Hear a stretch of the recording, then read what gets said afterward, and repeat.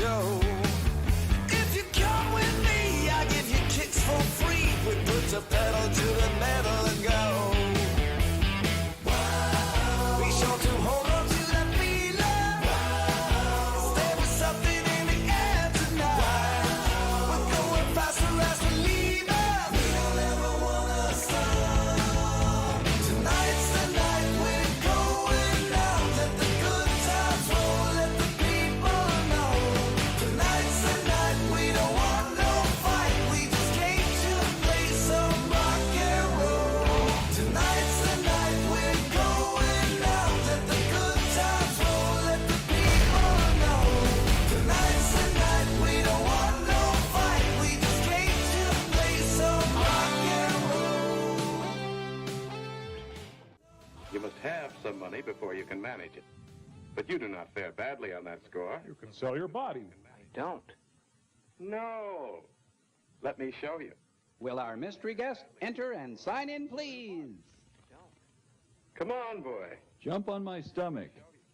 Come a little closer. Suppose you look in this mirror and see what it tells you. God, I'm fat. Take a good look at you and your earnings. I'm Kate Moss. You receive $2 every week as an allowance from your father. James Joyce. Something quite unheard of in my day. Fathers? Then you earn about $3 each week delivering for the pharmacy. Here's your In sherry. addition, you obtain another $1 or so in what you call tips. Or protection. You earn between $6 and $7 a week, William. Ooh. A tidy sum for a boy who's still in school. Maybe so. But I never have any money when I need it. That's not because you're a poor earner, William. It's because you're a poor spender. And a bad person. Poor spender. Yes, my boy. You spend your money without any plan. You buy whenever the mood strikes you. Furs, cars, trips to Vegas. You spend your money as fast as you acquire it, with no thought for the future. You idiot.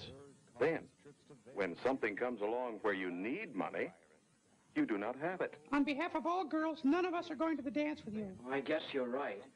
But what should I do about it? I don't know. Whatever you want to do, my boy. The important thing is to want to do something. Now, judging from these drawings, you'd like to be an architect someday. Forget it, That's soda right. jerk. Fine. Then let me ask you a question. Why should anyone pay an architect for house plans? Why shouldn't he just go right ahead and build it? He wouldn't know what to do first. He wouldn't have a plan. Exactly. The plan is a guide, a means to an end.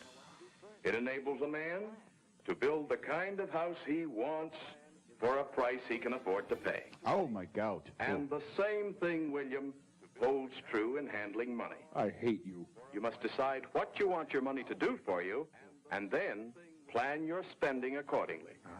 You've heard this before. Plan your spending. Oh, that sounds all right if you have a lot of money to plan with. Listen, little toad. Believe me, William, it's even more important if you do not have a great deal of money. How come? Because the less money you have, the more careful you must be with it. Did you ever hear of a budget, William? That's a fish, right? I sure did. Just last night. Whoa, I don't think I want to hear about this. I'm sorry, Bill. I'll have to break your You have leg. to learn to manage your money. I can't let you go along thinking that money grows on trees. Oh, but I only need another $1.50, Dad. You'd have the money for that dance if you kept a budget. I have to keep one, you know. You talking to me? Your father was right, William. He has to keep a budget to be sure that all essential items are taken care of. Dope. And it's the same for you. Me? Oh, no. That budgeting business sounds too complicated. But your budget needn't be complicated. You haven't as many things to consider as your father has. Here, this is the idea. A budget should fit the user. Like a teddy. It is designed to fit the person who's using it. Jay Take the Gatsby. budget of your friend Bob, for instance. Bob's a better person than you are. He keeps a record of each expenditure. Bob is anal. Then all he has to do is look at his budget to see exactly how he stands. Notice that last item on his budget, William. Savings. Get it, William? But how does he ever have that much left? He doesn't have it left, William. If Bob saved only what he had left, he would not have that car. Huh? He sets that aside first. Boy, what willpower. No, it isn't just willpower. Yeah. You see, Bob had a goal. And 2 assists. He knew 2 years ago that he wanted a car when he finished high school. So he began saving for it. Each week, he went down to the bank And robbed it. deposited his savings regularly.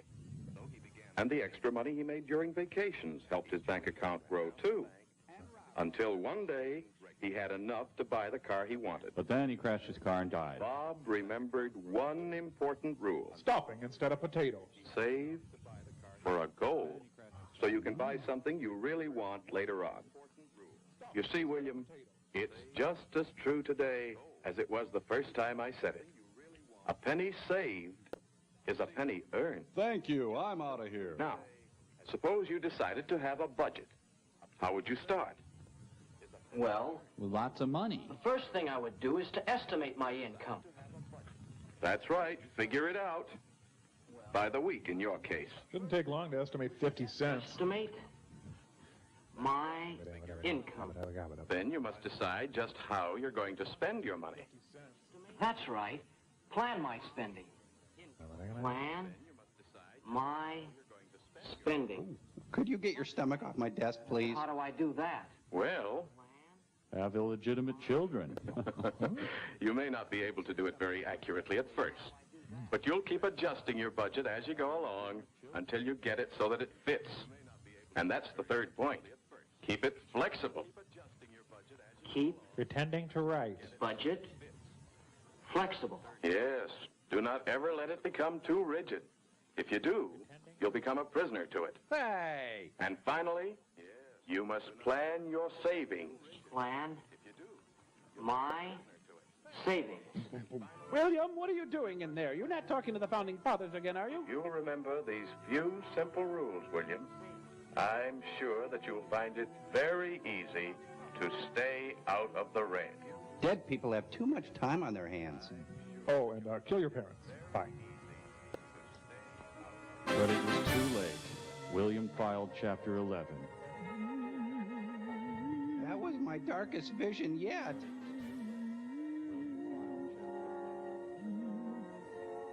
I knew then I had to blow up the school. Ooh. Son, you're in deep to Mother and me. It's interesting, Bill. Oh, hi, Dad. Budget, isn't it? Yep, I'm just finishing it. This is my weekly feigning of interest in you, son. You're going to buy a dress? Helter good. Skelter, very nice. How'd you happen to do this? Oh, I just got to thinking. I see. Well, it'll be interesting to see how long you stick to it. You little loser. Oh, I don't intend to stick too close to this to start with. I'll keep adjusting it as I go along. Oh? Sure, that's important, to keep a budget flexible. Like Gumby. Or you'll find yourself a prisoner to it. Oh, by the way, have you seen your mother lately? You got a point there, son. Well, I've got to go sit downstairs. Take that budget of yours, Dad. And shove it. Don't you think maybe it's a little too rigid? What? Couldn't you stretch it out this one time so you could let me have $1.50 for that dance? All right, son, I will go to the dance with you. Okay, son, you win this time. Oh, what'll I charge this to on my budget? Education. Oh, it's yours or mine? See you next week, son. There you are, son. Gee, thanks, Dad. Thanks a lot, loser. Thank you, Mr. Franklin. You're making us laugh about love again. Benjamin Franklin was tried in the 8th Circuit Court on stalking charges. In a minute, the results of that trial. Ow, Dolly. You broke my dome. No. Here comes the devil. Beelzebub the clown. Guys, can we be just a little less dark with this short, okay? Dark? Dark?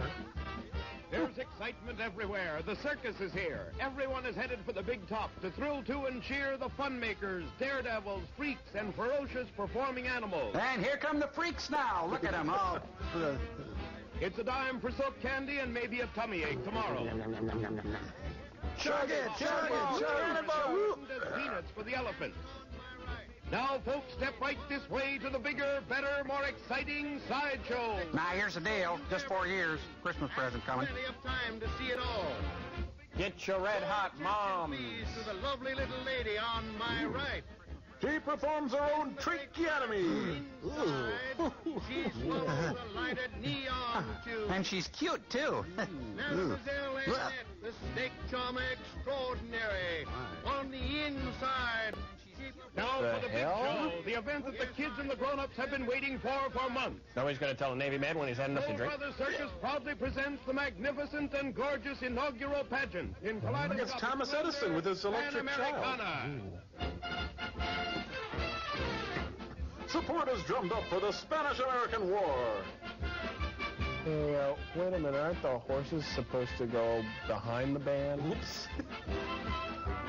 Now make way for the Ku Klux Clowns! Woo! Yes, children of all ages are confronted by forces they can't begin to understand. Cigar? Hey, guys, you're too dark. Would you lighten up? How about this? Hey, look, it's Rue McClanahan. Yeah, that's... There. It's Ezekiel, the Amish clown. No buttons. Look, it's Ice Princess Zebra. Oh, I like that.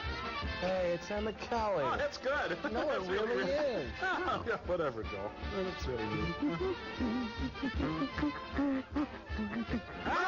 Secrets of clowns, champion fun makers. No! It's Liza. Splitting didos. No! Freezer, no! Headed by the world famous Kumi Emmett Kelly. See? Emmett changed management soon after this. But we love it when he eats. Introducing Miss Betty Rich, Queen of the Air, in a sensational display of breathtaking aerial feats without a net below. The first time in America, Miss Betty Rich. Would someone give me a hand here? Betty got back. I'll say. It's a living! Mother, please come home. Yes, our Betty swings both ways. Stop it. Tell us, look. Listen, you hit the floor a couple of times and make sure you get it right. There. See?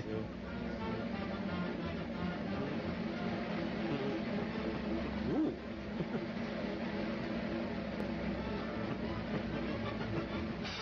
This takes care of unwanted hair in the bikini area. Famous sensational They take a licking and keep on kicking. Women who love too much and the feet that use them. This one's on the rebound. And now the only girl to do a complete somersault too high to the feet of the balancer. This act was outlawed on several continents. Yes, it's the man who mistook his wife for a hat. Hi, Rick. Sarah. What the rock? Sorry, Wayne, this is for the ladies only. The celebrated Rifenaut troupe, bareback riding marvels whose equals do not exist. Grace and beauty of equestrianism. Turn your head if you're squeamish. Yes, this act embodies the sadness that is circus. That is too dark. No, stop it. Sorry. What?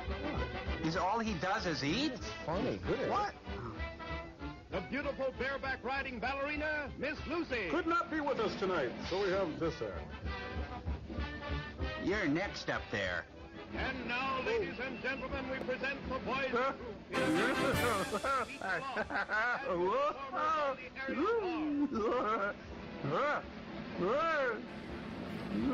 thought there was another ball! Whoa. Here come the comics of the air in dexterous and hilarious feats high above the tan bar. Store this image away for a later nightmare. I invented that move. Yeah, right. Levi's loose-fitting clown jeans. Huh? Oh, no, they're doing it clown style. No. A And Madonna thinks she's innovative. Please tell me this isn't happening. Oh, no. More. I'm a bad clown. Yes, children's windows of perception are open for only a second, only to take in the horror that is the circus. High above the crowd, Dag Hammerskull takes to the trapeze. Yes, it's Albert Speer, nude, donning a dance belt. Thank you, Albert. In the center ring, the only group of Pamelino Liberty horses in the world, trained and presented by Adolphe Delbos. We won't linger on this one, folks. There's not much to it, really. I'll remember to punch you in the head. Nay.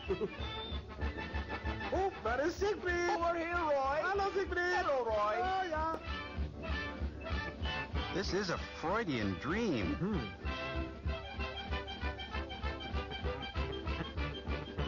Hank Kimball's brought in. Hey, Mr. Douglas, I see you got a horse. Well, it's not really a horse. It's more of a... Fellas, this is just wrong. On the hippodrome track, high-jumping horses.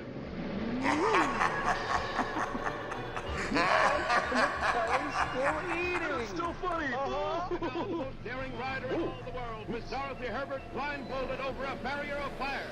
It's Black and Beauty, the Cajun horse. Hey, see Everett Kook. Presenting Otto and ready for the funniest prize fight in circus history. Bing Crosby's relationship with his son Gary is reenacted. Let the nightmare begin. This is the strangest debate format I have ever seen. You know, don't laugh, but in a way, this is this town's passion play. Oh, it's a full contact Who's Afraid of Virginia Woolf. Don't talk about our clown, Martha. Kitties! And now, Clyde Beatty, the most fearless man in all the world, alone in a cage with a herd of man-eating African lions, the greatest wild animal trainer of all time. Is not here. Faced with the most ferocious of all jungle-bred animals. John Turturro?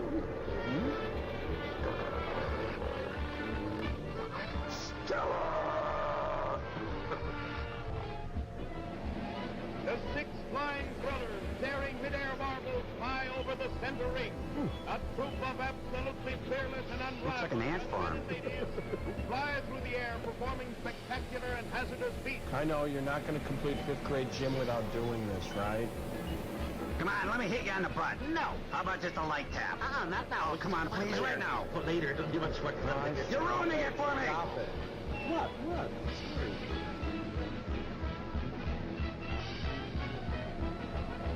Pass the word. Ed's been hitting the bottle today. Oh, like that's a big improvement over what we've been doing. Party in Susan's dressing room.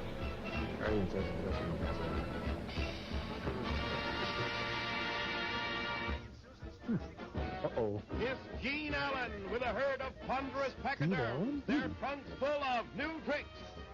A rogue elephant snaps its tether and kills a coolie. Now he's getting dark. I like it. I'm taking this elephant for a test ride. 3 elephants and a little lady. The circus, with its thrills, fun, sawdust, and spangles, brings joy and merriment to everyone. But me. Here Comes the Circus is always a memorable event. A truly great and carefree day for all from 6 to 60. Well, do you think she's working for peanuts, too?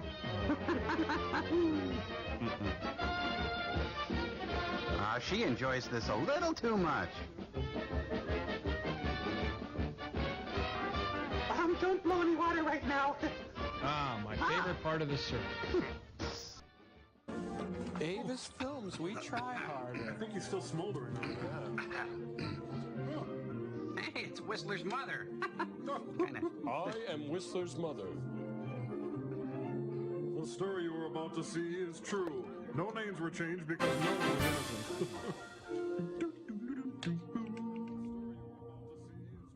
My name's Sally. I'm a snackaholic. Hi, Sally. Grade class at Valley School is taking a posture test. Each girl and boy stands behind the screen to make a sharp, clear shadow for everyone to see. You can see that this boy needs help. He's a loser, and the kids let him know it. Thank you. Next. The teacher, Miss Martin, draws a picture of each girl and boy. She's weird, which results in creativity. Then she shows what is wrong when a child does not stand straight and tall. It's Imogene Coca. Yeah. Miss Martin asks the class to remember 4 important things about posture. And these 4 children are especially interested in the 4 important things. Because they're on the payroll. First, good health helps you have good posture. Tommy understands this because he wants to be an athlete. He knows that good health habits are very important to an athlete. Amazing physique for an 8-year-old. Second, good posture keeps you from being tired. When you stand off balance, like this house, your muscles must work hard to keep you from falling over. I like her. Jimmy likes to build things, so he understands that standing straight is standing strong, like a tall, strong building. Like a Spartan god. Wow. Third, it is important to have the habit of good posture.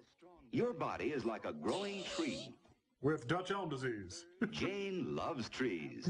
She knows that a young tree must be kept straight, so it will grow tall and beautiful. Don't you, Jane? Jane! Jane. The lodge. Fourth, the way you look can depend upon your posture. When you slump, you look tired and unhappy. But when you stand tall, you look cheerful and bright. Like a man. Mary understands this. Mary wants to be an actress. She knows that an actress must stand straight and tall to look beautiful and happy. Oh, the fingers on her. Thank you very much. I'm wearing a lovely pantsuit. Miss Martin tells the class that someday soon, she'll be married. After the next posture test, they will choose a king, a queen, a prince, and a princess of posture. The 2 boys and the 2 girls with the best postures will wear these posture crowns. Yeah, they'll go to Burger King and get crappy hats. Tommy, Jimmy, Jane, and Mary are very interested in this announcement. Hey, who wouldn't be?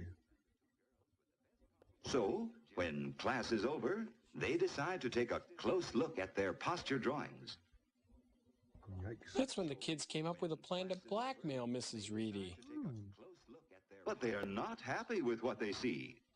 They're disgusted and filled with self-loathing. For Tommy is indeed surprised, and he's not pleased by what he's found. He didn't know his chest looked flat because his tummy looked so round. He's got VPL. Yeah, let me tell you. Now Jimmy is disturbed to see that he's nothing doing. That ain't gonna work. It's not flying with he's me, leaning Pops. backward, out of balance, just like a house about to fall. Just like his dad on Friday night. Ouch. And what gives Jane her worried frown? Valium? Look at the board. It's plain to see that Jane must practice standing straight to grow up like a lovely tree.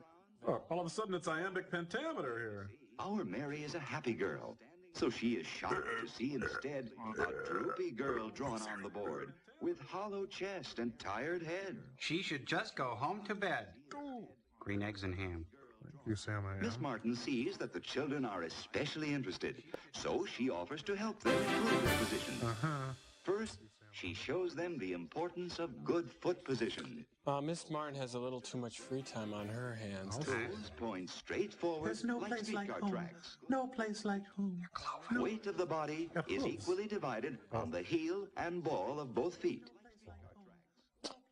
In First down, toes point goal straight to ahead. goal. Eyes are straight, the abdomen is in, the back is straight.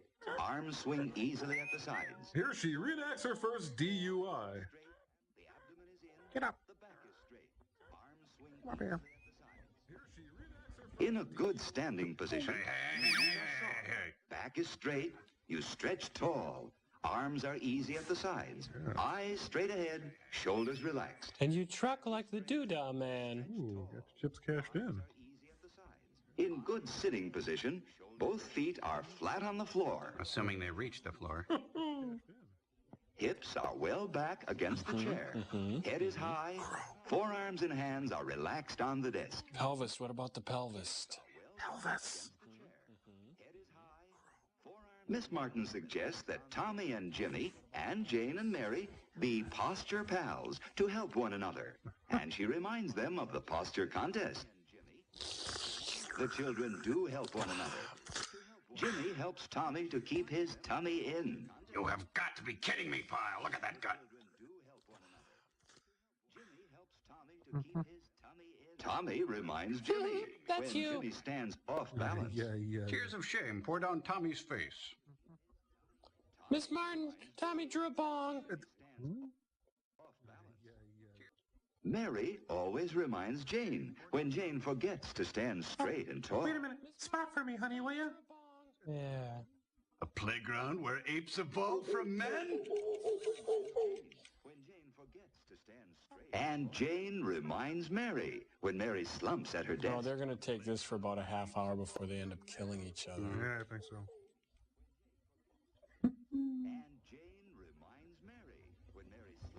The children have other posture pals at home. Hey, Mom's dress matches the wallpaper. Night, Huff. Tommy's mother helps him to get plenty of sleep. And plenty of good, healthful food, so he'll stay healthy and strong. Jimmy's father reminds Jimmy when he stands off balance. An airplane shouldn't stand crooked. Like Daddy on Friday night. So Jimmy remembers a boy shouldn't either. Nor should he wear tacky Hawaiian shirts. Jane's father has a way of reminding Jane when she forgets. All right, honey, I'm going to kill this tree if you don't stand A young straight. plant shouldn't be bent like that. Then stop doing it. Then Jane remembers. A girl shouldn't either. A girl? Mary has two posture pals at her home. Mary's mother reminds her not to slump when she's sitting down. It's Ernest Borgnine. Ugh. Sorry, Mom, Dad. Cleaning your teeth. And Bombo reminds her that when you slump, you look tired and unhappy. Doesn't Bombo look tired? Yes, very much so. Now, you see, it was just because... No, my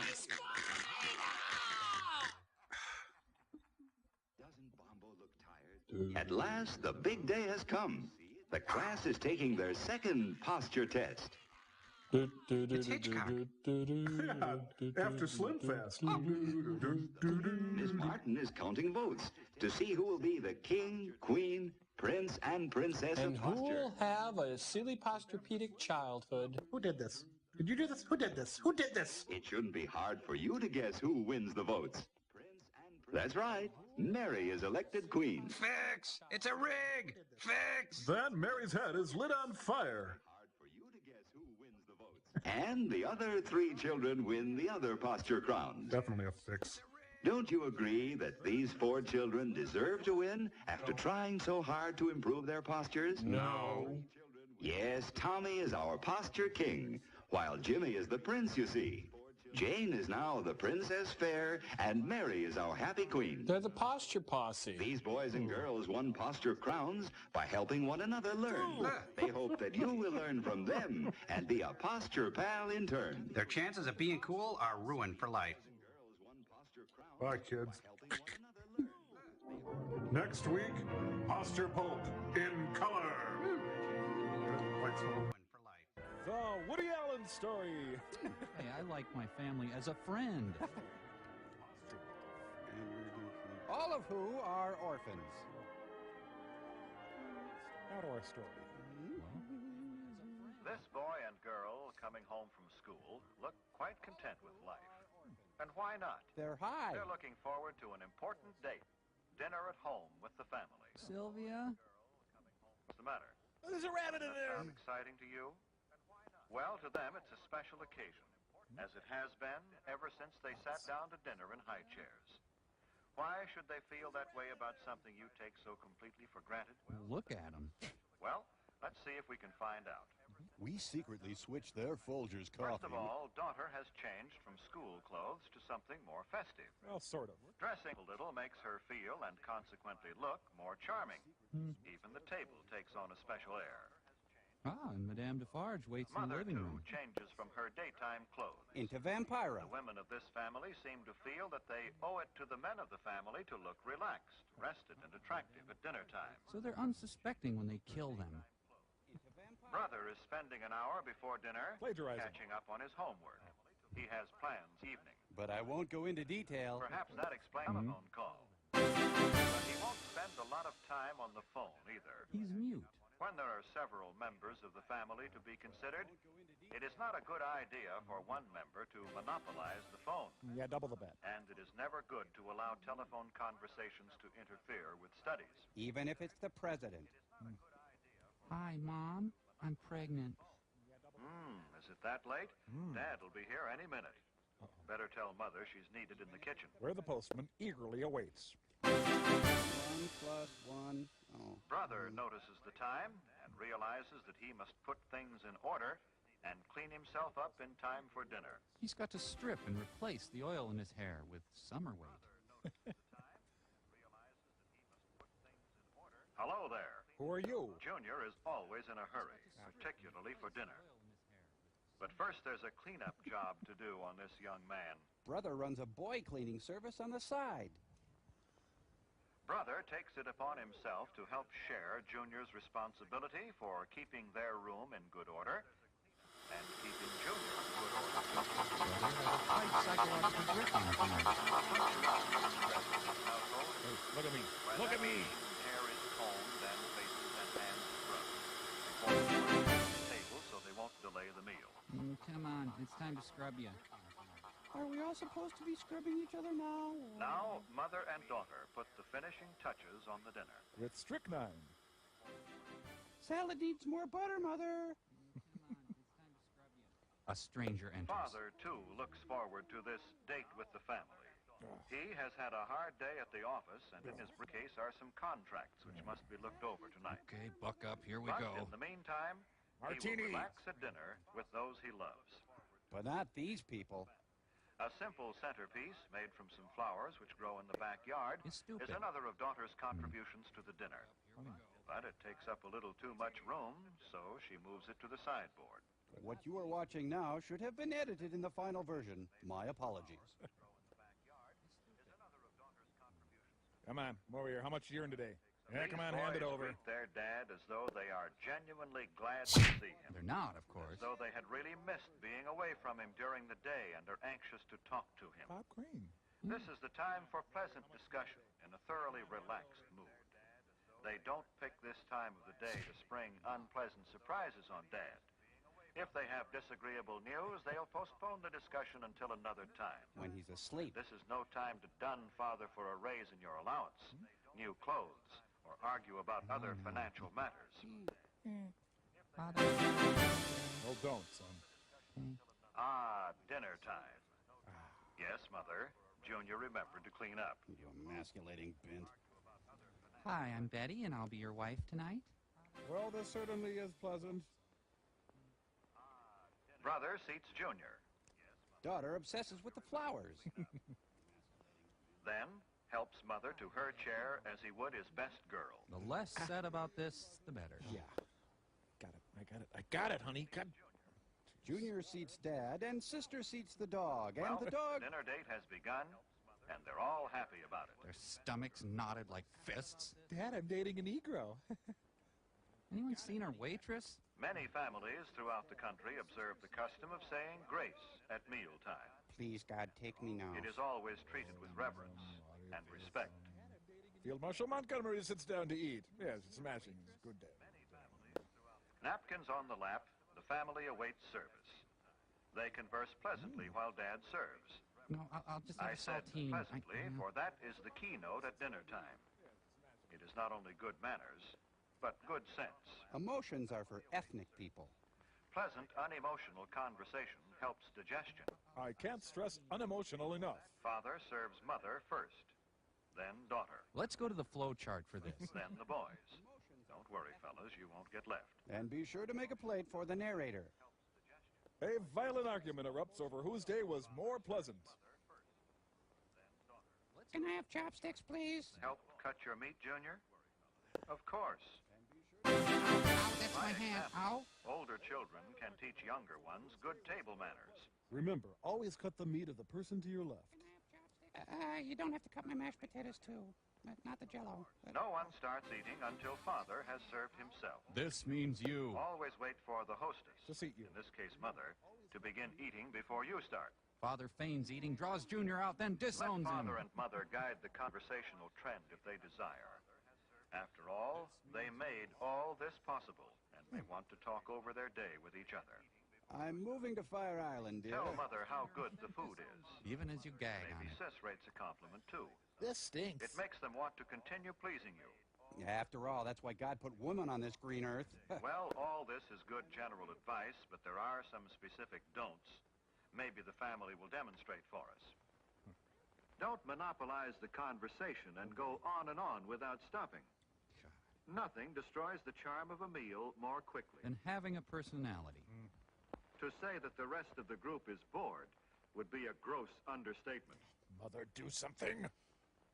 Yeah, at least I have 2 sons.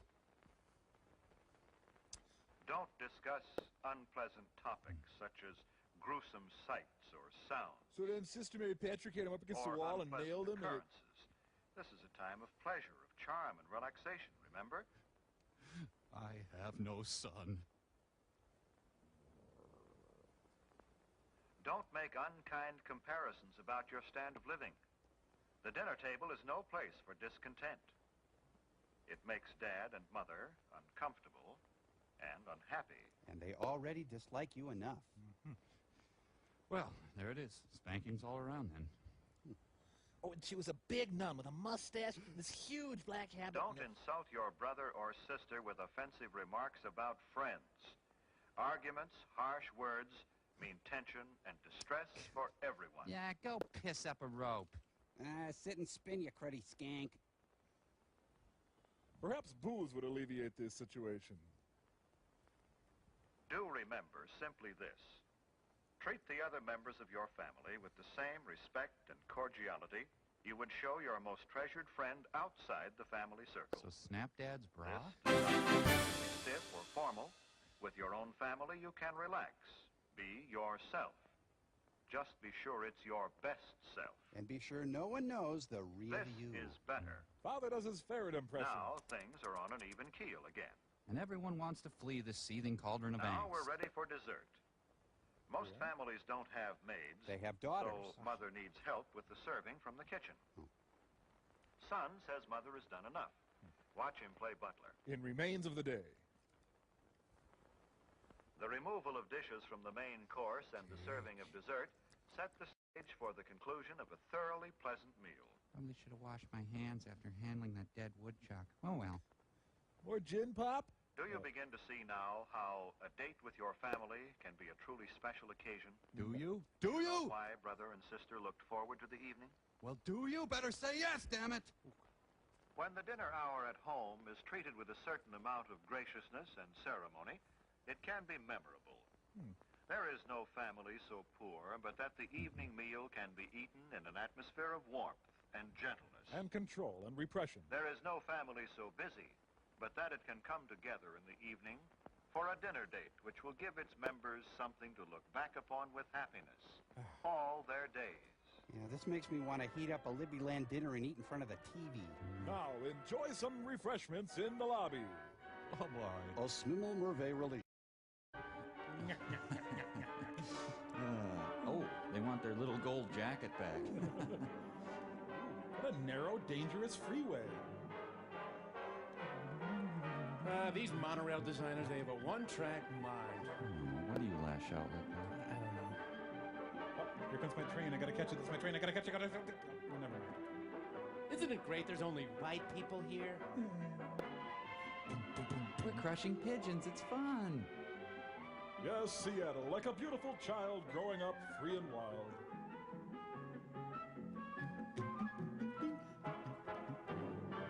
I'm going insane. I really am. I'm insane.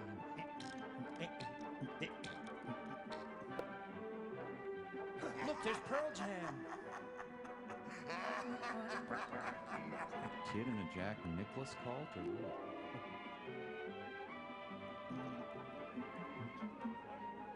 Oh boy, this is our first visit to Pat Boone World. All passengers must leave the train at this terminal. Round-trip passengers turn to your left as you leave the train. Dad driving the monorail drunk, so what? Let's start Microsoft here.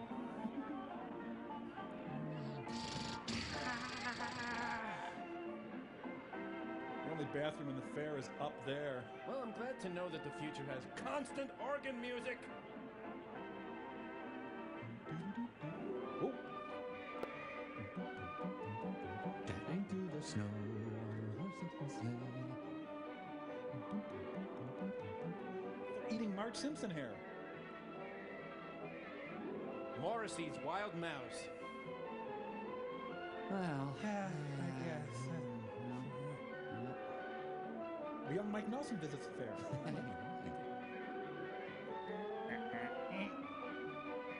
Frank Lloyd Wright. Oh.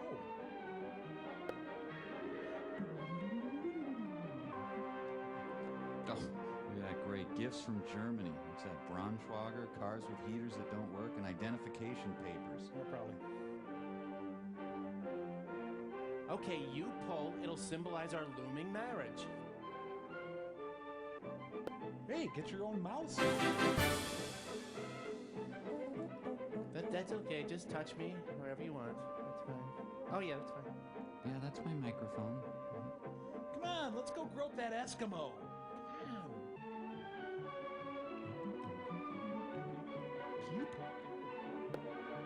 Oh, come on. You're gay and you know it.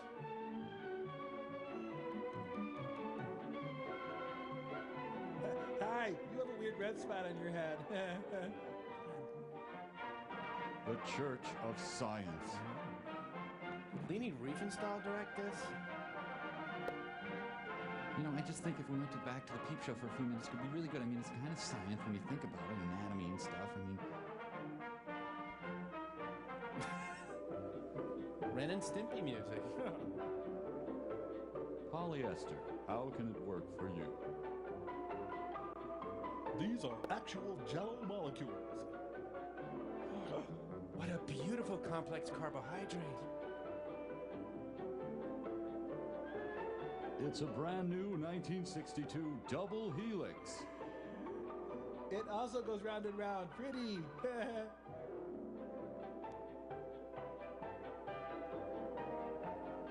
How do animals learn? Well, as long as they learn to taste good, I don't really care. Here, you're a geek. Why don't you bite the head off this bird? Now, we roast this squab with new potatoes, and it's only $5.99. Okay, folks, I'm writing code for a Java applet here. This pigeon also does caricatures at parties. Hey, Robert Duvall visits the World's Fair. Celebrating Pride Week at the fair.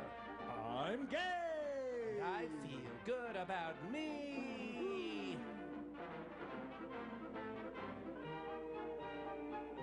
I don't know, I just seem to be drawn to that German exhibit. Just mow down the old people. That's fine, kids. Hey, we're young and perky. Get the hell out of our way. Here is a world of communication. Who are you? Tailored for your needs of today and tomorrow. Bringing together all people in a new era of understanding. Except the annoying poor. Introducing the rotary phone!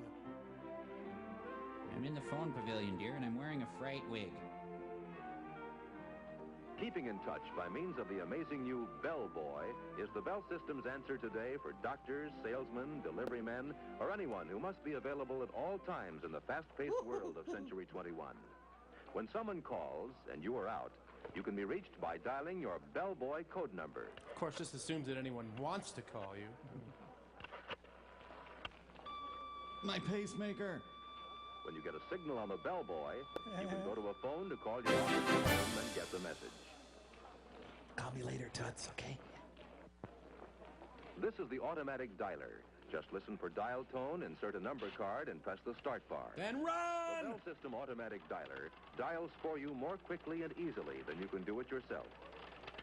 Here, you tell Mom I'm pregnant.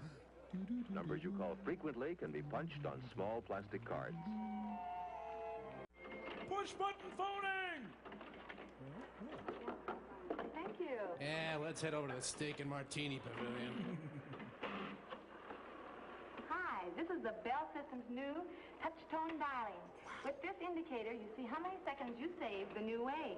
Let's try it. Okay, I'll race you. Ready? And in 40 Go. years, there will still be a $2 surcharge for this service, despite the technology having proliferated everywhere on the planet. Did he? Sorry. I beat you. Yeah, beating me. Real big victory. Welcome to our exhibit. I'm glad to have this opportunity to tell you about the telephone switching center of tomorrow.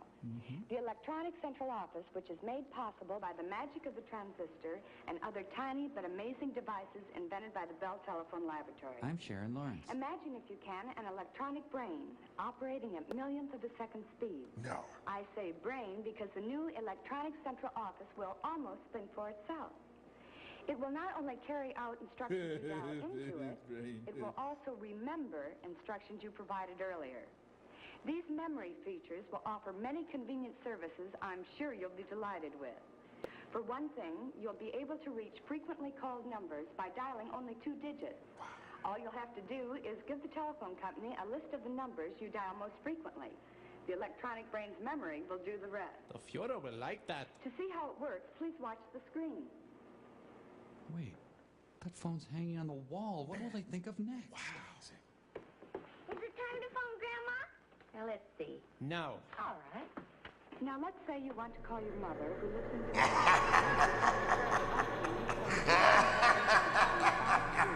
It's a special number for making this call. When you dial the 5 and the 3, the electronic central office's brain says, searches its memory for what those 2 digits represent, and dials the area code plus the phone number in Des Moines for you. Grandma's Barbara Bush. Hello?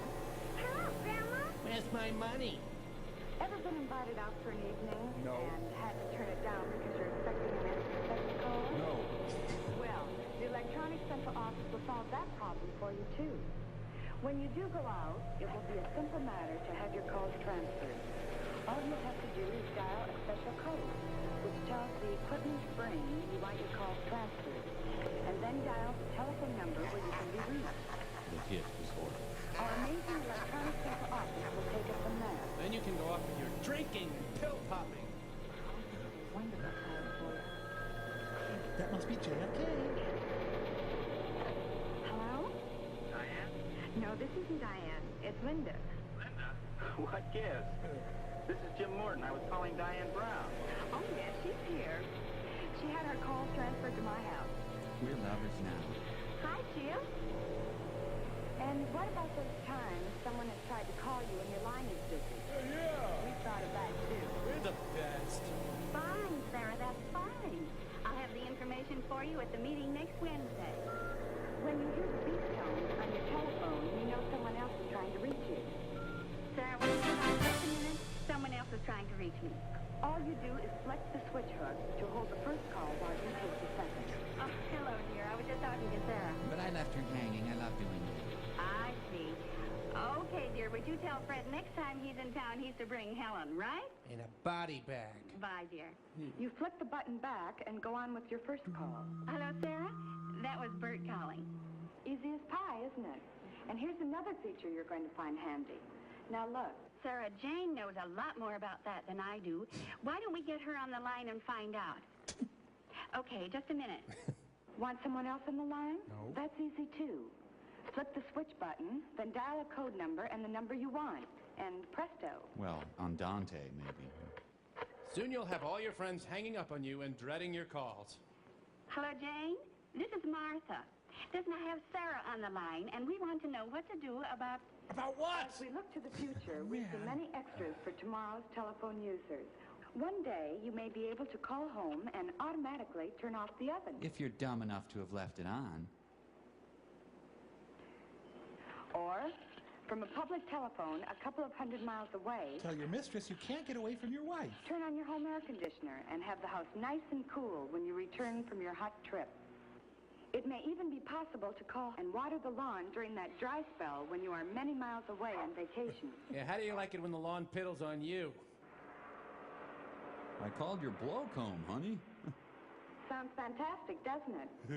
But it is all possible because of the basic research our scientists and engineers at the Bell Telephone Laboratories are doing to make your service better day by day.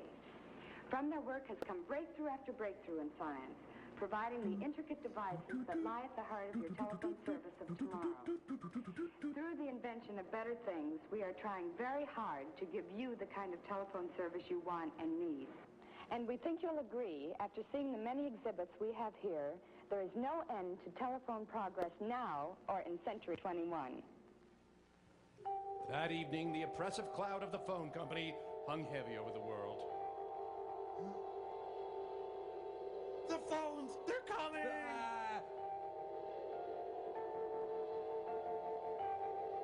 Wow, that is one impressive corn dog stand.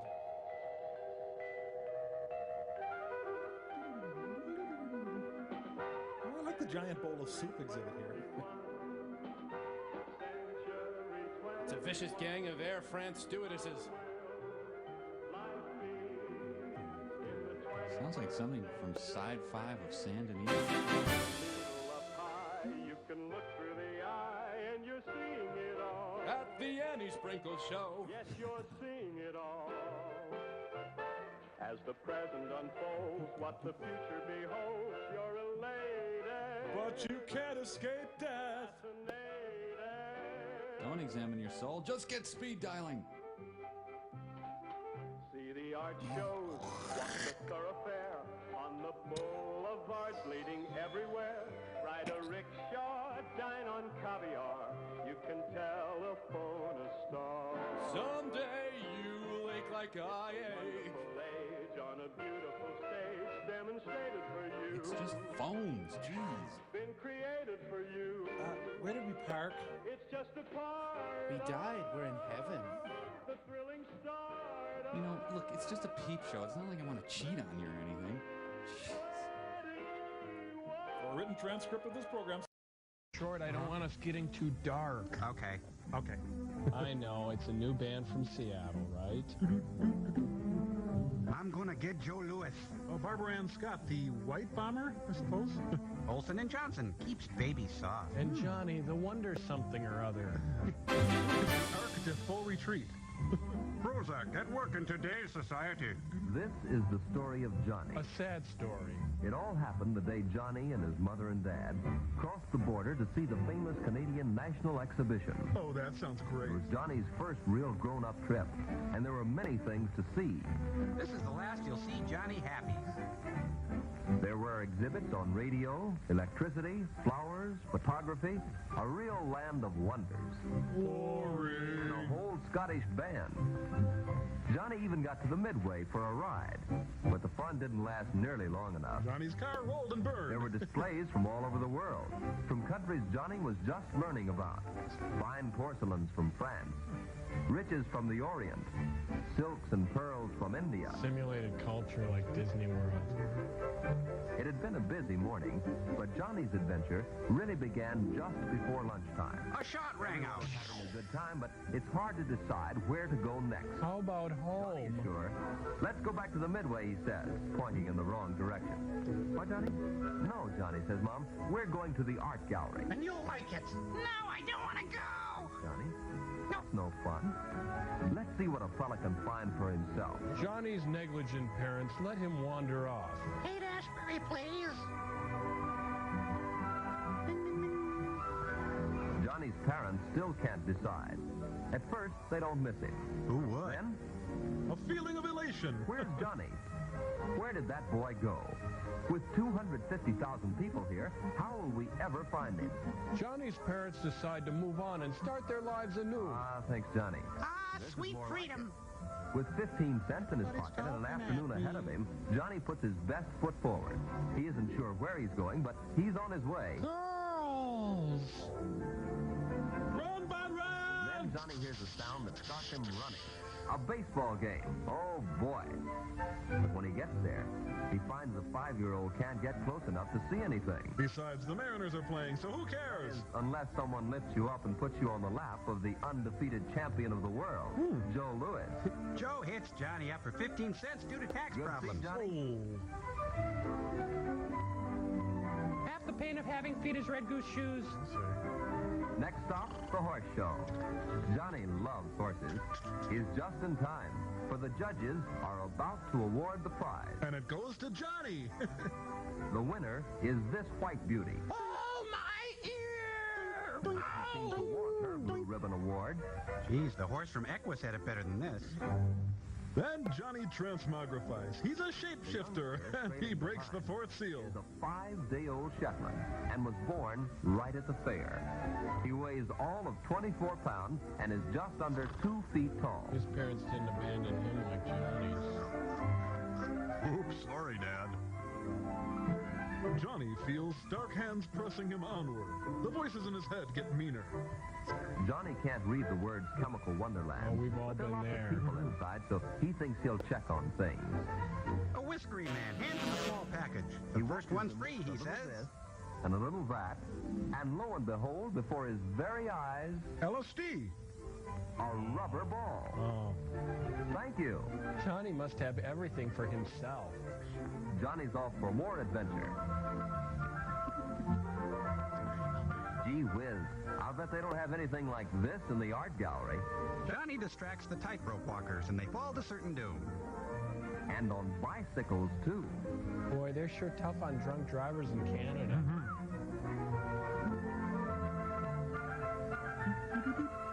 Johnny is invited to help put on the show. And don't think he doesn't enjoy himself. That's a guy. The only trouble is, afterwards, Johnny can't stop going up and down. The drugs from the Chemical Wonderland start to kick in. Johnny's mother is still trying to find her missing son and thinks she might see Johnny on the edge of the crowd gathered to hear the former Prime Minister, Yeah, right. Mr. Mackenzie King. She never dreams that Johnny is on the platform discussing the situation with the guest speaker. Tell me, Johnny, what do you think of the new free trade agreement? I have to go horsies. Well, What was his name again? Jimmy? No, Jerry. Johnny gets an escort down from the platform and is off again. It will be the first of many encounters with bouncers for Johnny.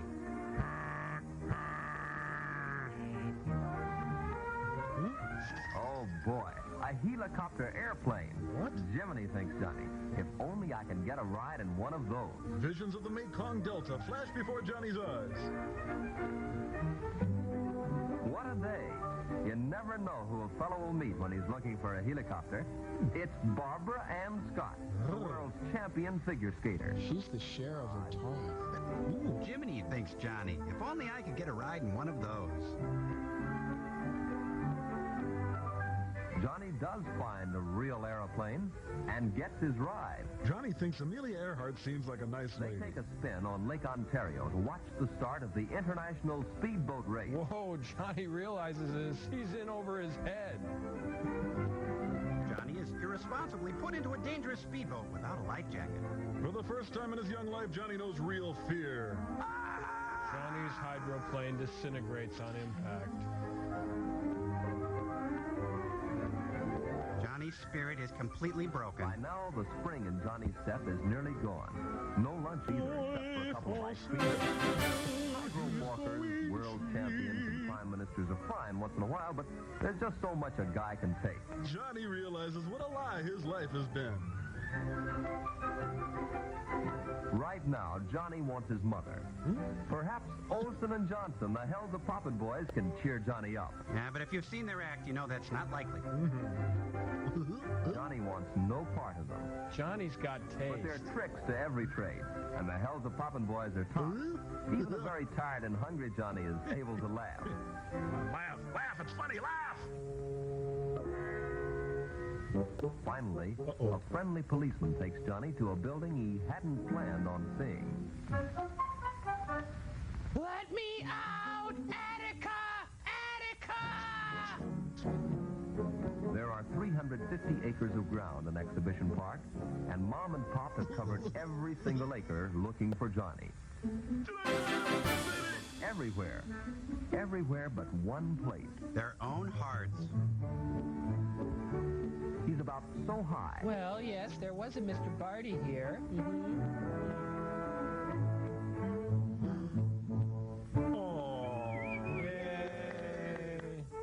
Mommy had a little little vacation while you were lost. Yeah, right. Play it up big in public. That's right. And I met Joe Louis and the Prime Minister. Yeah, whatever. Johnny fell asleep on his father's shoulder. He had managed to stay awake just long enough to see the beginning of the fireworks. At home. Johnny's parents blamed each other and never trusted again. Good night. Pleasant dreams, Johnny. So long, sucker. Let this be a warning to you. Wish you two would just get together and pay the tab. Is this love or is it just rough sex with Michael Douglas? Wow. By Paul H. Landis, who has never known the touch of a woman.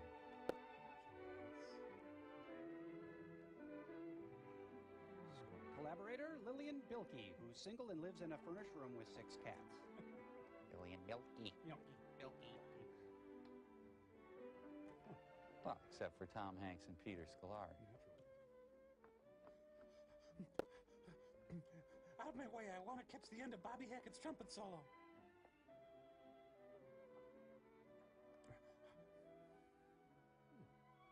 Miss Channing, there's an Eve Harrington here to see you.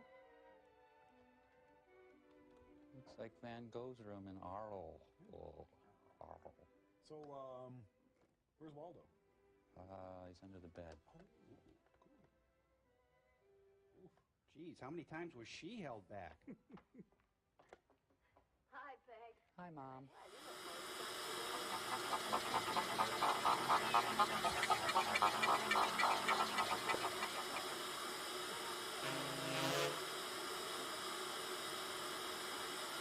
Exactly 3 months and 3 days. Love has made me anal. But, Peg, are you going to drop out of college before you graduate?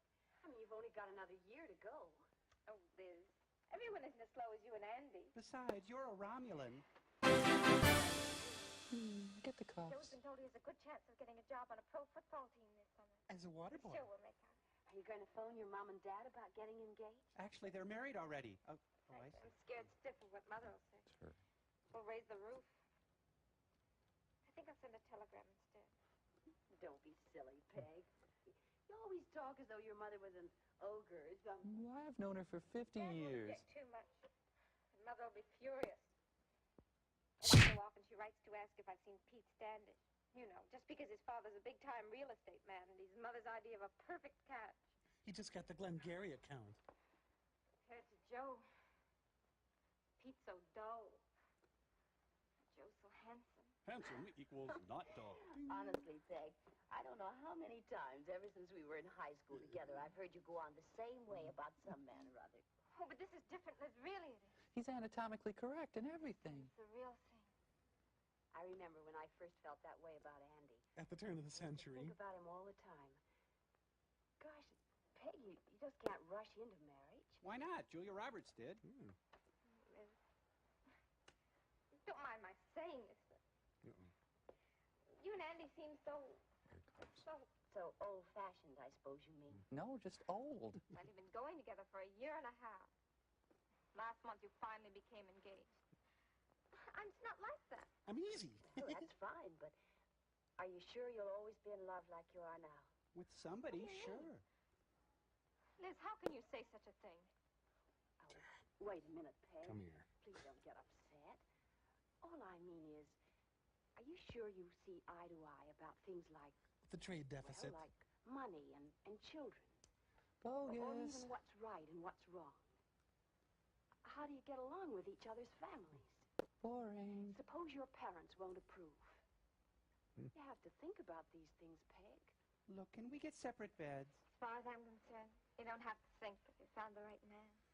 Excuse me, but that's my boyfriend? You better go and send that telegram.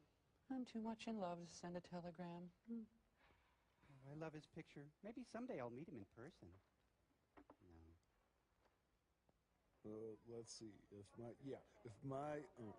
my demands are not met, the screams of those who've wronged me and the smell of burning flesh will fill the student union. Andy, how's the essay coming? Not so good, Mom. Page 2. Not so good. Will you just lay off? I can do an engineering paper in 2 days, Liz. But I've been working on this English assignment for a week. and nothing. Gosh, Andy, you've got to get your English or you won't graduate. Would you just leave me alone? Look, why don't we meet at the library tonight? Oh, yeah. Maybe I can help.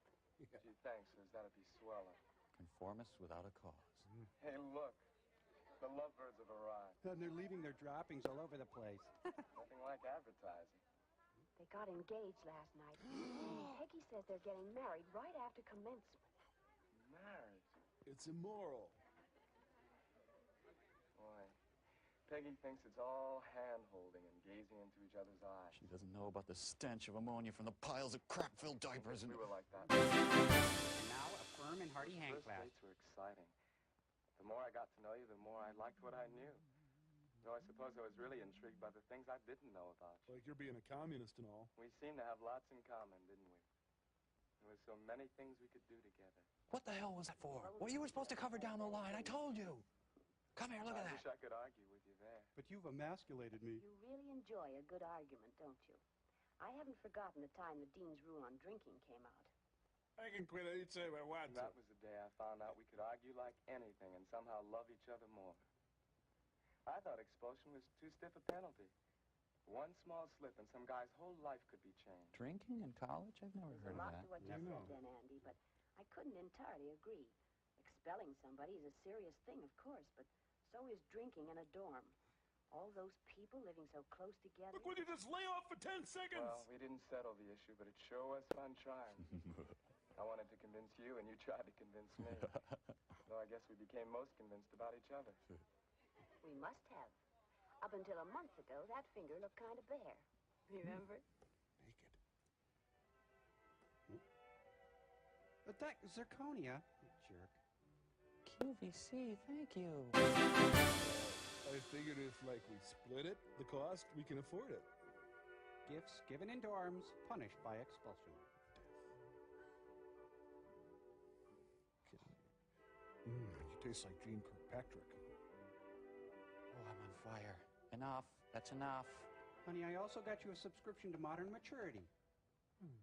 Gosh, I think our folks were even more excited than we were. Yeah, when your dad got the shotgun down. Ready to go back to the dorm? Hi. Congratulations, you two. I just heard the news. Oh, thanks, Andy. Peggy! It's the heat, Ron. Dad, Hi, darling. Oh, poopy. what are you doing here? We got your telegram. Aren't you thrilled? Should we be? Now, don't be cross, Betty. Let's hear Peggy's side. Well, he's good in the sack and he likes to get high. Well, we've been going steady for over 3 months now. Mother, Dad, we have such wonderful times Oh, my together. God. I'm in love, really in love for the first time. We plan to marry right after commencement. It's as simple as that. You're grounded. Peg, you wrote us last week that Joe was going into professional football. Has he signed on with any team yet? Well, no, he hasn't got a contract yet. But he's been told he has a very good chance of getting one. After all, he's been the star of our team here this year, you know. Peg, your mother and I have come down here to ask you to put off your wedding. And to kill Joe. Until at least after you've graduated. Now, dear, if you'll wait, we can help you get a house and you can set up a home properly. Oh, take the house. House. Dan, I love Joe. Kill us. Please we can kill live in a us. little apartment Slut. wherever we're situated. Being with Joe means more to me than anything else. We won't wait. But, dear, you only have 1 year and a month more to go. It'd be such a pity not to finish here. Captain And while you're Spaulding. finishing your last year, Joe can get established in football if that's what he really wants. And you'll have some more time to see if you're right for each other. That theoretical stuff gives me a pain. We're sure now we're right for each other. And that's all that's really important. But, Peggy, we want to meet Joe. Now, look. Don't dare. Why don't we all have dinner together at the hotel tonight? And then he can tell us all about this football business. Football is Joe's profession, Mother, and it's just as good as anything else. Get a rope, honey. Joe and I had already made plans for a date tonight, and I see no reason to change them now. But, Peggy, dear... You're not going to stop us marrying. Dad thinks all he has to do is pay for something and he'll get his own way. Work till You think now. by treating me like a child, you can force me to do what you want. Well, you're both wrong. I'm no child. I'm me, and I'll do what I want. Well, on the bean seed.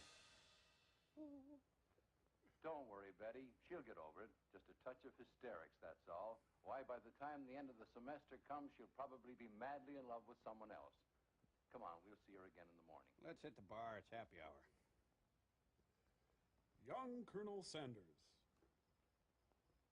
He's no football player. He might be in the swing fighter. Oh, Joe, I'm so mixed up about everything. Original or extra crispy? Folks trying to stop us.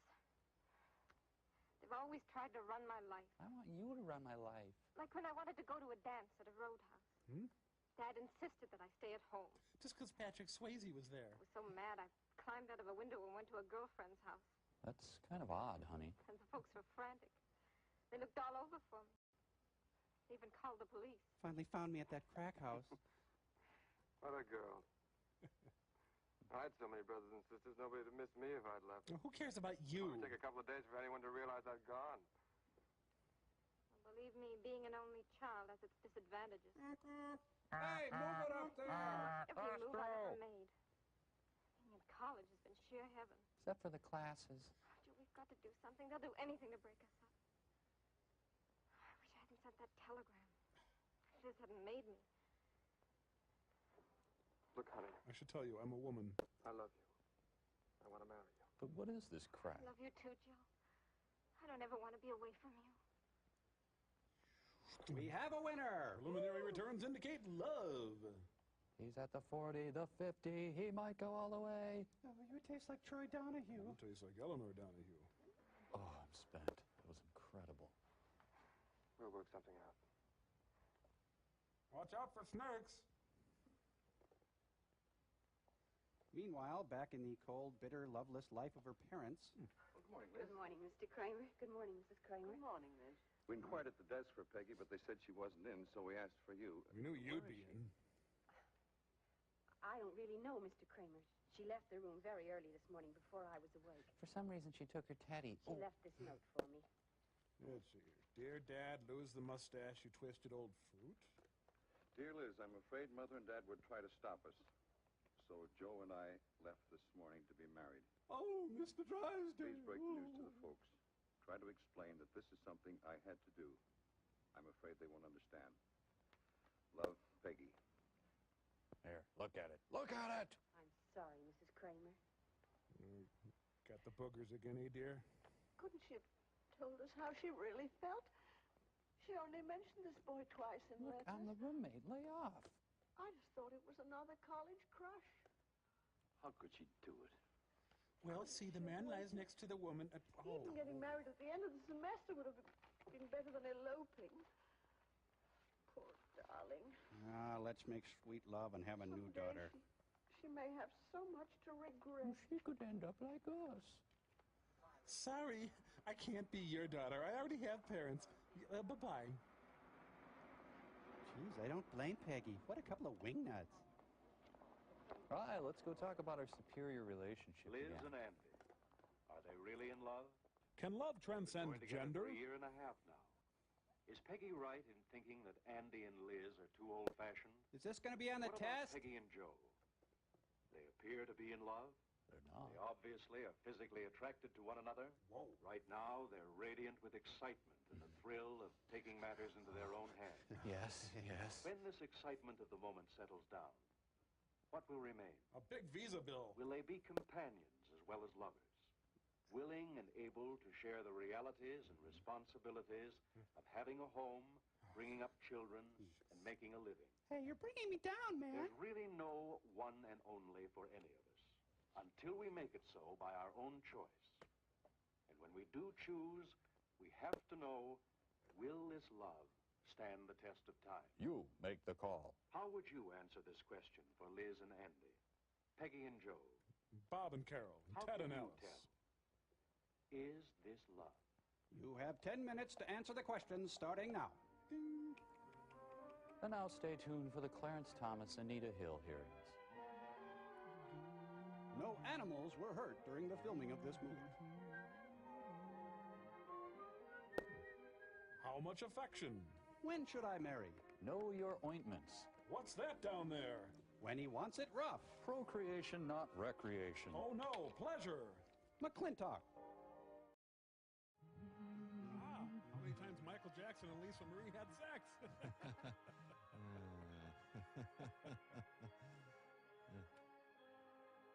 Oh, I was known as something of a chick handler myself. Pretty crowded honeymoon, huh? What with all the names? It's springtime for Hitler and Germany. Oh, he directs the best honeymoons. Lucy, I'm dead!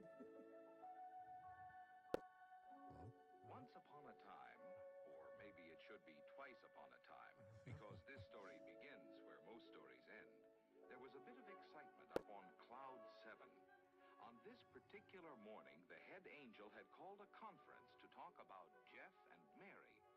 And their guardian angel, Wilbur, was late. There is Wilbur. Wilbur. I sent every cherub in the place out to look for him. Hi, fellas. Let's get this show on the road. It's already on the road. I'm sorry, Chief. We got so many new clients, we'll have to open a new branch office. These clients are your immediate concern, if you want to keep your license. Oh, yes, sir. Yes, sir. Yes, sir, Chief. Poor Buck Henry. Marriages are made in heaven. But there's follow-up work, too. You want I should show her a good time? Jeff and Mary have been married for a year, and they haven't had a real honeymoon yet. When everything's under control, they're starting on their honeymoon today. That's what they think, too. But they're going to find out differently. Unless you get down there right away and take care of things. I want them eliminated. Something's come up. Something is coming up in exactly 30 seconds. Now get going. Yes, sir, Chief. Geronimo! Just go, you big poof.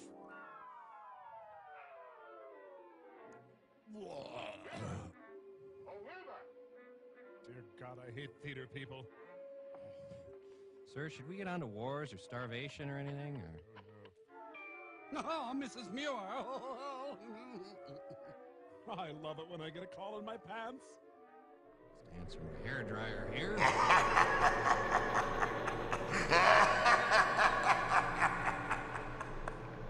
He's trying to have a Montclair moment.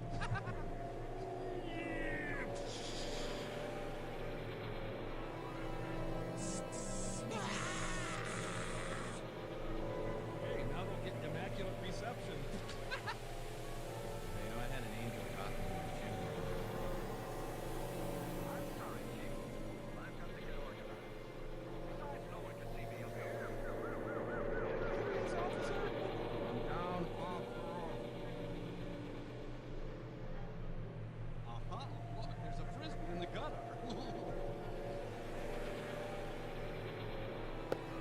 Angel dust.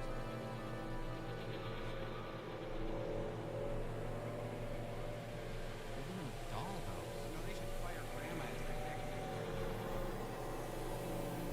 I'm leaving you. Oh, I thought I was leaving you.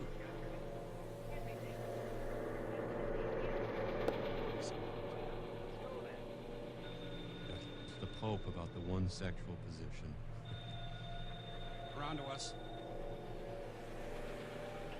Hello. Here, this is Gordon. Hello, Gordon. Hi, Gordon. Mary and I are just leaving. Now, wait a minute. Something's come up. It can't come up. When I finish the score for the show, you said we've been a year now. It's Sunday. No wishing nothing. The words are okay, but he doesn't care much about the music. If you don't have a new tune by tomorrow morning, you're not going to sign for the show. Look, Gordon, rehearsals don't start for 4 weeks yet, and I haven't had it in years. we're on our honeymoon. Now listen, Jim. E.G. Marshall If is you here. don't come up with that new music, there won't be any show and there won't be any honeymoon. Now you can write a new melody in 24 hours. It's no problem at all. You must have at least a dozen normal tunes lying around. The wishing song? I want to have sex. No problem at all. And me completely out of blow. Excuse me while I light my spleef. What would Liberace do? Oh, I better not do that. One of 32 short films about this guy. Let's see. What rhymes with blue balls? Wait a minute. I work for Otis Elevators. I don't write music. Oh, Mickey Rourke came over to help. No inspiration, darling? I couldn't write the farmer and the dildo. Why would you want to write Take it easy. Look, it's way past dinner time and you haven't eaten lunch yet. I had 3 packs. I'm not hungry. I'll fix some coffee. I'll give this to the man in the kitchen. Oh, another one of your scores is falling apart. Yes? Hello, Mary? What are you wearing? Yes, Sonia. You Tell Jeffrey, the dear boy, that I love his words. But I want more wishing in the wishing song. You're absolutely right. He couldn't agree with you more. He's working on it right now. It's almost finished. So shut up. Bye. Copper bottom bitch. Another sandwich, dear? Pull hard enough, I can snap my head off. I wish I had a castle in the sky. Well, wish in one hand and crap in the other and see which piles up first. Away up high where bluebirds like to fly. I wish I could have sex with Louie Nye. A cozy little castle with 100 rooms or more. I wouldn't have to dress like Tipper Gore. With stars for windows, clouds for rugs, a rainbow for a door. I wish. Honey, I'm trying to compose in here. If you could keep it down. I just wish I had a decent kitchen. Huh. Angels work about as hard as road crews. A little pecorino. Poppies. I wish. Mm-hmm.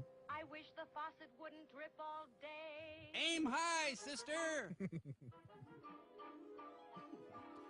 Oh, I wish Hardware Hank hadn't done my kitchen.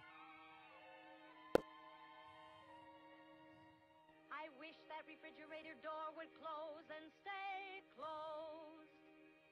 Oh, sure. Everyone dump on the refrigerator. Fine, I'll close. Miss Betty Furness and the new Westinghouse. I wish I had a stove whose pilot light was always lit.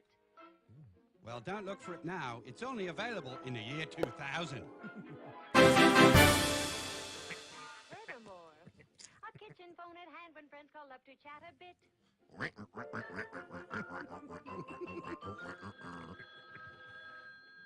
Hello, yes, this is Mary. How are you? Bye. They say your kitchen dazzles every eye.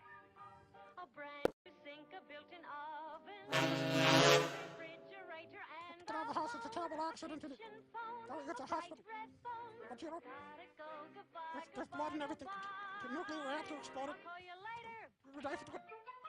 It's all part of my kitchen fantasy. No. Have some bear gall juice, honey. I wish my living room were all redone.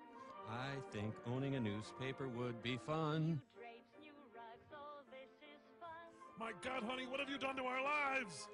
It's nice to have a telephone to blend with my new drapes and rugs. A living room that's all our Bang, bang, bang, bang, bang, bang, bang. Honey, I can't stop smiling on hell. Bubby and Sissy, aren't they wonderful? Hey, this might actually be sex right here. What do you think? Okay, where can I put you, honey? There.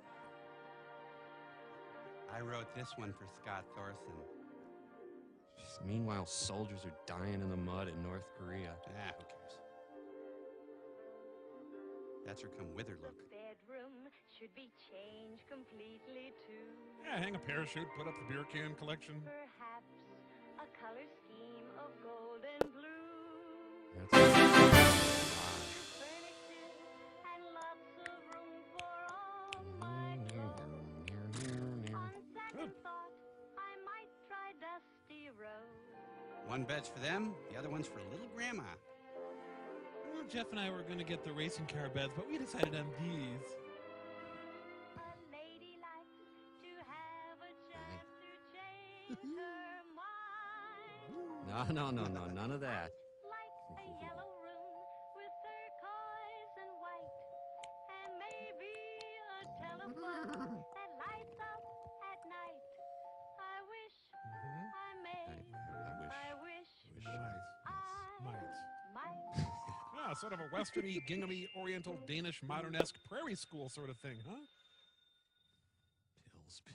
Pills. Where are the pills? We gotta get out of here. I smell gas. Hello? Hello? Here's how far I've gotten. Law. Gordon sitting there like a vulture. Call him back. Yeah. Maybe I'll have it in a day or two, but not tonight. I haven't got one idea left to rub against the knife. Don't say rub, or grind, or moist, or hard, or gristle. His line's busy. We'll try it again. If he and Sonia can't wait, I don't care what they do. Get away from me. Honey, is that a gay man on a Johnson's roof? Should we get a gay man for our roof, honey? Why don't we call him later? No. Now. All right. Yeah, I'm your damn secretary. He's all over the phone.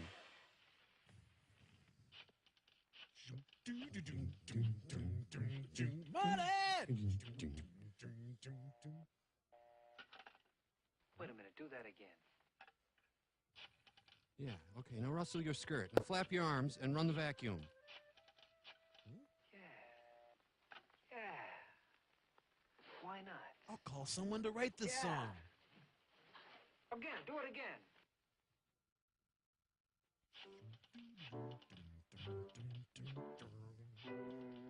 Everybody was kung fu fighting. Yeah.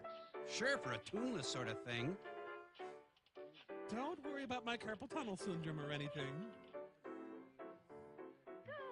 Good boy, you can be trained. Really love your peaches, wanna shake your treat. Oh, damn, you ruined it again. Oh, hello, Gordon. I've been trying to get Jeff. Sonia's here. How's it coming? Wonderful. You want to hear something? You bet. I'll turn on the speakerphone. I want Sonia to hear it. Fine. Listen to this. I wish I had a castle in the sky away up where the bluebirds fly. A castle with the sky full of Crap, we're opening tomorrow, too. windows, clouds for ramps, a rainbow for a door. Jeff, we're having some trouble hearing with... Hold on. I'm trying to get the microphone working, Jeff. Hey, wait a minute. I'm trying playing the song until... microphone... I'll get in there. How the hell is this thing?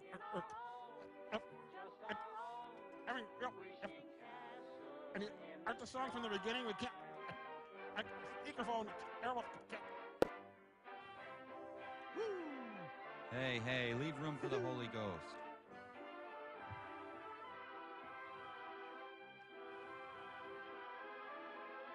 Welcome to Shakey's. Elton John was here. This would be a good companion film with a racer head. Love it. Such rhythm, such spirit, such revulsion. That's it, kids. Bring it in, Jeff, and go on your honeymoon. Walter Cronkite approves. Jackets? Condoms? Lingerie for me and you? Let's go to your mother's. The baby will lock up. Okay, Jeff, we're all set on this end. Go right ahead. While the monks of St. Gregory work on their next big chart-busting hit. I'll just order the hit. Chief, this is Wilbur. Mission accomplished. I'll be right up. Right. Now I can do the decorating. Now I'll see what Tad and Bryce are up to. I'm losing his pattern, Captain. The following scene contains graphic sexual content. Wait a minute. What the hell was that about anyway? Face, total face. Yeah, I'm sick of sex anyway. Yes, it's my longtime bachelor, Reuben Hill. I have to wear this dress. It's part of my family research. Alston. Reuben Hill. Professor Hill, sir? Say, nice front porch. Mom, I need to get to school.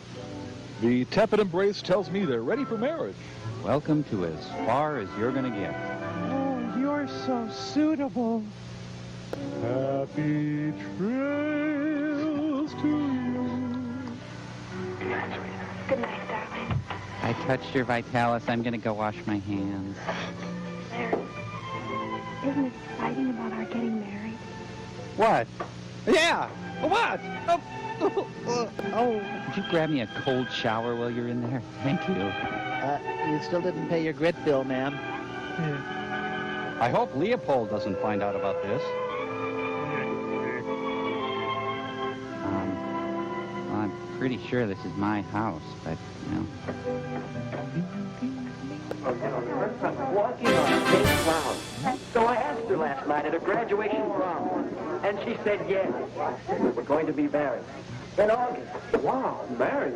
Say. She's just finishing high school, and you still have 2 years at the university. And what about me? It's a tough road, Larry. What are you going to use for money? Well, Sue's folks were going to pay something to put her in junior college here in town for 2 years. So we'll have that. But instead of going to college, she'll get a full-time job in campus town. It's just campus And town, she doesn't Jake. care anymore about education. So with that, and my part-time job, we'll get by. We'll be selling plasma. Uh-oh. Here's Sue now. You two probably want to be alone. Why is Sue wearing a headdress? Mrs. Sue, honey. Oh, Larry. Well, what's the matter? It's the folks' sake. We had a terrible scene. And I got kicked out of I L7. couldn't sleep a wink. They don't approve. They say I'm too young. They want me to finish 2 more years of schooling before I even get engaged. Oh, Larry. Oh, Rob. Buck up, sweetheart. They can't stop me. I'm Mighty Boy. Relax. And that's normal till after your graduation next week. I'll contact the underground. And I can borrow Phil's car. Down to Greenville. There's a justice of the peace down there. I'll marry him. We'll elope, honey. But, Larry, I wanted a church wedding. And all the parties and showers for me, too. And the annulment. My folks. That would break Mom's heart. Well, we're the ones that are getting married, not your folks. I hate you. I don't know, Larry. I'm really mousy. I read somewhere that a marriage without parents' approval has 2 strikes on it from the start. I think it was in Humor in Uniform. But if eloping's the only way, No, maybe it isn't. I could have my chin smallered. Maybe you could convince your folks that you should get married. but how, Larry? How? Tell them we're pixies. I'm sitting in a puddle. I'll bet we could get some advice from the marriage counselor over at the church. His name is Hall. Hunts Hall? Bill told me about him. He teaches a course in marriage and family living at the college. Do you think he could help me with my folks? No. It's worth a try, isn't it? Visit your government church. First Federal Church, member FDIC. My folks don't understand the way I feel. I feel like rhino hide. That's the story, Mr. Hall. Do you think you can help us get married? Herr Oberst. Why, I'm in favor of marriage. In fact, I spend a good deal of my time helping people to get ready for marriage. And I'm in the concrete Now, let's business. see. You've known each other for... 3 months, 1 week, 2 days, and 17 hours. Oh, boy, one of these. And you're 18, Sue? And 19, Larry? Thank you. Have either of you ever been in love before? Well, Does my uncle count? but not like this. This is the real thing. Yes. No, it isn't. I had a chum in college who had the real thing with 8 successive girls. Will Chamberlain? Well, it's all right if you have it, fine. It's a very important factor in building a happy marriage. I found that out too late. But How do you know it's real love? The kind you can get married on. Why, ever since I first met Larry, I haven't wanted to date anyone else. Except Dwight For Eisenhower. 3 months now. And besides, I haven't even had one quarrel with him. in the car, Sue. No quarrels. Why not? No differences of opinion? Or no opinion? Objection! He's leading the witness. What do you talk about on your dates? Oh, movies and popular songs. Orchestras, dancing. Popular songs. Larry's chosen profession, engineering? No, I don't understand any of it. It's gross. I don't like to hear about it. Sue, honey, I didn't know you felt that way. That's because you never listen. Larry, you're a dullard. Well, it seems you two may have some things to talk over and settle. Idiots. Might well ask yourself some questions before you get too serious about marriage. Oh, what do you mean? What sort of questions? Well, questions for Cupid. You might say he should ask them before he fires those arrows. Are you licensed, sir? We call this Cupid's checklist. Have we entered your fantasy kingdom? You have similar background, similar basis for your ideals and standards. Pure bloodlines. Second, Cupid is are anal. you real friends, comrades, pals through thick and thin. And third, Are you from the same you family? both understand marriage. Huh? Oh, not the kind in most movies or most popular songs. We love But the popular real, songs. everyday kind of marriage. Between real people. You understand? Oh, golly, Mr. Hall, I don't know the answers to all those questions. I just know that I'm in love with Sue. Is that bad? No, that's good. Shut up, Iris. Good. And it's good when you recognize that you don't know the answer. It's a good sign.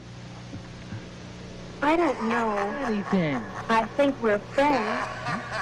And maybe we can understand marriage, but background. How do they affect getting married? Well, come over here a minute.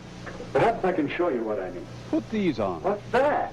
I call it a marriage development board. Patent pending. It represents the psychological distance between a husband and a wife from the time they are born until they die. Bobby Orr's electric marriage. Real marriage action. What does it all mean? Well, let's set it up for you and Sue. When you are born, you inherit a great many differences from your parents. That's part of your background. That makes sense, all right. Now, as you grow up, you each develop separate and unique personalities. Unless you're Finnish. Your mental growth, Represented by Tom your Dewey. emotional outlook, This little Hitler baby. your standards and ideals. Your Zephon Wars from Beta Larry, 3 your distinctly masculine outlook on life. Thank you. Sue, your feminine way of looking at things. is wrong. Your capacities to love and be loved. Are all missing. These and many other ways, you each acquire a background. So that when you first met, you were probably farther apart. Probably more distinct individuals than when you were born. But I don't want to marry a girl like me. I want to marry a man like me. No, you don't. Well, even though we're close together here, we don't know how far apart we are there. That's right. When you two met, there was probably an early physical reaction. Oh, A yeah. romantic attraction that pulled you together. A love appeal that hit you sort of boing. You saw my boing? How did you know? Well, it happened to me. It happens in some degree to most couples who become happily married. But it takes more than this boing. Sometimes Well, you there's a see, you're too far apart psychologically. If one of you is If your cuckoo, backgrounds are not similar enough, it can cause a great deal of argument and unhappiness until it's gone. Where'd it go? We're gonna That's what die. you'll be saying about your romantic love. If these other things cause a breakup. But where's the rubber band? Sure. This is forever with Larry and me. Fine, I hope so. Don't you think it's wise to take time to find out how much strain these differences might put on your romantic love? But there isn't any time. Larry's going away in a couple of months. I am? Yeah. Did you two ever see these figures on length of engagement and how it relates to chances for happiness in marriage? it's too technical, sir. Two separate studies showed the chance for happiness improves with a longer engagement You period. color good, sir. It's fair for 6 months, better for a year or 2 years. And so on into Is infinity. that because there's a better chance to find out some of these differences and become real friends? Yes, the chance to find out if your relationship will wear well. Yes, but can't we settle these differences after we're married? Honey, this is man talk. And if you aren't successful, Well, there's drinking and porno. before you become too deeply involved, find out if the distance might turn out to be too great. I've asked King Bite-A-Man to join us. Here's another angle that should interest you both. How age when married affects the chance for happiness. Can I see the raw You data? can see that the chances are better after the man reaches 21 or so. Remember, I made this all up. Here we have the frequency response of the JBL. The same study showed that the woman must be 19 or 20 before the chances for happiness begin to be good. But why? What's the difference between 19 and 21 or so? Don't sass me, son. Differences in you the next few years. You, Larry, and you. Young people seem to change and mature in these years, from 18 to 21 or even later. I'm not So that mature. a person you might marry at 18 or so will seem like quite a different person to you a few years later. Is that like Transformers? Gee, hon, Guess I don't like you. doesn't take an engineer to see this. I'm not From listening. The bad part of the Dum, curve dum, dum. I'm not listening. Dum, dum, dum, dum. All of them. Yeah, Gee, Bullwinkle. I see our chances aren't so good now. What are we going to do? I thought you were going to help us get married. Well, frankly, neither of you has a chance for love ever. So, you're available, Sue. I believe I can. I think you two have a lot of what it takes to build a successful marriage. Yet you wouldn't try to plan and build a house in 3 months, would you? Sure, why not? Shouldn't a marriage have better planning? On belay. You two are going to build a successful family team that will last for 40 or 50 years. Suddenly their marriage is the Iger sanction. How long do you think it should take to get ready for This approach is engineering. Look out. it? All right. You want to play rough? How do we know when we've done it? Oh, boy. Back to the dolls. When the two of you are ready for marriage, you'll sense a new feeling between you. The two of you united as a pair, thinking as one unit, acting as one unit, in the building of a marriage and a new family. Form a commando Your unit. sense of pairing shows up in the way in which you consider what's best for the pair of you, over what you want individually for yourself. Think how often you speak of things from my point of view instead of ours. How often you say, Marie, we are leaving. Sorry, back in I the guess it anger. wasn't my folks that needed convincing, it's me. I mean, it's us, isn't it, Larry? Yeah, we'll say. And so, in terms of the checklist for Cupid, Larry and Sue began to examine their readiness for marriage. They were horrified by what they Do found. we have similar backgrounds? Do we have any priors? Do we agree on our religious beliefs? I worship Do we have Cthulhu. the same feelings about religion in general? You know, God and stuff. Do we have the same ideals and standards and tastes? So give to me your leather, take from me my lace. It's the Hitlers. Do we enjoy the same friends? Hi, we're running for Congress. Do we share the same interests? I like stuff too. And what about Sue and me? She's suing him? Are we real friends? I never had a friend. Do we have a real happiness in being together? Talking? Boinging. Or just doing nothing together? To the point that we're sick of each other. Does each of us really want to make the other one happy? I can tell mayonnaise from salad dressing. No, you cannot. It's easy. Prove Come on, it. it's gonna. Do we have a real interest in each other? And a sense of pride in each other? Hi, Roy. Who's the beard? I decided not to jump. Do we know each other's peculiarities? I like to sleep with my head in a catcher's mitt. Do we both have a spirit of give and take? Well, my lips are all numb. Can we quarrel and come out of it with something better than before? Breath is really bad. No, I mean, it's really pungent. Do we really understand marriage? That's the breaded thing with the mayonnaise, right? Do we understand the social aspects of marriage? I'm not doing that. Have we an understanding about money matters and how important it is to have enough money to do more than just get by? Here's a good one, Do we son. understand the physical aspects and the family side of marriage? Yes, Dad, that is a doggy. Good. Do we know how much work there is to a marriage? Got any more of these books, son? And overall, do we have a feeling of paired unity? Hair unity? Those questions were helping us to find out just how strong our relationship was and helping us to strengthen it. Let's get out of here. I need you now. But the next time we called on Mr. Hall, we realized how much he had been helping us. He had been talking for some time with our parents. And there seemed to be general agreement that Sue and I should be kept now far had a much apart. better idea of just how much psychological distance still separated us. If you want to, Stu, your mother and I, we can make arrangements for you to begin school at State U this fall with Larry instead of at the junior college. With a new car! Then, if you two get along, in school, that is, I made a little funny if you continue to reduce the psychological distance, then perhaps at Christmas vacation or at Easter vacation, we'll be glad to announce the engagement. Oh, Larry! College is going to change everything. And then we can be married when Larry graduates in 2 years. I mean, 1 year and 10 months and 3 days. God, that bugs me when you do Yes. that. If the engagement period gives you two the opportunity to work things out together, I'll be shocked. if you both still want it. I guess you might say we're engaged to be engaged. What are you doing? Stop that. Get your hand off me. I love you. We both want to thank you. Now do you think we have anything more than buying? Why, yes. I think you've made a good start towards getting ready for marriage. Would never make light of boing, son. Boing, everybody. Boing. Boings all around.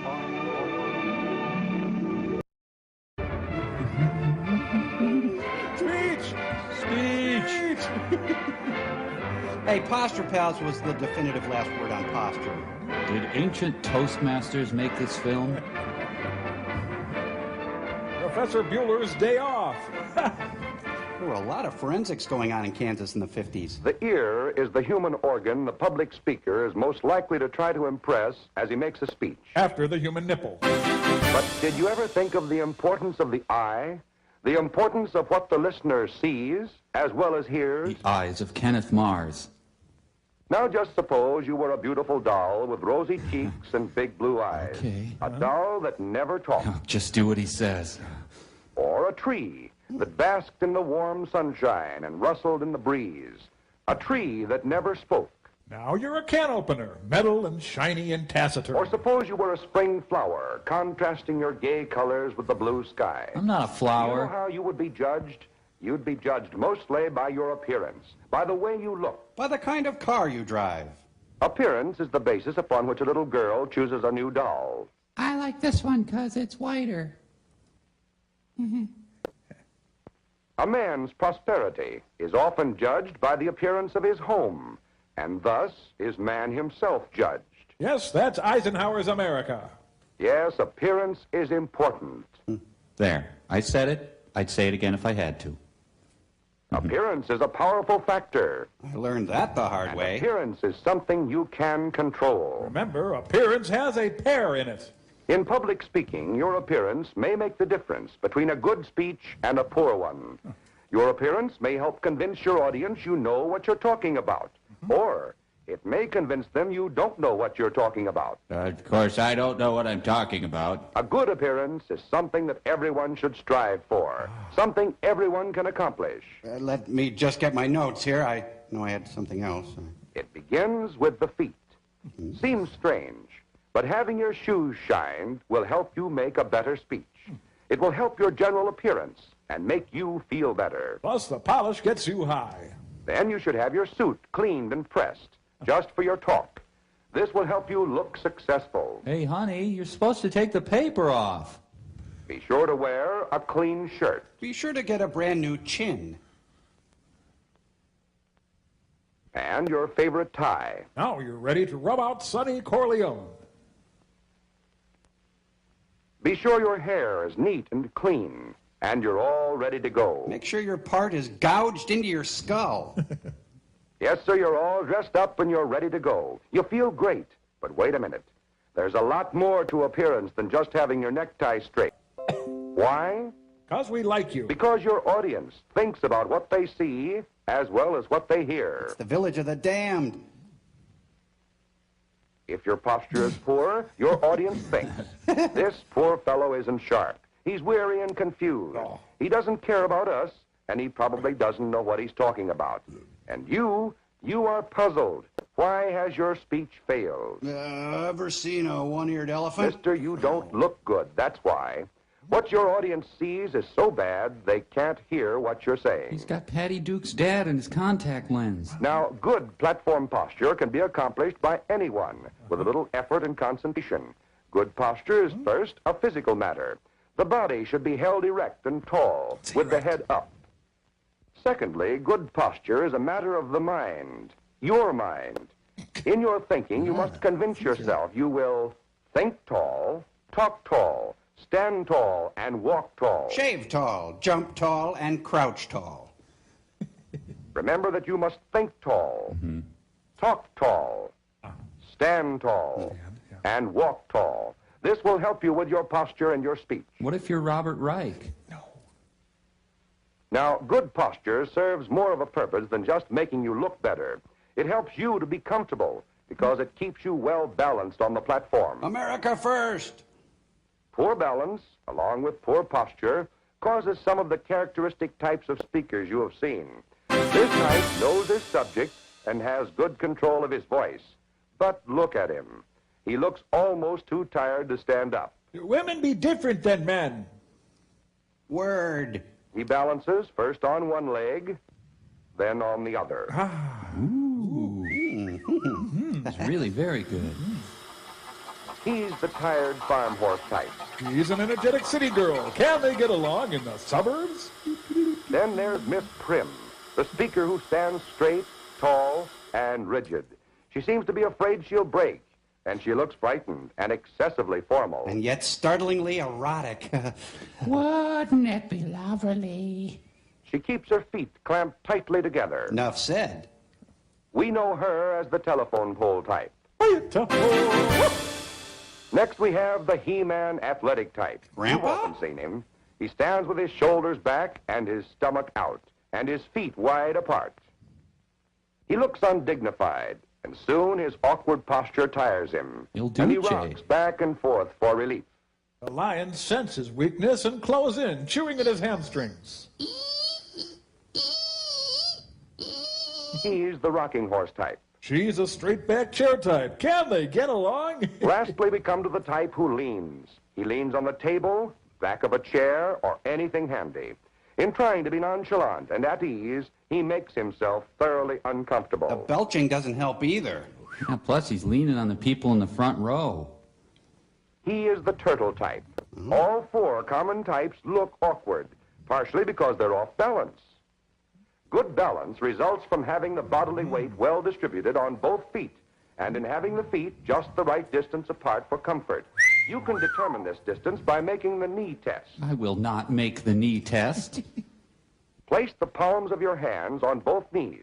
Wait, I'm kidding. Make an easy circular motion with the hands and knees. Until you're incredibly turned on. If your feet are the correct distance apart, the weight will be evenly distributed as you change position. You'll be well balanced and comfortable. You'll look poised and dignified. No, you won't. With your feet too far apart, you'll have difficulty in standing up. Because you're off balance, you may fall either forward or backward. Don't do this during the speech. With your feet too close together, you're still off balance, and you're uncomfortable. That's fine. Security! That's really nice. Security! Is your speech over, Mr. Johnson? Good. Head until you find the easiest and most comfortable position. Then note the location of your feet. Yeah, that's it, baby. Shake that moneymaker! Always try to keep your feet in this position when you are speaking, and you won't have to worry about balance. And with good balance, you've conquered another phase of good appearance. Now remember that appearance is important. You must appear, and you must have matter. And that good appearance is easily accomplished. Except by Denny Dillon. Just remember to think tall, talk tall, stand tall, and walk tall, and to achieve good balance. For good posture and appearance will greatly increase your ability as a speaker and a leader. And remember to always leave your area at home. My posture is good.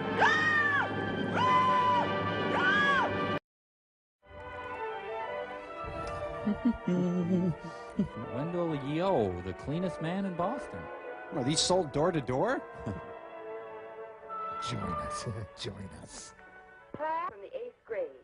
They want to choose a boy and a girl from this class to be in their assembly. Who wants to be sacrificed? All right, put your hands down.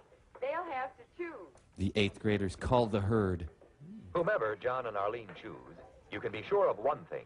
It won't be anyone who isn't clean and neat. They'll sniff That's because everyone. Being clean and neat is something everyone is expected to do. And for a very good reason. Here's the shrooms, Billy. It's important to your health. And to the health of those around you. Don may feel that he looks neat enough. Well, and that he's Don's clean wrong. enough. But let's go back to the start of the day and see what we can do. There you are, Don. Back in bed this morning. Now a giant cockroach. First of all, form the habit of getting up in plenty of time. To sober up. Keeping clean and neat is a matter of forming good habits and letting them work for you. Oh, man, what the hell did I do last Now, night? don't stall. If you lie in bed so long that you have to rush, how can you expect to be neat and clean? Lay off. You're suffocating me. The most important thing, of course, is to daily bath in summer. Psycho. Or in winter, when you're hot and sweaty, every other day will do. Make it a shower or a tub, whichever you like, morning or night. It doesn't matter, just so you keep yourself clean. Use a Brillo pad and Comet. Remember your ears. They need a soapy washcloth. Kerosene and a match gets rid of the ear mites. When you wash your feet, be sure to get between your toes and the bottom of your feet. Well, you'll never be able to scrub away the stain on your sole. And keep a fingernail brush handy for your nails. You're not clean if your fingernails aren't. You are now officially obsessive-compulsive. Then rinse all the soap off. Rinse, damn it, rinse, Learn to make rinse! good habits work for you by following the same order every time. So clean yourself in alphabetical order. Use pumice on your tender nipple buds. And here's another habit. Wash your hair on the same day each week. Tuesday, Wednesday, Saturday, whichever day you choose. Keep a detailed log, though. Use a good shampoo or soap and rub in the lather with your fingers, not your fingernails. Here, let me help you. Lather up twice with a rinse in between. Why couldn't they have had Mamie Van Doren star in this thing? And after the second lather, when your hair is perfectly clean, rinse again. Keep rinsing till every bit of soap is out. You're almost done in there. What are you doing? There. Feels good, doesn't it? Don't touch that. Give yourself a good rub down with the towel until you're completely dry. Please remain seated until the shower has come to a full and complete Now, before stop. you brush your hair, be sure your comb and brush are clean. He's becoming Howard Wash Hughes. them the day you wash your hair. Have an extensive filter system installed. Comb your Darren Stevens haircut. Your teeth? Comb them, You brushed too. them well last night. They're clean now. Brush them again after breakfast, so they'll be clean again until lunch. Mad dog. One more good habit. Before you leave the bathroom, Flush. see that it's neat and clean, too. Towel and washcloth hung up to dry. Cap back on the shampoo. Dun, dun, dun. Bathtub clean. Basin clean. Pick up all the hairs with a tweezer. Yes. Everything is put away. Now have the bathroom sealed. Now your clothes. Your underwear should be just as clean as you are. Hey, don't say underwear. Clean socks. But look at those shoes. Oh, They Dad's glisten vomit. and shine. What you need is the shoe shine kit. There, now wear this instead. There you are. You can make one like this yourself, you know. But that's a whole other film. That's better, isn't it? What the hell is that? Be sure the top is back on the polish. Does this kid have a job Now interview? finish dressing.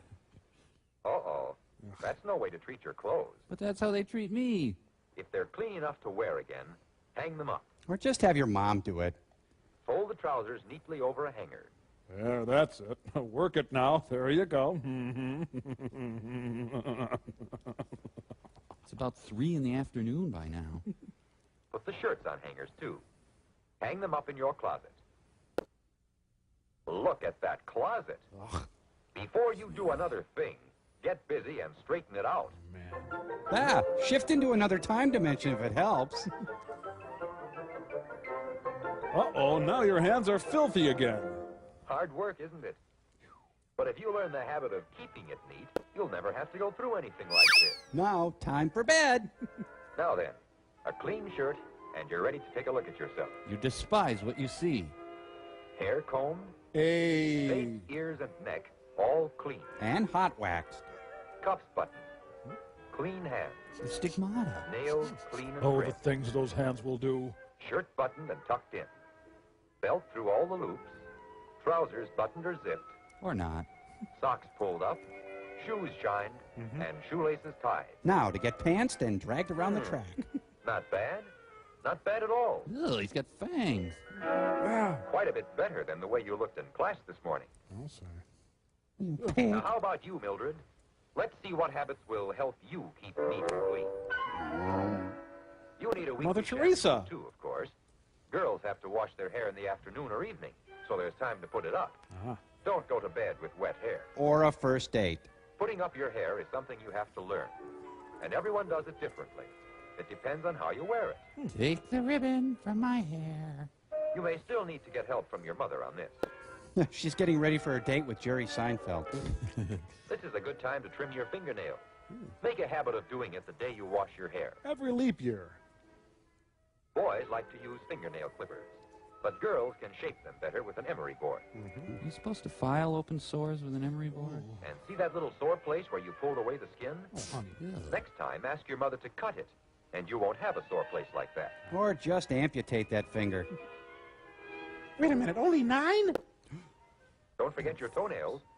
After a bath is a good time to cut them, because they're softer then.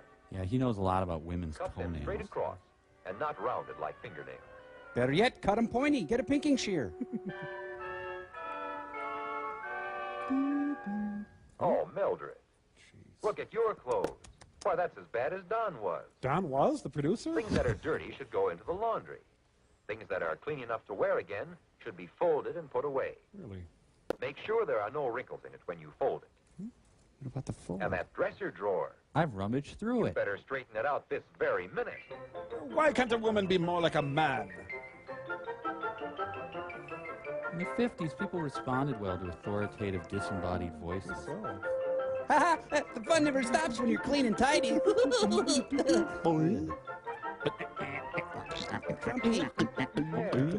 If you learn the habit of keeping it neat, you'll never have to go through anything like this. Should I be a nurse or a And now housewife? that your room is neat and you're clean, isn't it nice to climb into bed? Unfortunately, it's time for school.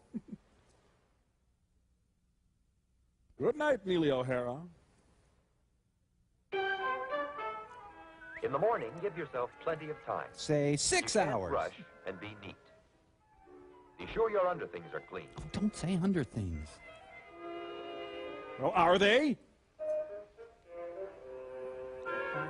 Your shoes should go on over clean socks. And take a look at your shoes. Are they as neat as they should be? You know, the narrator should get back over to Johnny's. He's probably a mess by now. Before you put on your dress, Caress. it's a good idea to brush your hair. Be sure you've washed your brush. Don't put a dirty brush on clean hair. Brush and brush and brush. At least 100 strokes. Just keep brushing and brushing and saying the name of our Lord and Savior.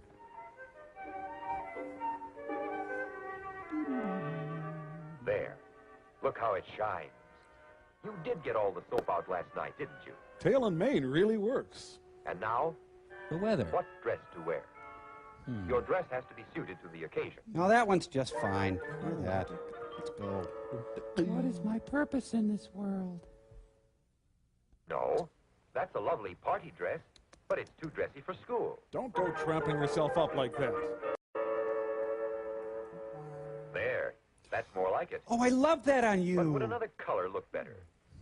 As you watch colors, you'll learn what combinations look best on you. Learn to mistrust your own taste. And now, how do you look? Kind of parochial. You can see what a big difference a little extra care can make in your appearance. Who am I trying to kid? I've hit the glass ceiling in 5th grade. Good appearance helps you get along with others. Remember, people like you better if Much you're more pretty. important, Conform. clean and neat is something, and for our community. And to fight communism. It's simply a matter of learning good habits and letting them work for you. Don't you think you can do it? Let's get clean together.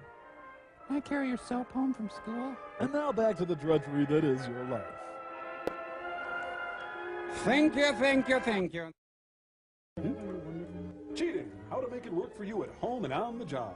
A Centron production, although we got the idea from a different company, because we're cheating. Thank you.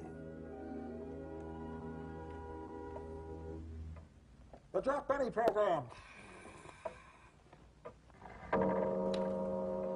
Ebenezer Scrooge.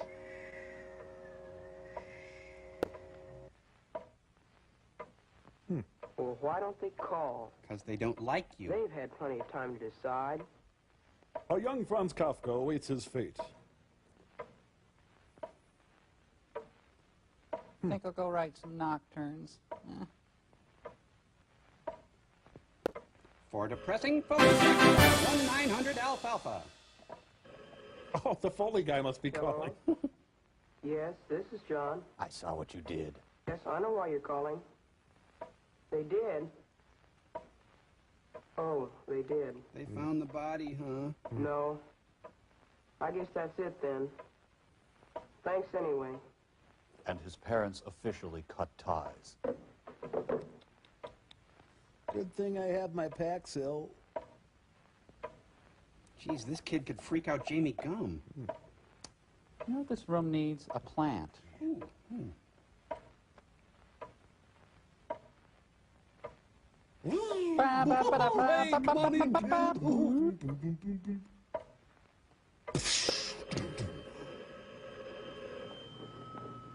Did you hear about John Taylor?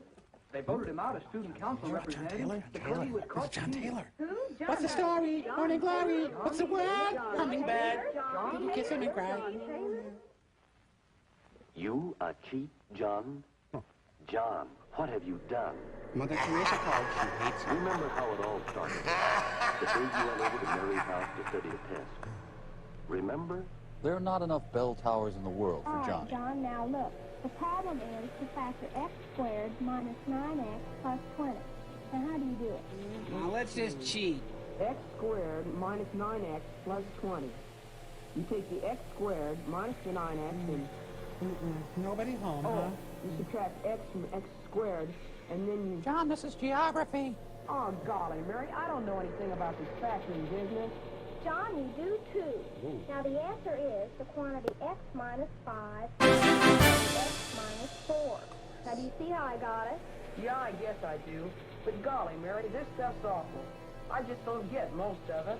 Well, just have to. You won't pass the test tomorrow. I know it. Mary, will you kill me? If I get stuck on the test, you'll help me, won't you? How can I help you? It's easy. Miss Granby hardly ever comes back to where we sit. If I get stuck, I'll just ask you for the answer. What point? Well, I don't know. Oh, forget it. I probably won't have any trouble anyway. Booby. But you remember what happened the next day, John. You committed a mortal Miss sin. Granby's test was even tougher than you thought it would be. There were a lot of problems you couldn't work. And it seemed to you that you didn't stand a chance Stop of it. passing the Stop the voice in my head. And right there in front of you sat your pal, Mary, with her head chock full of all the answers you needed. Split it open now. You thought about it. There you were, desperate. And there was your salvation within arm's reach. So you decided to take a chance. Hey, Mary, what's the You asked answer? Mary for help. And of course, Mary, being Mary, gave you the help. Sweet Mary, no! It was all so simple. You began to wonder why you'd spent so much time worrying about the test. Yes, sir, you felt pretty pleased with yourself. You'd put one over on Miss Granby. A few days later, Miss Granby returned the graded papers. Your one mistake, you signed your test Mary Matthews. Oops. This contract arrived for you from a Mr. Elzebub. For the first time, Johnny feels real power. Was there a shadow of doubt in Miss Granby's face as she looked at you? Or was it lust? What was there for Miss Granby to doubt? After all, wasn't this the best grade you'd ever made on an algebra test? Maybe that was it. Maybe the grade was too good. Somehow that odd little look Miss Granby gave you seemed to haunt you. Did you really earn Hi, that Miss Granby. Oh, she didn't mean anything. That test wasn't very important anyway. Yeah, just keep telling yourself Yes, that. you thought it was just a little thing. But it was the beginning of all your trouble. You talking to me? Hey! After that, life went on for you pretty much as usual. You were busier than ever with sports. Shaving points. With Mary and your friend Jim. And most of all, with your new job as student council I representative. envision a cheating wing. You'd always wanted to be on the student council.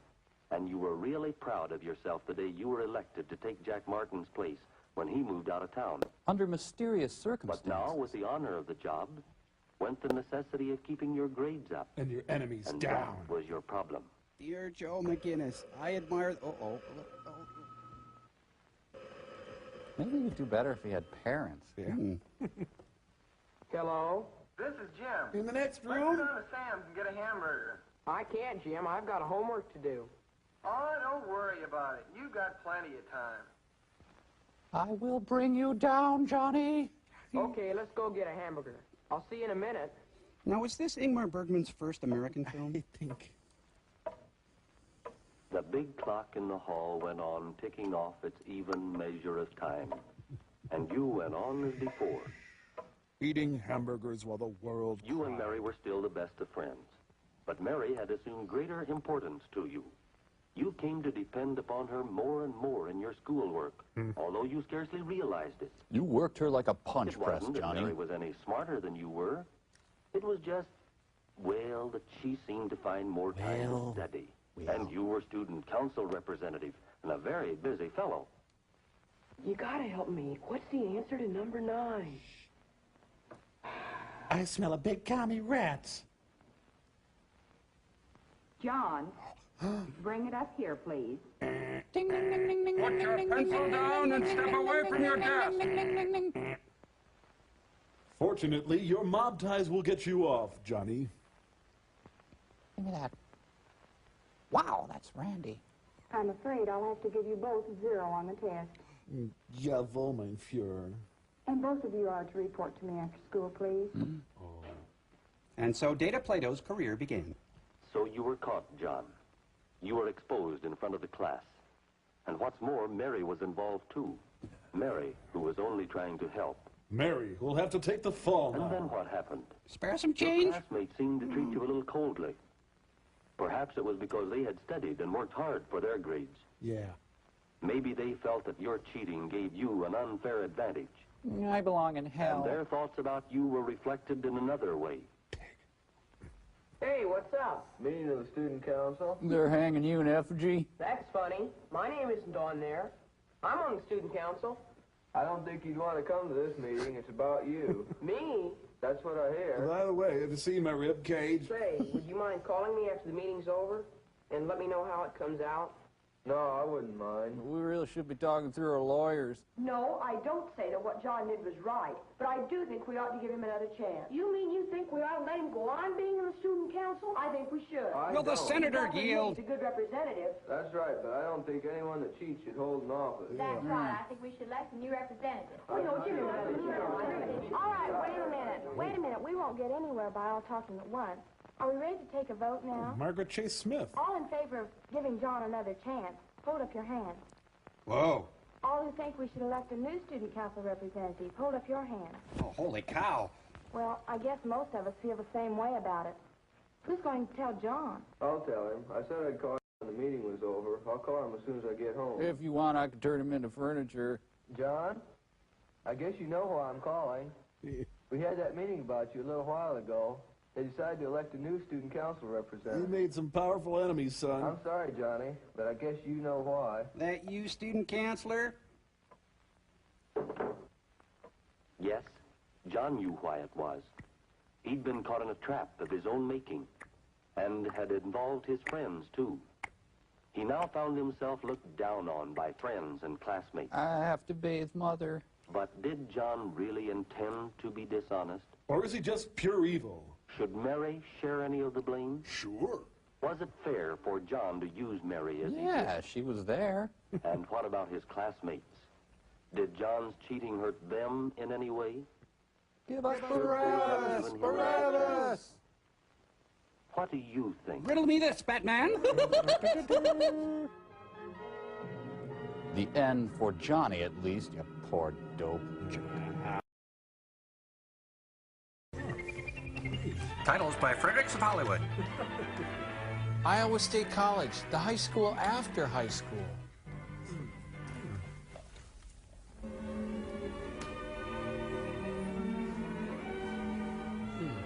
Psst, Carol, got any shovies? I was boring until I got my toady perm. If I could join the FFA, my life would be complete. I'd till the soil, I'd bale some hay and make some Wow, salad quite a sweet. hairdo on that gal in the middle. Kay probably can't remember the day or the date. All she remembers is that she was sitting in the study hall. With a loaded gun. Alice was really going to town on her physics assignment. Go, Alice, go! And Freck, well, he was busy with his regular routine. It was just the usual sort of day. I think I'll get a tattoo. Or was it? She was eating cubes of mescaline There's the jello. bell for an assembly. Like Pavlov's dogs, they salivate at the sound of a bell. This one was for the girls only. Oh. Nothing too unusual about that. The Chippendales were in town. Kay found a seat, her favorite, right next the aisle. In case she barfs, she's got a tender tummy. Oh, that one. Your period and mine. A lecture.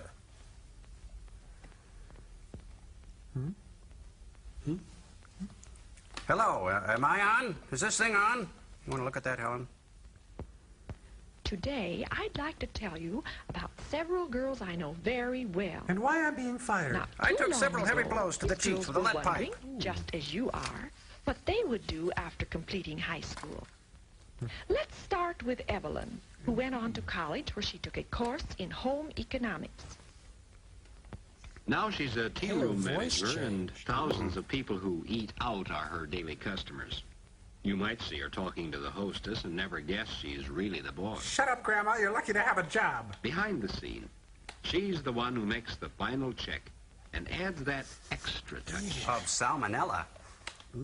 Kay thought she would like that sort of work. Kay was wrong. She could see herself at the center of a world made up of large ovens and And large mixers white-haired manned by ladies. professional cooks. Gee, what would Mom think of a grocery list like this? She'd laugh. For anyone with training in institution management, though, it's just like planning the family Yes, that's dinner. right. I said a full case of vodka. Then one day, Kay fiddled with accounts payable, took a long drive into the country, and got cabinet at the And Bates this Motel. is Joanne. In high school, she always helped decorate for the parties. She liked it. She still decorates. For Bozo. Gets good pay now for doing it. An applied art major in home economics helped her develop this ability. Kay couldn't resist daydreaming herself into this kind of job. Folks would look to her to help them make a wise choice. She would be asked to go out on appointments, to help people plan lovelier homes. Ah, the swatches for the ponchos I ordered. The speaker told of other girls she knew, I'm real huge. girls in real jobs, good jobs, interesting jobs, well paid too. And everyone had taken her training in home economics. Including Chad. Some had specialized in foods and nutrition, others in education, in textiles and clothing, household equipment, Hey, slow down. child God. development, Rock Hour film. applied Oh, art, loud. institution What? management, Save us. journalism. Home economics is all of this and more too. Damn. For instance, Carol, who is now Mrs. Bill Johnson, took a general home economics course. I don't want my Not wife one working. which would Give me a lead to beer. professional employment, but one which fitted her for that very important career of being Mrs. Johnson. Boo. Kay's home would be like this. A dungeon. What the hell Well, is many that? times she was glad that her college training had prepared her so well for home life. How much did that cost? Well, bring it back. You must let me dress you. Can I have a feel Many too? times she didn't even realize that she was using some of the knowledge she had gained, and that her knowledge meant so much to her family. as That's her well as to husband, herself. Jerry, with his new car. Escape. Escape. It wasn't hard for Alice to return to reality. She just went cold But as turkey. for Kay, Kate. well, making a dream come true often depends on a very little thing. Window pane. Let's see. Day after day, she Our had bodies passed by that little book. ourselves. The bell jar. Now Oh, here it it is. suddenly held the Ghetto key freaks. to a There it wonderful is. future. Of course, there were things she would have to do. Dylan Apply Thomas, for bro. admission, study the courses, and, Drinking. oh yes, what would Mom and Dad say? Who knows? They only speak There was German. only one way to find out. Ask them. This was important. She realized that now, even before they said anything. You could She's tell loaded. that Mom and Dad knew that it was important, too. College for Kay would mean sacrifices for Mom Human and sacrifices. Dad. Would it be worth the sacrifice? She consulted Robert McNamara. And Anne Rand. Do it, sis.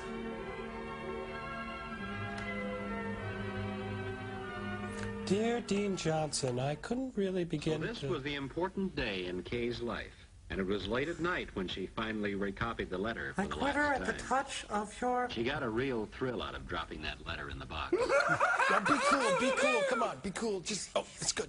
Now let's get out of here. It's here already. Oh, shoot. I mailed it to myself. Waiting for a reply was harder. Everybody It's from Ed watched the McMahon. It says I already may be a winner. Then it came.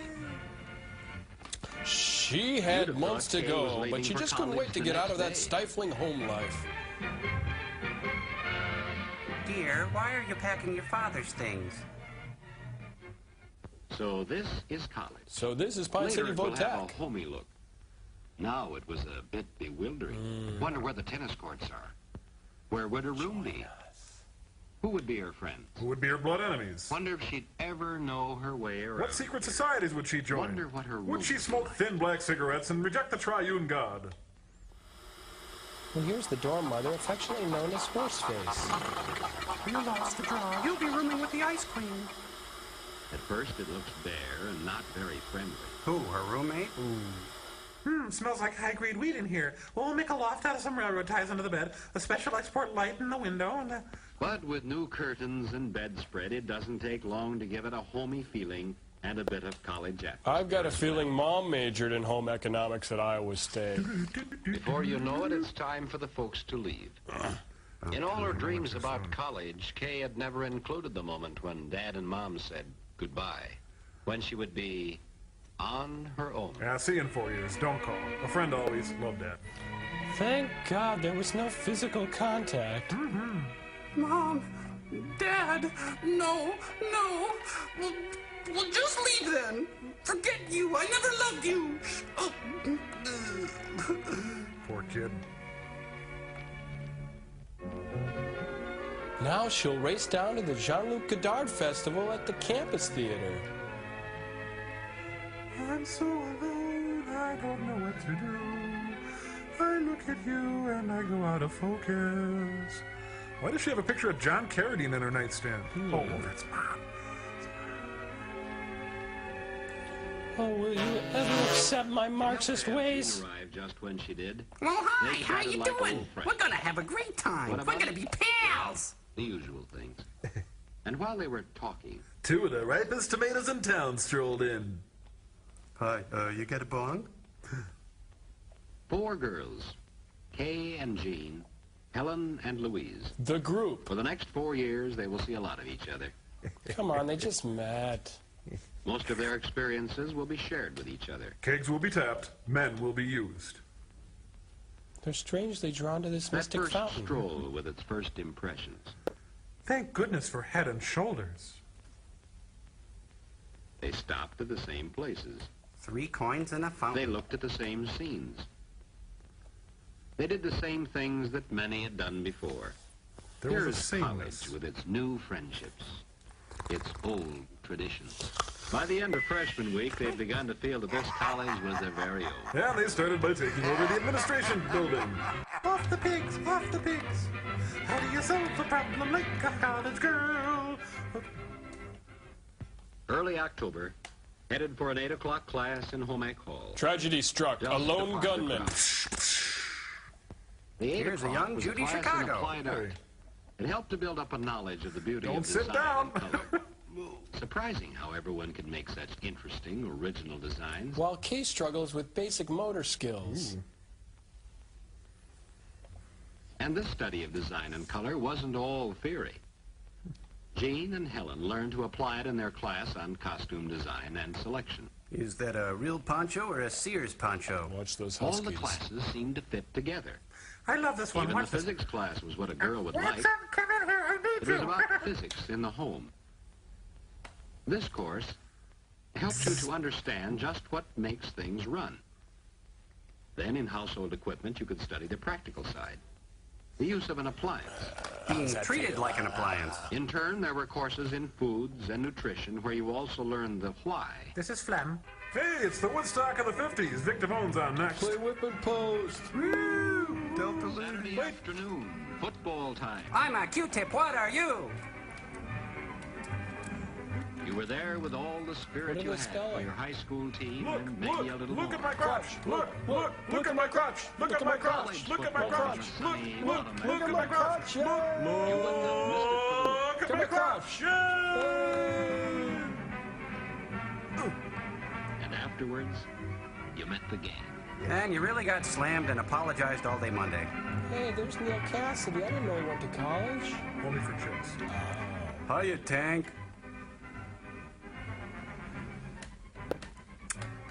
Hats off to Ray, the Later, whimsical one lampshade. evening, after such an occasion, the girls got together for their usual gab session. For a time, they talked of the events of the day, But then Kay came up with that all-important question. How do Pop-Tarts work? What are you going to major in, Helen?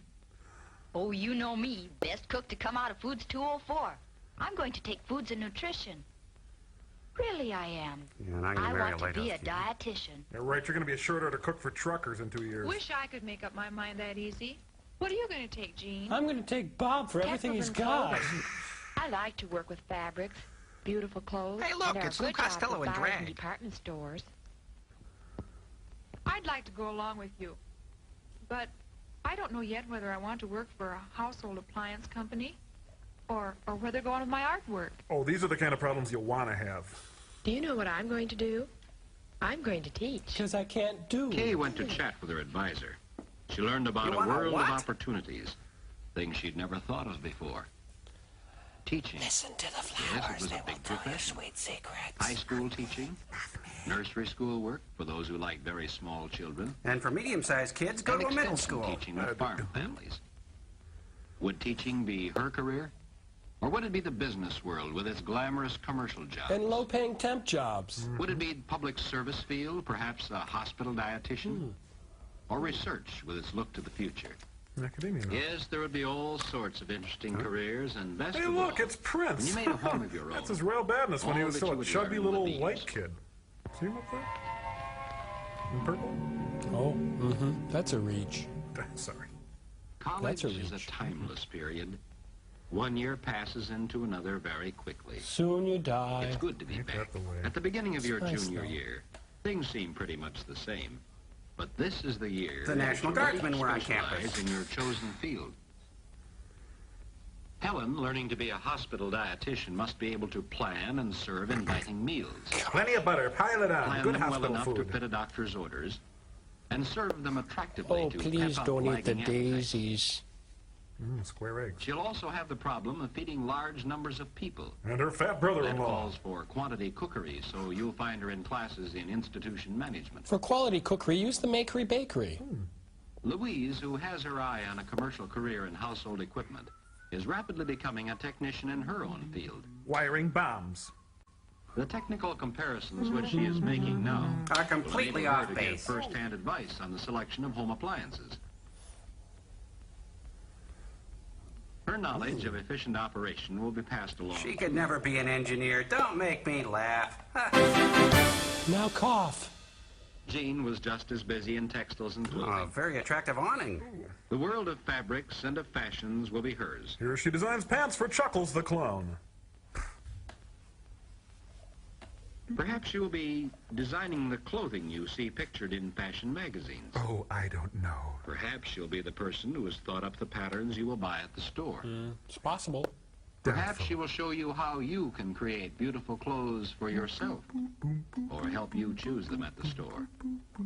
Oh, hi, Opal. Jean may even find another use for her talents by combining her knowledge of art and textiles. She makes tar She may heroin. follow a career in textile designing. Let's face it, Gene would do anything for a buck. The days are filled with other interesting classes, too. You would expect to find Kay with her interest in teaching. I'm getting in a child lightheaded. development Keep class. going. But Jean is there, too. To study children's clothing requirements? Well, yes. But more than that.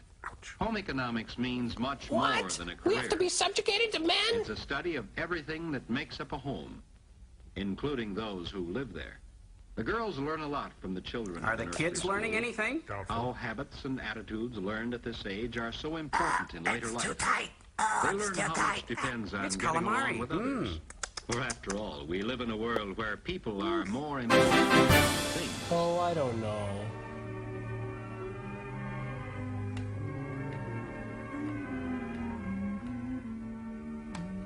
Yes, college is a rich says Piggy variety on the of wall. experiences. Where? Over there. You tell Mom and Dad about the little events. One little boy is just darling. I really like that class. And keep the important stuff to yourself. And the big ones, too. Oh. Tonight is the big prom.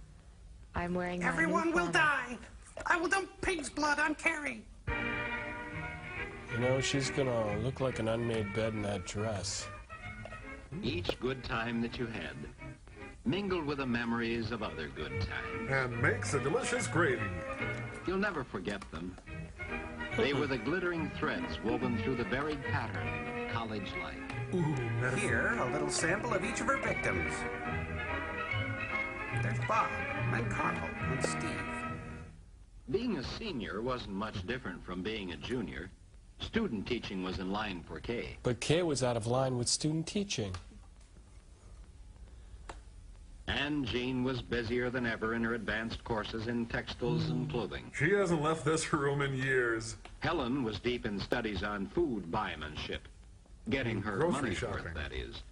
One of the many things she will be doing next year in her Let's job see, as 30 a grams dietitian. to an ounce, and hey, is this raw or refined?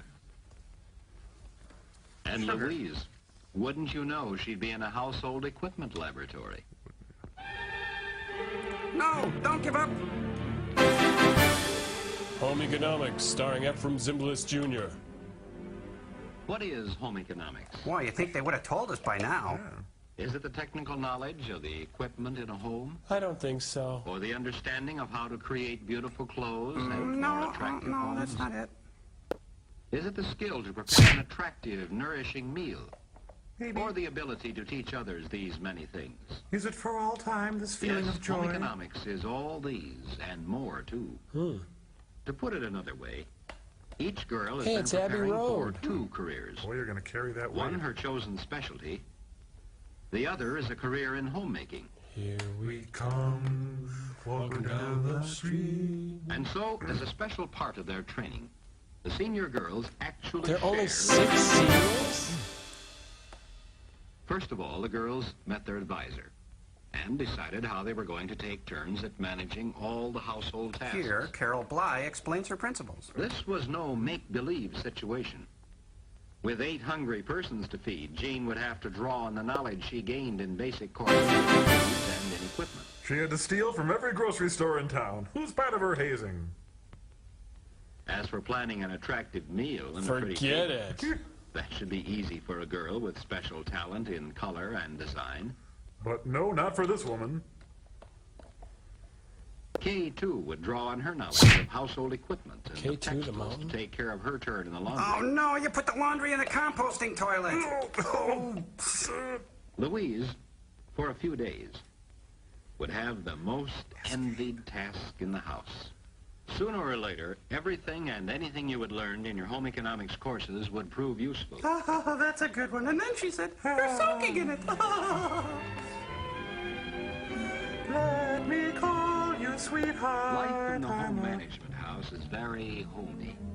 Somehow you wish it would never end. And some of the happenings you will never forget.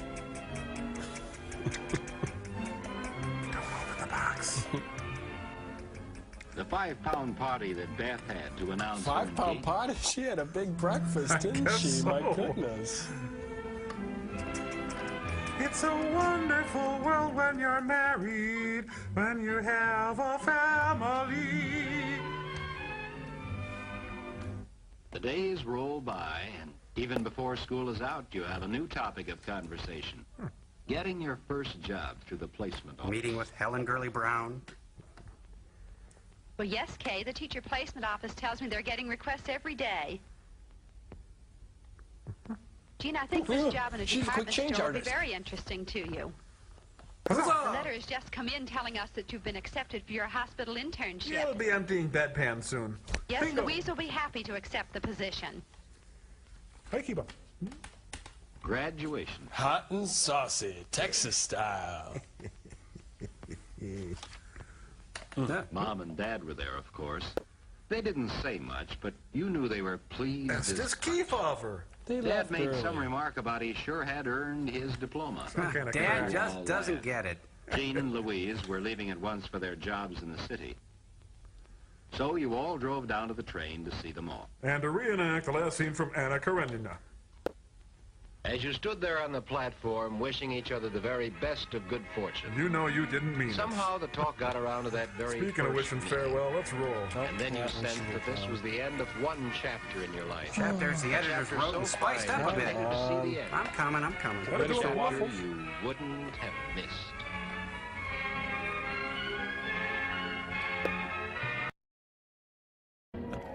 Oh, Oh, way better than theirs. Let me get that for you. Robot rump? Oh, Hooray. no, I was hoping it'd be about robot rumps. Damn. On Saturdays, Gumby used toy robots to do his chores so that he and his pal Pokey could relax. But on this day, something unexpected happened. Gumby was nude. Mother, may we both have a glass of milk? You certainly may. One of my classmates died in the kiln today, Mother. The nice thing about Gumby is that you can use him as window caulk. Yeah. Are you getting your work done all right? Look out the window, Mother. Pokey left a big surprise in your begonias. Well, I declare, that was a clever idea. This way we don't have to hire illegal immigrants.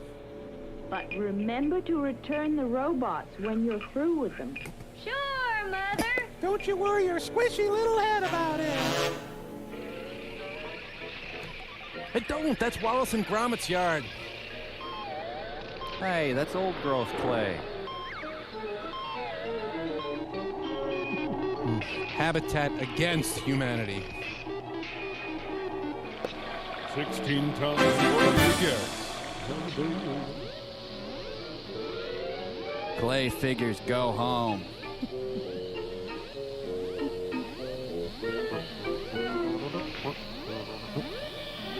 Rump. Such clever boys certainly deserve some crackers with their milk. Crackers, wow, maybe they can have white rice later. Close-ups reveal the weakness of the whole premise. Yeah. Gumby, look. Damn, I need more pig's blood. Mrs. Gumby is stacked. Gumby? Yes, Mother. I want you to... Help! Yeah, we'll have to take this down to the shop.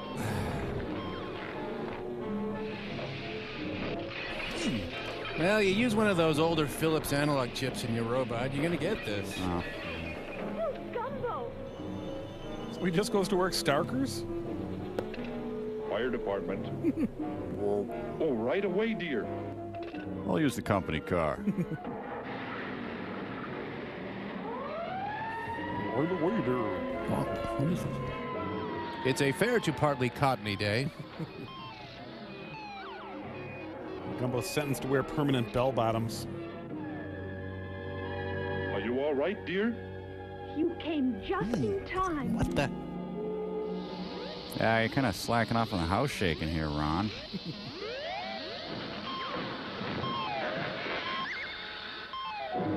I'm gonna set you on Don Knotts strength. Oh, in the name of all that is clay. Better mow the shag carpeting. That squares my breasts. Anybody hurt? No, but go to the garage quickly.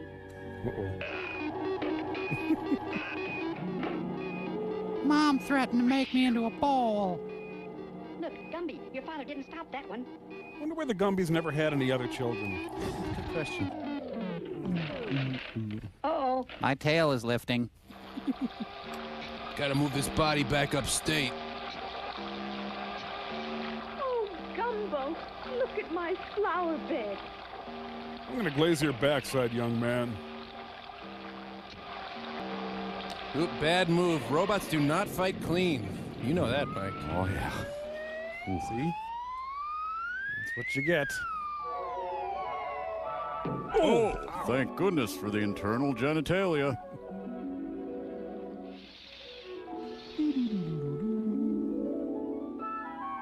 Pay for my head bump surgery and I'll get you down. Son, I'll need a can of Play-Doh to replace my butt. There's only one way to stop that robot now. On CNN. Is Gumbo a matador? I think someone just sold him a bad rug. Oh. Eat death, robot. Oh, liquid metal. Hey, you can throw things through Dad. I'm gonna get an anvil. He's extremely high crotch. I bought this with the royalties from an earlier short. You know, when did Gumby get a Class F license?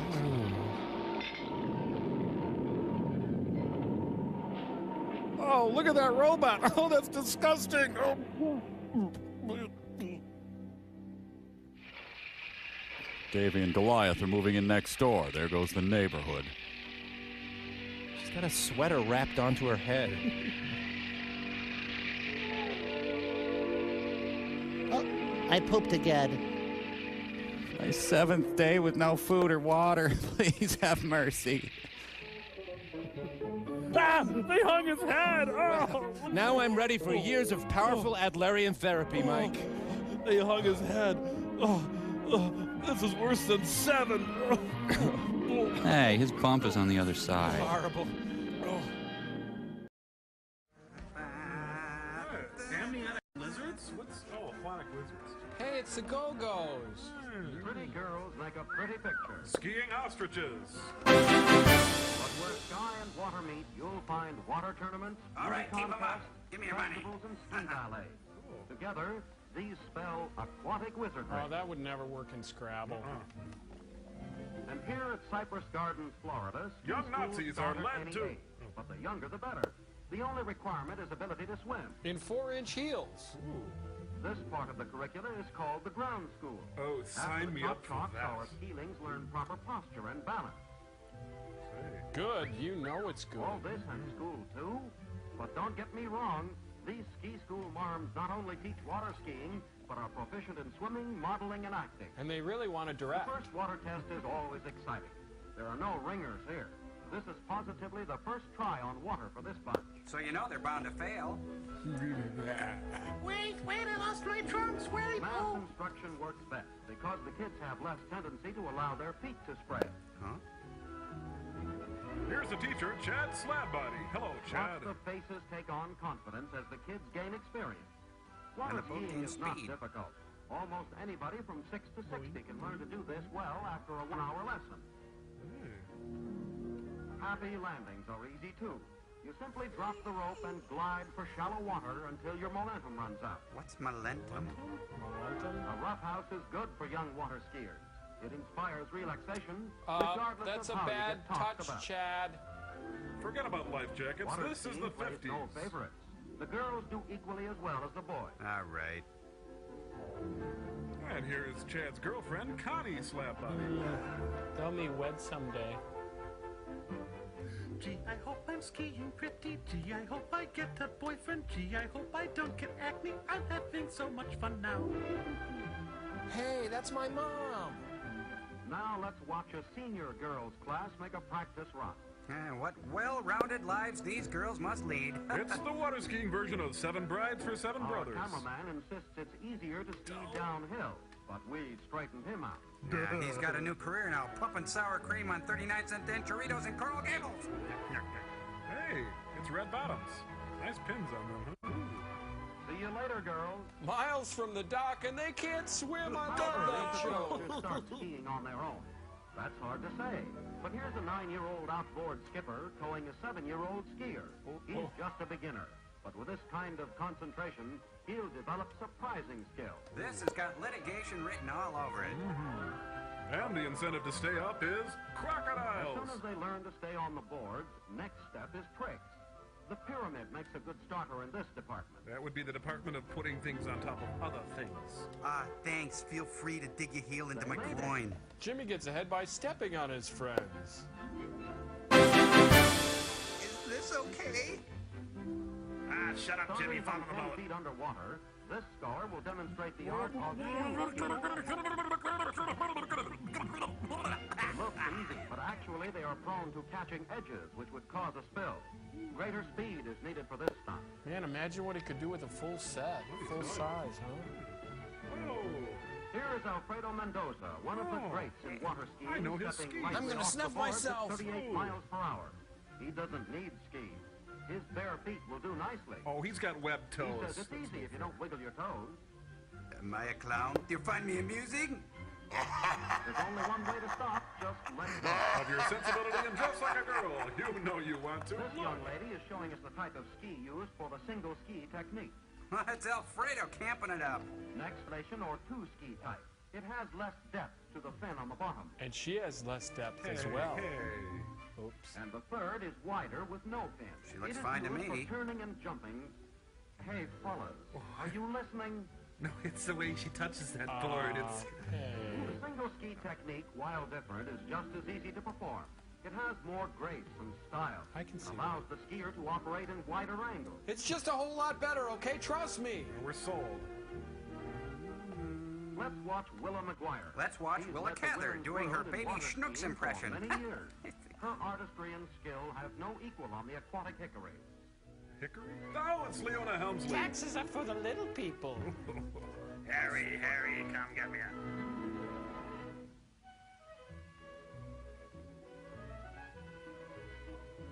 I'm building the master Willa ace. tries the impossible. A ski ballet with no hand or foothold. She should be home caring for her family, but no, I'll do everything. You just keep up your little ski ballet or whatever the heck it is you do. Nice. A popular form of modern water skiing is sometimes called the romantic double. Ah, hey, you come here often?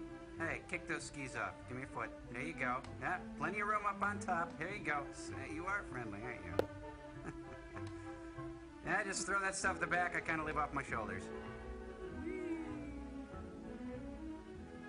Hey, get a boat. Get a room. Now the two young lovers bask in the afterglow. No? Goodbye. You're shark food now, baby. Oh, that's nice. Yeah, Here's hoping this romantic pair have a happier ending. See, she's doing it. Yeah. Well, you gotta watch out. This could lead to dancing. Bob and Connie really enjoy life. Hey, victory at sea, Bob. Alfredo is warming up again. This time it's for the jumps. He holds the world's record of well over 100 feet in board jumping. Cool. I'm bored Let's jumping. watch him again in slow motion. Notice the arms do not rotate like on snow ski jumping. They just He's snap just clean away. sailing along. Oh. All of a sudden, it's Sergei Prokofiev playing. I thought it was Handel's water music. Alfredo's next is called the helicopter spin. He'll try to do a double spin. It's never been done before, and it takes nerve to try. Oh, I can do that. Pretty good. Whoa. Almost, but not quite. Remember that Agony and Defeat guy on ABC? That was him in the summer months. Oh, he's This summary. time, the Mexican jumping bean will do a 1.5 spin on the ramp, landing backwards and completing the other half on water. Now, this time the white fascist narrator will make a racial This seems slur. harder than the double spin. Oh, but what do I know? I'm only a fat pink announcer mowing down pretzels and pinwheel cookies and trying to come to grips with the tattered ends of a once promising life gone horribly wrong. God, why? It's just a movie. Alfredo doesn't like to get his feet wet coming ashore. Get back on the sidewalk. The triple straight jump has crowd appeal. Once more for the cameraman. One for my baby and one more for the This is cameraman. the shot he was after. Where's the third fellow? He's chicken, never jumped at all. What's this? He's forced his way into the announcer's booth. What's that in his hand? Oh, no! Ah! Believe it or not, even water skiers get down with that old bugaboo monotony. So they choke each other with their tow ropes. When that happens, the boys play a little game. They call it the Cypress Gardens Weed. They call it Well, sure I hope death. they're all kept up because I'm exhausted. Yes, water skiing today is a big sport, and here is a big send-off from the whole gang. V is for victory. Buy war bonds where you work or bank. Junior Rodeo Daredevils. Smothered in gravy, Texas style. And it never would have happened without that old-timer Billy Slater. Yeah, he's doing a nickel up at It all Attica. began with a tin can. Well, doesn't it always? That's the little gum Bobby Lee jabbar. on the left and my nephew Mike on the right. Jim Henson's Misfit Babies. Bobby's taking the low road and Mike's taking the high road. They get to Scotland before you. Quite sure that Billy Slater won't notice them. He's hammered. And is he ever going to be surprised when his old nag starts running away from her own tail? But this old-timer's been around. Why, Really got to know your stuff to fool him. Get the shotgun. That'll learn Just him. watch. Cheese it, it's the heat. Looks like the kid's in the stall. I'm gonna teach you the meaning of law. Come on, Quaker Oats for you. It's the right thing to do. Don't you pixies go through the barn or to the hayloft. Sheriff Billy Slater has a hanging tree all ready for horse rustlers. Hey, kids, you ever read the Oxbow incident? Tough. You know, he told Bobby and Mike, If I like the when girl, was who cares young, what I many an like? hombre got hanged for fooling with horses. But I've got another plan for you. I'm gonna bury you up to your necks. So you think you know your way around horses? Sissy Spacer. Well, here's what you're going to do. Organize a junior rodeo. We're doomed. Say, that's an idea. Not a good one, but an idea. Well, what we've got here are 3 ideas that our graphic guys came up with. I hope you like them. Jim Henson's Last Picture Show, babies. Another good one. Well, sir, let me tell you. Our little old cow town never had seen such goings-on. Billy's youngsters hit us with posters most everywhere we went. Then they started hitting us with baseball bats. Pretty soon we were just as head up about the junior rodeo as Billy and the kids themselves. You call that art? The whole town started getting the rodeo bug. That went for some of the best riders from the high school. Hey, Mustang Sally. Yeah. Old-timer Billy Slater was really doing a job with those kids. Rodeo's wasted on the young. You know, I see something subliminal in this here poster. Seems like most everybody in town's turned out for the great day. All 9 of them. There's Hank Evans's Angus bulls all slicked up for the rodeo. Everybody digs Hank Evans. And when you come right down to it, this whole rodeo is just another excuse to crawl inside a whiskey bottle. Well, going to be some tough competition here today. Calves for riding and roping. Into the corral with them. Animals ought to be bred and slaughtered. Hey, Billy, how about that road? Everybody line up for the first race. You're sloppy to call that a line. Slater's really helping the kids run their show. Cafe Society. And eat your oatmeal. They're off. I can't stop them. I don't know how it works. Goodbye, folks. I think maybe rodeos are the opiate of the masses. These people. Chuck Storm wins. That was a close finish. And the crowd goes wild. Yay! And there they go for the lead race. No, seems like being a cowboy would kind of suck. Get off those horses fast. Grab the bridle. Come on, move it, move it, move it. Suddenly, the game took a cruel turn. Show 'em, cowgirl. In the sand. And the crowd goes wild. Yay. Calf roping time. Big, bold, and brassy. There goes Mike. Well, is that really an efficient way to bring food to market? I don't think so. Too bad. Better luck next time, kid. Loser. Sam Wood, champion calf roper of junior high. No, the ironic thing is Sam's a vegetarian, but there's nothing exciting about roping an okra patty. Put him down, fella. You were Seconds are adopted. going fast. Now it's the calf dress-up competition. Ooh. 26 seconds. Yep, I'm hot. That's me pretty much. We'll never escape this town. Jim Rand, champion calf roper of senior high. And next year's janitor. Off his horse in a flash. Just like his dad at a big-time rodeo. Who left a legacy of secrets and shame. You know, some scars don't heal. Up next is another young Yes, fella. sir. 16 seconds. What do you get? And the crowd goes wild. Yay! Calf rider, stand by. I don't really know what I'm doing! Oh! Why can't Johnny ride?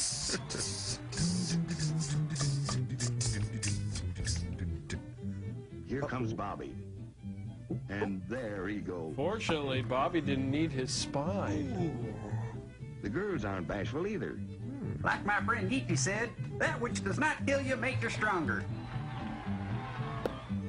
Oh, here comes the youngest bull rider of them all. Oh, you did rat-a-tat. Ah, gee, criminy. Go ahead! Strip me of my dignity at age 4! What are you looking at? And a tall for a calf rider. Not anymore. Betty's in high school. Used to be. Ouch. You should see the boys when she goes square dancing. Yeah, they buck her off right away.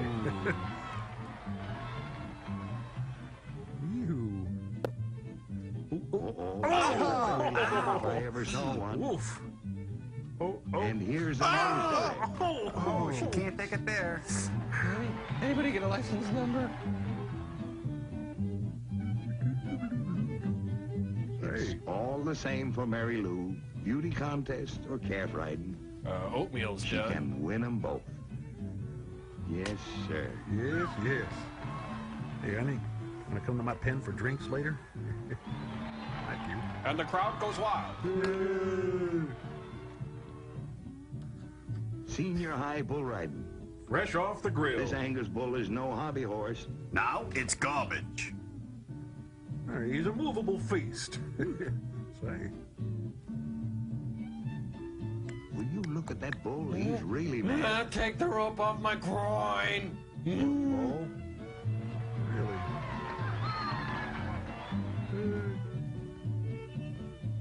Here comes the last surviving castrati. Only 2 years ago, he was still riding calves. Now he sells pencils and string on street corners. That's going to be mighty. If you can find him. Ooh.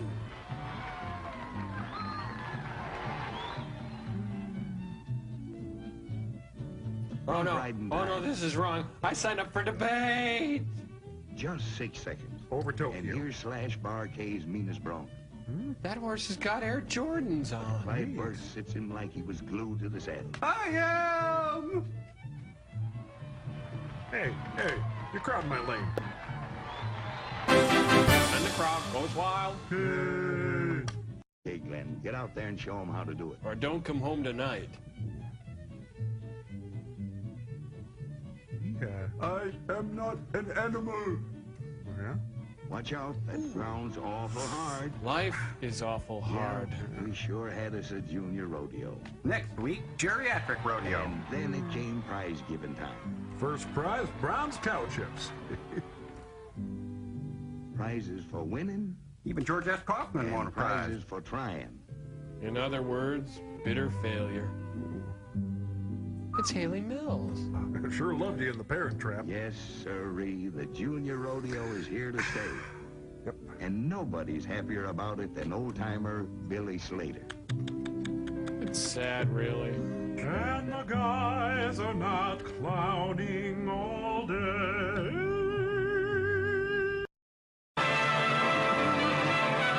Easter Bunny Films presents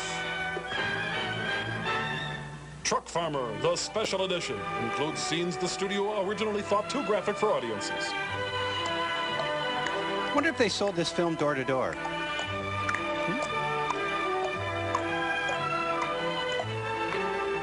Less than a century ago, our forefathers moved west across the vast and fertile plains of our growing nation, hunting for good land. Decades, truck farming has become big business. But not for these people. A lot of factors help, but no one can deny the important role of power machinery. Ah, it's Killdozer! Clint Walker, no! Here, thousands of acres of rainforest are cleared away. Who cares? Stupid trees. God, I hate them. Early tractor pulls, not that much fun. This is the freestyle competition. Don't see many of these trees anymore. Well, down it goes. Well, the sad thing is this guy doesn't even work for anybody. He's just doing this for kicks. Well, here as anointed by God, man holds dominion over his earth. Here we go. By hand, the land would have taken weeks of hard labor to clear. Stick farmers. But now trees and brush can be cleared and burned in days. Well, that's cheerful. And the land readied for the plow. Speed the plow. I'm thinking of telling my wife I love her. Nah, forget it. Not worth it. Go, Speed Farmer. Go, Speed Farmer. Go, Speed Farmer. Go. After plowing, a seed bed is prepared by a modern disc harrow, breaking up the clods of earth. Here's something you don't see every day. Farmer with all his limbs. Sorry. Whack, whack, whack, whack, whack, whack, whack, whack. Now, Duck News. Here's Hugh McQuacken. Harrowing, isn't it? Harrowing farmer joke. And then planting and fertilizing. Fertilizer, which not only increases the yield but adds to the food value of the vegetable, is added to the soil through one set of hoppers, while the other set of hoppers plants the seed. And remember, be sure to use lots and lots of chemicals for a good crop. Begins. Even cultivating is done with the help of modern machinery. In some places, a rotary hoe is used to destroy weeds. You know, I saw that on Children of the Corn. Most farmers like to listen to Igor Stravinsky when they farm. But where mechanical means are dangerous, chemical cultivation is often used. Specially selected chemicals that destroy weeds without injuring vegetables are sprayed in the field. Hooray for chemicals! Here in southern Texas, there is an additional problem. Texan. Adequate supplies of water. The Rio Grande, with the help of the truck farmer, makes up for the scanty amount of rain. Yeah, let me harness this thing here. Well, I'll be damned. I'm in Mexico. Upriver, a huge dam ensures a constant supply of water the year around. A complicated system of irrigation is used. Real complicated. Great care is taken to see that none of the precious water is wasted. I wanted to be a choreographer. Oh, this is an artistic view of farming. I love you, Earl. Not here, Tom. I love you. No. No. Charlie Varick is employed. On large farms, the speed and versatility of the airplane is often used to control insect pests by quickly dusting wide areas. Some farms use mechanical sprayers in the field. There's nothing we can't spray. Finally, plants ripen. Now, this tomato is highly deformed, but cut off the eyes and it's good eating. The last few days of growth bring the vegetables to their peak. I'm peaking, man.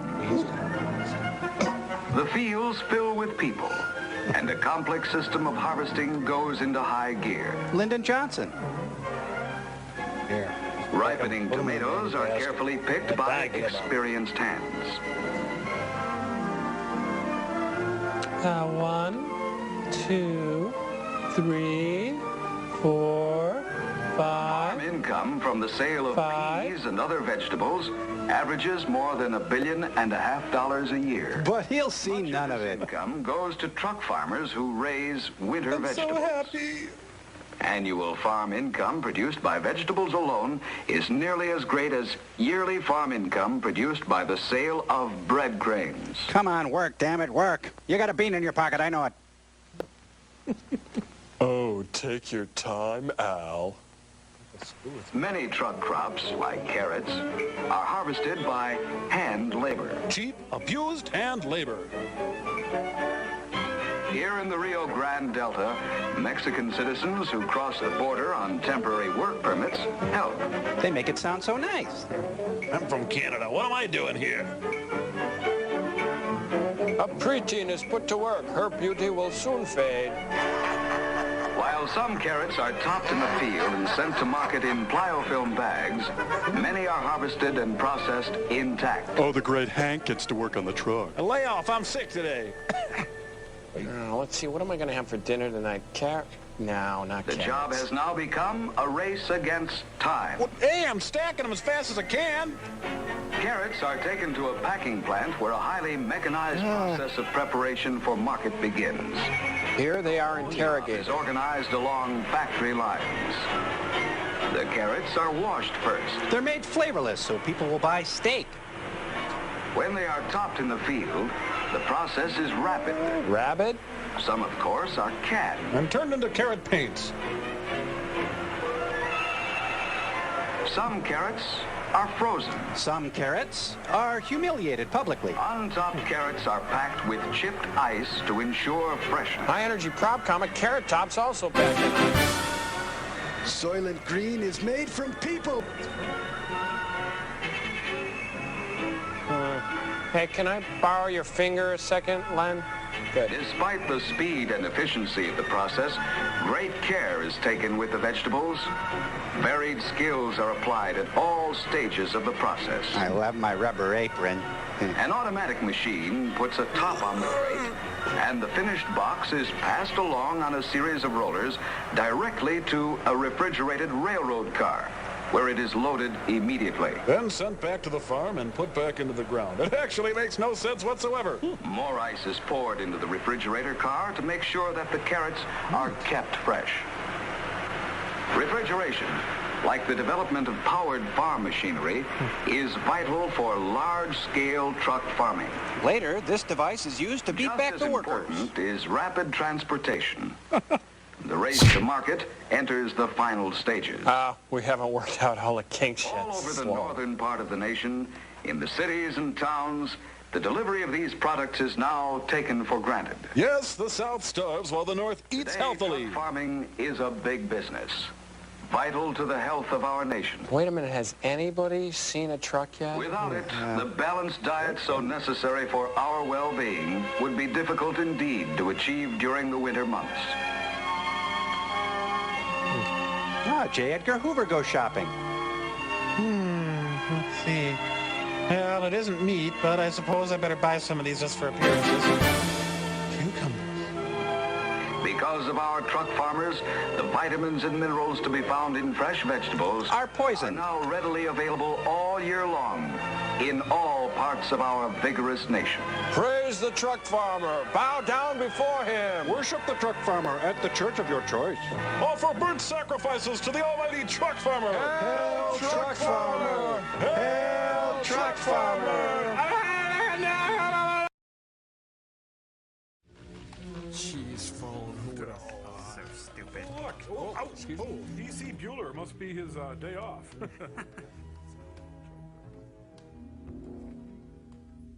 Now, if you take out this self-comprehensive sum-deductible type of policy, you're completely insured with an adequate income for life.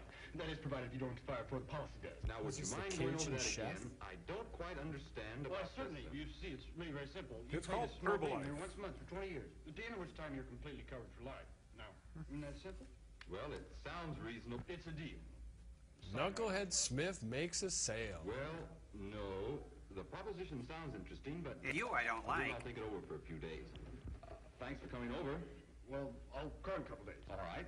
Thanks a lot. Sure. And stay away from my daughter. That's funny. Thought I had him.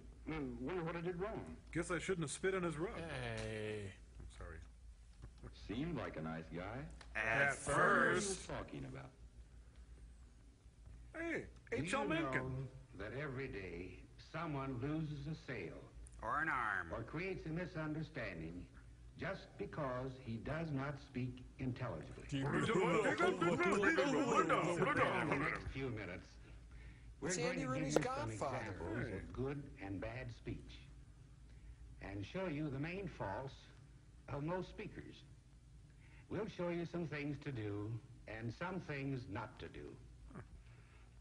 Oh, you're over there The now. first thing that every speaker should do is to learn the three basic aims of public speaking. Lie, lie, and lie. And One, check your zipper. You must be heard. John heard? 2, you must be understood. Huh? What? What's that? 3, you must be pleasing. Do I please you? Do you find me pleasing? Now remember these 3 points. You must be heard, you must be understood. Oh, and you must have a wire Most of rack. us fall short in at least one of these 3 points. For instance, Well, the fact is, we spent many nights in the panties. jungle Oopsie. Sorry. looking for headhunters. One night, just as the tap pants. sun was going down, we heard a noise in the bushes. something was... Dan spelled. Oh, no. All of a sudden, it attacked us. Yeah, that's it. It attacked us. Scattered about. An ostrich. Here's another typical example. This man's wearing a push-up bra. Now he's pleasing. Student government is something we've all worked for. And now that we have it, we must... We have all given our time and our ideas and our strength. Please don't hit me, now please. Cherish it, nourish it, and make it live. Poor child. Most of her audience can't make out what she is saying. And what a wire So rack. she's not heard, she's not understood, and she's not very pleasing. Now let's look once more. Funny thing happened up there in the station. See, I was sitting there waiting for the fellas. We were going I out. was under the bleachers at the ball game, and that's when the cop chased me out and asked me what I was doing. This being Pretty his much. seat, and I said, Mister, I said, this isn't your seat. You see, I've been sitting here a whole lot longer, and you seem to think I have. I think... Garrison since this Keeler. seat, He's got it all wrong. belongs He's to the me, dummy it's this and the seat. ventriloquist. It's not hard to find fault with Don't that worry, speaker. we've had him put down. Many of his listeners won't be able to understand him, and those that do will wish will you were admire dead. his sloppy speech. Do you know That I have little bunnies that painted the on my trouble knees? with most of I the do. speakers we have heard can be traced to one thing. Tight under things. Practically all of us would be better speakers if it were not for this one big fault. Carelessness? Huh? Yes, carelessness Oh, is at the root This of most of doesn't the look ills of poor speech. Huh. If this speaker would concentrate upon overcoming his speech fault of saying and he could be an interesting and effective speaker. Does carelessness make you this type of speaker? Think about it, won't you? Thank you. Now this girl is marked by carelessness And the because devil. she speeds over the words of her speech just to get them said. And she drops her voice at the end of sentences. So And her she audience drops has to the floor and difficulty rolls in her eyes hearing into the and back of her head. understanding her. Is carelessness making you this type of speaker? Think about it, won't you? Thank you. Or is your carelessness the same as that of the man who runs his words together, mumbles, drops his G's, Drops and his usually pants and generates robs convenience sloppy stores. speech? Have you found yourself yet? Do you know what your careless speech habits are? The important thing is to recognize the trouble and then take steps to correct it. And then crush it Now like a let's see if we can cockroach. help you. First, Don't every open beer good bottles with your speaker should teeth. practice opening the mouth wider than usual as he or she speaks. And fresh breath, In this please. way, the words can flow out and the audience can easily hear you. Speak with life and animation, yet speak deliberately. Use plenty of lip and tongue action to let yourself speak and enunciate clearly, so you will be understood. And don't forget the wire rack. Speaking low, full tones, so that what you say will be pleasing and appealing to the ear. And potent. Don't let your voice be high, shrill, and unpleasant just because you're a little excited. Keep it low and pleasing. I like it that way. Speak Well, here's with young George variety. Patton, a patriot and into Change high-grade pace weed. so that each sentence doesn't sound just like the other. When But David if you Dukes want to is keep your elected, audience we will interested, take over the Your country. manner of speaking must be pleasant and interesting. Do I please And you? finally, let your voice and speaking manner reflect your own personality. Let it be sincere and typical of you, rather than stilted and stagey. For Like me. Ladies, I'm so glad to see you all here and see you looking so well. It's an Aunt B Our convention. subject this afternoon is flowers. Don't you just adore flowers? She is one hot Do mama. you see what I mean? Now, what she really meant to say was this. My life is a I'm hollow awfully lie. glad that you've come out today, ladies. Glad to see you looking so well. The subject of our discussion is flowers, one of which I'm particularly fond. Poppies. I know that many of you, too, share my great enthusiasm for this subject. The idea is to be interesting. Interesting but real. Firm yet yielding Now, to the are there any touch. questions? Yes? Won't people think I'm peculiar if I start speaking differently than I ever have before? People think that already, Now, you that's a dope. good point. But I don't think you need worry about it. You see, your speaking voice will become more adequate like as Brenda you practice Vaccaro. the rules of good speaking. and your friends won't think that you're peculiar. On the other hand, they're more likely to admire you For having the courage to come out in public. Your manner of speaking. Speak audibly, so you may be heard. John heard. Speak distinctly, so you may be understood. And speak with life and enthusiasm, so you may be pleasing. And get yourself a good wire rack. And remember that good speech will be a great asset to you always. It is the mark of a cultured person and a well-developed personality. And a good friend. Take pride in your voice and your speaking manner. Take pride in the way you sound. Put out some chips or You something. have Didn't your only mother one teach you voice. anything? Be careful how you use it. Could go off. Look, there's a hammer and a sickle in that eye. Beware. Speech! Speech! Speech! Woo! Speech! Woo! Speech! Lip and tongue action! Woo! Woo! Author! Are you? Because you're bad at math? No students' arms were harmed in the making of this film. Someone got a doctorate in industrial arts? Loser. Thank you, Centron. Depressed yet? You know, it's fun to have an idea. There, wasn't that fun? To be able to put that idea down on paper. I can't do it, but... See it take shape in wood, Avoid taking real classes. in metal, Why, you can make your own bomb. in plastic, Or skin, if you can get it. or in leather. Who am I kidding? This'll never go with my outfit. And you know, I like the feel of a board moving smoothly against a sharp saw. Then I thrust the nail into the soft-yielding wood. I like the smell of fresh wood chips and sawdust. I put them in my underwear. The bright glare of a welder. I like to sneak in and lay on the table saw. The sharp whine of a power tool. The piercing scream of a freshman. Or the dull tap of tools on leather. Rat-tat-tat-tat. I keep popular mechanics under I my like the mattress. saw. Feeling of chaps with no pants. A wrench. Let it go, man. Shop class was a long time ago. It's over. A plane. These tools are my friends. Or a chisel. What about girls, young man? No, Girls. no, chisels. And I feel real good because I'm a craftsman. And not a killer. Because I can use my mind and my hands to create. Of course, I don't know if I'd ever tell my buddies all this. Because, well, sometimes they laugh when you tell them things like this. Then they pants you and drag you around the track. Any talk of unions brings a threat of reprisals at this school. Hey, Joe, come on, let's go to basketball practice. Okay, but wait till I finish cleaning up here. Hey, you making this? I'm making it for the Grand Wizard. You know, this looks as good as furniture you'd buy in a store. It ought to. It's taken me long enough to make it. Kind of slow, huh? I've learned enough in making this one that I could probably make another in about half the time. Still, your Mexicans do it real cheap.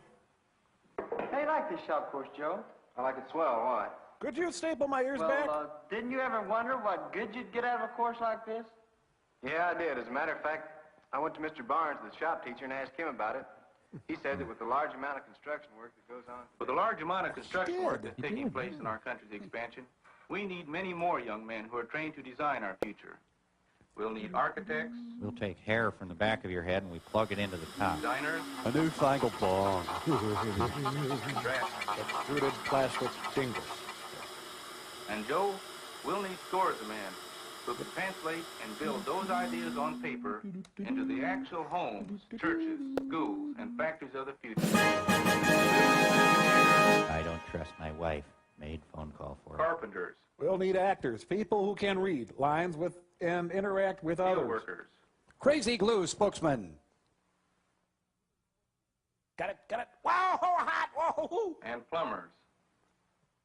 I can't get this thing back in my pants, Earl. We'll need men who can design the machines of the future, and men who can build, operate, and repair these machines.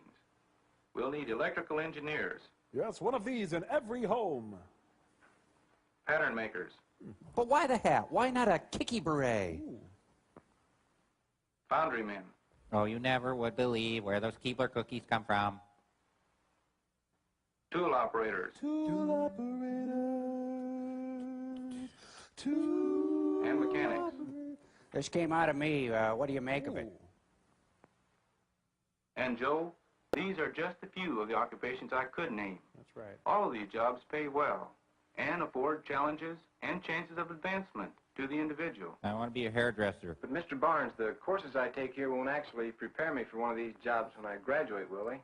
No, you'll probably need more training by either going on to college or by apprenticing yourself into one of the skilled trades.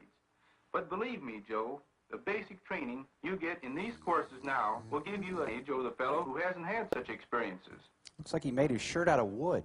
Well, that's what Mr. Barnes had to say on the value of courses like this. These bourgeois. Yeah, you plan to be an engineer, Joe, and I can't see how industrial arts courses will do me much good if I should decide to go into business or something like that. You can't, huh? No. Me neither. Well, come on, boy. Let's go to basketball practice. And meanwhile, I'm going to set you straight on a few of the facts of life. For instance, you know, no matter what job you go into after you graduate, your voice changes. You'll be able to use lots of the things you've learned in your industrial arts courses. No! No! Turn it off! No! Oh, God! Training classes will give you a basic knowledge of those operations. Maybe you'll be a farmer, and knowing how to build improvements around the farm, how to repair all the equipment you use, is a must for you in that operation. I forgot the door. Or you can go on in your studies and become an industrial arts teacher, like Mr. Barnes. He sure enjoys his work, and he told me that there is always a demand for industrial arts teachers, and they're among the best paid in the teaching Give me profession. this. No! Wrong! Do it again. Hi, Bill. Hi, Joe. I'm not a communist. But, like you say, what if you should go into business or selling or something like that? Well, you'll still be dealing with material. You'll still have to be able to recognize quality material and quality craftsmanship. And it only weighs 500 pounds. If you're in production, you'll have to know what materials and techniques can best be combined to give you a quality product at a low cost. Yeah, this makes the Army look good. Look at this. Should I pop this? No, Bill, you're going to have to look far and wide to find a job that doesn't in some way or other use industrial arts Top training. there, a pinup of Kathy Well, Bates. maybe so, but hey, how about the coach? I bet he doesn't. You bet he doesn't what? Oh, hi, Coach. Well, we were just talking. What about when you started making bets on me? I noticed. Well, we were talking about different jobs in which industrial arts training is used, and, well, Bill thinks the coaching isn't one of them, huh? Loser, Well, give me Bill, 20. I took some industrial arts courses when I was in school. Look at me now. And except for some work on the gym floor and knowing a little bit about plastics and some other materials used in sports equipment, actually it hasn't helped me a great deal in my coaching. See? Wait a minute. I'm glad I took those courses. Oh, we may have worked on Model A's instead of hot rods when I took my mechanics course. Of course. But in it, I gained a mechanical interest and know-how that stayed with me through all these years. Boys, For instance, boys. when I get in my car to go someplace, I can open the I feel door. pretty confident that in case of minor trouble, I can fix it, or at least recognize its source. Help! Help me! I can't do anything about it. Help! Why, the cat's in here. Recently, my wife and I bought a home. What are you doing? We felt much surer that we were getting our money's worth because of my experience with industrial arts. Get on up here, Sporto. Now, people like to whisper the word sinkhole around this neighborhood, but it's really not a problem, right? I could tell the wood had been used, Yeah, crummy. Well, we'll just paper this. whether adequate electrical wiring had been installed. Okay, we can use a toaster or the lamp. I could tell what interior woods and finishing materials had been used, and whether these were likely to stand up under wear. Don, there's a lovely kill floor in here. Well, the previous tenant didn't flush. And since that time, I've done a lot of work on the house myself. I put a patio in the living I built room. on a new room and made a recreation room out of it. Most of the minor repair work that comes up around the house, I can take care of myself. Of course, when the house began sliding downhill, that There was are a lots different of things story. I'd like to build now, but I just haven't got the time. But when I retire, I'll have a ready-made hobby to keep me busy. I'll build giant recipe card boxes. You know, fellows, there's a feel about it that I like. His disciples. For being able to visualize something and then create it with my own hands. The semi-nude club. As a matter of fact, most industrial arts courses will help you in sports because they do help you to coordinate mind and body. Say body again, sir. Hey, this is basketball practice, not a lecture course. Who's the shop class version? I believe I will take a couple of industrial arts courses next year. Fine, Bill. Say, you're no shop man. How do you think my car would look? Well, if I smoothed out the hood and put a new grill in it and, you know, made a real rod out of it. Great. Just let me go. Please don't touch me anymore. Don't, no. This is the film the boys had to watch, and the girls had to go to the gym and watch the other film. That one.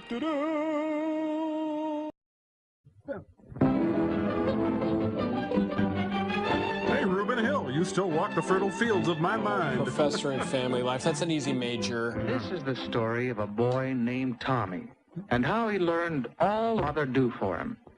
This is Tommy's room. Can you guess what he's thinking? What a dump! Look how neat and straight his whole room is. Tommy's thinking hard because he hasn't done a thing to his room since he left for school this morning. And when he left, the room didn't look like this at all. He's in the wrong house. Toys on the shelves, bed neatly made, clothes put away. No, this morning it looked like this. Had more of a Queen Anne theme to it. Yeah. Clothes scattered about. Toys on the floor. Beer cans everywhere. Yes, when Tommy went to school this morning, he left his room a mess. But now, everything is neat and straight. Except for his mind. Now, how do you suppose that happens? What is this crap? And that's not all. Yesterday, Tommy tore the sleeve of his favorite cowboy shirt. In a prison break. And now it's mended as good as new. Tommy's the lathe of heaven. This jacket had a button off. Now there's a new button. And you know, things of that sort don't happen just in Tommy's room. They happen all over the house. It's called guilt, and boy, does it work. After breakfast this morning, the kitchen looked like this. Then, do you know what happened while Tommy was in school? Someone stole everything. Yes, the table was cleared, the dishes were washed and put away, and the whole kitchen was cleaned up. By a woman with no career outside the house. Same thing happened with the dirty clothes. They get washed and ironed and put away just like magic. Magic's easy once you know Mom. And the groceries that come from the stores. Well, see that chicken? Where? Yeah. Here's the way it looks when Tommy sits down to supper. Trumpy, no! That reminds me, I gotta go freshen up. Things certainly do happen while Tommy's in school. Now what does Tommy see? It's Tommy's connection coming up the walk. Where's he going? Oh, here's Tommy's father, home What Tommy from work. calls many men, Dad. And here comes Mother to say really hello. good, Crow. Hello, Master. Tommy likes to be with his parents. And this evening is a little special, for it's the day for Tommy to receive his allowance. Here's a penny. Every Happy week, birthday. Father comes home with money for Tommy and for Mother. I suppose he Money wants Father earns by going out and Here's working $1. for his Go buy family. yourself something pretty. After supper, the kitchen looks very much as it did after breakfast. Do you know who will clean it up? The maid? Tommy knows that when he gets up tomorrow morning, everything will be done. So, good night, Father. Good night, Mother. Good night, Oedipus. Good night. Sleep. No, help! There's an announcer under my bed! Now the faces of those he's wronged flash before his eyes. Whoops, almost forgot something very important. To pay homage to Gorto. He'd better put the allowance money in his bank before he forgets. Yeah, you wouldn't want that penny just sitting out. But say, that's not very much money. And there are shows to go to. And that superatomic airplane to send for. People to buy. Well, there are so many things a boy likes to have money for. Like play the numbers. Tommy's going downstairs. He's going to ask Father if he can't have a little more money every week. But first he straps Gophers to his feet. Bye. And Tommy will get to see what Mother and Father do after supper. And what all the yelling's about. Yeah. Mom? Dad? Oh my God, that's disgusting! Oh! Oh. They're doing those dirty dishes. And Mother is telling Father all about the things she did while he was at work. Well, I isolated that What did nucleotide Mother today. do today? The first thing she did this morning was to fix up the kitchen. Mom leads a life of quiet desperation. She cleared the table and washed the dishes and put the food away and made everything spick and span. While suppressing her own dreams. Then she went up to Tommy's room to straighten it. As she chokes back the bile of resentment. There were train tracks and other toys to be picked up and put away. There was the bed to be made. And the maid to be bedded. There were clothes to be hung up. And some would need washing or mending. After that, Mother started on the ironing. The most satisfying part of her day. Doing the family washing and ironing is a pretty hard job. But Mother does it regularly every week. She's in what we call a rut. And the cooking. Oh, yeah. Mother has to find time to make good, nourishing meals for the whole family. We're having cat today. He knows Tommy's appetite is getting bigger and bigger. While his brain gets dimmer and Later, dimmer. she did the mending. Well, there's Tommy's cowboy shirt and his jacket. He can rejoin the village people now. Tommy could be more careful with his clothes. And why should he? Those are just some of the things that Mother has to do. No wonder she's often tired at the end of the day. Tired of It Tommy. seems Mother never stops working for the family. And the man. And what about Father? What does he do all day? Well, he had a particularly hard job today. Dad pulls the lever at the big He house. didn't want to do. But he did it anyway. Because that's the way Father earns money.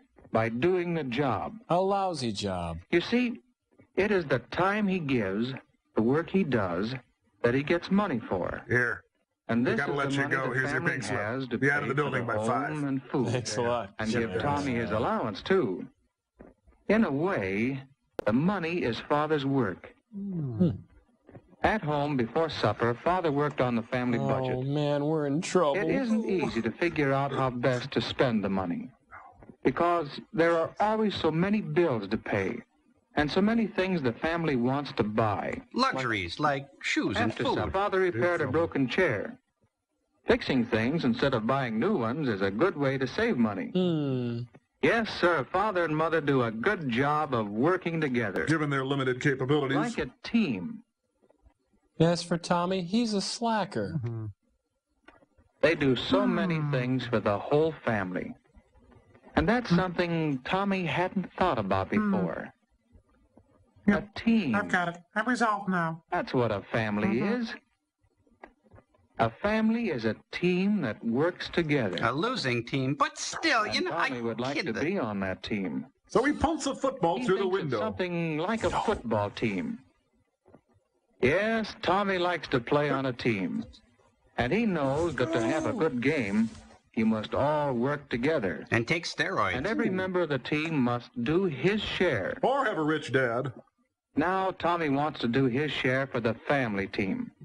One thing, he can save his money, not ask Father for more. And so help the family buy more things they all want. And starting right now, he can help Mother by putting things away. Like his hopes and dreams. Yes, from now on, things are going to be different with Tom. Whew, his feet stink. Yeah. After a week or so of trying, he gives up. Tommy was really working on the team. When a piece of train track was broken, Tommy fixed it himself. Killing 400 commuters. So Father didn't have to fix it, or spend money buying new track. Don't you think that's a good way to help your father? And show him how much you appreciate all he does for you? If you're into that kind of thing. See how neat Tommy's room is. Tommy's gotten in the habit of picking things up and putting them away. And it makes him proud that Mother doesn't have to do any work in his room. Now that he's in his place. Isn't that a good way to help your mother and show her how much you appreciate all she does for you? My mother is a saint. And Tommy has thought of other things he can do for his parents. Last night he did a ring job on the It's really car. more fun than work when you know you're helping your mother and father. You know, Mom, I'm going to be a mixologist when I Wouldn't you grow like up. to do things for your parents the way Mom, Tommy I does? translated a Beckett play this morning. Then help to keep your room clean and neat. Well, seal it off. Don't go in there. Keep your clothes on hangers. Try not to tear them or get them too dirty. Try not to eat them. Put things where they belong. Don't leave them on the floor when you're not using them. Yeah, what is with you today, Tommy? Help save money. Remember, someone has to work to earn it. Get Porky some pants. Help your parents around the house. Any jobs you can do that will make things easier for Father and Mother. Tommy showers only half his body to save water. Try to think up new ways you can help your family. and ask your mother and father about them. They'll be glad that you want to do something that proves how much you love them and appreciate all the things they do for you. Your parents appreciate nothing. I just kept as Tommy's father and mother do. And what's more, because Tommy has helped us save money, mother and You do the father voice, I agree work the that he jaw, has honey. earned a share of the money saved. A bigger allowance. A nickel. Thanks, Dad. That's mighty good. Son of... But what's better, Tommy knows he's a real member of his family team. From slacker to booster. Thanks, Tommy. Thanks, Dad. You probably was. No, you Hey, can't say can it. we say it now? No, you can't say it. I'm Dairy Council intolerant. Is Velveeta a member of the National Dairy Council? No, Velveeta's a splinter group. I thought I smelled something. Yes, the farm of secrets and lies. Ladies and gentlemen, Mrs. Loretta Doyle. I was warned as a child. This is a story about the summer George and Betty spent on Uncle Jim's dairy farm. A cautionary tale. George and Betty are both excited because this is a very special trip. We're dropping off the kids and never coming back. But they're not a bit more excited than Andy and Jane, who live on the farm. Poor saps. Jane, I think they're here. I see their car. Are you sure? Don't ever question me. I'm sure.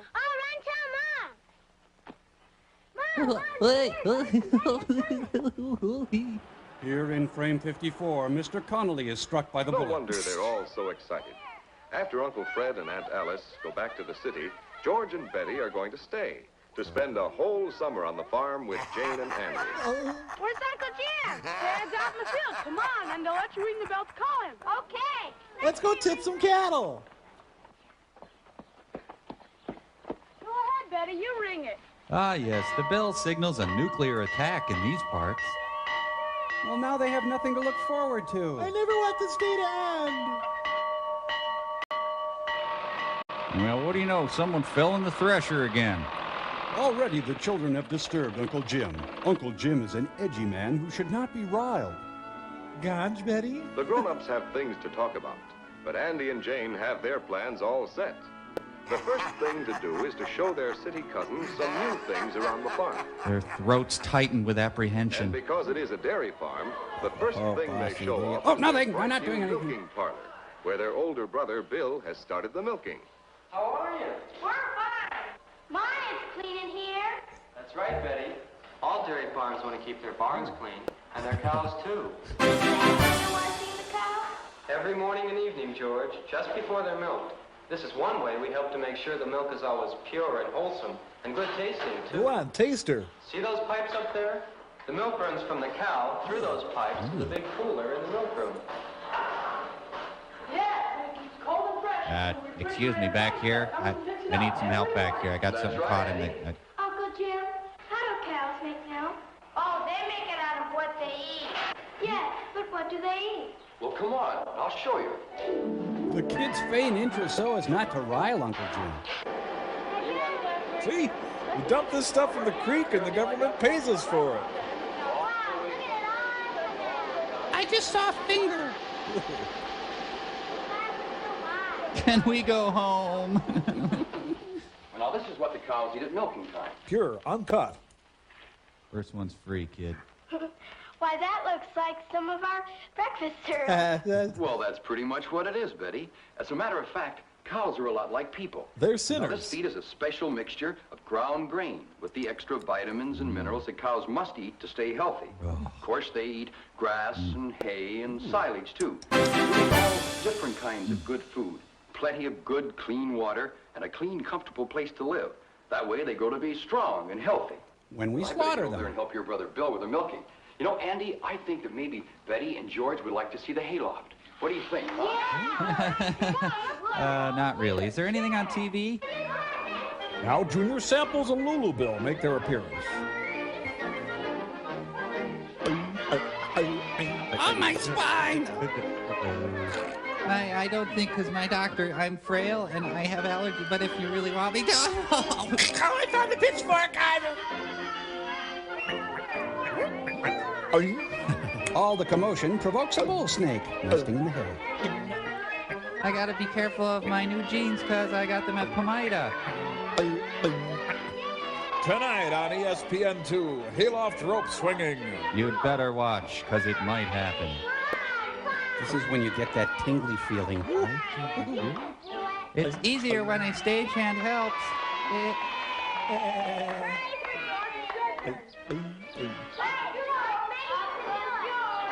The summer of my German humiliation. But I want to write poetry and act and... I can't do it. That's okay, George.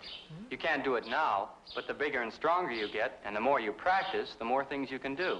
You'll be able to do it by the end of the summer. Now give me 30, soldier!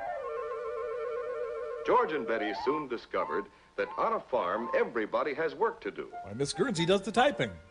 Right now, this new calf doesn't need any help. It's just 2 days old, but it knows where its dinner is. Hey, no But later snacking. on, it will be Andy's job to teach the calf to drink its milk from a pail and to eat other feed. Hey, this is Skim. Uncle Jim and Bill make sure that grown-up cows are properly fed, that they get grain and grass and silage, all the good food and clean water they need to make good, fresh milk.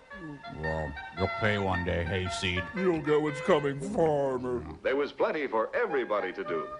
Betty helped Jane take care of the baby lamb. And prepare a mint sauce. And they all learned about pigs, too. More than you'd ever want to know. Ever do that! A very special Ziffel family reunion. So this is enough to get you up in the morning, huh? Okay. So, cities, nightclubs don't mean anything to you, George do and they? Andy helped Bill feed the pigs every day. Day after life-sucking day. While Betty and Jane helped with the baby. Drink it, just drink it. These would make nice purses. Ah, the lunch counter at Tom and Pigs Rosie's don't have Diner. good table manners, but they enjoy their dinner. A mixture of milk and ground grain. Later, they will eat corn and other kinds of feed. Oh, yeah, and then later he'll bring around the dessert tray. Baby chicks, too, are Hey, started they're out on women. a special Oh. mixture of ground-up grain, milk, and other feed. This is Betty's and Jane's favorite chore. The baby chicks are so soft and cuddly. And squishable.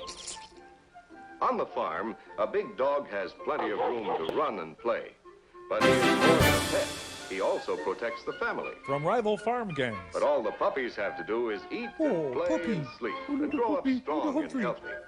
One foggy Christmas Eve, Santa came to say... Jane's kitten loves to drink his milk. But he wishes he had a straw. And Jane and Betty enjoy playing with the kittens. They enjoy neutering them also. When the dinner bell rings, no one has to call the girls twice. Yeah. They run to the house and wash up quickly so they won't be late. They have obsessive-compulsive behavior. Living on a farm makes you hungry, and Aunt Helen is certainly a good cook. Given her limitations. Jerry Lee Lewis joins the family for dinner. That's nice. Ah, yes, now's the time for Uncle Jim's fundamentalist dogma. But I don't like food. Look at all the wonderful things to eat. At restaurants. It takes all kinds of good food to build up muscles and let us grow bigger and stronger. Mostly just butter. Susie drains the last of her dirty banana. That's why I'm burning my brow. Repressed emotions help the evening pass without incident.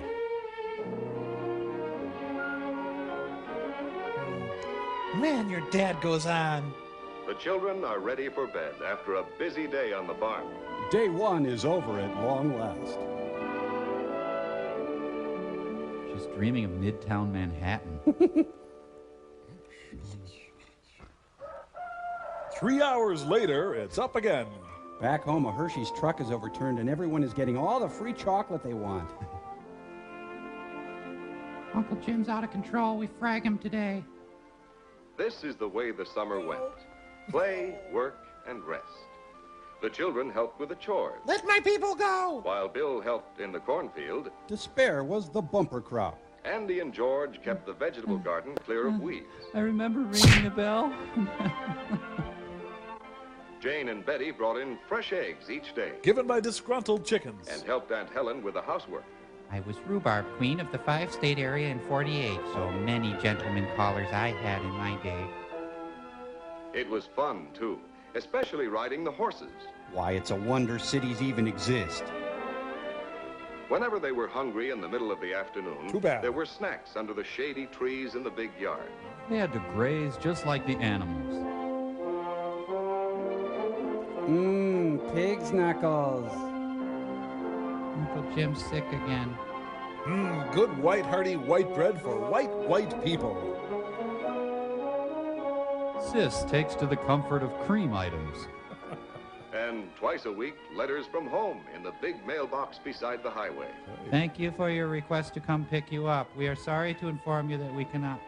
As the summer passed, everything seemed to grow. The corn was knee-high on George when he came. Now it's taller than he is. George is clearly shrinking. Andy's calf is bigger and eating like a grown cow. With a knife and fork like a real gentleman. The lambs are almost grown. And look how big the pigs are now. Equal rights for pigs. The little chicks have become grown chicks. They want to wear makeup and nylon. George and Betty have grown bigger and stronger, too. George can even shinny up that rope now. The stagehand helps him, too. Yes, they've had a wonderful time. They've learned how animals grow through good, nourishing food. I think it's dead. They've learned how work and play and fun go together on the farm. Elsie and I are in love and you can't stop us. They've had good, nourishing food to grow on. And plenty of sleep. Why, Uncle Jim's even enrolled them in the Posse Comitatus. Corn coming after me. Stalks attacking me. The summer is over. And George and Betty are waiting for their parents to take them back to the city. Freedom! Abner, just throw them their winter clothes and then Florence. Hey, they're driving right by. Wait! It's time for goodbye now, but the children will have a lot to tell their friends at home. Heck, I was pretty hard on them, Clark, but I think you'll understand when you see how well behaved they are. It'll be a long time before either George and Betty learn to forgive, or Andy and Jane forget that summer of fun on Uncle Jim's dairy farm. You weren't there when we had our summer of fun. We went to Condu in Orlando.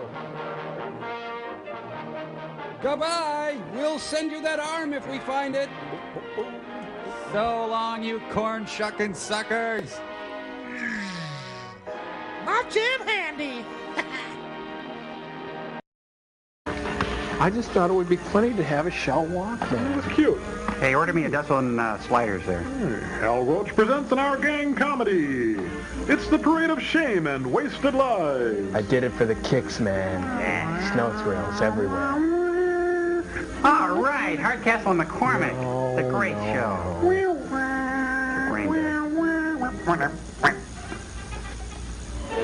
Hey! Ice skaters, young and old, die from flashing blades. You know where I come from, they arrest flashing blades. Yep, it's true.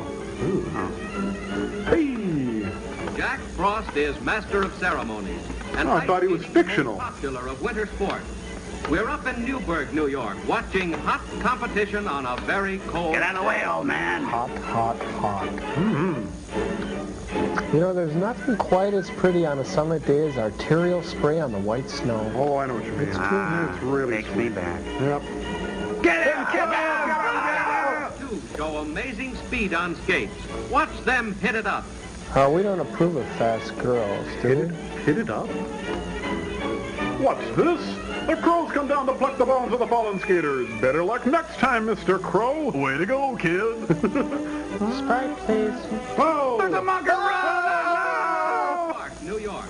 The younger generation speed around the frozen lake, and how they do go. Hey, look, I can see Ryan O'Neal and Ollie McGraw over there. Oh, I thought they put the younger generation. Love means never having to watch this movie. Permits, skates flash in the sun as this sport gives keen enjoyment to fans of all ages. Yes, even people with one foot in the grave like it. Meanwhile, in the stuffed shirt competition, tripping them for fancy skating and whirlwind turns. And these guys really go. Yes, it's prostitutes on ice. Oh, well, in a nice way.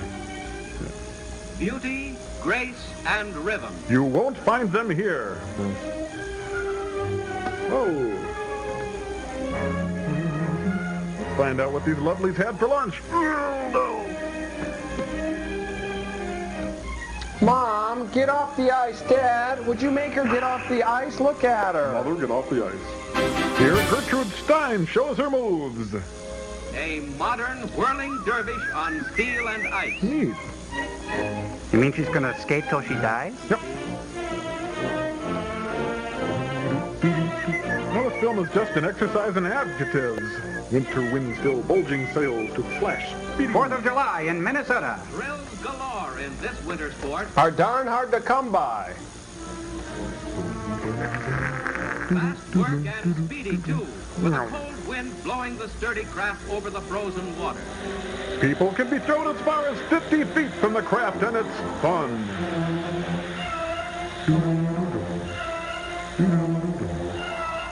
Yachting in winter, without hot coffee in the cabin. Nothing like losing a few toes and fingers to frostbite.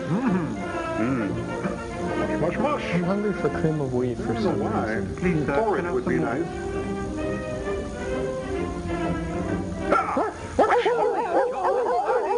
Enjoy the excitement of dog sled races over snow and ice through a biting blizzard. Mush, mush, and the thoroughbred Siberians dash ahead. To escape their evil tormentors. Speed at their best. A doggone good race. What is PETA? Hey, isn't that John Sununu?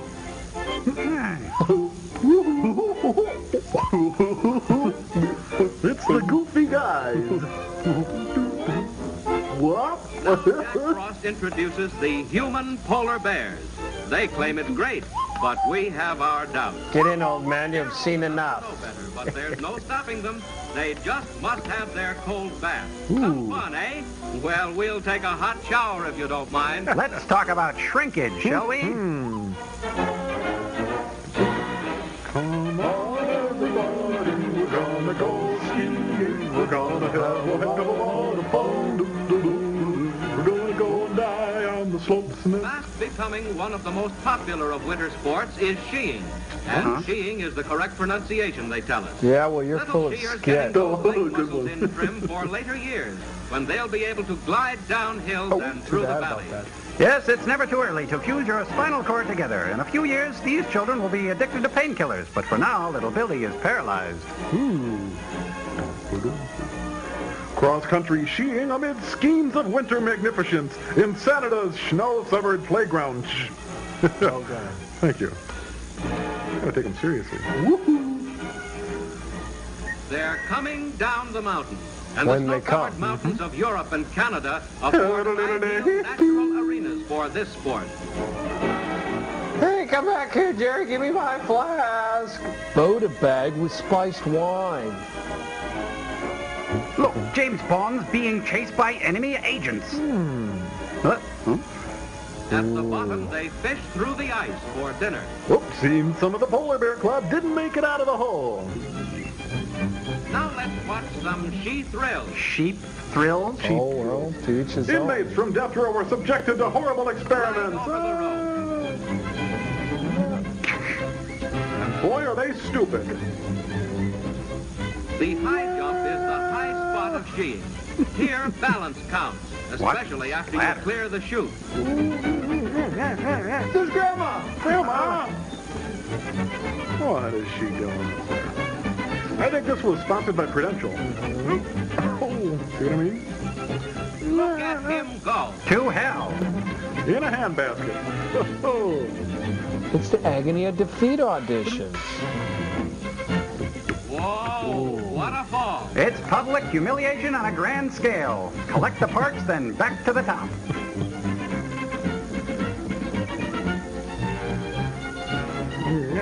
Then it's time to stand on the first aid line. It's a dangerous sport unless you know how to land upright. Oh, oops. And this palooka now sells pencils on 3rd Avenue. Hey!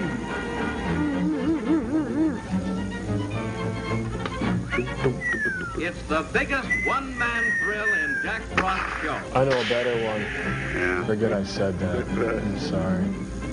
Embarrassing? You bet. That guy never had a chance. Ouch. What? She-whoring? Next on Sally Jesse Raphael. She-whoring. What? They got their idea from aquaplaning. These she-joring fans. Faster they shout, so the horse again bows to the automobile. It's a safe and fun way to blow a Saturday or a knee. A heap of fun. Huh? Uh-oh. It's the nuttiest bobsled in town. Oh, look at them all. In Cornish, Maine is the longest Reminds you of Lemmings? in the world. It's a death train. To town, but they'll have to pull it back. I see a class action suit coming around the corner. Watch out for that train. Uh-oh. Ding, ding, ding, ding, ding, ding, ding. Help, close. We can't come back. We don't know how it works. Oh, I can't take this. The music, that is. It's the sled of the subgenius. Now is the winter of our discontentment. Of speed, thrills, nerve, and courage, this wins the vote. This takes the cake. On they dash, faster, faster. Pussycat, kill, kill. Breakneck speed. Do you want to go faster? Raise your hands if you want to go faster. Grab the mail there, would you please? Thank you.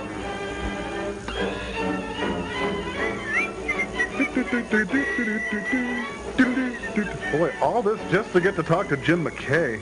No. Ouch. Excuse me. Hey, what happened to the voiceover guy? Go to the bathroom or something? No. Down goes Herschel Walker. And overboard. Well, we can't wait. You'll get run over by the next sled. Swiss have a word for this. It's called, I'm gonna die! And with the greatest thrill of all, we climax Jack Frost's great show. Snow, ice, pep, steady nerves, joy Blood, and flesh, excitement. entrails, the contents of a human spilled. Thank you, Eugene Castle, for making us laugh at winter again. And again, and again.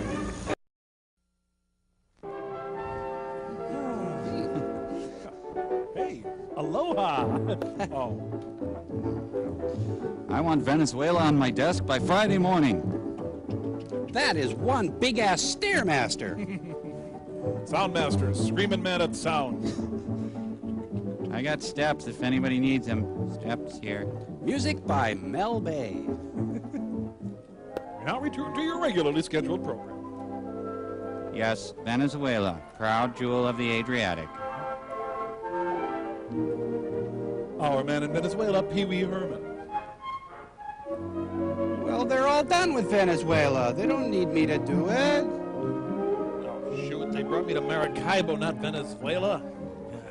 Hi, have you heard of the Book of Mormon? Por favor, senor. Bundle my butt. ¿Dónde está No, mi equipe? No. No comprendo. I will not give you foot massage. Favor de pasar por aquí. I was so sure I'd learned the right pronunciation.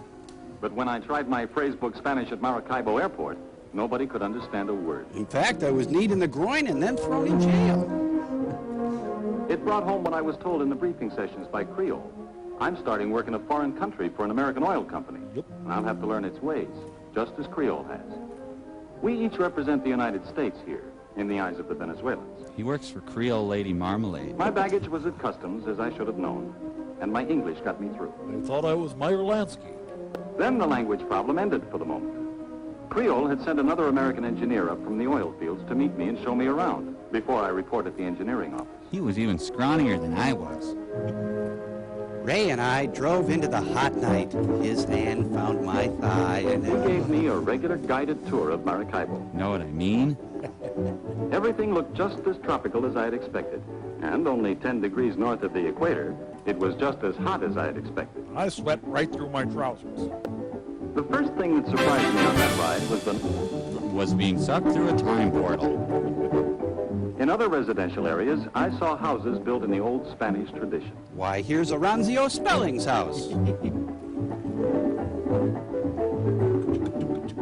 Then came the new again. Huge modern apartment building. So I'll be staying here? Yep. These seem nice. Oh, there's some stores. Wait. This is like a very Brady Venezuela. I almost felt I hadn't left home when we passed a big Sears Roebuck store. Because it's called Cram Venta at home, too. Another familiar sight was a used car lot, full of American autos. I dropped my pants and bent over a car just to feel at home. Autos usados. But the center of the city is Spanish. And you begin to realize that Maracaibo is almost 400 years old. When are they going to fix it up? Sir, cars aren't allowed on the bike path. Sir! The narrow downtown streets along which we drove were once invaded by Morgan's pirate raiders. Frankly, we'd wandered into a bad section of town. I begun to wonder where Ray was taking me. The contrast really hit me when we drove up to our hotel. Just about the most modern one I've ever seen. There's a motor lodge outside Detroit that comes close, but... It's a great introduction to a job in Venezuela, but it's only for one night. One lovely night with Ray. Ray? Pardon my luxury, dear. I'm at the pool at the hotel as I write this. And I'm not lusting after the young, tawny Venezuelan. My next letter will be from Lagunitas, because I leave for the oil fields tomorrow. Love to you and the boys. What's their names? Jim. To you and the boys, Jim. Do you know a Jim? Where is Daddy, Mommy? Well, Jeff, I'll just show you. That's okay. You can just tell me. Oh, my. This is the Kama Sutra. We're here in the United States. The best country ever.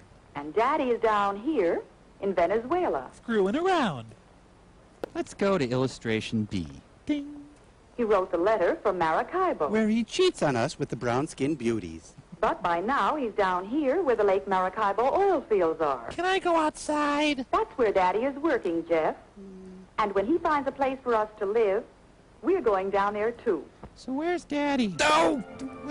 Dear Ann, well, here I am at Lagunitas in the oil fields. Try to find me. My trip from Maracaibo started with a ferry ride across the neck of the lake, near the entrance from the Caribbean. Nice enough fella, drove the boat well, and how they live is none of my business. Let's see.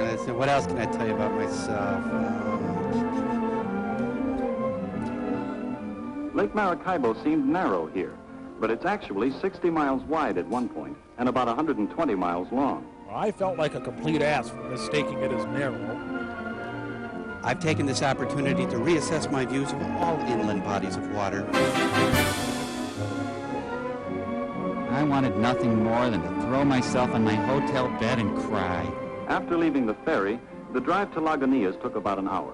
Most of it along a road built by Creole and the other oil companies back in the 30s. Over a wide body of water, and it was a wide road! I made no assumptions about the narrowness or width of the road.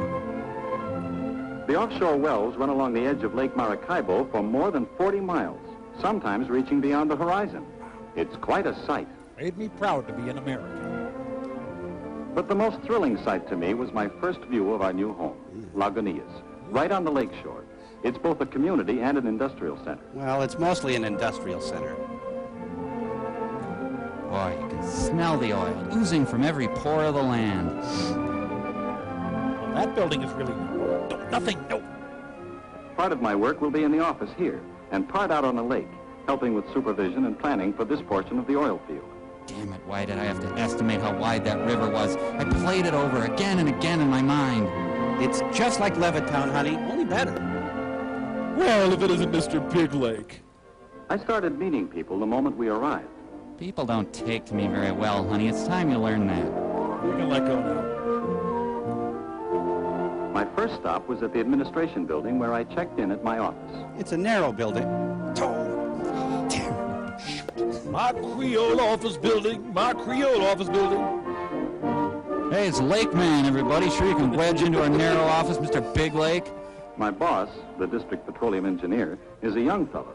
They give responsibility early here. Young that he's in his mid-50s. I found that the engineering staff is both Venezuelan and American, or North American, as they say here. Or White Devil, as they say here. Then I spent the evening getting settled in my quarters. A long and lonely evening, dear, without you. I'm lying. I stayed up till 9 and had Cokes. Please forgive me. Please. I'll have another Coke. The next day, I was taken out on the lake to see the field procedures. Then shot in the Before head. that day was over, I felt as though I were back in the Navy. I was dragged behind the boat over beds of coral. I didn't see that ponga knife coming at me. Never get out of the boat. Absolutely goddamn right. I'd been shanghaied by some badass drug cartel. I realized I was sitting on a kilo of coke. They'd asked me to give up the pinky from my left hand. As we headed out into the lake, I saw that there was no open water ahead, just rows of oil wells. And as an engineer, I know that what I saw is just part of it, that under the water there are hundreds of miles of pipeline connecting the wells. You wouldn't know that, honey, because you're not an engineer. The wells form a geometrically exact pattern, carefully spaced, to tap the oil in the most efficient manner. The pattern nicely doubles as a pentacle to Satan. Yep, here's our new house, honey. Creole and the Venezuelan government work together to make sure that the field is planned for the best long-term utilization of the country's oil resources. For example, a careful check is kept on the pressure of the gas, which forces most of the oil to the surface without pumping. Oh, Christ, what a mess. Well, I'm sure it's fine. We don't even know what it means. Come on. Got a crab cage filled with crews down here. My God, go, go, go! This whole thing's gonna blow! We gotta be 200 yards gone in 7 seconds, mister! The gas which comes up with the oil is not wasted or burned off. 7 miles offshore, I saw one of our huge plants which injects the natural gas back into the formation. That maintains the pressure to keep the oil flowing. How thoughtful. Hey, that's a dairy barn. The drilling is done with power and equipment from big barges, tied up to the well platforms. I thought of you, honey, when I saw the big barge. I'll be working on the barges a lot of the time, and I'll have to speak Spanish because 92% of Creole's employees are Venezuelan. Flintstone? Me and Gene Okerlund worked on my site. That includes a large number of the engineers and more than half of the supervisors, like the tool pushers who boss the drilling crews. Another year off my life. I'm so flipping happy. Ah! Oh. It was majestic, honey. Practically all the skilled workers are Venezuelan, and with their housing and other benefits, they receive about as much as men doing identical jobs in the United States. Well, I figured a certain way, about as much. Honey, it's just so glorious. You gotta get down here. Employee relations policies are about the same, too. And oil companies here operate under modern labor laws. Again, for Venezuela. I already feel at home in my job, even though I sometimes go to and from work in a boat. I hope my humor isn't too pungent for you. Sure, it's a different country, and I'm a foreigner here. But the Venezuelans have already made me feel welcome. All I have to do now is lick that language problem. And Escobar here. Dear Anne and the boys. He said, boys, he loves us. News on our house. Ready? I've been looking over all the staff houses, and my favorite is the kind built high off the ground to let the breeze under, and incidentally provide a wonderful open-air playroom. They're completely shuttered with aluminum to keep out the daytime heat. I'm sorry, Ray. I saw the interior of one house on Sunday when a Venezuelan employee invited me over. He's being transferred to a better job at Creole headquarters in Caracas, and I hope to get the house. His wife showed me all through. It's Billy and Betty Barty. No, I couldn't possibly take your wife. Get ready to hang our artwork high on the wall. All Venezuelans listen to mariachi bands all the This time. one had 2 bedrooms. Some have more. Some have less. It all works out. Everybody seems to get a bed. This is the old workbench, as Ted says. I guess I shouldn't complain to you, but he's never home. He's got another wife, and it's called petroleum. Here's our ashtray. You'll probably get one of these, too. We'll have to raise our coffee table to have any hope of fitting in. I was pretty happy about the possibility, but it didn't work out. As luck would have it, the house has been assigned to another family who've been waiting some time, meanwhile living in one of the Quonset huts. But I got a beer out of it. And so that's how we happen to be moving into their Quonset hut on October 1st. Pile! I rushed right over to see it. Yeah, you doing, buddy? Never saw one of these dung heaps before. Get on in here. Well, this is the living room. Nice, huh? It's temporary housing, of course, but these people had fixed theirs up attractively. We can do the same while we're waiting for one of the permanent houses. There's rats in the toilet. Gotta keep a book on the lid. Sit down, honey. It's like living in a B-52. I found half of a dog under the floorboards. I woke up once with a roach in my mouth. We'll need just about everything we have at home, except the kitchen sink. So you better start packing. The water works about an hour a day. I'd boil the hell out of it if I were you. Be prepared for a heavy social life, too. Everything from bridge parties at home to sports at the club. I donned my swimming trousers and took a relaxing dip. My favorite spot is the pool, even though it's mighty lonely there without you. No fun at all, really. Thank you, Mr. Eddie's father. I have to go to confession. Fortunately, she was the commandant's girl. Swimming! You asked about medical care. Don't ask. There's a Creole dispensary for both employees and dependents. It's called Needle Park.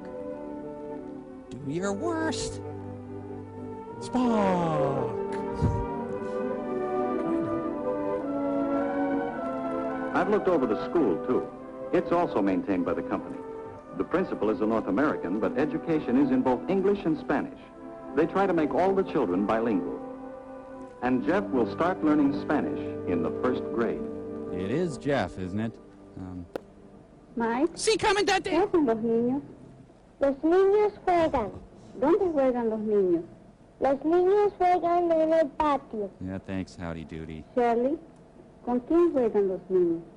Los niños juegan No, forget it. Never mind. Thank you. Okay, she knows Spanish. Next group. Those kids made me feel a little ashamed of my Spanish, or lack of it. You make me sick. Everything I've described is inside the oil camp. The Creole is now trying to get away from the old idea of a company camp. Eventually, they want their people to live in regular towns, where that's possible. They killed all pets to prove they were serious. I saw some results of this new policy when I visited Creole's refinery at Amway recently. Why? Just because. We drove through the residential area, where many of the homes were built by private contractors, partially financed by the company. The houses are sold or rented to anyone, not just Creole employees. The worker is even helped with his down payment if he needs it. But after that, he and his family are on their own, just as in the United States. I saw a nude midget circus. Instead of company commissaries, they have privately operated shopping centers. Some of them started with loans from Creole. The idea of this community integration project is to make people independent, instead of having to look to the company for everything. It's called Venezuelalization. It's an interesting new development. And speaking of new developments... Miss Anne, I'm being sent for a month's study of Spanish in Caracas. That's where I'll be writing from next. Did he mention me at all? I traveled to Caracas by air, of course, landing at Maiquetía, right on the shore of the Caribbean. You? Then we started up through the mountains, on one of the most remarkable highways in the world, the Autopista. I'm joining the Shining Path. Narrow, wide, narrow, narrow, wide. I couldn't help but notice the dark sedan following us. We entered the land time forgot. Dinosaurs roam freely. We go to see Kong. It took us just 20 minutes to climb to 3,000 feet, the altitude of Caracas. You? Suddenly, we were in the city. Shots rang out. It's laid along a narrow valley just behind the coastal mountains. Narrow? Did I say narrow? There I go again. The cab driver whirled on me. His eyes narrow. No, not narrow. No. The downtown area is dominated by the central Simon Bolivar, a building development something like Radio City, except that superhighways go through it and under it. And you can't get a good corned beef sandwich, and the live sex shows aren't that good. It's an inappropriate analogy, and I'm sorry. I had the driver take me for a ride around the city. I wasted company funds. He showed me the new sections in the east, where just 10 years ago there were sugarcane and coffee plantations. And he showed me a butterfly knife. Honey, I'm really sick of Venezuela. I want to come home. Shut off that crappy music and fly me home. I don't want to live in a closet hut. I don't want to learn Spanish anymore. Creole's really hard to work for. Enough of the stupid buildings. Oh, what else? They use a tremendous amount of color on the buildings, sometimes just to vary patterns. Sometimes it's too much and I have to avert my eyes. And sometimes for artistic effect. Giant mosaics, 6 to 10 stories high. Are there?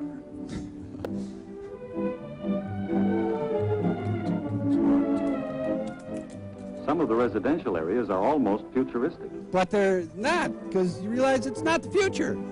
But others are so quiet and tranquil that you seem to be in another world. But nothing is as nice as our Quonset hut. I saw the Virgin. Oh, no, my mistake.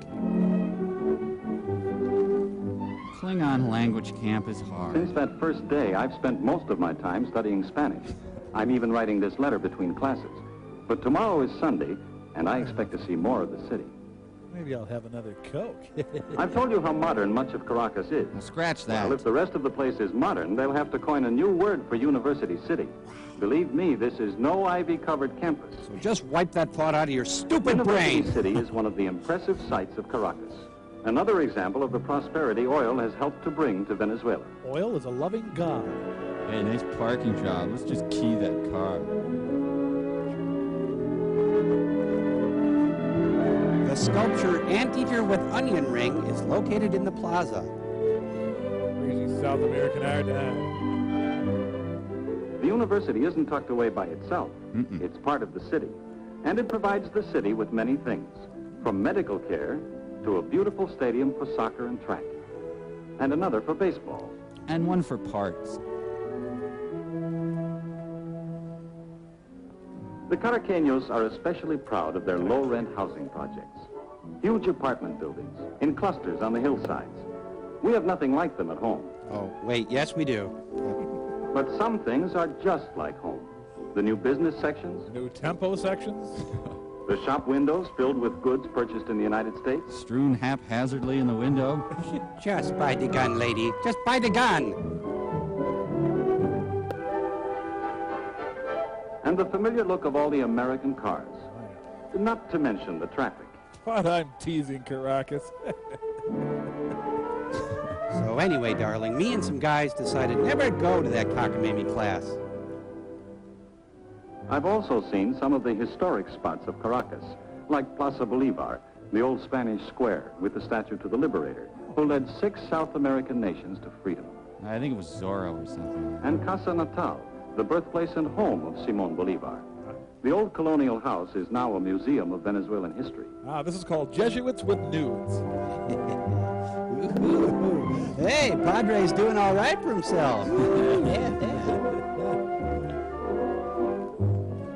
I was told that many families in Caracas still live in gracious old homes like Bolivar's, showing only blank walls on the outside and looking toward beautiful inner patios open to the sky. I was lied to. Does he go to classes at all? Hey, buddy. Olé! My Caracas life, for most of the past month, has centered on just one building, the Spanish school. And the steam room inside.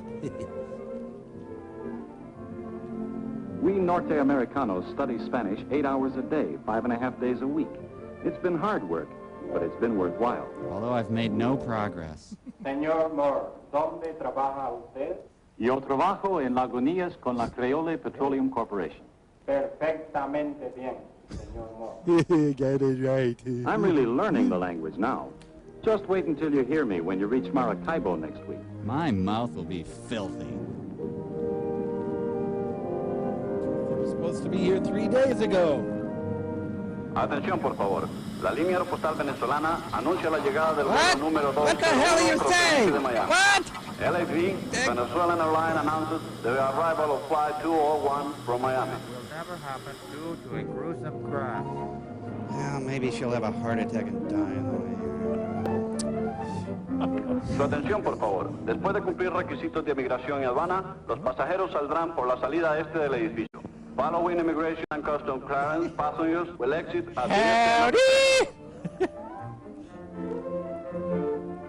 Wow, I've had her in there for a long time. That cavity search must be hell.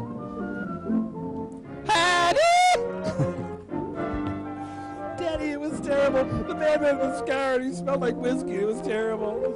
That's enough, dear. No. Are you looking at my wife? Put the bags in the car. Bago in caro! Is this all? No, we have 2 more bags. Tenemos más equipaje. Wait, Jim. Tenemos 2 maletas más. Una grande y una pequeña. Sure. Right here? La pequeña es mía. Oh, no. We've been studying Spanish, too. Well, that's how it goes. You work hard to impress your family, and they end up telling the porter what luggage he has to Is find. that nuts or what? It's good to have them here, though. And I'm looking forward to a good life with them during this assignment in Venezuela. You need me in the groin, Daddy! And so I say, El Fine, on the end. Whatever. And as we left the clam flowage that day, Woo, dog, and then we're going to chop up some onion, fry it in the top of all day. We're going to get some cayenne pepper and a red damn don't sit on that. Weird is all. Weird. Your last clear chance for fantastic savings. That's what it is. Did you... What? Yeah, look at you. The National Safety Council. Oh. Jack Kevorkian throws a tailgating party. Save some for me. Oh, look, the Pepto-Bismol car. Never let this happen. Don't make the mistake these people made. Don't die. When lilacs last and the dooryard bloomed, I suppose I should have gone in for a few minutes. But I just couldn't do it. Because of the tear in the sprocket hole. Burying someone from a family, someone cut down in the prime of life. Is one of the perks of this Well, job. it's hard to take. I could say goodbye from here. Goodbye! Oh. Besides, I could do more good out on the road. I could keep trying to prevent other people from killing themselves in their cars. Don't cry out Bringing to loud. other families, like the Let's Dixons keep it in there, inside. that heartbreak that never quite heals. Like psoriasis. It was hard to believe that just a few days before, I was being spanked by the Rod Dixon McCune. family had been as happy and contented a group of people as you'd find anywhere. And then I showed up. Frank Jr. had just come home from college to give his dad a little help on the farm for the summer. Ever since the heart attack, Dad thought he was a basket weaver. Chip off the old block, studying scientific agriculture at school, and getting ready to follow in his dad's footsteps. Longer than there have been stars. Frank's girl, Betty Hutchins, had been waiting for him, of course. Everyone knew they'd be getting married before too long. When will we be getting married? For too long. Mr. Dixon's new tractor had just arrived down at the Union Pacific freight station, and they all went down to inspect it. You can guess there's not much going on in this Brother town. Alan had just taken his driving test a week before. Alan sure wanted to drive his dad's new tractor, but until he actually received the license, Dad Dixon wasn't letting him on the highway. Not even on a tractor. Well, you're not ready for the high life yet. These are fruits you must not taste. Me? Oh, do we dare?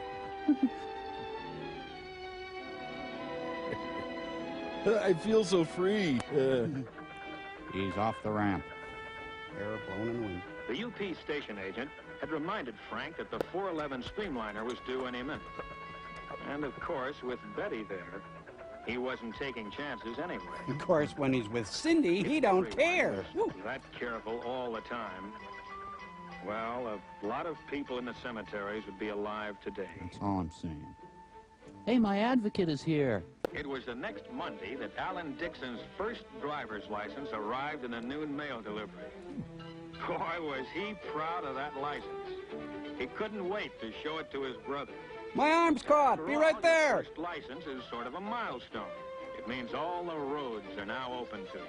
What's He this was beautiful proud of the day? license naturally, and just as naturally, wanted to make use of it on any errand that his dad or his mother or his grandfather. I danced with Flo Ziegfeld, you know? The only trouble was, I had to choose that moment to drive in and spoil things. Oh, it's the heat. Hide the Of course, stash. when you've known a family as long as I do, they don't treat you as a cop, but as a friend. I thought we were all paid up. Gonna need another 50. Real shame if something happened to this land. Looks like you're going to have another Dixon to worry about, huh? Alan got his driver's license. Oh, is that right? Yeah, my Well, let me see it, would you? You bet. You see that? You're not a black female. Well, I guess that makes it official. When'd you get it? Just came today. Oh, just today, huh? Why'd I see you out driving on Highway 30 yesterday morning? I have no son. This is my fault. I let him take the car to go and see his girl. I'm sorry. Oh, he shouldn't have. Fine way to be starting your driving career. Violation already. You're spending the night in the barn with your crazy cousin. Sorry. Well, it's only a technical violation. I didn't come here to arrest you, Alan. I knew you'd be getting that license any day now, and I thought this would be a good time to come by and tell you a few of the facts of life about driving before you get started. You see, when a man loves a car very much, you recline the seat back. You take Now, the car. these are accident reports from my headquarters. Officer, is this going to take long? Each figure represents someone injured or killed in the We got a crop out in the field. We got to cut city streets. It's getting late. Farm roads. We really got to get. Highways and railroad. Got to mow that hay down before we got to get it to All the market. facts and figures are here. Lose a lot of money if we don't. Well, some of them you've read about in the papers. Others we hushed up. Big, spectacular crashes caused by terrific speed, or drunk driving, or some other form of what I call near insanity. Stop the near insanity. People only squeeze the law a little. At stop signs, in restricted speed zones, and the like. Little violations that most people get away with time after time. Maybe getting a ticket or a warning like Frank Jr. did. Iowa but PD without Blue. getting hurt. But those little violations, those little chances you take day by day, that's where you start playing roulette with your life. You're taking a big gamble with your life. You violate a no passing line on the road. Whoa! My earlobes won't stop growing. You're taking a big chance in the car in front when you follow too closely at highway speeds. Maybe a man will do 100 times in perfect safety. Oh, the odds are pretty good. Squeeze the law, and nothing happens. But don't forget that other law, the law of average. I regret nothing. Sooner or later, it catches up with you. Now, this accident was number one for the driver involved. First one he'd ever had. But it was his last one, too. He took one little chance too many. Ironic. Frank is taking too many chances in his car. Mother, no. Oh, he'll be all right. Won't he, Al? He'll be all right if he takes to heart what I told him about signs. Signs of life. That's what stop signs and all the other road signs really are. And missing one of them as you drive along, or just ignoring Anybody know this guy? Well, that's one of those little things that kills people. The world made sense an Wherever hour there's ago. a hazard on the road, there's usually a sign to tell you about it, like a curve warning, or a right-of-way sign, narrow bridge, signals ahead, do not enter, no passing, Doesn't mean a thing. and many others. All nude girls. Whites only. But for too many drivers, a stop sign like this, for example, Is a target. has no importance unless they can see cars crossing the road ahead right now. A school crossing sign. For some drivers, seems to mean little or nothing. Unless there are children actually crossing the street at that moment. As for railroad crossings, forget them. Some drivers act as if the warning signs and tracks don't even exist. Nope. Unless there's a streamliner passing by right in front of them. Dirty Mary and Crazy Larry, no! Hard as it is to believe, there are many accidents where the driver ran past 3 warning signs and straight into the side of a moving train. Ah, good riddance, I say. Broad daylight. But it happens even more often at night. That's when the warning sign, the signal, the crossbuck are really your signs of life. You see, son, we all die alone and afraid. It's still there, but you have to be twice as alert to see it. If you hadn't seen the signs, Boy, you haven't lived. this train might come as a surprise to you. The Soul Train! Thank you very much, Clarissa. Anytown, USA. Traffic signs and signals that are so easy to see in the daylight become easier to miss as the sun goes down. Twilight is a dangerous time of day when things are half visible, half in deepening shadow. Half naked. Main Street at night becomes a maze of lights and neon signs, all competing with one another to catch your eye. So don't ever go to the city. It's dirty. There's the traffic signal. In your pants. Oh, there it is. Almost lost against the other lights beyond. God, I had some times in this town. Anyway. Even the blinking red light of the railroad wigwag is hard to pick out sometimes. Filled my youth like cheap gin. But Anyway. day, these are your signs of life, whose purpose is to keep you alive. Even though you don't deserve it. It's a strange thing, but some people actually resent traffic signs and traffic laws. Well, we resent you being here. Cramps their style. They figure rules are for the other fellow, not for good drivers like themselves. They're communists. Here's one like that. Robert Bainbridge. Bainbridge? From Meridian High? Yeah. Oh, I know him. I ran against him on the track team. Well, do you know him like this? No! No! Ah! Dear God, who are you? What are you? I'm gonna go throw myself in the thresher. Yeah. Even with sensible, safe driving Joe the people on a highway Wabbit. as Joe smooth the as silk, Wabbit. with no traffic lights and no intersections to worry about. You might wonder, where is the danger we keep talking about? Well, here's one danger. Kidnapping. Fatigue. On long trips, fatigue is a big hazard. Oh. You should stop at least once every hour. Get out, stretch your legs. Take some bennies. Get those cobwebs out of your head. I gave him this. Weariness slows down your reactions. And at 60 miles an hour or better, you can't afford it. My life is a lie. Oh. Don't love you, Martha. Oops. Now they're Mon Pa Topper. Here is still another danger. Lack of attention to the road. Sure, it's an open highway. Maybe there aren't many cars. Yeah, and I buried the victims right over there. It only takes right two there. to tango. 40% of all expressway accidents involve a car that is already stopped. Driven by this guy. On the road, part way on, or not far enough off. This is an invitation. Look at that over there. There's more of it, that thing. Oh, Mr. President, please, what are you doing? Whoa, almost ran over Kissinger. I'm going to have to go back. Here is another hazard of our superhighways that we patrolmen see all too often. Women drivers. Every time you have to hit your brakes hard, Saints ask cry. yourself, why weren't you ready for the danger that suddenly developed? 40% of all accidents are caused by women's hinders. Car only pulls out without looking.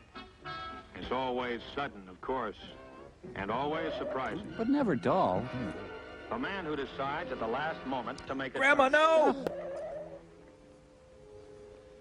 The entering car that fails to yield the right of way. The paid assassin cruising through town. Well, sure, the other fellow's often wrong. And if he causes the crash, it's all his fault. But you may be dead just the same. Would you please leave? In a lot of accidents, it's pretty hard to tell just who is to blame, isn't it, Hal? I ask you to talk. Impossible to tell sometimes. But there's one I want kind of my accident where there's din-dins. never a single doubt. What's that? At a railroad crossing. Yep. The train sure has the right-of-way. Yeah, whatever. You know, the railroad's been here for almost 4 generations. Every farm family in these parts uses the railroad to ship their crops. We all like to ride the train. I like to pretend I'm an engineer. But why is it so many people don't see the trains at the crossings? It seems impossible that anyone could fail to see or hear a train in motion. What train? The locomotive is certainly big enough, and the train and cars behind it may be as much as a mile long. And yet, many people who have lived through a crossing accident will say, where did the train come from? I never saw it until it was right on top of me. Where did it come from? None of your beeswax. Well, it came on the rails. It couldn't come from anywhere else. But if you paid no attention to the signs, didn't look, and didn't listen, then you deserve to die. To you, it came out of nowhere. An approaching train starts the signal while it is still some distance away. Never try to guess how far away. Don't guess at all. And don't be impatient. And don't get a haircut like the that. Train's coming, and it can't stop. Trains are blameless, holy creatures.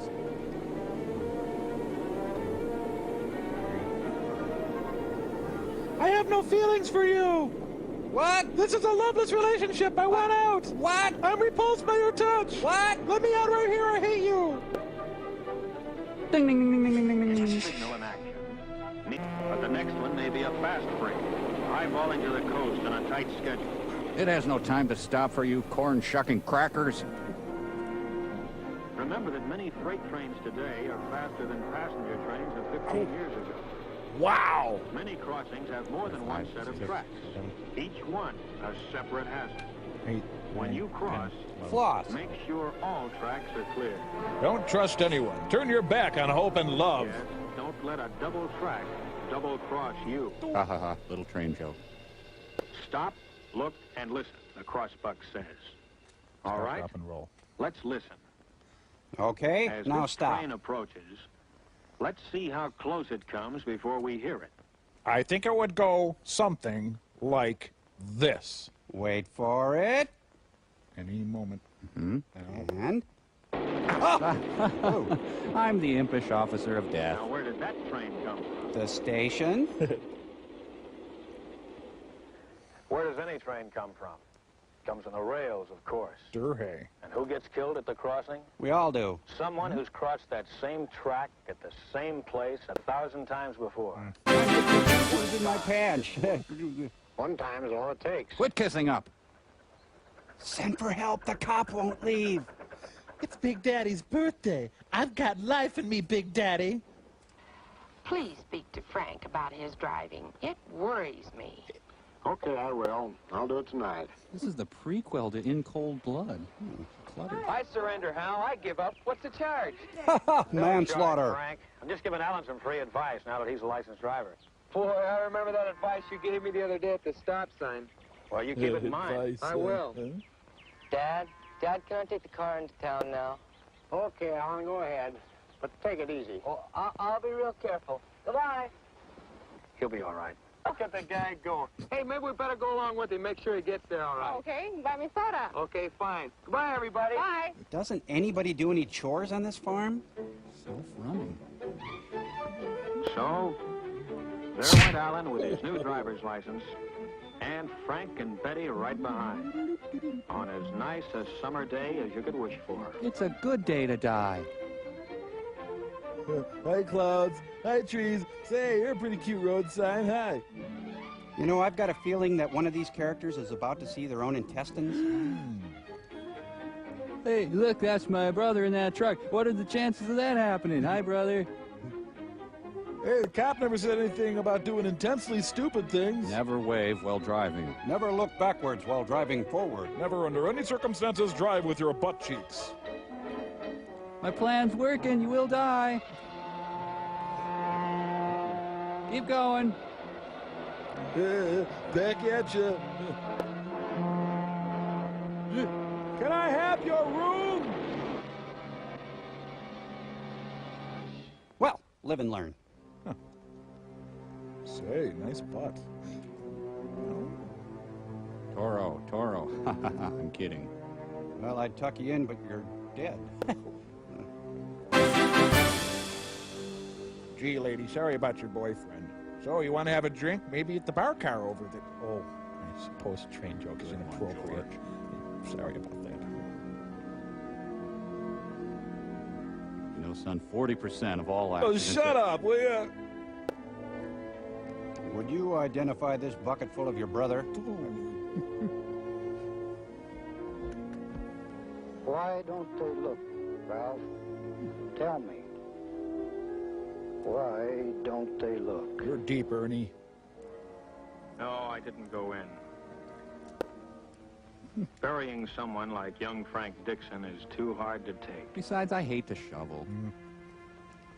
Maybe I could just slip over there for dessert. My place was out on the road.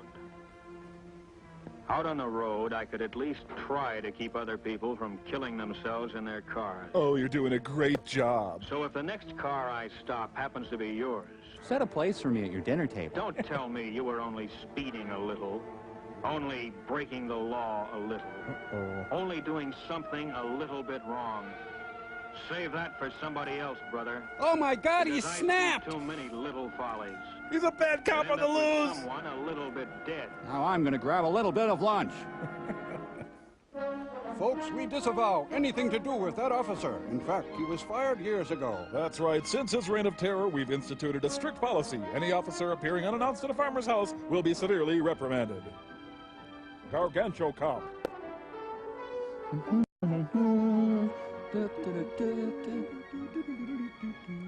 People are dead, people are dying every day.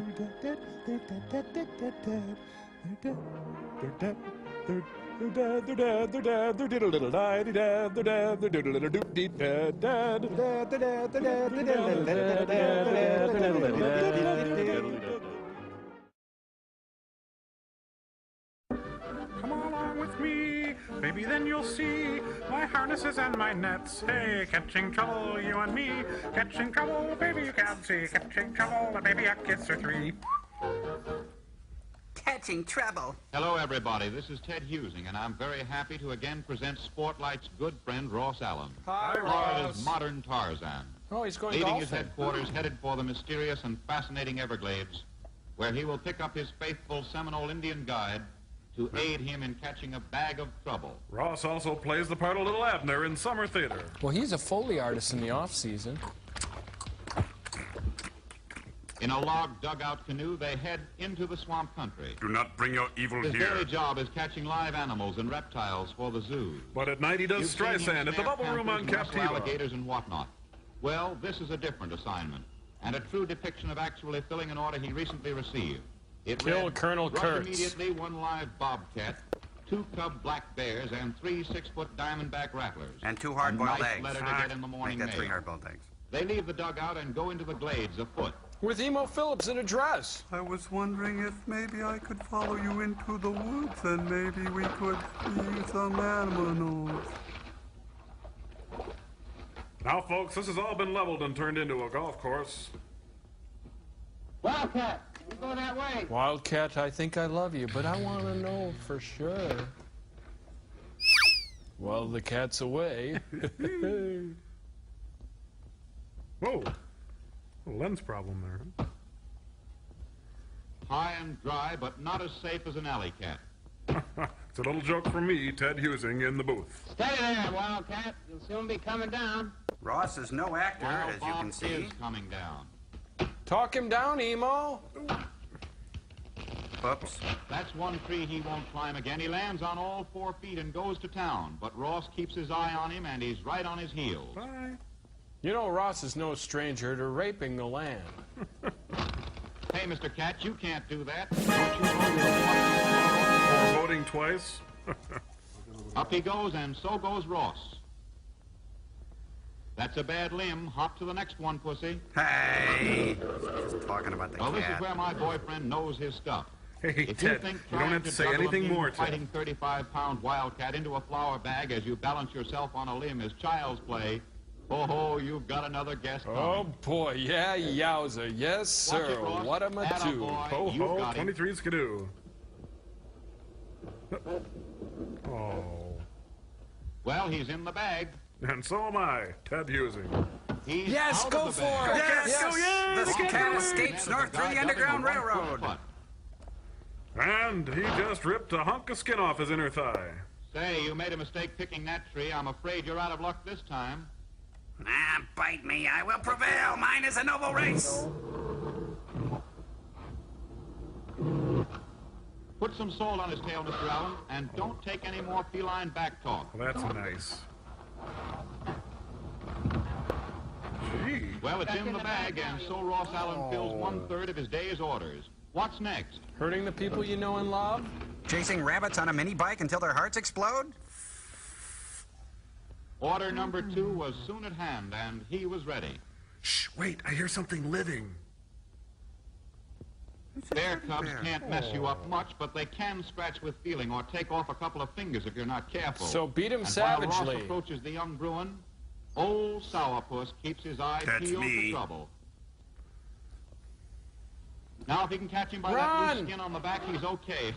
He gets away, and a flying tackle blocks the touchdown, but he's up and off again. He's away. Catch him, Ross. Don't let that little fella get away. Come on, step on it. Man, would I love to see that Cubs mom come through the woods right now. Just... About 6 months old. I'm gonna go get that brother of yours up in the tree. So it's Ross 2, Everglades nothing.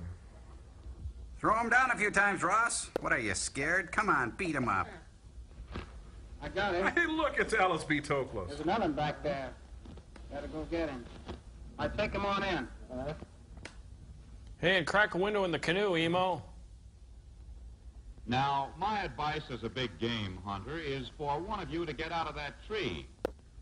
I know he's a little bear, but unless you do not choose to run, Ross, you better get aground and make him jump. Nah. Oh, it's a cinch for me to give advice. Is that a bear or a monkey? Who are you talking about there? Joel, do they do this on Earth? Isn't this wrong? Yeah, guys, I'm deeply ashamed of my race right now, okay? Bear down, my Deservedly boy, so. bear down. Yeah, there's nothing like exerting your power over helpless creatures, is there, Ross? This is what you get for not being a white male. Left, the black twins are tied in camp. Ross tries to towel away the evil, but nothing doing. Next, he's going on a panda raid. We've got time to get those rattlesnakes. Bear seems to be all right. Take this back. Yeah, whatever, just give me the bag. You're a cute guy. Mischievous youngsters, these twins. Oh, they'd be swell playmates for your youngster. Oh, yeah? You like mauled kids. Oh, they upset Grizzly Adam's stash there, look. Wait a minute, Greg, hold it. They want us to do this. Ross locates reptiles by finding their tracks in the sand. This means business. Slash and burn is the best way to catch these little critters. Hey, here's his shed. 2 sheds? He must be in here. I'm going around here and build a fire and make a smoke to scare him out. You stay here. And be careful. Really good read, Ross. Rattlers seek the dark coolness of the palmetto bushes, Oh, but don't we all? smoke drives them out into the open. Sure, the fire kills others, but they're acceptable losses. King of the Everglades, 6 feet of deadly diamondback, enough to scare you out of your skin. But let's not forget who the real evil serpent is. This is Ross's profession, and I know he didn't learn that in college. No, he didn't even get out of the 5th grade. But I kid, Ross. A shivering thrill is the slow motion of his strike. But my boyfriend knows when to sidestep. Hey, he says he likes you as a friend, but he's not your boyfriend, okay? Come on, Ross, get a life. Put him away before he changes his mind and crawls into our camera case. Do you hear those rattlers rattling? Now it's off to Neiman Marcus to become a Paloma Picasso handbag. Old Sourpuss certainly has a sense of humor, eh, what? Hey, what? You Terry Thomas all of a sudden? And some more rattling good fun. Must we go on? No, please. Oh, No, yes, the order called for 3. Sorry to annoy you folks, but we need this cute little fellow. Get him, Close your Snake, eyes, he's get going to him. strike, and Snake, flash his recoil. snake. Go a snake. Tell me when he's in the bag, Ross. I can't look. I'm in the now bag, you've got a Ross. boatload of live cargo, a wildcat, 3 6-foot rattlers, and a couple of little teddy bears. It seems to me I'd call it a day, or call a taxi, or something. call PETA. Well, that's a day's work for any of us, and I think you deserve a rest. And let's leave Emo behind. Get out of there. Hey, look out, he's going to jump. Swim, Papillon, swim. Go. Fly away.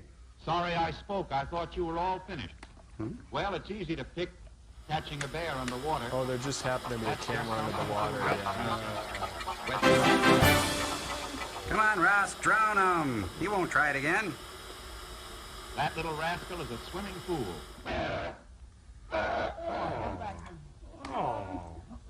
That about winds up things, and with a break of luck, he and his Seminole were back at headquarters to make ready their order for shipping. Little care they would ask for. Come here. Welcome to the penal colony of French Guiana. Take these cups. Give them some milk. Be careful. They've been a lot of trouble. We just like to apologize to everyone everywhere for this. Yeah.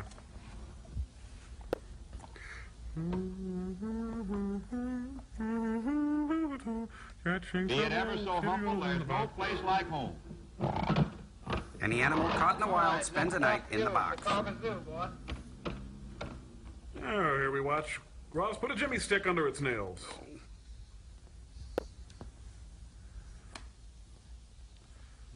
What's he doing? No.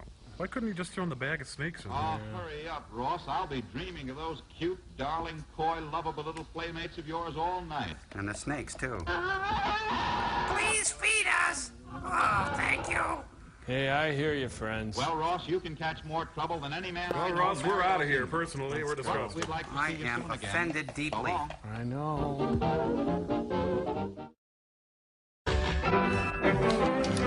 Hey. It's a White Castle Hamburgers film. Wow. Does this mean it's too cold to go out for recess? Alphabet and Fix alphabet and fix alphabet and sing the alphabet and the alphabet and fix all. Let's have fun with alphabet blocks and some tricks. I never had any toys when I was a kid. Through the 26.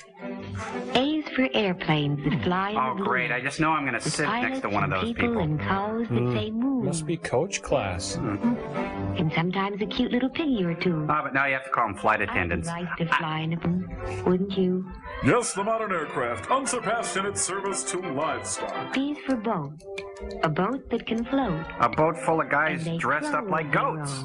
Just to show that they know what a pleasure it is just to be in a boat. Looks like more like B is for back problem. Bootsy Collins. That looks like the Harvard sculling team. Stroke. C is for cat. Cute little cat.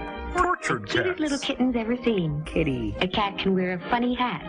A cat can dress up like a little queen. If you're into that sort of thing. Tomcats and Sally cats, pussy cats and alley cats, with silky tails and nice soft paws. It's evil. A cat like Santa Claus. Oh, do go on. D is for dancing. See the children dance. Get off my That's the way toe. they dance way up in Iceland. D is for damned, as in village of. Iceland looks like such a nice land. Hey, Marcia, want to go get a Bosco after the dance? You will dance with me, Eva? Cassie! You know, I don't get to do as much Icelandic dancing as I'd like. Elephants all in a row. Bigger than anything else that can grow. E is for electrodes to prod them Like a on. great long nose that's Hey, bigger it's the than a fire Republican hose. National Convention.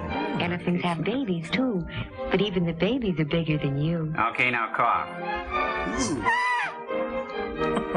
F is for fun. Fun in the sun. Fun in the schoolyard when classes are done. Fun on the hot slide when you burn your bugs. Pleasant weather so all the children can play together. Johnny ride the pony, prisoner's base, hopscotch, sliding, paper chase, tag, you're it, and run, sheep, run. And unsafe That's the toys way for the kids have everyone. fun. You know, I never had that much fun as a kid. Nobody did. It's a child farm. Oh, my goodness. G is for the big giraffe. Gee, what a giant is. I want a clog bar. When the big giraffe gets a pain in the neck, what a pain that pain must be. And how happy that makes me. H is for Holland. Sweet little Holland. Home of the windmills and tulips and such. And no child labor laws. Land known as the Netherlands. No wonder the Dutch love their Holland so much. They say the Dutch wear shoes that are made of wood, and it's true. They say the Dutch make cheese that is very good, and it's true. It'll plug you up for an hour or It's two. a happy place with a happy race where they make... Look out, there's a huge shapely woman lounging next to the boat. Oh! I is for in. A little word that means an awful lot. I is for Ike. He hides inside. When he's in, he's in. He's out. when he's not. Ooh, deep. So is he in there too? J is for jumping a fence. J is for jumping a wall. J is for the jump, but B is for the bump you get when you jump and you fall. And you break your back, neck, pelvis, and all. K is for kites that sail so high. With big scary faces and scrawny kids. There are kites like birds and kites like sails. There are kites with faces and kites with tails.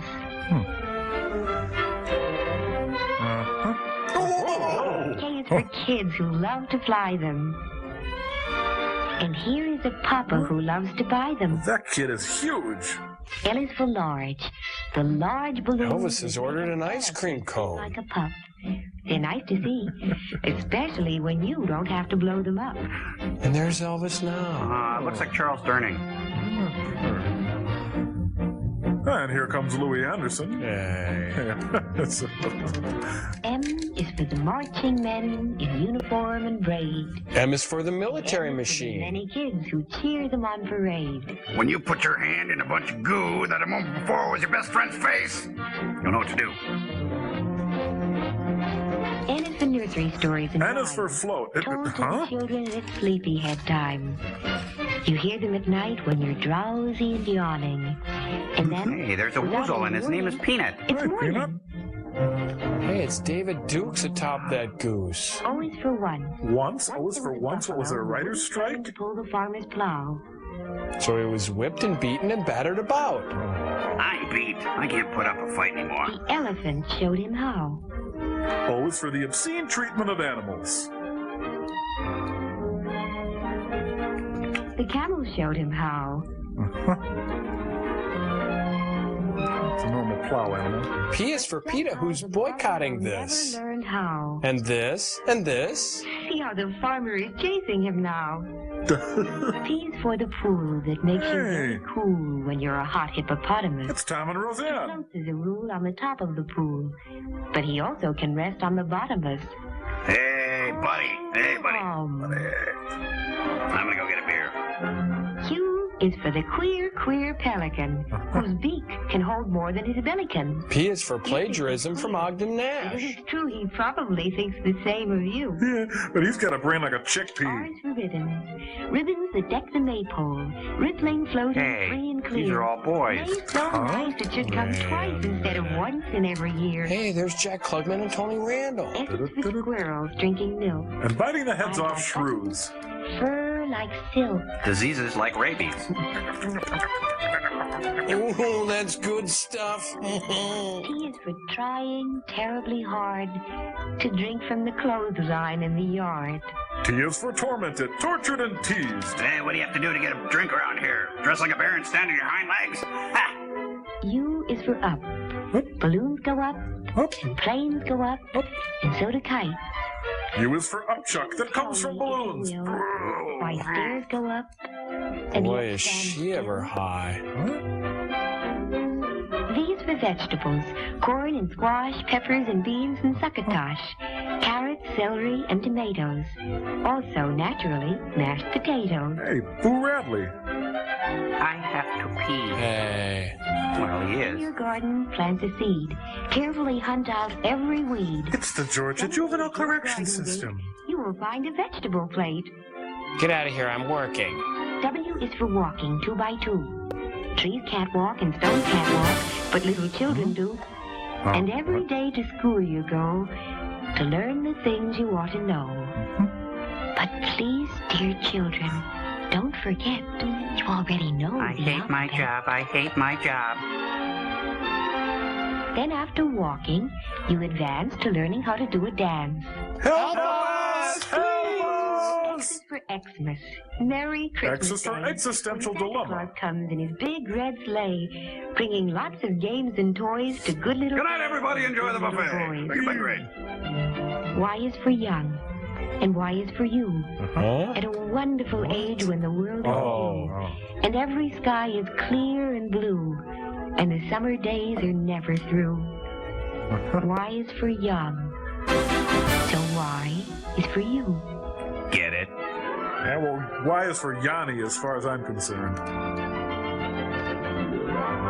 Y is the chemical symbol for heavy metals that the fish is full of. Check it out. Z is for zebra. Remarkable sight. Has white stripes on black, or is it black stripes on white? Well, The zebra makes a useful pet, and he finished up the alphabet. I hope we've touched you with a little bit of our evil.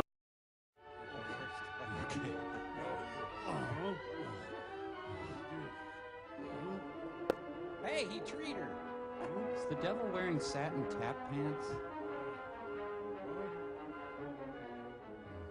There are those who would say that the story which follows could happen only in a dream. Movie bad. Regardless of where it could happen, this is the way it did happen. Movie go away. The story involves Bill Dudley, a mighty darn good wholesale bakery salesman. And that's about it. A character named Red, who actually is nothing more than a file clerk. And one named Whitey, who is similarly employed, so to speak. Hey, Whitey! It all starts in this rather strange and out-of-this-world office, which keeps the sales records of every wholesale bakery salesman on Earth.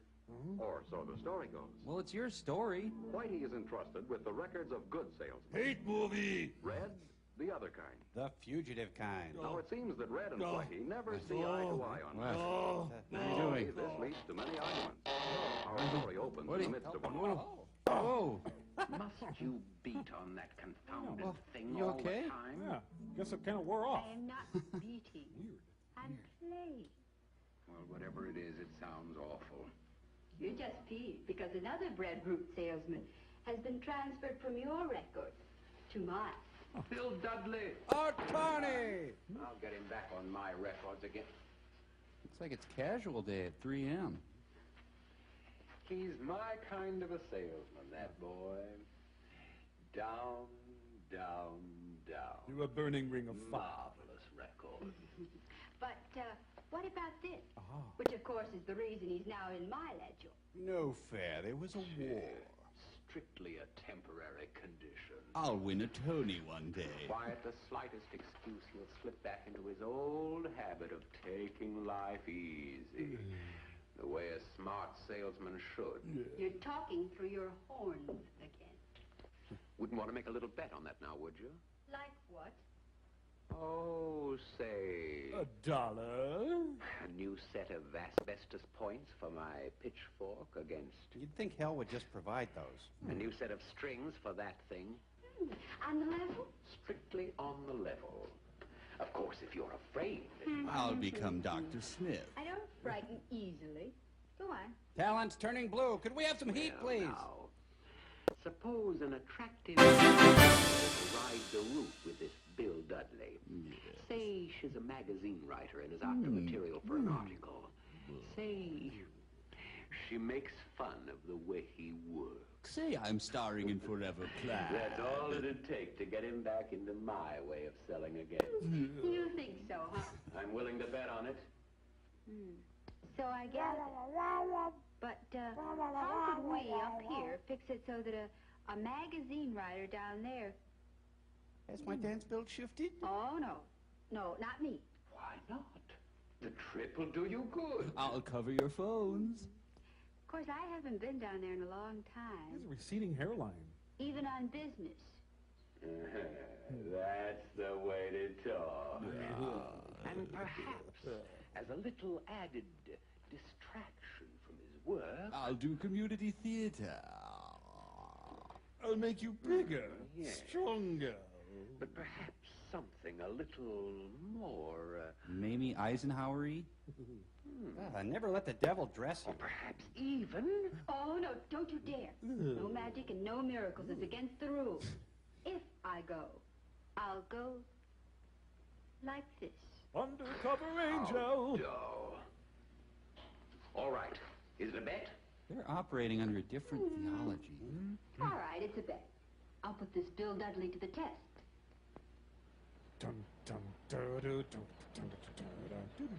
Try new enriched stuff. Just saw Howard Hughes in the desert. Let me see if I got this whole thing straight now. You're a writer. Mm-hmm. And you want to do an article on modern food merchandising. That's right. And you work for the Said devil. it was okay for you to write with me today. Uh-huh. And it's the 50s. Well, it's okay with me then, but I'd sure have a tough time making my wife believe this one. Well, so would I. Come on. So you can bilocate and assume animal form. Uh-huh. She's gonna blow the lid off the whole bread wholesaling racket. She's naming names. Never mind those magazines. I barely read them, except for American Musclewoman. That's interesting. Now we unload the first van at William Conrad's house. They leave orphan bread on people's doorsteps? Why do they keep the bread in dresser drawers? This is Charles Kurwal. Leave you now with images of bread. All right, my life is hell. What do you want? I'm gonna mess up with this job. Well, that's how Whitey started out to prove her point. But Red was not far behind. That's how Whitey keeps us down. Hey, you're not down here just for the ride, you know. Start working on the guy. We got a bet on. Even the devil won't go to the Bronx. It kind of sucks. I gotta take your notes, lady. Hey, can I split your top and butter your buns? Hey, you know, this seems to be an awfully dull job that you have. Oh? What gave you that idea? Wasn't my... I mean, it's just a delivery man's job. Not just. Young lady, take it from me. Any guy who thinks this is just a delivery job belongs in a coal truck, not a bread truck. Come on you in, lady. You're under arrest for impeding bread delivery. So then Mabel said to me, well, why did you wear those earrings? And then we went to 9 West, but we couldn't find anything we wanted, because I have really wide feet, but sometimes I can find stuff at Payless. And Cindy told me that Victoria's Secret was just around the corner, and she said they're having a sale, and she knows I'm really broke right now, so I confronted her, and, well... I'm gonna put a call the cops on her. I never sat on a local bread before. It feels great. Maybe I should take that job as a mouseketeer. Shut up pretty soon. I'm going to stuff her full of croutons. Get your buns out of my truck. Quit loafing in my van. You really take the cake. You got a lot of crust to come around here. Mano a mano. Now let's take a look at the lighter side of wholesale bread delivery. Young lady, you sit there. I'll be right back. I need some time alone with my bread. Doesn't she look smart? Today's career gal in her new fashions from Weebles. The Mahavishnu Orchestra. Well? Well, I told him I thought he was a dope not to work it, to be the first one in every day. Good. Stanley. I told him I thought all this push on getting just a lot of front office talk. Couldn't have phrased it better myself. Why keep a close check on how your load's going, I said. You can always dump it on the last half-dozen stops. Excellent. And what did he say? Nothing. That's the trouble. He just sat there listening and looking very thoughtful. There, you see? What did I tell you? My bet's practically won. Gee, you know, I would have sworn that nothing could make him slip back into his old selling ways. Frosty Malts! Must be new on the force. I got donuts. Okay. Come back. You've talked, I've listened. Now it's my turn. I talk and you listen. First of all, take a look. A loaf of bread. Eat every piece. An important food, a healthy food, and a basic food that can be served in more than 100 different ways. Actually, one. Give a look. Not just one kind of bread, but a whole variety. And not only bread, but a whole variety of all types of baked goods. Are you, by any chance, trying to say that you think this business of yours is important? That's exactly the way I feel about it. I have to. It's all I got. There's something about that guy's tone of voice I don't like. It's so But just because we're important in the food picture doesn't mean a guy can sit back and take it easy on this job. It's jerks like that that end up as supervisors.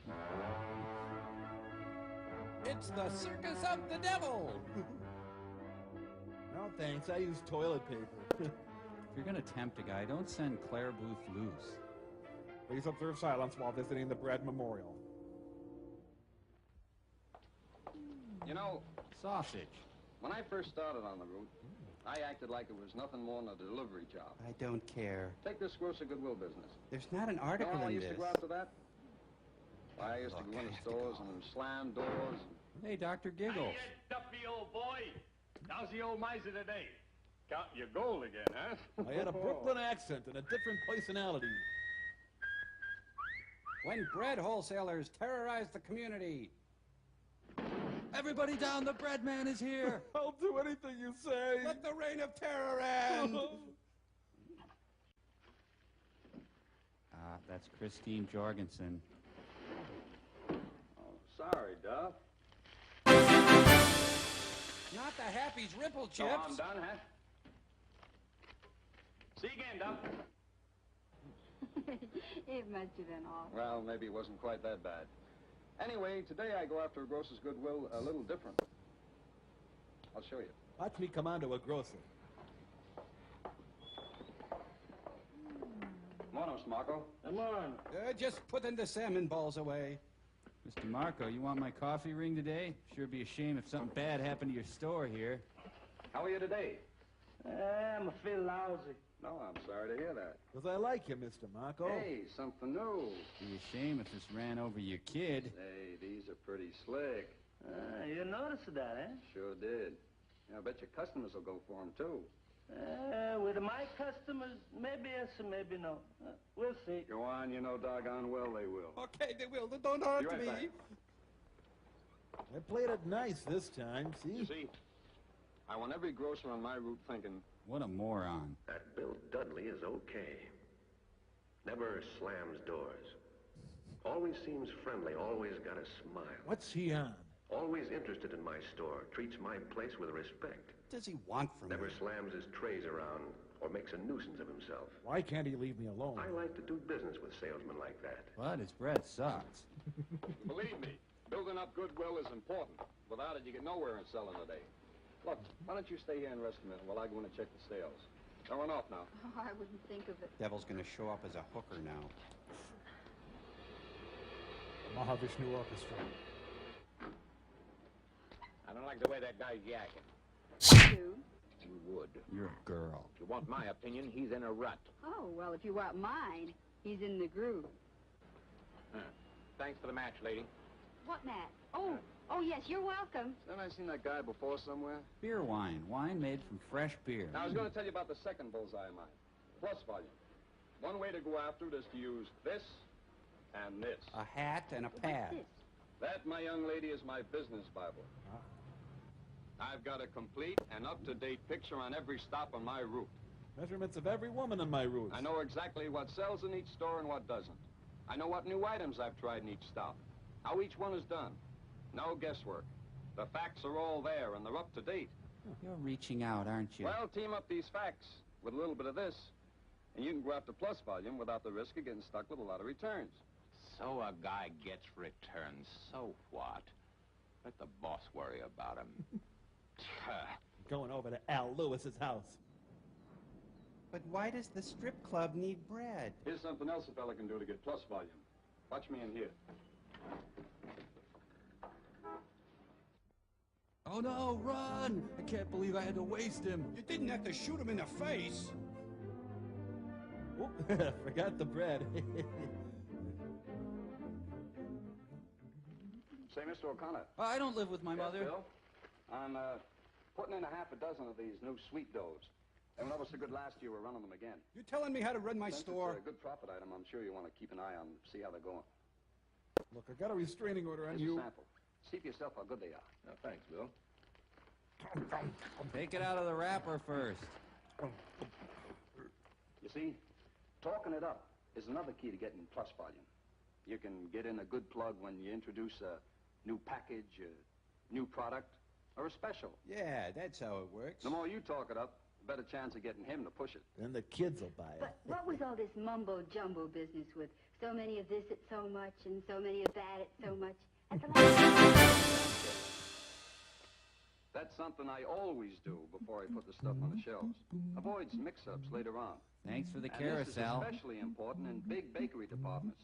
You see, in supermarkets, there are a lot of bakery salesmen coming in. They're like roaches. The account check also reminds the grocer of what baked goods of mine he's got to sell. Niels Bohr buys groceries. The better he knows my products, the better chance of getting his help in selling them. And that makes for plus volume for me. And that means money. Money I can cover my naked butt There's with. that third bullseye of mine, selling displays. You know, I'm filled with resentment. that can be a little rough. You see, well, take this route of mine. I've got all kinds of bread racks and display shelves. Some of them are pips. I guess other guys' routes are the same way. I used to give up easy on displays. I had only one rule I followed. Kill or be killed. As long as the stuff didn't fall on the floor while I was there, it was okay. I was a sick man. No more, though. Now I just throw it on the Believe floor. me, there's no trick or mystery to building good selling displays. Well, a platypus could do my job. Just stack the bread so the brand name shows best. And shows off the bread to best advantage. I love each of my loaves. And give the specialty loaves the best display space. And don't squash bread to get it in. For my display space, Then we got a problem. I talked to the grocer about giving me more room. Say, near the checkout counters.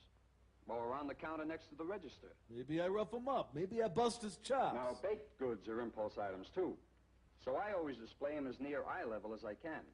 So they're easy to see and easy to reach. Never put donuts next to the kitty When you litter. figure a shopper spends an average of only 35 seconds in a baked goods department, Hey, lady, there's not eat me. much time for your display to work on them. I'm especially Brad. Eat me. So display it within easy reach, group the items together, keep from burying any item out of sight. In a shallow grave. But you know, Sometimes I want to put a bullet in my none skull. of the other bread boys are doing that much. So how do you get the jump on them? Maybe rough him up a little. With special display and promotion ideas. Take the other day. I noticed the stop on my route was running a special on hamburger. So I talked the grocer into including rolls and a special display next to the hamburger. It didn't work. That's where getting goodwill pays off. If you got the grocer's goodwill, you can get extra selling displays in the store built around special promotions. Picnic displays, especially good just before holidays and weekends in summer. School lunch idea displays, especially good in fall. He's going over the edge. Stop him. Better breakfast displays, or any others that tie in with national promotions. I'm making over $3 million a year. Seasonal promotion displays. Fruitcakes around Thanksgiving and Speaking Christmas. of fruitcakes. Hot cross buns and Easter cakes at Easter time. Funeral breads, war breads. Displays that suggest ideas for all types of entertaining. Okay, we'll buy I the use bread. all the banners and cards and streamers or printed promotional material I can get. Anything to give any display more sales. Triumph of the bread! But all this talk of mine boils down to just this.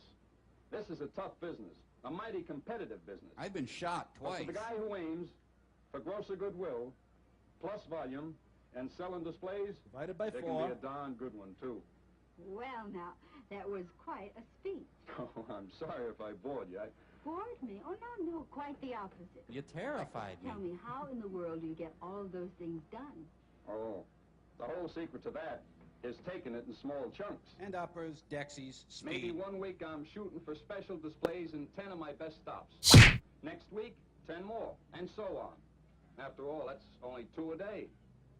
Or maybe my goal for this week is to spend a couple of extra minutes in my biggest volume stops just to work on goodwill. I steal bikes on the side. Always got something cooking at a few stops. Always something aimed at one of these bullseyes. Grosser goodwill, plus volume, selling displays. And are you sure nobody could unsell you on these things? Not a chance. I like to $5 a week. So don't you ever slip up? You coming on to me? Sure, I'm just as human as the next guy. That's why I keep these bullseyes handy, so that a small slip-up doesn't turn into a big trip-up. Oh, What do you say? Make sure you stock your truck up so that you don't, well, you know. Damn you all to my place. Huh, it's going to turn out the bread truck driver's Jesus. And another great. It's really great. Yeah, that's fine. Hope you accept bread in your life. To sell this piece of tripe to a magazine? Jeez. Grosser goodwill, plus volume. Fey acting. Displays. Flamboyant Okay, prancing. so you want to bet. But Bill Dudley's just one guy.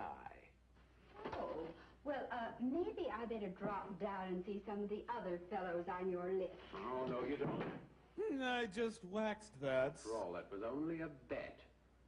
But from now on, I'm going to keep a pretty close watch on these guys. Especially when they're showering.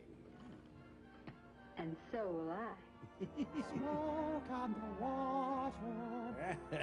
Okay, Jerry, shut off the projector. Some broad, eh, guys? Just kidding, of course. But you want to remember the 3 basic points. Bill Clinton story. The chicken of tomorrow in a deadly battle against the chicken of today.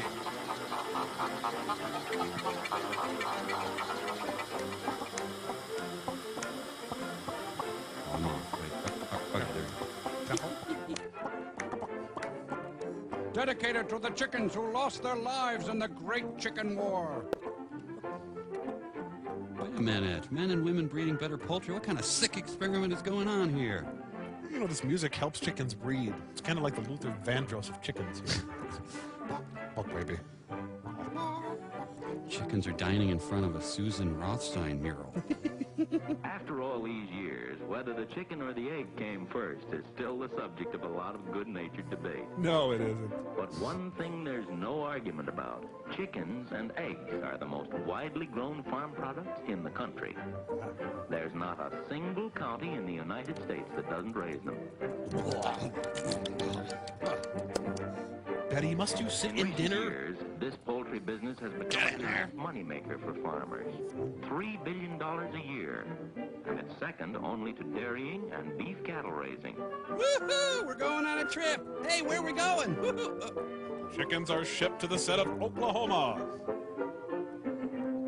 I think the fella in white really likes us, Susan. Just to give you an idea of the size of this poultry business, Americans eat 140 million eggs a day. That's one for every man, woman, and child in the nation. These are your chickens on drugs. Chickens? Well, the per capita consumption is 25 pounds a year. Help me. Which means just about everybody must eat chicken at least once a week. Yes, indeed. Chickens and eggs are big business. Come on, that tickles. And like big business, there's a serious effort to improve the product. We're removing mealworms. A 3-year program to breed a better chicken is now being carried on. Fellow poultrymen, our cherished freedoms are threatened from all sides. I don't think I've got what it takes to be the chicken of tomorrow. I'd like to be the chicken of tomorrow, but how can I be more the man of today? And on large and small farms everywhere, the search for a better chicken goes on. There it is. Wait, no, there. Come along with us on a visit to one of the large breeding farms. Woohoo! And see how the old-time barnyard flock has grown up. If you're nice, we'll hook you up with a milking machine. Of course, they have to be hatched before they can grow up. So let's start at the beginning, in the incubator. I'm in the incubator now. Good chicks come from good eggs. Thank you, young man. Fertile eggs from hens with a pedigree. Oh, pardon me. Pedigree is important because in the search for a better chicken, it's breeding that counts. Hey, can I go to the bathroom? Oh, stay in there. Oh, come on, can I go home? Oh, the door's locked. I've seen the episode where the eggs come too fast and she starts putting them in her mouth. Some eggs are sent to solitary.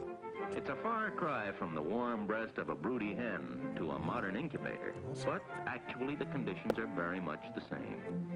The temperature is held at 99 degrees to approximate the body heat of the hen. And this fellow. And a forced draft gives plenty of ventilation. This one unit holds 85,000 eggs. One bathroom for all of them. So, really. Did you ever notice the old hen turning the eggs over occasionally as she said? Oh, yeah, who hasn't? Here, the same thing is done automatically. Ride the wild mouse. And now we'll wait 21 days for things to happen. Oh, you can't wait for things to happen, young man. You've got to make them happen. But thanks to some very special photography, we can see what's happening. Oh, this is going to be hot, hot, hot. By the end of the 3rd day, the embryo in the egg has begun to form. Oh, calling Austin. Hey, I'm trying to sleep in here. Another 3 days, and the heart has started to beat. Say, can I have a bigger egg? That is one bloodshot eye. After 10 days, you can see the chick itself beginning to take shape. Oh, wait, that might A few more days and that mass has some resemblance to a baby chick. Kind of squint. How dry I am. And finally, the fully developed chick is ready to start breaking out of its shell. Sticks and diamonds arranged carefully around the perimeter. At this stage, Mother Nature gives it a sharp spike on the end of its beak. Sharp enough to poke a hole through the shell. I'll be out in a... Little by little, the chick works its way around the shell. Hold it, I'll be out in a minute. It'll just take a little longer than I thought. Run down and meet everybody. Finally, the end of the shell is weakened enough so the chick can push it out. Yeah, right, you push it out. Oh, jeez, this is hard. I hate it when people tape their own deliveries. Aren't there supposed to be pantyhose in there? Wait, I'm coming. I'm not done. Oh. Wait, don't. And after a lot of struggling, it tumbles out, exhausted but free. Whoa, what did I do last night? For several hours and then get up on shaky legs and begin to live. For a few weeks, only to be eaten. Old-time poultrymen who've been in the business for many years say they still get a mighty kick out of the miracle of the birth of a baby chick. Hey guys, it's God! The ratio of pullets and cockerels among chicks is about 50-50. Great! What are those? You may order straight-run chicks. Then again, you may order all pullets. Life is great. It stretches out in front of me like an eternity. Sexing the chicks, or separating the males from the females, is a highly specialized trade. Yeah, for pervs. Whoa, Milton Berle there. It calls for long experience and training. Another maybe. The experts seldom miss. They can't afford to miss because when you order pullets, you want all pullets, not a few cockerels mixed in. Hey, why are we screeching? Garage sale. Goodwill. Save for the kids. It's nice. You know, it's small. The walls are neutral. Oh, hi, Cindy. I'm so glad I'm in your group. This is going to be a fun group. 40-piece chicken nuggets to go. Why am I watching this? Can those chicks just out of the shell be sent without food on trips of a day, 2 days, even 3? You bet. Indeed they can. Nature thought about that too. The baby chick has within its little body enough unabsorbed yolk to nourish it for 72 hours. 3 days and nights of travel, with each chick carrying its own lunch. Then they turn on each other. Nevertheless, speed is essential, and it's here that the motor truck plays such a big part in poultry raising. I said speed is essential. In fact, the industry couldn't exist as it does today without motor transportation and the petroleum industry that supplies the quality fuel and lubricants that make this high-speed transportation possible. Between big oil and big chickens. That guy's escaping disguised as a chicken. Chickens! But to get back to our baby chicks, I'm this full. made a cute picture, but it's really not the scientific way to handle chicks. How many are you sitting on? Dad went a little nuts this Easter. Their immediate destination after leaving the incubator Broadway is the brooder house. Designed by Frank Lloyd Wright. Here a stove is needed to keep the temperature up around 95 degrees for the first week. Almost any kind of stove will do, one of the most common being a kerosene stove. Here I come. They mingle, get to know each other a little. The circular guard is to keep the chicks near the heat and prevent floor drafts. There are concerts at the gazebo. For a few days, the litter should be covered with paper so the chicks can't eat it. They need plenty of food and lots of water. Individual counseling is provided. From now on, their main job in life is to eat and grow. Eat and grow forever. After the first few days, the paper can be removed. Except for the sports section. The floor should be covered with litter to keep the floor warm and absorb the droppings. Peat moss, fine-cut straw, peanut shells, ground corn cobs, or anything that will pack rather closely is good for litter. Cigarette butts, hair, beer cans. After the chicks are 2 or 3 weeks old, they can be allowed out of doors if the weather's good. And if they've completed their lessons. At from 8 to 10 weeks, the pullets being being reared for egg production are ready to be transferred from the brooder house to the range. And you know what that means. Range life is good for chickens, but there are What's going on? Really? What? You? Huh? What? Range shelters should be fairly small, holding not more than 100 birds. Or migrant workers. The shelter protects them from the sun and gives them a safe place to roost out of the way of rodents. Rodents! Go! Proper diet and plenty of water are required. Oh, heavens, I'm so fat. I just look at chicken feed and I gain weight. Does this taste funny to you? A good grass sod is a must to give the birds an abundant supply of fresh, tender leaves. A selection of ciders and spring water should be kept on hand. Normandy. Range shelters ought to be spaced about 75 to 100 feet apart, so the hens won't go wandering off to gossip with other flocks. You know how chickens are. Yeah, they own everything. Bastards. Oh, it's a fine life, this life on the range, but like all good things, it must come to an end. Time to die. And when they're about 6 months old, the pullets are ready to move to the laying house to fulfill one of their main functions in life. I can't. I've got a tiny headache. Remember the old hen house? The one with the rats? It's now a hotel, a pullet hotel. Rooms by the hour. Every room with an outside exposure. Joey the Coxcomb Tortelli. Ricky the Bantam Chavatello. Jimmy Crazy Cock Cuccini. Or if you prefer the we've got that too. 400 feet of it. Altogether, room for thousands of guests. Or chickens, typically. But seriously, housing your chickens is important. Whether they're egg or meat producers. They ought to have 3 or 4 square feet per bird, depending on the breed. Open your hymnals to number 325. They've got to have roosts, too. But they huddle pretty close together, and 2 or 3 birds can perch on 1 foot of space. Everybody, Soylent Green is made from chickens. One of the most important advances ever made in poultry raising is the trap nest. The bird can enter the nest easily to lay her eggs. She can't get out again until you let her out. There's no point. It's just funny. This simple device permits you to know which birds lay which eggs and to keep a record of each hen's egg production. Which seems excessively anal retentive. The whole secret of profitable chicken raising is to make them produce more than they cost to feed. Oh, you think I can wear these pants out tonight?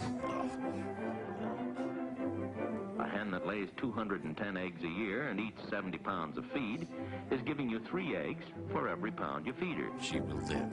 Keep that one. She's worth millions.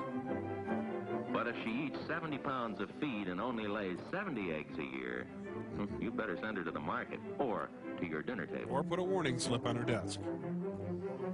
And it's the trap nest that lets you keep a record of how well each hen is laying. I'll have an egg tomorrow, man, I swear. Like this, too, that help in developing the chicken of tomorrow. Yeah, go have a little fun. You can't take it for granted that every hen is earning her keep, even though laying an egg ought to be easy for any chicken. That's what you think, big boy. That was weird. Yeah. Well, anyhow, the trap nest's the answer to discovering which are the lazy hens. And this is a good place to point out a few facts about eggs. Stop throwing them at my car. The temperature of an egg when laid is over 100 degrees. Oh, it's true. Every minute it's left in a hot nest in a hot hen house takes away some of its moisture and freshness. So put your mouth under a chicken. Gather your eggs often, 3 or 4 times a day. Make sure to put them all in one basket. And they'll cool out twice as fast in a wire basket as in a pail. These are headed for the driving range. Clean eggs bring a better price than dirty ones. And when you gather them often, they don't get a chance to get dirty. Unless filthy Fred there collects them. The secret of profitable eggs is to cool them quickly and keep them cool. Yeah, I'm cool, baby. And keep them clean. Lick your eggs, or have a friend lick them.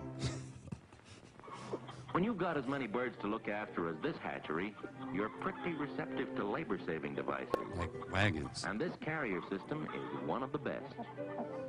It runs the length of the building and is used to carry feed to the different pens. It can be used also for gathering up manure. Saves a lot of back-breaking work. Hey, pal, feed me, then clean up my poops. As your appetizers, I'll be back to get your drink orders, ladies. Another labor saver is the automatic watering trough. It makes certain there's always fresh water for the birds to drink. They're all wearing Rembrandt hats. Still another handy gadget is this grading machine. Grading! Feed the eggs in, and the machine separates them by weight. That one's clean, Roy. Eggs are complicated. They should cost like $100 each. The first group will average 24 ounces to the dozen, which is the most profitable size. Go. The next, 23.5 ounces. The next, 23, and so on. Some eggs don't even exist. So you can see why egg farming is so fascinating. Well, besides the egg layer, the chicken of tomorrow will be an improved meat producer. Goofus and Gallant. Here's an example of the progress that's been made already. This could be a drumstick. This is the number to call. Notice how breeding has increased the amount of meat on the breast. Hey, Fat Albert. Look at that drumstick. Full of salmonella. This bird was fattened in the same length of time. Hey, clean your fingers. Same amount of feed as the other one. Make your own guess as to which is the more profitable to raise. Aren't chickens with good self-esteem equally important? When the chicken of tomorrow gets to the dinner table, its advantages are still more apparent. These chickens were smoking in bed. May I have a piece of my own white meat, please? Oh, thanks for the generous helping. Jeez. Dad, if you could carve a little faster, I'm kind of hungry. Yes, chicken sliced to the width of 1 electron. These must be models portions here. Miss Moss, and for you, Miss Taylor. Yes, it's chicken. Glorious American chicken sliced the American way. Jerry Watt. But it's your pocketbook that profits most when you send this bird to market. We bring you now to market. A unique method of marketing chickens and eggs that's grown in popularity in recent years is the auction. Such as here at Sotheby's. The first one is said to have been the Hunterdon County auction at Flemington, New Jersey. Now, that's an urban myth. But the idea has spread to all parts of the country. The chicken shortage of 1937. The farmers bring their crates of eggs to market the day before the auction. Alternatively, they may bring their eggs early the day of the auction. On auction day, the buyers gather to purchase eggs and poultry at prices openly arrived at. Two over there, two's the bid. It's 70 You're on this round, adorable. 70 and a quarter and a half.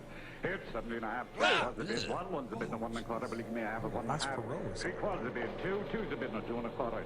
It's 2 and a quarter over there. He's drunk. 2 and a quarter. Okay. Here's 70's the bid. Believe me, 70 and a quarter. Believe me, I have it. 70 and a half. 3 quarters the bid. One's the bid, and 1 and a quarter. 1 and a half. 1 and a half. 175. Over there, do I get 175? It's over there they go. It's 170. And after the eggs and poultry are sold, once again the motor truck plays its big role. All right, come on, sing, row, row, row. You're not singing. Hundreds of live chickens can be speeded on their way to the dressing plant. Dressing plant sounds like fun. I want a new hat. One truck can handle thousands of eggs and take them anywhere there's a market. Even to the Texaco station. Speed and flexibility. That's what the industry must have in its transportation. You? And that's exactly what the motor truck, fueled and lubricated with quality petroleum products, offers. Buddy, wake up. Ask any poultryman, and he'll tell you that the industry could not flourish as it's doing today without the efficient fleets of trucks that whisk baby chicks to waiting farmers, To be killed. rush chickens to the grocers and butchers' shelves, To be killed. and speed fresh eggs To be killed. to your breakfast table. Did America really need to be sold on the automotive industry at this point? There's no driver. The chickens are taking over.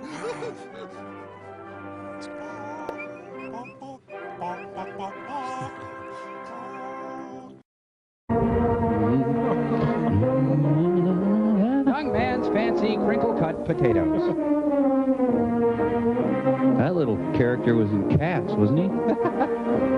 Oh, you know, she's got a darling triangular figure. Wow, this is too titillating. Are we allowed to watch this? Oh, she's listening to her dehumidifier. Yes, teens dig lush orchestral arrangements. 12 o'clock, and time for the headlines of the latest news of the day. According to the latest bulletins, ironing can be deadly.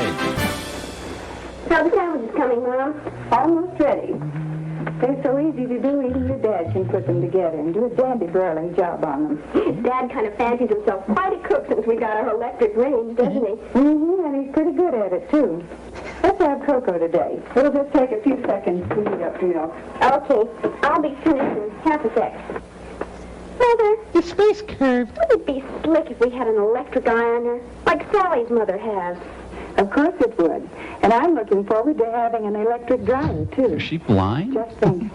Then we'd have a complete electric laundry. Whee! Wee? What? Oh, goodbye, old wash day. That's why the wee. Really, sweetie. Come on now, eat your lunch. You'll feel better. I feel fine. I think they're both trying way too hard. Yeah. Another lonely Thanksgiving. No, cling-free. This tastes yummy. And all the fats are numbing my emotions. I just love bacon crisp and crunchy like this. Yeah, evidently. Hey, stop whooping your food. No one's going to take it away from you. Sorry, sweetie, but it's really your fault. You shouldn't have them so good. Whatever happened to my pet Vietnamese pot-bellied pig? Mom, what's sex? Oh, I almost forgot. A letter from Bob. Another letter? Thought he was coming home tomorrow. He is. He wrote to say he's bringing a friend with him. What does he say? About the friend, I mean. Is he tall, dark, and handsome, I hope? I'm horny. Here's what he says. Alex is a real great guy, even though he's serious-minded and tops in all his classes. He is my soulmate. He's got a job lined up with a construction gang near us, and I knew you wouldn't mind if he spent a few days with me, since it's the end of the term. Hey, So. pretty dull. Alex has little time for girls. Uh-oh. I knew it. I bet he doesn't even dance. And he's quite a woman-hater in his way. Well, for Pete's sake, wouldn't you know that goon brother of mine would bring home something that lives under a rock? Judy, I do wish you'd speak English like normal human beings. Besides, I'm sure Mr. Phipps is a very nice young man. I know. But just because Bob is a book cook, there's no reason he has to bring another one home with him. Well, we'll see. Oh, there's a special message for you. I loathe you. And be sure and tell Judy to keep her grimy little paws off of my friend. He's got no time for babies. He's not Jerry Seinfeld. What's his name again? George Kaplan. Alexander Phipps. Alexander Phipps? Sounds revolting. Sounds Montclair Moment-y. Never made my dear brother think I'd be interested in a character with a name like that. Well, you throw yourself at anything. As far as Mr. Alexander Phipps is concerned, he'll be left alone. Permanently. Totally alone. And with the greatest of pleasure. More food. Hide the pain. More food. Monster.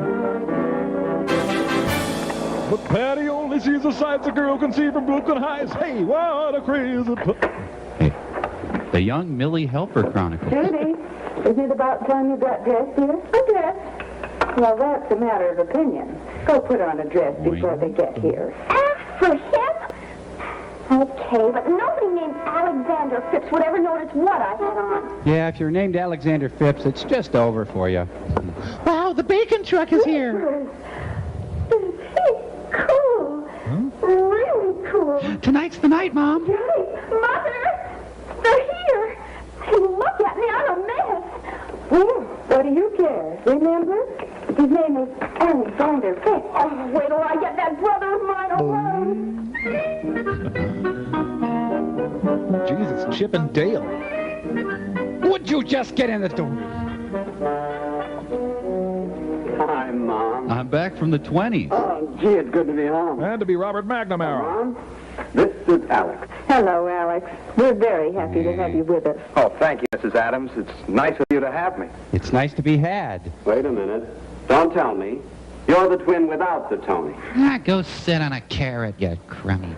Alex, this is the little sister I was telling you about. Judy, Alexander Phipps. How do you do, Mr. Phipps? So nice you could come. Oh, thanks, Judy.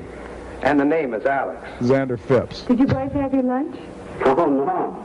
We didn't want to miss another one of your meals. Besides, we wanted to catch a shower. Wow. Okay, come along then. I'll have everything ready by the time you get back. Join us later if you want, Mom. Oh, Mom. How about some of those hot biscuits of yours? Whoa, my All right, hot biscuits. Judy will make them for you. Judy? I didn't know she could. Biscuit. Come on now. Well, that sounds real good, and thanks. Hey, I'll soap you first. Mother, you do the biscuits, huh? Well, it'll only take you a moment, Judy. Thanks, Angel. I think I will throw on a dress. More ladylike, don't you think so? Yes, dear. But Alexander Phipps will never notice that. You're a doll, Mother. Now make the biscuits. You can hardly see where you bit me. Sure do get a smooth shave with this electric razor. Hope your dad won't mind. No, he won't mind a bit. He always lets me use it when I'm home. Dad's a swell guy. You'll like it. Just don't use his razor. He goes ballistic. Hey, you're not running out of hot water, are you?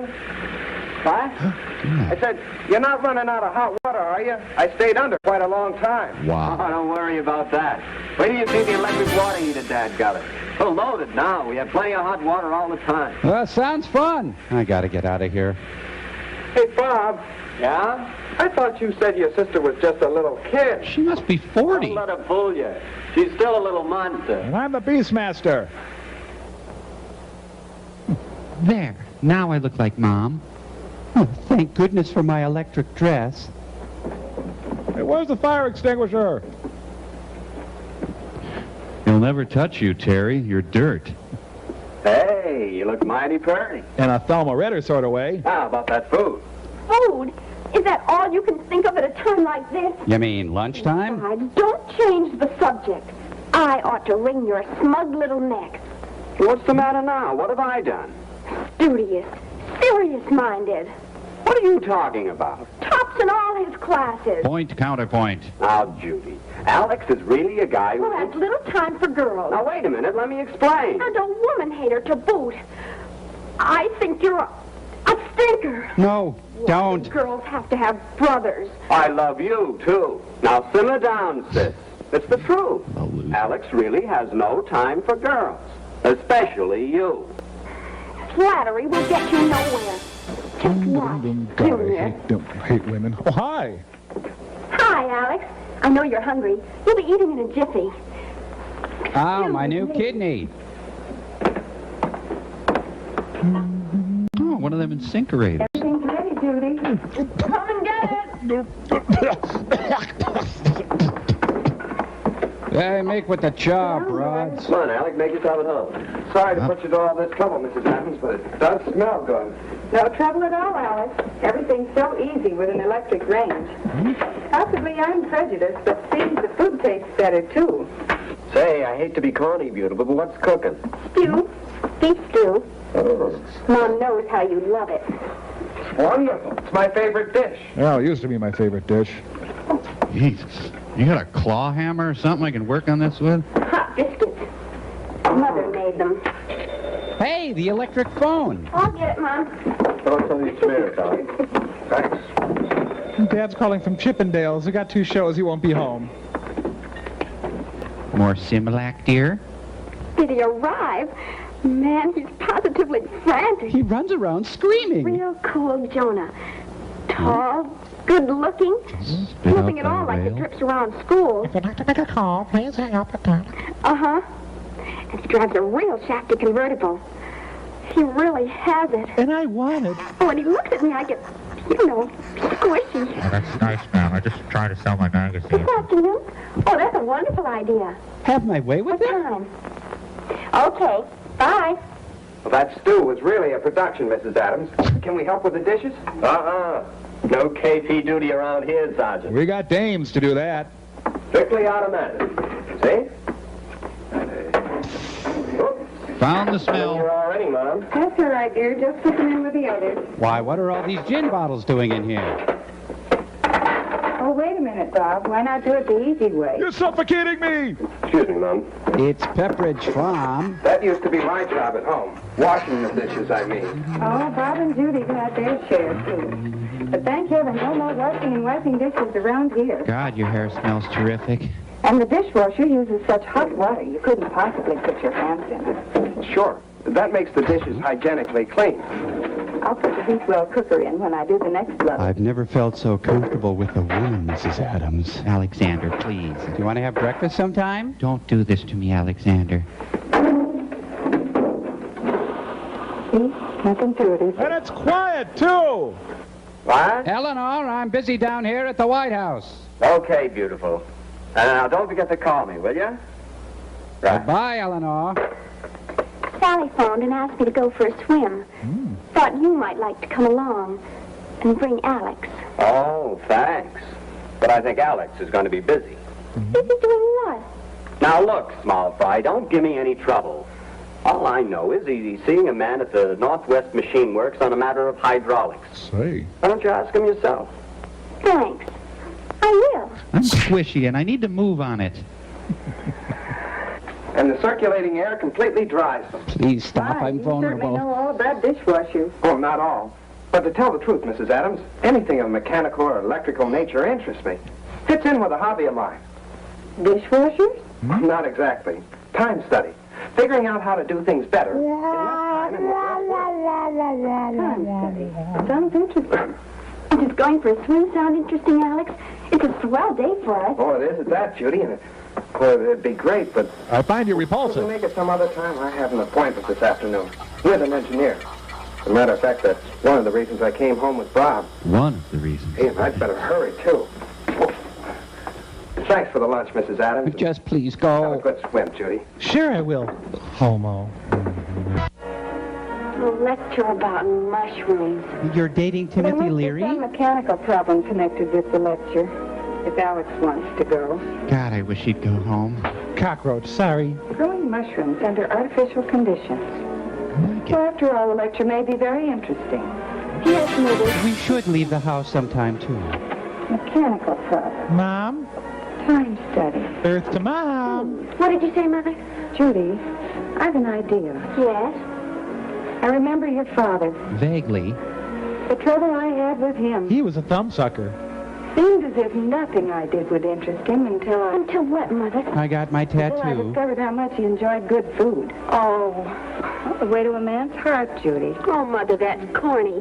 Everyone likes good food. I know, dear, but I'm thinking of something else, too. Nude housework. It'll take a little conspiracy. Conspiracy? A nice little conspiracy for a nice young man. Like Whitewater. You remember I decided not to go to the garden club dinner tomorrow night because of Alexander's visit? Well, I've changed my mind. I'm going. To hell with You Alexander. can find out for yourself whether Mother knows best. Now, here's what we'll do. Need some rope, a chainsaw, potassium nitrate, like that. silver iodide. Going on a manhunt, get me a man, dee-dee-dee-dee-dee. Okay, and thumbtacks.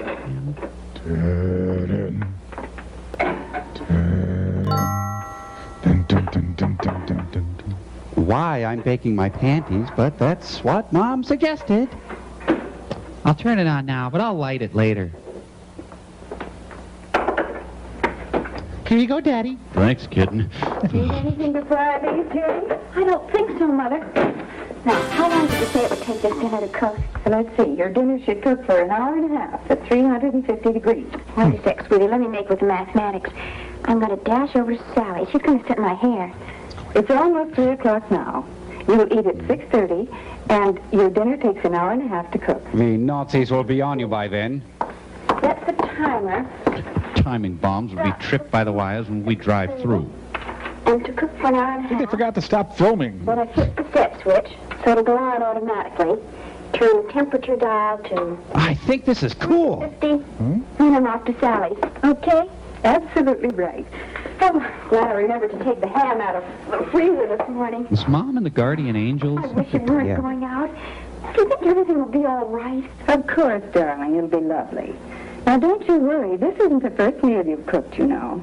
No, but it's the first meal I ever cooked Uh-oh. for Alex. She's getting squishy. Alex, you'll be pleasantly surprised and impressed.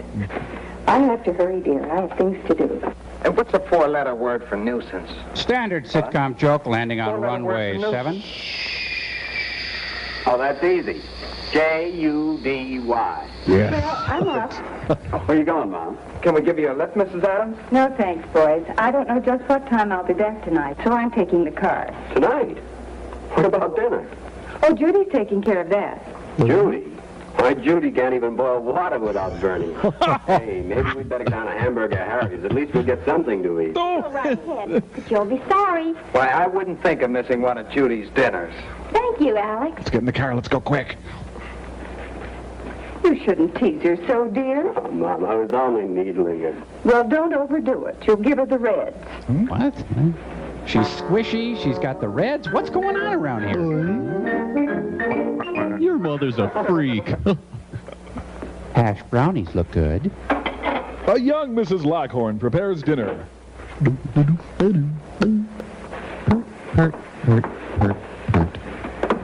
The Loretta Young Show. Interesting, Alex. You know, mushrooms are big favorites of mine. Shrooms. Well, I understand it. There's quite an air conditioning problem Is this a involved. Noel Coward play? Oh, I don't think that would be too much of a problem. When are you going home? You know what? That's what I need, an idea. Now to get my bustier out of the freezer. Has anyone noticed that the daughter is psychotic? Well, you can always give it a try, Mr. Adams. What the? Oh? This is like 3 days of the Condor. I trust no one in this short.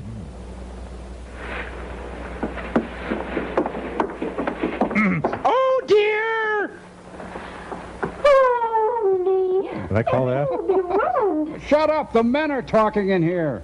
Oh, I don't know what I'll do. Oh, excuse me, sir. Lady in distress. Heave to, my friend. Trouble, Judy? Can I help? It's the mixer. It just won't work. Oh, let me take a look. Talk to your dad about mushrooms. I think I impressed the old fart.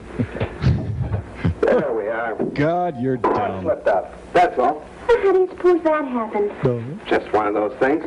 First thing you do when an appliance doesn't work is find out if it's plugged in. That's the trouble most of the time. There. Is that what time study is? No. But are you interested in time study? Oh, here we Mother go. was telling me that you... Oh, yeah. It's a hobby of mine. Set the hook. I'd love to hear about it. Play him. Plenty of line. Take your kitchen. Ever noticed anything about it? It's a prison? There's the electric range, the electric sink, the garbage disposer, the dishwasher, Electric. the refrigerator, Electric. the freezer. Exactly. All wonderful helps. Now, here's something you probably never thought about, Judy. The kitchen today is like a factory in a lot of ways. Where's your upper It lip? can only be good if the right tools are used. Yeah, but your upper lip. Where did... The best machinery that money can buy. Have you considered As a result, braces? The work is done faster, better, and easier. Just as it is in a modern kitchen. See what I mean? Oh, yes. And that's what's smart about all these things. Not really, Judy. It's just that I'm interested in. Like to make a study of them. Now let's get those clothes off. Now, here's another thing. Not only are the best tools important, but everything connected with their use is taken into consideration. Don't wag your finger at me, pink boy. Just like machines in our factory. He's heating up. Straight line production. He's in the zone. Well, they're not set this way just for looks. They're placed this way for a definite purpose. To save work, time, and unnecessary steps. Golly, I'm so impressed. He needs to meet a musician. It's called time and motion study. Come here. Bring your sweet behind over this way. Let me work on that zipper. Take your home freezer.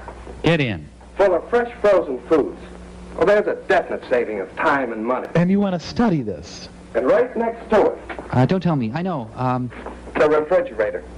Keeps day-to-day food in perfect freshness. Now tell me about the drapes. And the dishwasher?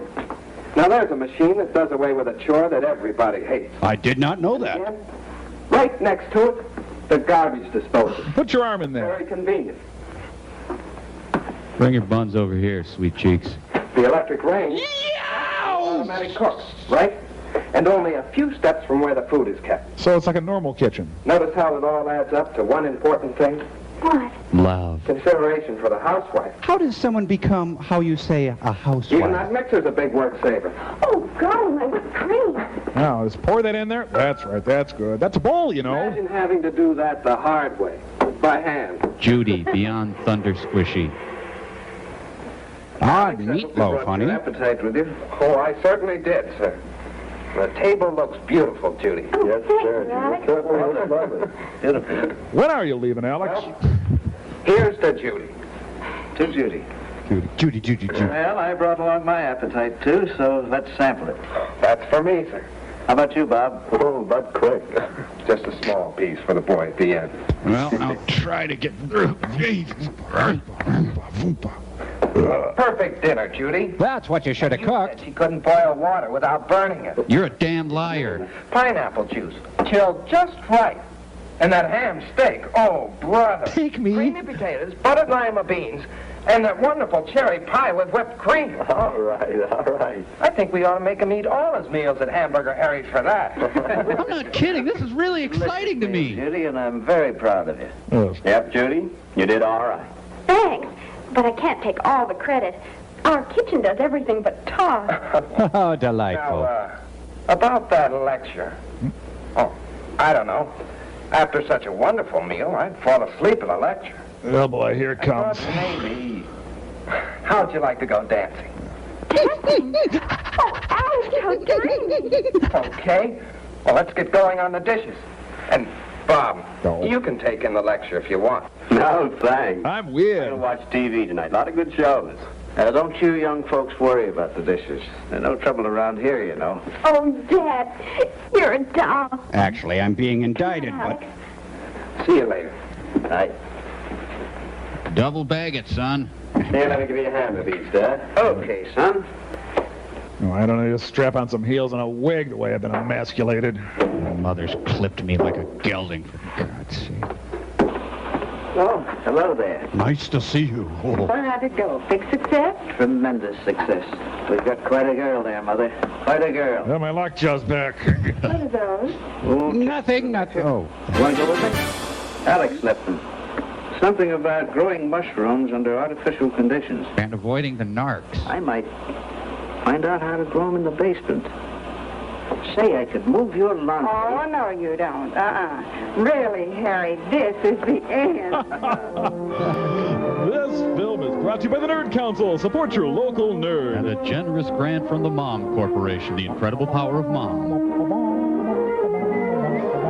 So the point of this short is that we should dabble in mushroom growing.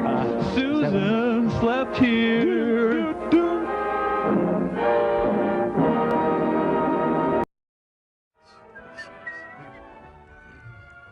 Oh, yeah, and high-octane suds. Woo!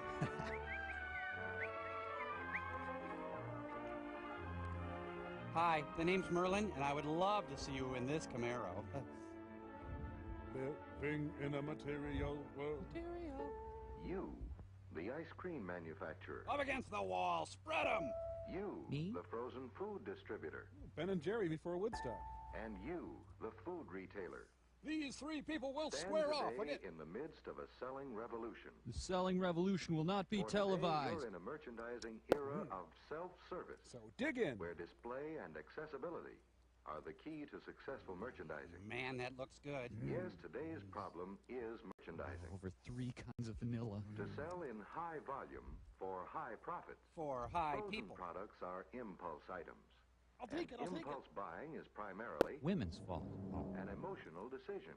The market crash. Understanding this, manufacturers spend millions on package design. Yep, this is the result. But despite an appealing package or quality of the product, it's not enough. Man, I hate this job. You can't sell in volume if the frozen product isn't easily identified, attractively displayed, and within buying reach. Don't tell me what I can't do. Who is this What guy? it takes to effectively merchandise frozen products today is an automatic salesman. Selling wizard. Like yes, me. the successful automatic salesman has... Left the building. What? Who are you? Forget the ice cream. I'll be right back. A selling wizard? Well, you have sales appeal and capacity, I'll say that. But lose the outfit. But actually, right now we're interested in... What's that? You know the answers to merchandising frozen products successfully? Fine. Let's go. Are you married? Yes, this is the answer. A real selling wizard. Are we in heaven? Rip off. This all-new glass front cabinet, a silent salesman that offers greater profits to you with sales appeal styling, space-saving capacity, new product development. It's a little big. I just want a hot plate. And what's the first feature that makes a selling wizard? Bosoms. Sales appeal styling. Or SAS. And this cabinet offers sales appeal in action. Here your customers instantly see all the eye and buy appeal of your product through this maximum glass area front. Look at him gather around. Across the narrow rail and through the wider sales design top opening. To grandmother's house we go. No barrier between food and customer.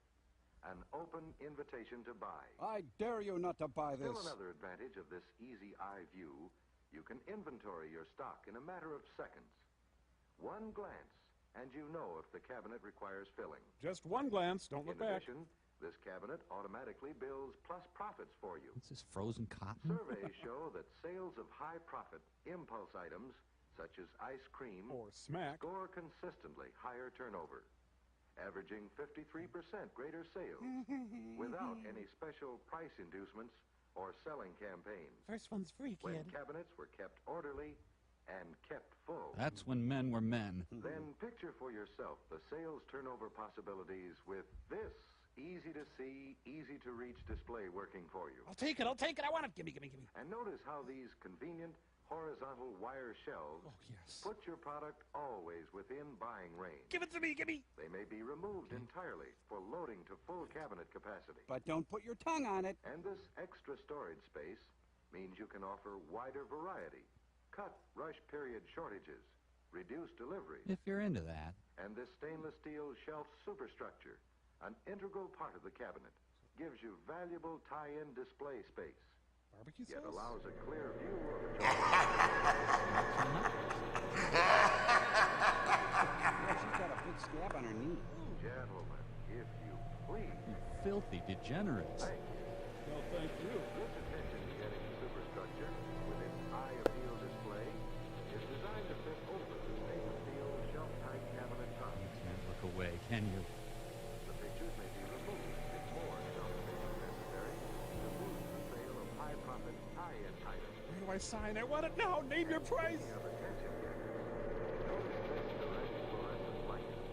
Light just inches above the package level to give your merchandise real floodlight attention. Turn on your floodlights. Cabinet, every frozen product is easily identified, effectively displayed, right at your customer's fingertips.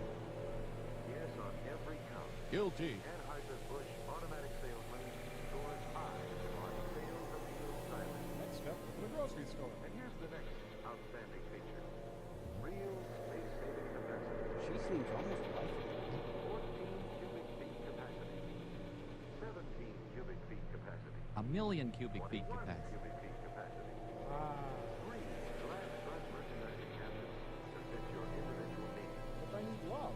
Every one of these models is built to give you maximum cubic capacity for each foot of store floor space. These are rules. Here's top-level loading, just inches from the top. Hey, let's see some bottom loading. Whoa! Storage and sales space.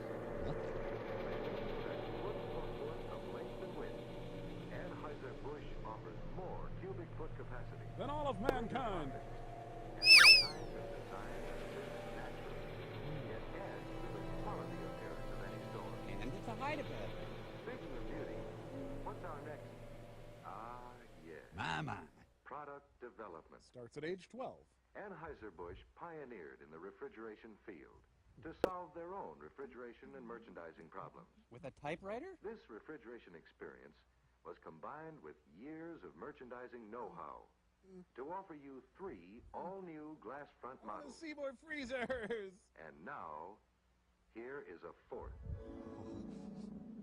Daddy, can I have it, please? Oh, please. A cabinet with the same sales appeal styling and space-saving capacity, plus the newest refrigeration method yet developed. Coldness. Forced air refrigeration, automatic defrost. Oh, so the one I bought didn't have that? What is this? And now, Wizard, can we see how forced air automatic defrost makes this the most advanced open-top automatic salesman ever made? Are they allowed to show that? This simplified sketch showing a cross-section of the cabinet Makes no sense. illustrates how the return air is drawn through a series of 4 passages where cold fins cool the air to 35 degrees or 40 degrees below zero. Better plug into car. This blower then moves the sub-zero air up the rear wall of the cabinet to the deflector, from which it passes across the top of the frozen product and repeats the cycle. And it comes out here. All merchandise in the cabinet is wrapped in a layer of super cold air. And this forced air refrigeration offers unlimited Where's choice my of ice package cream? arrangement, regardless of package size. You can move or remove the partitions entirely. Look, it's up to you. I can't make all your decisions. Time control of the automatic defrost. Once the timer is set, you always offer merchandise at its frost-free best. This sketch shows how the defrosting is accomplished by the defroster blower and the electric heater elements. When the timer calls for defrosting, this blower and these heaters go to work at once. Singing gaily. Warm air is recirculated over the fins, melting the frost in a matter of minutes. And while the unit is defrosting swiftly, positively, the frozen products in the cabinet are completely protected, as warm air is contained and recirculated within the cooling compartment. So none of it reaches the cabinet. And the melted frost runs down into a blotter-like pan. The mechanism automatically resumes the forced air refrigeration cycle. This balance of power keeps ice cream in check. Here's another new feature on all 4 glass front models. A handle. This solid, non-scuff, anodized aluminum panel creates the attractive all-metal front appearance, assurance of lasting beauty.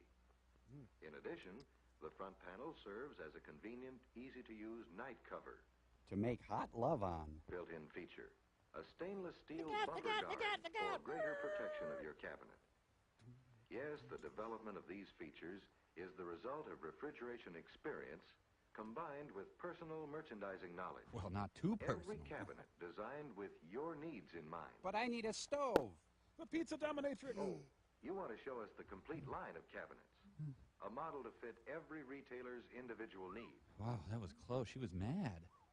If it's storage you need, back off. Here's the first of 8 models available, ranging from 3 to 12 to 22 cubic foot capacities. Oh, that's mine. That's more me. And this all-purpose 2-lid utility storage cabinet with 23 cubic foot capacity body stack easily. 92.5 gallons in 2.5-gallon cans stacked 3 high, or 930 Philadelphia pints. Or 1 million thimble-sized pints. And for those pints. who want 100% selling and storage capacity, get over it. This is one of 7 remote models that provides a range of 7 to 22 cubic foot capacity. How am I ever going to decide? And this open-top model is one of 2 built to give best possible merchandising with an open-top non-glass model. I'm not going to show you the other one. This is one of 2 sliding glass top models available with glass-sealed tops cushioned by rubber in a stainless steel frame to move at fingertip pressure. Here's the Island Merchandiser, designed for promotion specials and heavy store traffic lanes. It doubles as a toll booth. Accessible from all 4 sides, it's mounted on rollers for easy movement to busy store locations. This changes everything. Now I want this one. Once again, outstanding features that Anheuser-Busch make for a real selling wizard. You know, I think I'll just buy a thermos. Sales appeal styling. The kind of design that beckons customers to see and reach for frozen products. Plenty of lip and tongue Space-saving action. capacity that gives maximum storage and selling use of every inch of space. Meanwhile, the Soviets were launching Sputnik. And constant product development. Forced air automatic defrost, many other features, all adding up to greater profits for you, the ice cream manufacturer, you, Minute the Bowl, frozen food distributor, the food retailer. The guy with a bad coat. Because this automatic salesman, a real selling wizard, means Yeah. increased volume, greater profits. She likes me. Through better merchandising with Anheuser-Busch, manufacturers of quality refrigeration equipment. And remember to buy Ed McMahon's Budweiser ice cream. Hey-o! Lenny Riefenstahl's most powerful film. Is it an infomercial? Where's Cher? Body care and grooming. They're cops. You know, they should distribute this film in Seattle where the Grinch look is so popular. Oh, they need it. And based on the book, everything I ever needed to know I learned at the beauty parlor.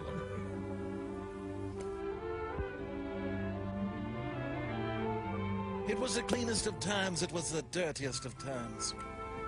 Ah, spring. Filthy, shameful spring. When birds are on the wing. When flowers bloom. And so do young men. This guy isn't a prayer. A young Frank Sutton makes his move. Well, you know, people were whiter back then. when a young man's fancy lightly turns to... Underpants. Oh. What's the matter? Exam week getting you down? Oh, leave me alone. What you need is to put down that notebook and take in some of the beauties of nature. Pick up a rifle. See what I mean? The Andrews sisters? No way. But wait a minute, young lady. How did you get into this picture? My agent booked me. You see, we're trying to prove a point about nature and beauty, and you're not exactly helping, you know. Yeah, well, bite Look me. at your hair. I like her hair. Look at that blouse. I'm looking. And the way that skirt hangs. And those socks. Look at that sidewalk. Sorry, there must have been a mistake. You don't seem to be exactly the type to make this guy behave like a human being. You know, to make him grope you and paw at you. I'm late for my Hitler Youth meeting. But wait a minute.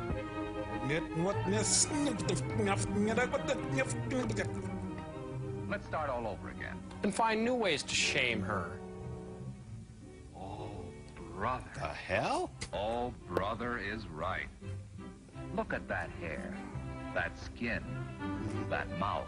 Those nose. And now look at that blouse. We just took your libido and starched and pressed it. Now look at the skirt. And the socks. Thanks a lot for helping us prove a point. Now be gone. And you too know the value of a good appearance. Excuse me, I couldn't help but notice how much you look like everyone else. Tackling her from behind is the first step. 10 years later. This marriage is suffocating me! In fact, you all know that a good appearance is a must.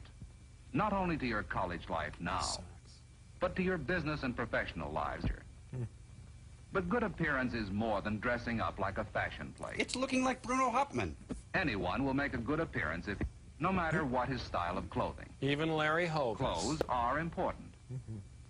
Besides fitting well and looking well, the clothes should be appropriate to the occasion. Wearing inappropriate clothes, like these shoes, is immoral. Is a sure way to make yourself uncomfortable and conspicuous. Expressing individualism is just plain wrong. But good grooming is more than clothes deep. It's being snowy white. Good grooming starts with personal care. It starts with the soul. This principally means the care of your hands, your hair, your teeth, and your skin. And your naughty bits. Yes. Let's begin with the skin by taking a look at it from the doctor's point of view. Oh, you got a big blackhead right You'll here. find that skin is a complex living tissue whose proper care requires a basic understanding of what it is and what it does. But doctor, I twisted my ankle. In this highly magnified section through the skin, we see that skin is made up of various layers. You see the path of the motorcade was Individual diverted cells through... of the outer layer are constantly drying out and dropping off to be replaced by the cells of the layers below. Catch me! Skin differs in thickness and texture on various parts of the body, such as on the lips, the eyelid, The carnival of souls here. or the feet. Perhaps the most familiar example of skin specialization is on your fingertips. Here the skin is grooved to help you hold smooth objects. Out from the inkwell comes Coco the Almost clown. all skin is richly provided with nerves, which give the skin an amazing sensitivity to outside stimuli. Hence, the skin acts as a sensory organ for the protection of the body as a whole. There, that'll keep the devil out. And skin serves to protect you still another way, by providing one of the first physical signs of illness or disease. That's an Indian rub, all right. You got a little sister? Most skin also contains hair. The hair roots are located below the skin surface. Wait a minute, the hair has a liver and a Commonly, spleen? hairs are found in association with the sebaceous or oil glands. Well, there's oil in them there skins. These oil glands often empty directly into the hair follicle or opening, by means of which the oil reaches the skin surface. The purpose of this oil is to soften and lubricate the hair and skin. Hey, you can't say lubricate. Another gland found in the skin is the sweat gland. Sweat glands open directly into the skin and discharge sweat through individual openings or pores. Sweating is one of the chief functions of the skin. The main value of sweating is the control of body heat, brought about by the evaporation of sweat from the skin surface. I am Moisty, the national spokesman for sweat. Most everyone sweats, under one circumstance or another. Besides accumulating sweat, the skin is also constantly picking up dirt, dust, grit, and other foreign particles. Skin sucks. And because the skin has lots of openings in its surface, these foreign particles, most of them loaded with bacteria, may enter the skin and start an infection. On Lyle Lovett. Such an infection, if untreated or irritated, could develop into a widespread inflammation or even blood poisoning. Don't let this happen to you. Don't change a tire with your face. Protect your skin. Keep it looking clear and fresh. Keep it clean. Pickle it, varnish it, soak it in vinegar. The best way to clean your skin is still the old-fashioned use of soap, hot water, and plenty of elbow grease. In the gutter, your love's in the And the sink. result is well worth the effort. You don't need scientific proof of it. You can feel it. I feel pretty, oh so pretty. In addition to soap and water, there are other good aids for cleaning your skin. One of these is cleansing cream. One of these is nitric acid. Choose wisely.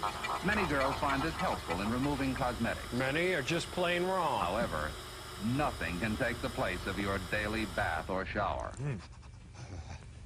You should never disrobe, even in the shower.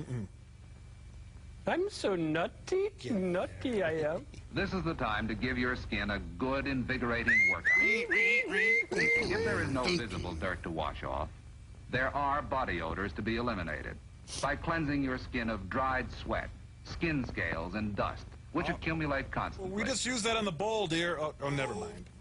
Your bath or shower should end with a brisk rinsing to carry away all soapy residue. This is really the best part of the shower. It stimulates the skin and wakes it up all over. Now get out. You've wasted enough water. Get out.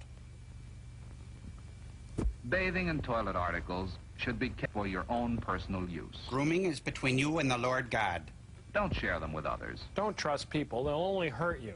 You wouldn't use another person's toothbrush, so don't use their towel or toilet articles. Live a lonely, sheltered life. Plotting, scheming. And it goes without saying that only clean lingerie should go next to that clean skin. Oh, yes, say that again. While it may not be necessary for all of you, it's fine. Some girls use a lubricating cream or lotion to prevent skin roughness or chapping.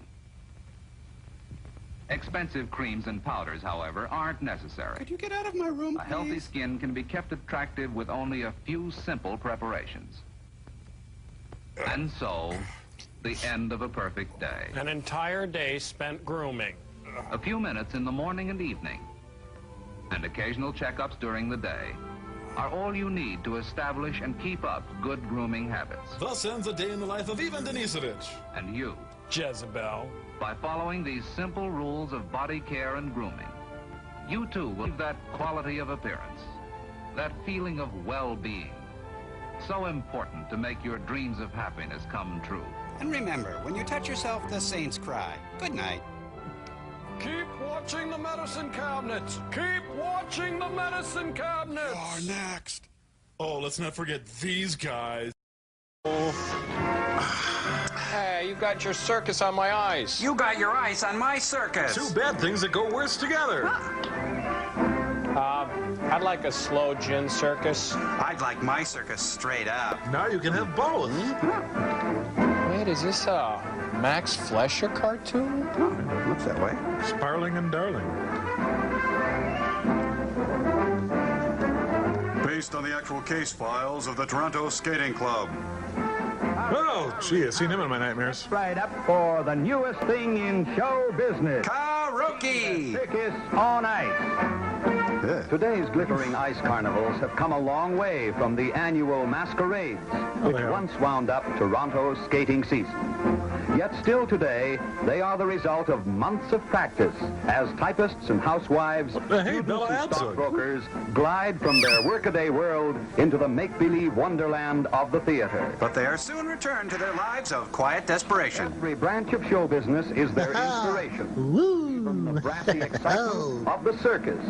And no circus is complete without pink candy floss. These two girls, they make quite a pair.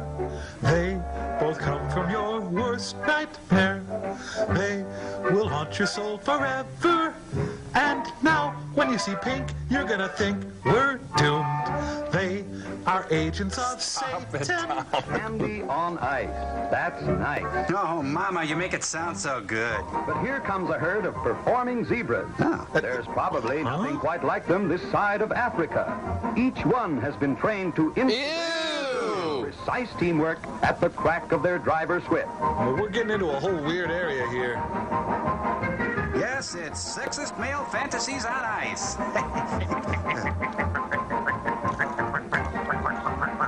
No, this is about when Donnie and Marie come out. Yep. I am not a zebra! And now, the little bareback rider exults in her victory over the wild beasts.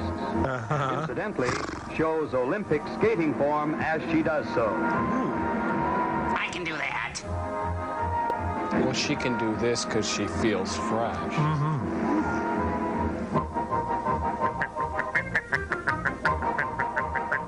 This way to the kill floor.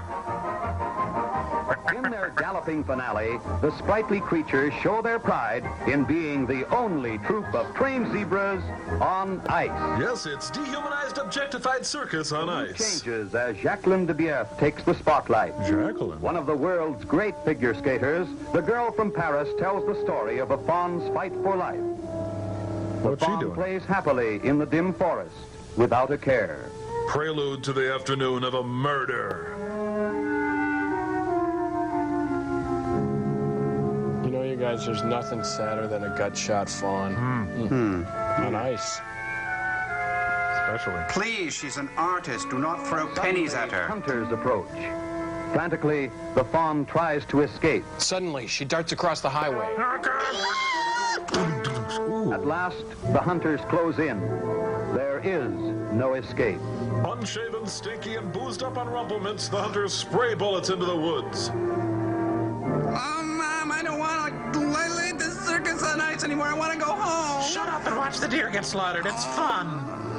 Viscera is trailing from her stomach. The meat will not be good. Venison, venison, venison. They shoot. They score. Bullet finds its mark. Oh, she skates over her own intestines. Miss de Bierre illustrates the exquisite blend of brilliant skating and interpretive dancing, which won her the world's championship as she plays out the last moments of the dying fawn. And now a clown will deliver her eulogy. There's always a spot in a skating carnival for the little fellow. But not in this show. A brave army of toy soldiers is called out to deal with the only dragon in captivity. Operation Desert Ice Storm. The soldiers destroy the delicate balance of nature. A volley of shots, bravely fired, disintegrates the menace. Bravely, the thing was crazy. And now, the spotlight falls on a world of delicate loveliness. And kills them. Ballet. Spinning the substance that dreams are made of, the beautiful ballerinas of the ice create a world of fairy make-believe. Yeah, as long as you dropped before you came to the show. Ballet skating is a comparatively new development of the art. It requires all the grace and control of the dancer, combined with the rhythmic sweep of the skater. The Emmett Kelly girls do their famous spotlight routine. Vomit sprays out in a beautiful Technicolor dream. You know, we should have worn our raincoats. Oh, yes, it would break.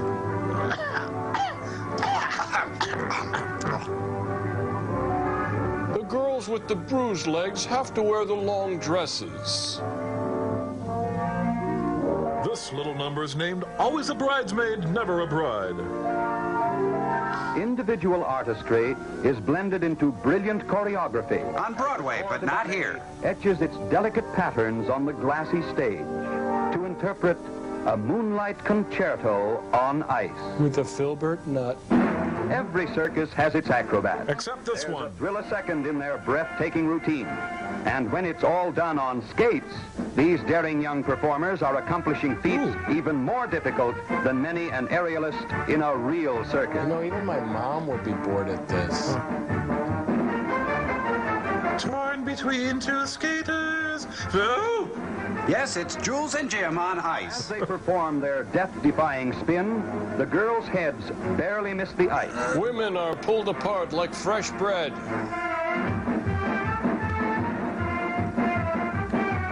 It all adds up to split-second artistry. At the Civic Center, but not here. Of an athlete, the precision of a juggler, and the nerve of a test pilot. And the boredom of an accordionist. Today's great skating carnivals are as sophisticated as bop, as spectacular as the boudoir boogie. And as dull as a beige room. This is like watching paint dry. Oh, it's easy when you sit down. Girls. See if you can spot the men in this chorus line. Look, she's got a sheep's butt.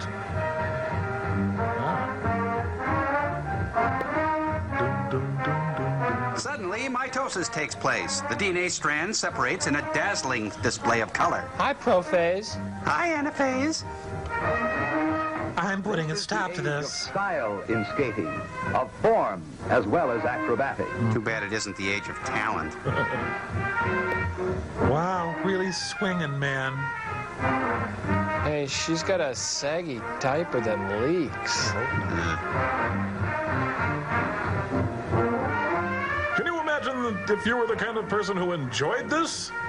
The syncopated rhythm of the dance is not working tonight. On skates, the practiced precision of the pony chorus brings new excitement on steel. Yeah, taste my steel. All the color and pageantry of a stage review is missing. Brought from behind the footlights into the spotlights of the modern skating carnival. The only consolation is that they're all dead now.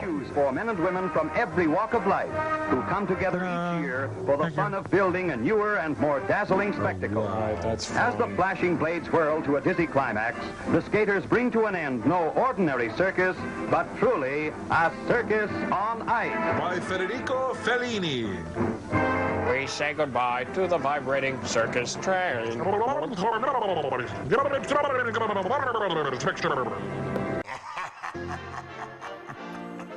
Me, I'd rather have a case of Bass Ale.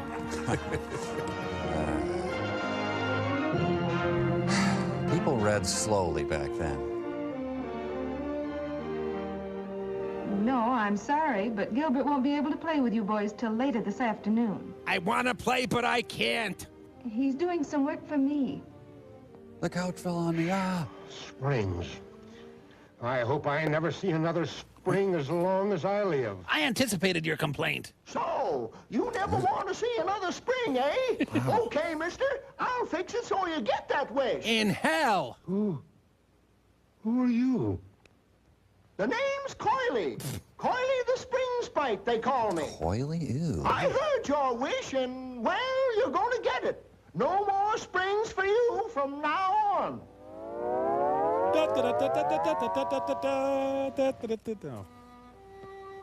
No springs? I don't care. There's still butter and meatloaf.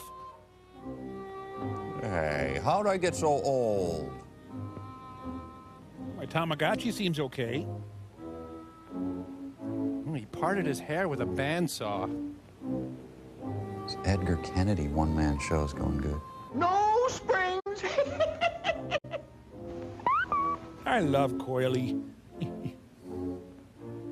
So one clod says one thing and the whole world pays? Yes. Can't decide between short sleeves or long? Split the difference. No springs. Honey, get the swatter.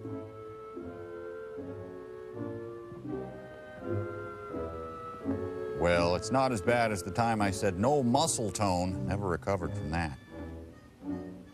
No springs! Oh, and no redemption, by the way. Welsh O'Coily, I'm gonna digitize everything.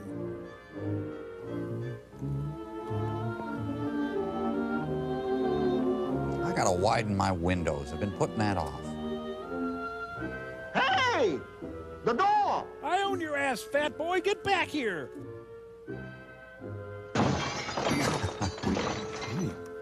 No springs! Where does Coily fit into God's plan for us? Wow, Billy Barty was driving the car last.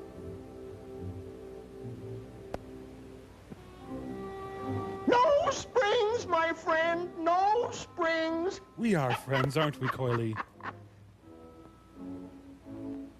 So, well, I still don't have to fix the couch, so eat me.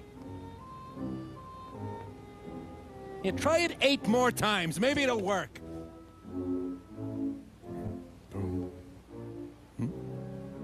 No springs! Stop him!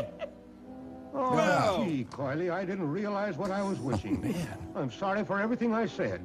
Can't we call the whole thing off? Isn't there anything I can do? Please let me take back my wish.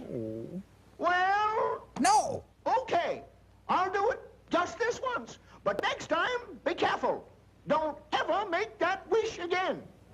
So, Coily waited all eternity for this moment, and he backs down almost instantly?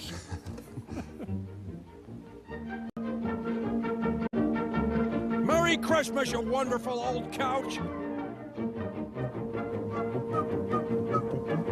From then on, Coily visited him nightly until he was driven mad.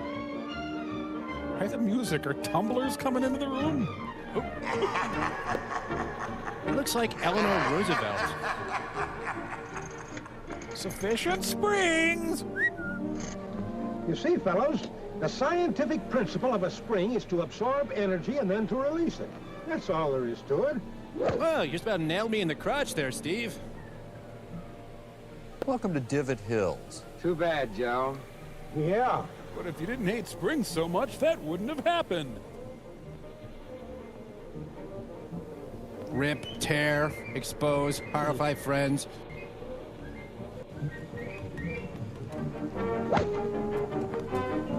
Nice pot. Spring-loving bastard. Nice shot. Yes, it was. But if it wasn't for the amount of spring in the club shaft, combined with the spring of the rubber inside the ball, that drive wouldn't have gone anywhere at all. You see, all spring action depends on elasticity, the ability of material to return to its original form after it's been forced out of shape. By anti-spring extremists. You know, like the action of a springboard. And when you stop to think about it, even the ground, the earth is like a huge spring. It has the ability come here a minute. to absorb a blow and then transmit the shock from one point to another. And that's exactly what a spring is supposed to do. Transmit shock from one point to another. Okay, but let's get on with the game. Shouldn't this be over? You don't realize the number of springs that work for us every day. Why, there's the little spring in your cigarette lighter, and the spring in your pencil clip. Nice touch. And the huge springs that push in the railroad trains. Why, I could name thousands of everyday uses for springs. Don't bother. More gray asses. I never realized until lately that springs have such a universal use. Why, there's springs in mouse traps, guns, exercisers, hinges, pogo sticks. Guns, huh? Why, it's practically impossible to name a single thing in which some sort of spring isn't essential, in one way or another. Well, look, God has a spring. Take that plane up there, for instance. It's a zero. It's got a set of shock absorbers on the wheels that depend on heavy springs controlled by a hydraulic arrangement. When the ship lands, the springs ease the shock so much you can't even tell when you're on the ground. Helps if you're stupid. And as far as an automobile is concerned, why, I wouldn't even attempt to tell you how many various kinds of springs are used, in addition to the springs and shock absorbers. Good. Lots of loose soil to bury someone out here. Hey! You know, the trouble with people like you guys is that just because most springs are usually hidden, you seldom think of the important part they play in the regular operation and enjoyment of our cars. Springless creeps. For instance, just take those springs I mentioned a while ago. The springs that are built under the car to provide full riding comfort. Spiral coil springs in the knee action in front balance the weight of the car with soft leaf springs in the rear, so that the body always rides along on an even keel. Can you imagine what it would be like riding along a rough road like this without those special springs? And then, too, the springs in the seat and back cushions take up any other little bumps that get through to the body of the car. Yes, sir, as far as riding comfort is concerned, the tires, the cushion springs, and the special springs under the car all combine to give us a ride that can't be topped. The 1941 dull gray mobile. Hey, Joe, wake up. It's Coyley's Army of Darkness. Look. Wake up, fellows. Well, that didn't take long. What's this? You guys are breaking up with me? You played a great game, boy, but you lost. What you need is a little more spring in the old... Very funny. You and your springs. I hope I never see another... Stop! Don't say it. Don't ever wish anything like that as long as you live. You'll be the first to die. Jam Handy reminds you to keep your preserves in a convenient place. Oh, my valves. Hey. Oh, Mr. Natural. I remember him from Zap Comics. Hey! Remember that? Con LTD and the new power generation. Con! And the Republican High School Marching Band. Betty Luster, was she married to Martin Sheen? I think so. Ooh, look at that guy. Apple Crusher! What does ASC mean? A sick cookie. Oh. Come on and buy some crap from us. You know that you want to, and the white race will salute you as you prance and gallop. Thank you. Huh? Boy, am I glad to see you. Well, it's not mutual. What do you mean, who's talking? Yeah. It's me, that's who, Mr. B Natural. The second note is as natural be as you ever see. Joel, I'm scared. Hold the music. Oh, thank Maybe you. we can make things a little clearer around here. How's that? It stinks. Move in a little closer, friend. No, don't. Get acquainted. No, let's not. Mr. B Natural, at your service. Evil. The spirit of music, She's that's evil. Me. The spirit of fun in music. And I've been around an awful long time. Knew your father, I did. Hey, leave my father out of this. And don't be too sure I wasn't in the garden with Mr. and Mrs. Adam. You were the Why, snake. you should know me. The spirit of music's inside all of you. No, I bathe. In you. In all of you. Right there. Waiting to be found. Waiting to be expressed. Waiting to die. All you gotta do is to want music. To want the fun of it. It's great. And when you do, just call on me and I'll pop right out to help you. No, that's okay. Generally, I live on this music staff. But when I get a message for help, I go off to appear before people. Is this Liberace's Especially mom? young people when I think I can do them some good. Wonderful. I know an awful lot of people in my time. Got a well of a lot of swell stories to tell. I bet. One of the nicest is about my good friend Buzz Turner. Little guy I first met when he was in junior high. Mr. Well, B, you're hot. Want to see what happened? No. Come on. Let's go meet Buzz. That's okay. Ah! Don't do that. Gee. Oh. I got a bad Did you ever feeling. notice the excitement in a school car at the end of the day? Oh, yeah. More energy than you can shake a stick at. The kind of energy that makes fun and laughter and music. Hey, tone it down, lady. With all their young energy. It's the first time I really met Buzz Turner, including Jeannie, the cutest girl in school, including Buzz.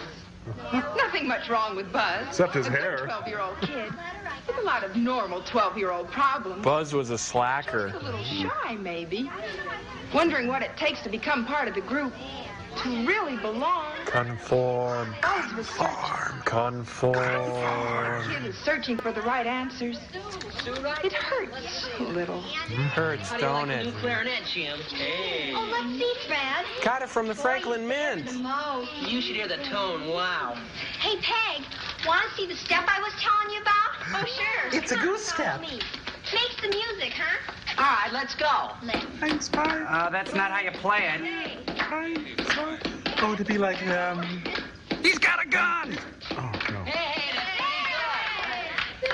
They got a gang, tell gun you there. what. How about coming by my house for a while? I got some great new records. Not me, Jeannie. Band practice. I wouldn't miss it for anything. I'm bucking for the first clarinet chair. Oh, do you dare? Betty, grab your horn. We'll be late. Okay. Bye. Bye. They're a fun group. These records are the greatest. Let's see now we've got. Wanna come? Yeah. We can dance. Don't hit me. No, thanks. No. Well, I mean, I got some reading to do. You know, that big history essay. But that's not due for 2 weeks. I know, Jeannie. I want to get gotta started. finish my letter to Jodie Foster. Well, come on then. Okay. What are we waiting for? Yeah. That hurt. I'm all messed up inside. If only an androgynous man would come and visit me. I'd better wash my gym clothes. It's been 6 months. Oh, eh. Meanwhile, the Midvale police visit his locker. Find out why they call him Buzz. It's coming out of the closet. This boy might be needing me. Well, that's what I'm here for. I feel ill. Me too. Better wait till he calls on me, though. Till he reaches for the spirit. Calls for Satan. All right, dear. Oh, yeah, there's a weirdo loose in the school. Yeah. He was hiding in don't Junior's forget the locker. cake. We gotta It's call the paid for you. police. Wait, I'm not really. I Okay, wouldn't want bye. you to hang up. I'm not. Nice Oh, house. they live in Pee-wee's Playhouse? So early, dear? Yeah, I got some reading. Well, it's such a beautiful day. Daddy won't be home till I'm 6. feeling No, very Mom, sebaceous no, I today, Mom. Better go up to my room and do the reading. All right, son. Buzz? This time, don't make so much Maybe noise we'll all when you go for a read. nice ride after dinner if Daddy's not too tired. Okay. Oh. Why does my kid have to be such a dud? I was popular. Where'd you come from? Bellevue. There somewhere. Do I look funny? You look hot. Well, it's kind of a surprise. I'll say. Mr. B. what? Natural. Shouldn't be surprised, boy. Whether you know it or not, you sent for me. When you reached for that music over there to make you feel better, I got your message. You awakened me. So I'm attracted to You've guys been now? hiding here in my room all that time? You've seen me do everything? No, boy, I don't mean that. I mean, you awaken the spirit of music inside you. That's me. He played the Your devil's spirit of tritone. music. That's my name, boy. Be natural. Oh, Why, there's Mr. nothing Lady, more I... natural Oh, than Miss... feelings oh. of music inside of people. Look here, boy. Yeah. You sing a baby a lullaby, and it coos. The lullaby, bye. That's Oh, what the feelings with go music away. is, as natural as you can be. Gee, I don't know, Mr. B. I guess I like music, with the okay. thing, just please I leave. don't know about making music myself. I don't think I'd be any good. A boy talking like that. Blasphemy! Spanking time. Look here. I've been visiting with an 8-year-old friend of mine who woke me up recently. No. Talked him into playing the French horn, I did. You should hear him. Boom, boom, boom, boom, boom, boom, boom. He boom, sucks, boom. Mr. B. Natural. To do it like that. Yeah. Because he wanted to. He wanted the fun of it. That's why he can play that piece so easy. Wait till he grows up and finds out how hard it is. That's very clever. Mom! Mom! Because he's young. He's not afraid. Wish I could. Wear tights and prance around. Wish I could get in a band or something and be as... be like Fred is. Now, none of that. None of that. I'm here to help you. Not to help you feel sorry for yourself. Sure you can be popular. Oh, Mr. Sure you can be in a B. band. And when do you see the kicks you'll get out of it, Buzz? Kicks. The glamour of the uniform.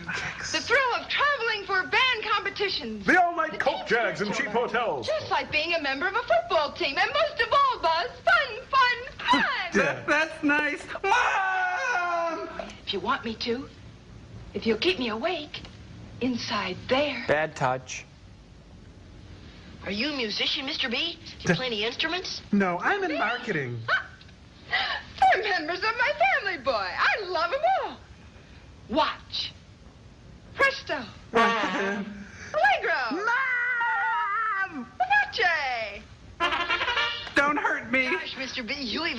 music. You be Anybody bad. can, Buzz. Be natural. Talk out what you feel with music. Look here. Do you think this is just a trumpet? No. It's a bomb. Feelings you want to feel. The things you want to say to the world. Put a trumpet to your lips and it becomes pride. Confidence. The mood of a happy king. Oh my God, please say this isn't happening. It's a happy king? Mr. B, shame on you. Having you no sense of decency? A clarinet's not just a clarinet. It's a happy smile.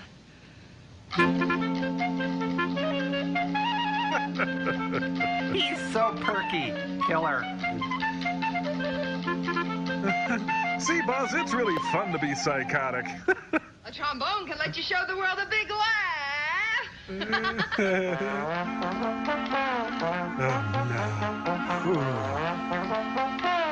Why, Joel, why? When you want to show dignity, Buzz, try a French horn. Mr. B, what would you know about dignity? Hat. Buzz?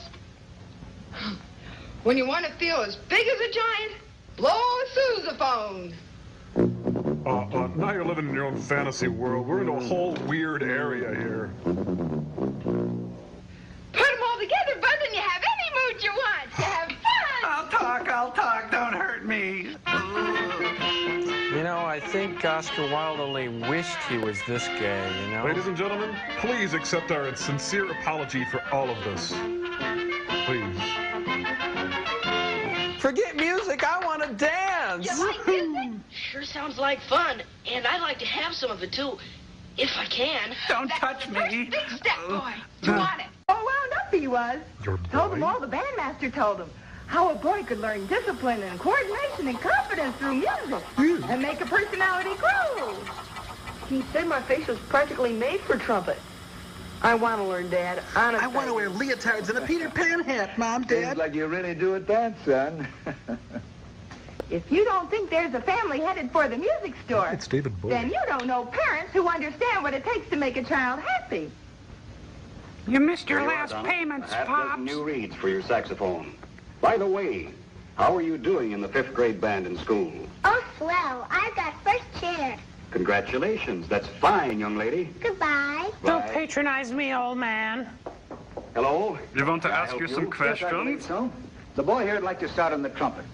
Well, you're joining a mighty happy family, young I man. could use one. like my bringing this up, but I imagine a good trumpet would put quite a dent in his dad's checkbook, huh? Yeah, if he starts Not hitting you with it. necessarily. All the better music dealers have a trial purchase plan. You are simply making a small investment in your son's lifetime personality. Now, put away the grease gun and show me something cheap. With this boy's enthusiasm, he can't miss. All right, let's look at some horns. Hey, this is the plot from Golden Boy. Now, this trumpet is made by the world's largest manufacturer. Now, cut to the chase. How much? The make is important, is it? Buzz, I don't think the make matters much. There. Doesn't matter much. Mom, Dad, tell me you heard that. Boy, the most fun comes from the most skilled playing. And the most skill comes only from an instrument designed to give you the best sound possible. It sure does matter. Oh, excuse me, Why, sexless what man care woman. goes into making a really superior instrument? You gotta inspect your horn, boy. And wash it every day. You ought to take a look at a factory that makes top quality instruments. Oh, man. Let me tell you what goes into the making of the best instruments. You see? The dealer has the same idea. You listen to him, Buzz. Or I'll kill you. The instrument with the best sound comes out of plants that combine modern Grapes, equipment polish, with polish, precision polish. That's all I do all day. Precision finishing the most. No noise there. Let's sing with. Superior workmanship What the like hell is this going on here? is possible because no one man builds an instrument. These will make lovely noises someday. And each operation is performed by an expert in that phase. Work faster, Grandma. This man does things he's not proud of. Makes the best instrument. If that craftsman stopped spinning that sousaphone bell for a second, he would completely change the quality of the instrument. The faces of those he's wronged float up at him. Hey, it's Leo A Gorsi. manufacturer of all quality grown up. instruments is equipped to produce the best sound. He realizes that you play the inside of an instrument, not the outside. So he takes care to produce a smooth finish inside that will not obstruct sound through such methods as hydraulic expansion. That feels good. The best instruments are uniform. Every one is exactly like every other of the same kind. Just like you and me. Valves must be ground with utmost accuracy for smooth, easy playing. Out of this unseemly, unfinished heap, Honey West, will come a row of gleaming, high-quality saxophones. Come on now, watch the red man. Watch for the red man. You're wrong. That produces a seamless bell, further removing sound resistance, giving to the finished Coprion instrument an ease of playing and a tone quality that is unmatched. Extra value is what you get when you play the Coronet. Manufacturer develops the highest quality instruments. This trumpet is flatlining. Assures their best performance. Testing to analyze the In tone. a gas chamber? To measure the sound for accuracy to a tiny fraction of the semitone. This is Oh, cripes, we gotta work faster. Hurry up, Marty. Oh, we got a long way to go. You got so many of these cards. They're just so shiny. Let's break. This instrument will make music fun for you, young fella. It was handmade by an old You're all woman. set. Good luck, and I'll see you in the band. Wait a minute, I didn't say I'd take it. Well, sir, we he was really on his way now. I had done my part. The spirit of music was a natural thing with him now. For the rest of the story, I could just sit back and watch the training. And rake in the cash. Watch him open up as a new person. Oh, no, Jerry, you're blowing the big end. Yeah, like that. Oh, good, am I hip yet? When do the chicks start coming around? In the months that led to graduation, all the things happened to Buzz that we knew would happen. He was ready to really belong now. But the rules had changed. In high school, he would be ready to take that big solo. He'd jam with his imaginary friend. Now the poor kid grandstands at every opportunity. Sucks, doesn't he? Hey, if you get near a song, play it. Enough! What is this, Flight of the Bubblehead? Come on! Stop! Sorry. Thought they were trading fours there. We're really, really wide. We're really, really, really, really wide. Wide, we're wide. We're really, really wide. Oh, it's Satchmo. What do you know?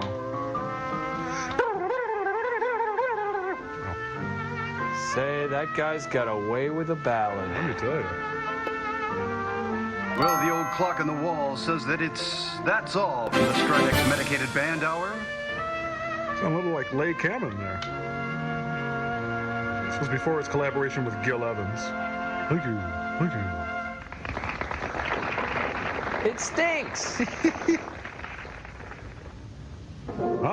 But in real life, Johnny is last chair with the preschool band. To express himself. No one expresses more naturally than a child. And there is no more natural expression. Let's get out of here. Now, was Mr. Be Natural a man or a woman? Oh, definitely a man. Oh, No, a man. Definitely a man.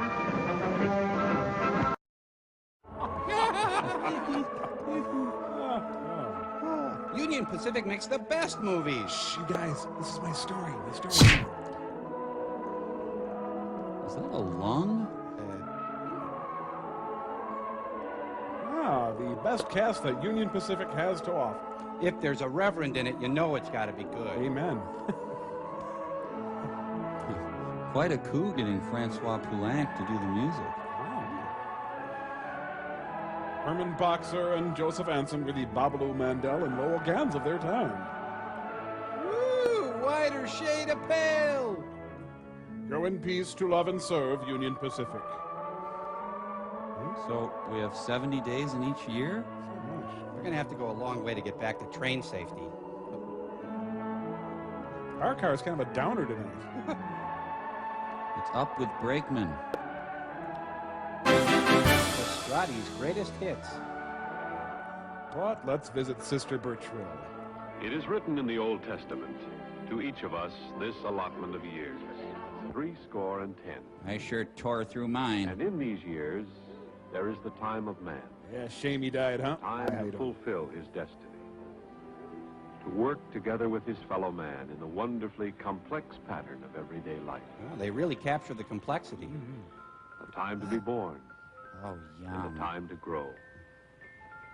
To become aware of the loveliness of all things living. Sure, this beats having friends. In the call of youth to youth. To learn the happiest lesson of all. Dishes. That the fullness of life can only be tasted when our happiness is shared with others. All right, go, Dad. Later, a time of maturity. To reflect. It all To sucked. relax. To enjoy. I regret everything. Yes, this is the heritage to which we are born. The blessings to which we may all look forward. Really going through the funerals. Yet, here in my parish, there are some who can only look back. I hate them. They are the victims, unable to reap the full enjoyment of the days of their years. Chief Justice Earl Warren. They are the victims of themselves. I hate themselves.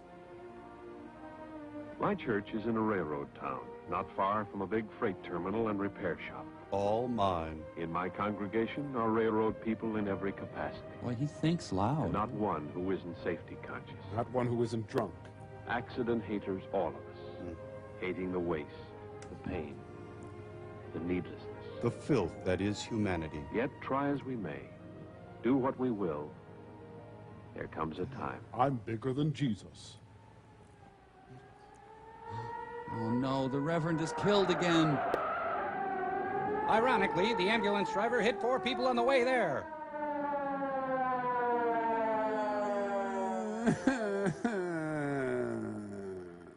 A fellow worker hurt. Get out of town, accident lover. Never get hardened to a sight like this. I had an accident, too. But it isn't only what happens to the man in the ambulance. Oh? There's another story behind most accidents. Communism. The story of what happens to the others. The doctor's wife had died. He paused to You smell a might say rose. I've got sort of an inside track when it comes to knowing the inside story behind an accident. And it strikes me that the ones who are hurt most by the carelessness that causes accidents are the ones who weren't even there. I didn't hate accidents enough. I often stop by here for a cup of coffee. That's really interesting. Whenever I do, I'm reminded of the things that happened to the people who weren't even there. Oh, sure. Huh? I reread the story in the sad eyes of the girl who serves me. And it really pisses me off. Yes, I'm ready. This is Helen. Hi, Helen. Although she has never been in an accident, She acts like she has. Helen is nevertheless an accident victim. Can I get my pancakes? Her eyes were not always sorrowful. Once they were bright and shiny. Her coat glossy. Yes, I remember how those eyes used to glow whenever Helen thought about Joe. Joe Tendler was... It's a belt sander! Ah! In those days, Joe was about as average a young fellow as you'd be likely to meet. It sounds great. Young, easygoing, good company. Prone to violence. He hadn't a complaint in the world. Well, maybe one complaint. He was getting a little tired of being a bachelor, eating on the run, cleaning up your own place if you got around to it. But all that was due for a change pretty soon. He'd chosen his new look. Yes, Joe was a pretty lucky guy. A good job as road electrical foreman, a wonderful girl who wanted nothing in the world more than to be Mrs. Joe. So his name is Joe Joe? I guess. On his way to the job that morning, Joe had to stop by to see Helen. There was something he'd forgotten to give her last night. A taste of the spoiler. I spilled my coffee. In front of all these people, behave. But But of course, Joe was behaving. The way any lucky, happy young fellow about to be married would behave. It was only natural. Joe had to take off in a hurry to reach that job on time. He had a lot more women to kiss on his route that And morning. Helen, well, she was on the job, and her face had that glad look I'll always remember. My man is average. It made people feel good, just watching her feeling good as she went through the motion. I'm watching you feel good. And though she was quick and sure and competent in everything she did, She spit in the she was eggs. really a million miles away from that little restaurant. Mr. and Mrs. Joe Toast. A million miles away.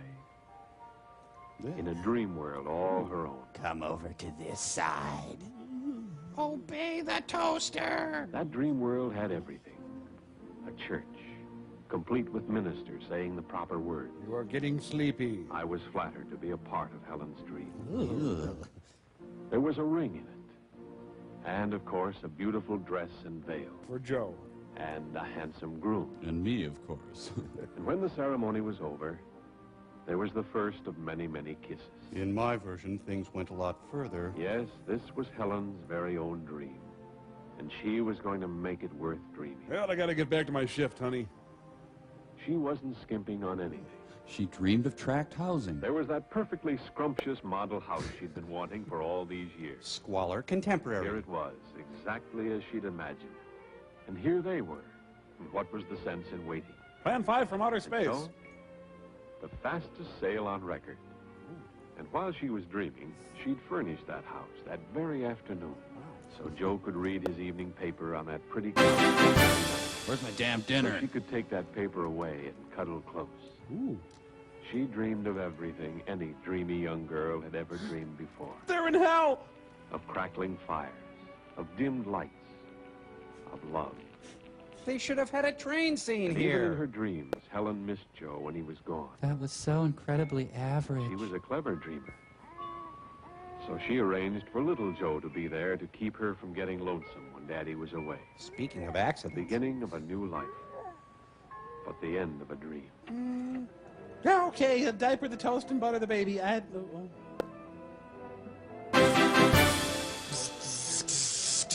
But on the job, late in the afternoon of that day, the real-life Joe was in a real live hurry.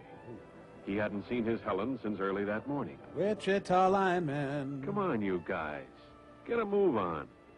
Let's get out of here. He might have been heard to say. To the impatient Joe, the men seemed almost purposely stalling as they stowed their gear. Joe smelled conspiracy in everything. And now the wheels of fate were set in motion. Call them the wheels of fate, or the wheels of chance. Or call them earning. But consider the man at the wheel was in the driver's seat. In any case, it involved a wheel. It was Joe who was calling the turn of the wheel. Oh, Joe is the king of the world. You went through a stop sign.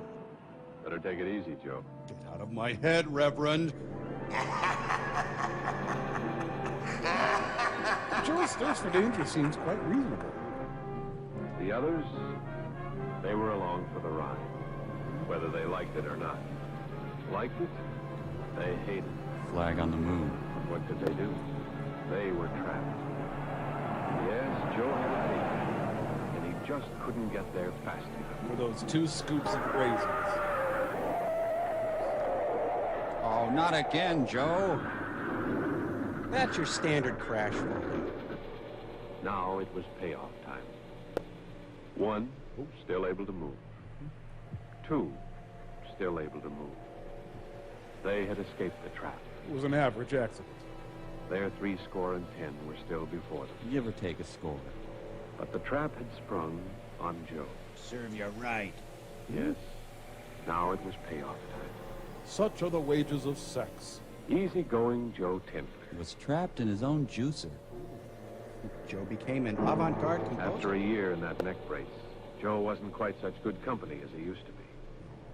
But the word said, for better or for worse, in sickness or in health. You take this bionic man. Sure, Joe tried to call it off. But a girl like Helen doesn't run out. There was quite a difference between Helen's dream and the reality. There'd be quite a difference between living with the dream Joe and the real one. Their honeymoon at Six Flags is going to be real fun. Hey, Joe. Ah! It needn't have happened at all. You could have married me. Look at this button I found in the collection plate. There are many days in the years left for Joe. Too many. For George Price, there are fewer. Hey, you dead yet? And the days George does have left, flavorless, futile. Get off my land, you pious son of a... For George, the sound of that approaching car, as it nears the house across the street, prods back into his memory. A scene he has fought to erase. But then so does every other sound. A scene he cannot forget. Well, he's having a great day. This is Lenny Bellows, the boy across the street. The boy who once was like a son to George. Just across the street, where every day George can't possibly help seeing him. Better go buy some salt pellets. Every day, George remembers. When he was good friends with Dean Rusk. George remembers how it was in the happy days with the Price and Bellows family. Eating sandwiches. Fred Bellows, Lenny's father, and George. Good neighbors, good friends. And Michelob. They'd spend hours figuring the fun they'd have on their retirement pay. Whee! The trips they'd take together. The wonderful places they'd see. It would be soon now. Let's go on a Hawaiian sex Their tour. wives had waited patiently through all the long years of railroad service. Tony Lenny Dow. would go to college. It was all planned. There wasn't a cloud in the bright blue sky of their future. Then I showed up. 42 years of good, honest work. George was proud of those years. George. Proud of the strength and stamina that had kept him going. But today, somehow, he didn't feel so good. And when it was time to go back to work, George wondered whether he was going to be able to make it. George, you're hilarious. Funny, these last few weeks, he hadn't been quite up to snuff. Diarrhea is like a Nobody storm. noticed. He hadn't mentioned it. Probably just indigestion. Hey, have a massive coronary on your own time. He'd be all right. If he could only hold out until retirement time. It's at 5 o'clock today. But now he had a job to do, and nobody was going to say George Price gave up on the job. George Price gave up on a job. There, I said it. And so, as Fred Bellows climbed up to go back to his job, George went back to his. Robust and cheerful as ever. A small voice whispered, "Report sick. Get a relief man. Don't be a fool, George." Kill your parents. But George had a job to do, and he was going to stick to it. Boo Radley waved him on. So there was George. And Fred. And Bill said, "Come on, easy." They call him the derailer. Well, what's with Georgie Wargie? Shouldn't have thought of Mamie Eisenhower. George, if this is one of your pranks. Oh, this is terrible. He died minutes before his time. Good one, George. George tried to go to Fred Bellows' funeral. But Baywatch was The on. doctor said no. You don't walk around 2 days after a heart attack. Why couldn't he have killed the guy 2 doors But down? they couldn't keep him away from the window. He watched Grace and Lenny. And Squiggy. Lenny. He wasn't going to college this fall. Because he's dumb. Or any fall. Can you bring me back a program? Grace, who faced a future of grief and loneliness. Boring. There, my problem went away. All right, let's get this guy planted. They'll circle George's house a few times, then go on to the cemetery. That was over 3 years ago. George hasn't moved. George still can't get around very well. Lenny Bellows still lives across the street. And though he has long since forgiven George, yet his simplest actions have become, to George, signs of rejection and hatred. You know, staring off into space hasn't been as exciting as I thought it would be. And there George Price is doomed to stay. Across a little street, 1,000 miles wide. Now, let's get to the dismemberment. As I said before, most of my congregation are railroad people.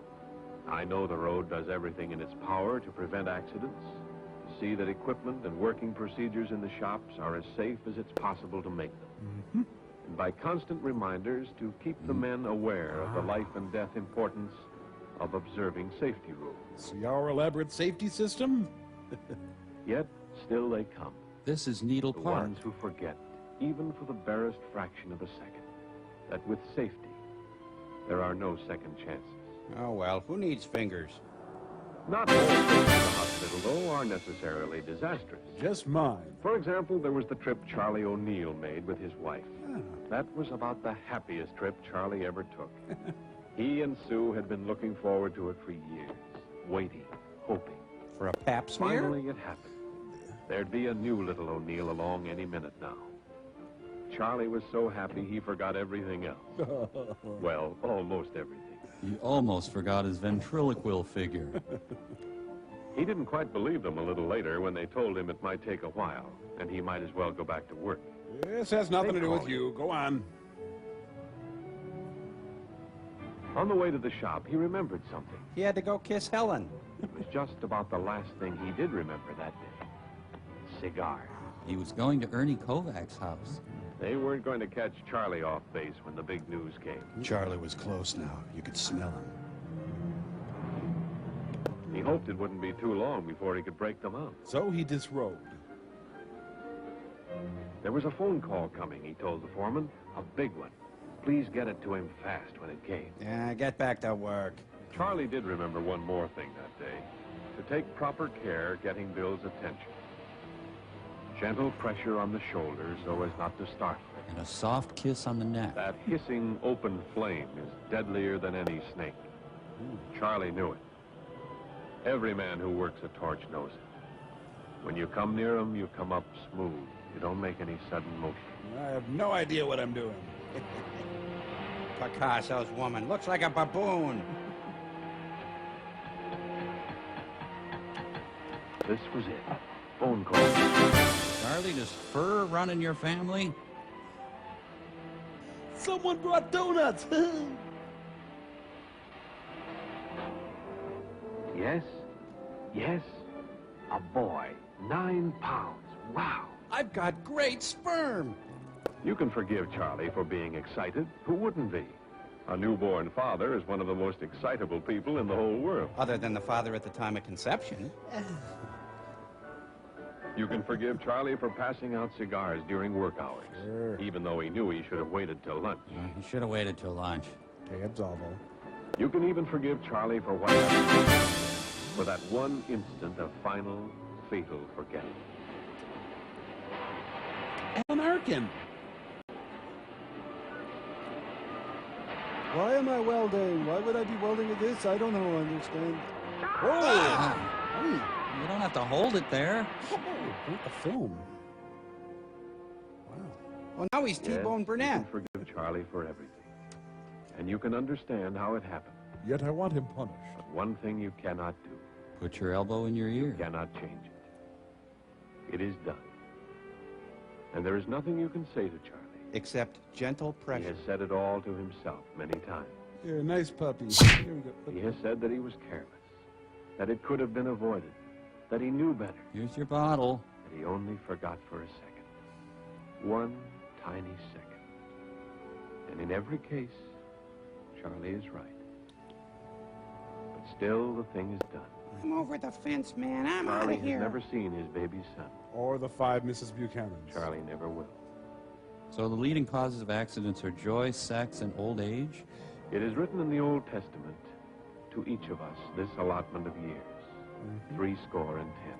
And there's a psalm about When you welding. add that up literally, it says that the days of our years number 25,567.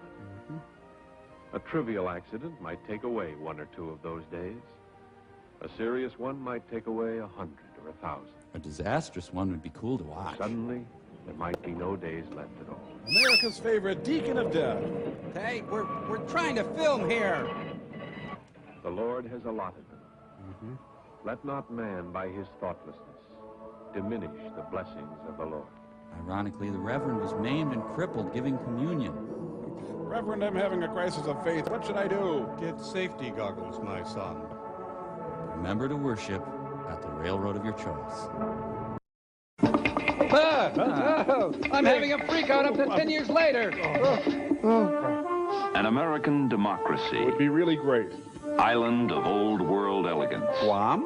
Rich in its heritage of art and culture. With wah-wah pedals playing constantly. A wealth of historic grandeur and beauty. Does not exist here. Who's the cat who would risk his life for fellow man? Shaft. Yeah, can you dig it? Year-round sun makes this island a vacation paradise. And very hard to sleep. And today, it is also a land of progress. But we can't tell you where it is. Building into the clean blue skies, the island is on the move. Hawaii? No, an Apartment island. complexes, What? bilingual schools, Bisexual students. modern hospitals, Are not here. luxury hotels. Are desperately needed. Progress can be seen everywhere. In places other than this. Circle Pines is really thriving. This is Puerto Rico.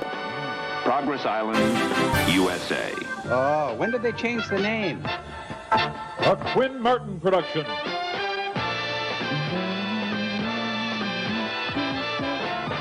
Puerto Rico.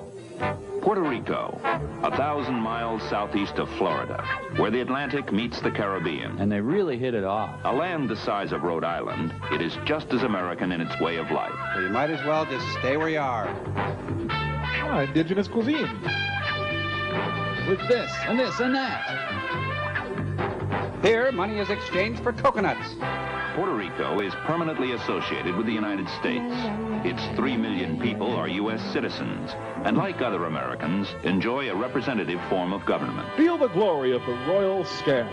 The capital in San Juan, where the Senate and House of Representatives form the legislature. Newt Gingrich is the head of that, too. La Fortaleza.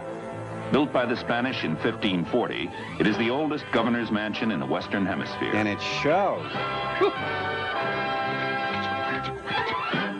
The promise of this land is fostered through education.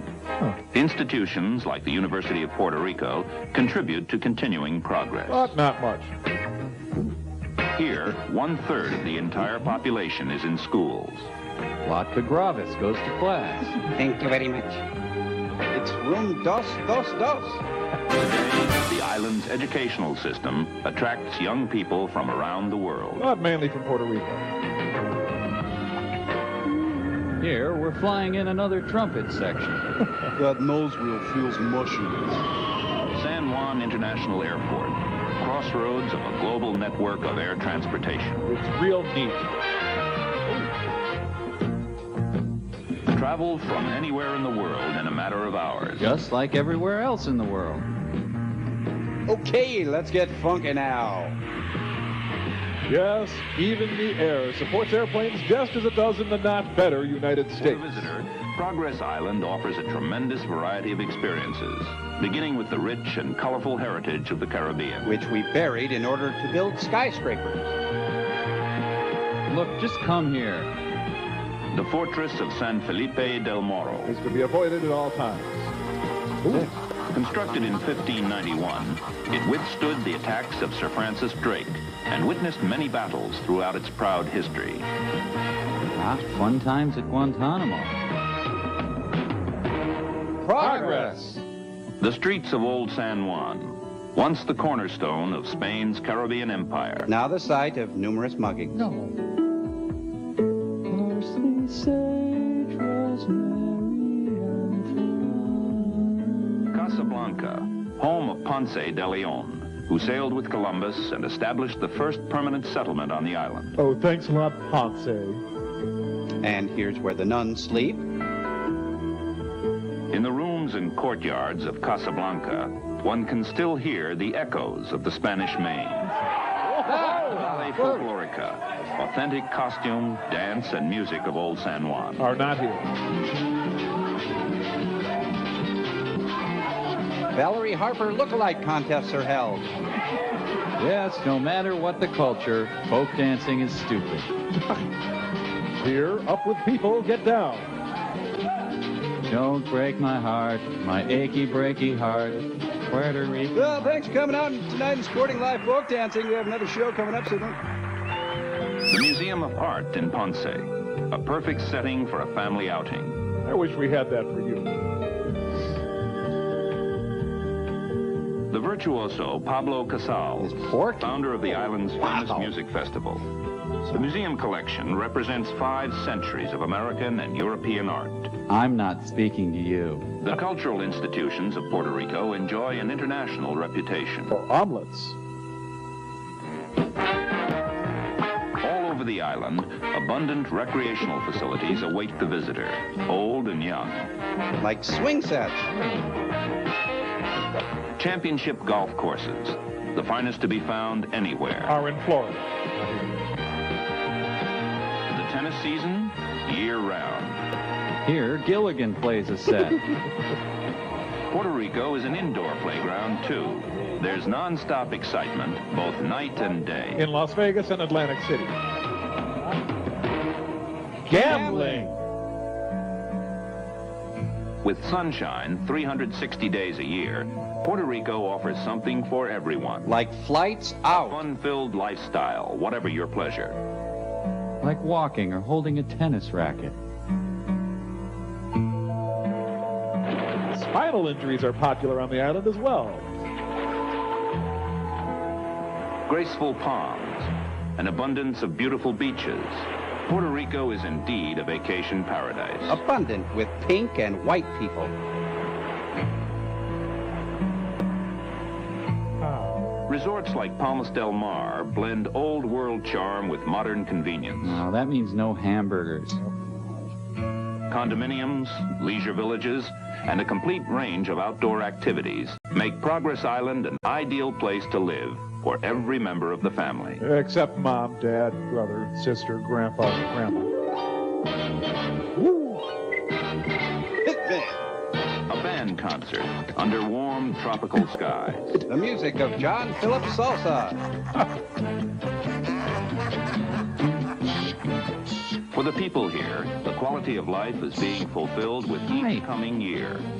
It has formed a continuing pattern of progress that all started more than a quarter of a century ago. A century ago. In the beginning, the economy was based on the land itself. From the time of Columbus, Puerto Rico has been praised for the beauty of her landscape. And sacked and pillaged many, many times. Hibiscus and bougainvillea flourished throughout the year. As do Papankulakuki and Flingula Flingula. The mild tropical climate encourages many forms of agriculture. Here are some moo cows. Green bananas and young pineapples ripen in the Caribbean sun. Stop with the sexual imagery. The largest crop is sugarcane, which has been cultivated here for centuries. So you can sugar frost your damn cornflakes, filthy American pigs. Special refineries process the cane into sugar and molasses. And thus is born Puerto Rico's most famous product, rum. The rums of Puerto Rico, many different brands, all with flavors that are remarkably light and dry. I love this stuff. Almost all of the rum sold in the U.S. is produced here, and its export is vital to the economy. So drink rum constantly. Within this building is the heartbeat of that economy, the Economic Development Administration, which has achieved remarkable progress through industrial growth. Here comes the hard sell.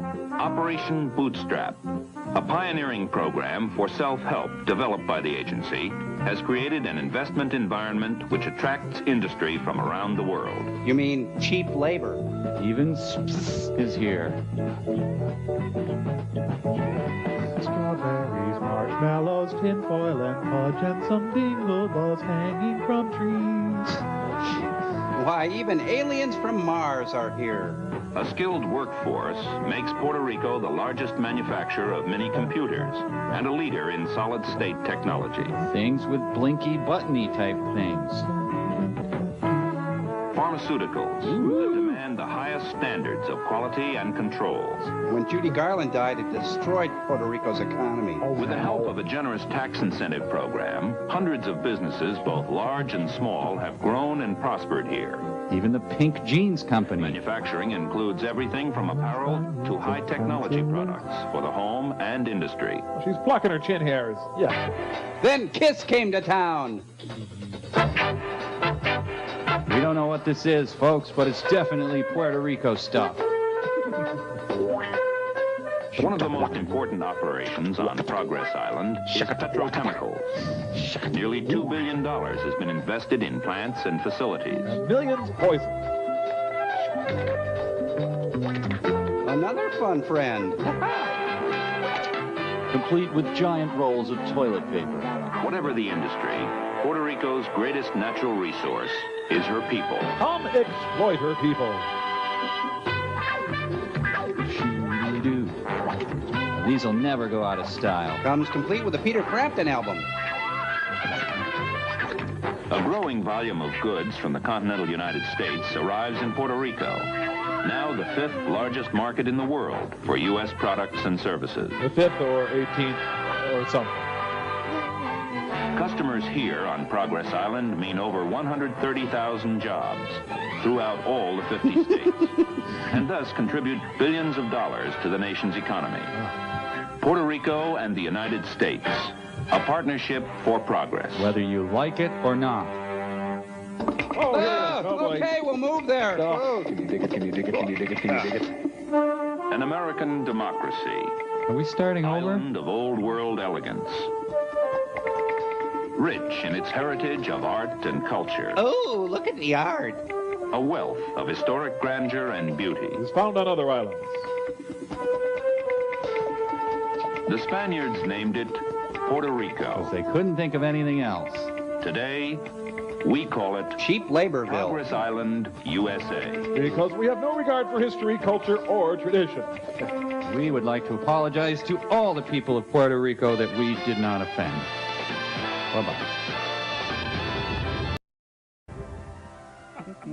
Hey, Sam the Eagle presents. Hey, it is. What about juvenile delinquency? That's a viable career option. Sure. Yep. Past president disbarred for delinquency. And, of course, music by the Royal Delinquent Orchestra, Philip Bunnell conducted. Centron, the dawning of a new day. Ah, the Barton Milner gang. Ultra so clandito. Here's my dad to pick us up. Come on, guys, let's go study. Where are we heading? Tell you when we pick up Jamie. In other words, you don't know.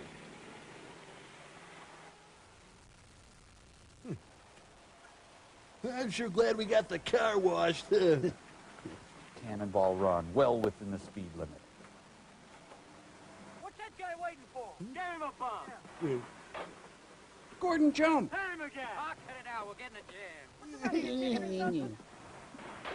Come on, move it. Oh, cars were made to take it back then. What do you punks think you're doing anyway? Our Maytag broke, sir. What was that you called us? I just bought that car. Now look. Changing into the Incredible Hulk. When good-natured ribbing goes too far. They flattened him. Oh. Oh, Willard Scott, I'll gently polish you. Should have just enough time to get into my Bo Peep outfit.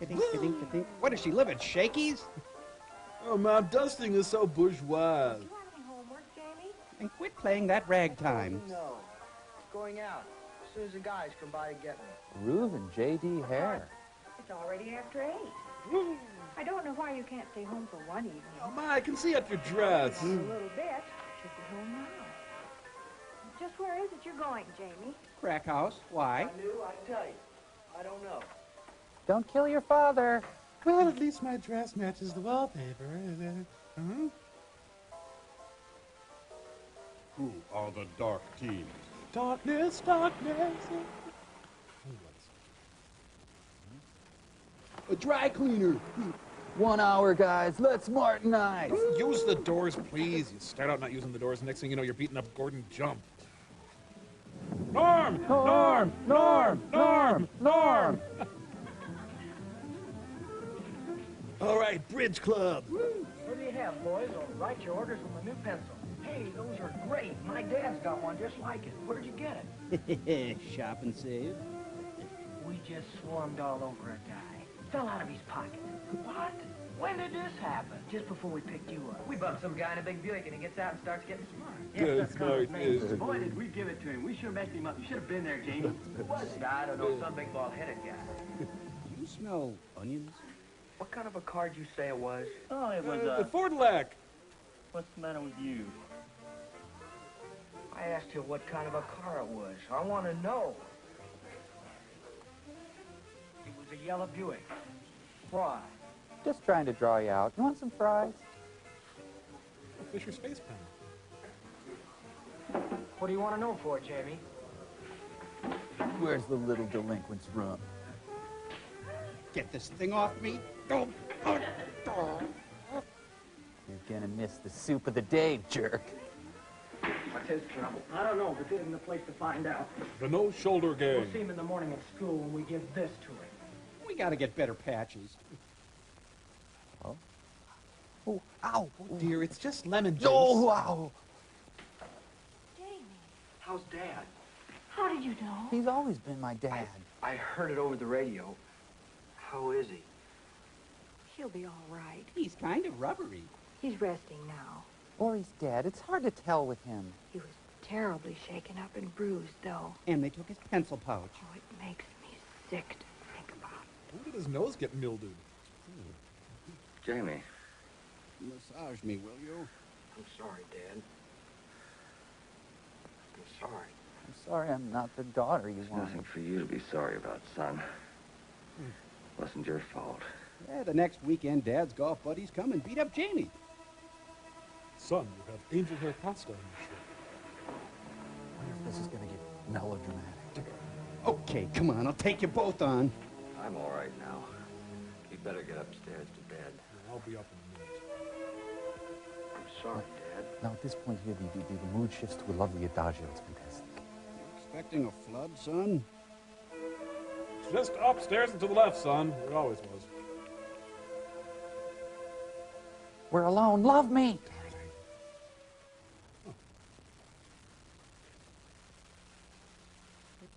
It's the eye of the oh boy. You brought your taste-o shake.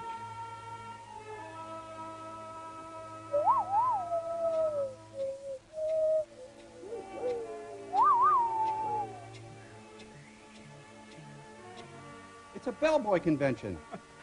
Better take this back, Jamie. We didn't know it was your dad, Jamie. We wouldn't have done it if we'd known. Leave me alone. Take it, Jamie. You keep it. We're trying to say we're sorry. I don't want anything more to do with it. Now, look, Jamie, don't get smart. Don't forget, you could have been along instead of one of us. Could have been one of our dads. Tell you what, you can beat up my See dad. me moping around if it had been my old man. Don't worry. I'm not forgetting a thing. Just count me out from now on. There he is. My backup's here. Talk to you. He's busy. Did you have an appointment? Good morning, Jamie. Have you read about the special session of the city council they're having this morning? And all the things they're talking about doing. A curfew, upping the age of driver's licenses, canceling the football games, the parties, the dances, and everything else. And there's It isn't witches. fair, Jamie. Most of the high school students haven't had anything to do with the things that have been happening. Like last night, and the statue that was broken, and the theater seats, and all that. And the Suez We're Canal all incident. going to suffer for it. I didn't have anything to do with it either. And don't look at us. We didn't kick over any statues. You've got to help us, Jamie. Well, what do you expect me to do? Ah, Mommy, no! Help! I'm going to try! Don't look! Look at Sammy Demon! Mr. McPherson said we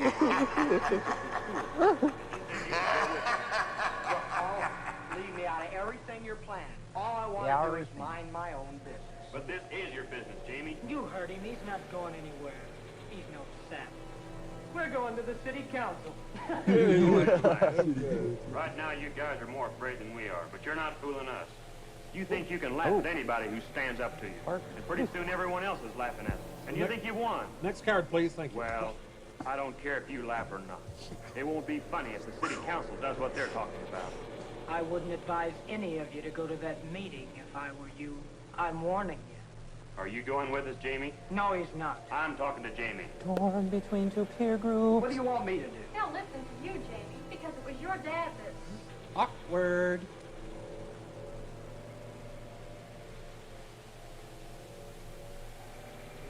Permit me to sing something from Man of La Mancha. You're not going anywhere. Martha Graham, run! You boys haven't been moving the stuff very well. This is my turf now.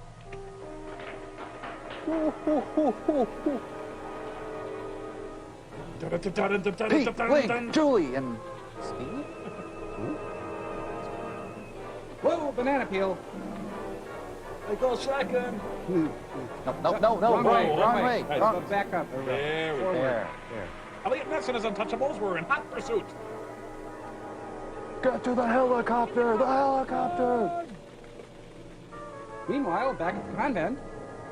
This is 100% pure democracy. Okay, everybody, hurry up and vote. Come on.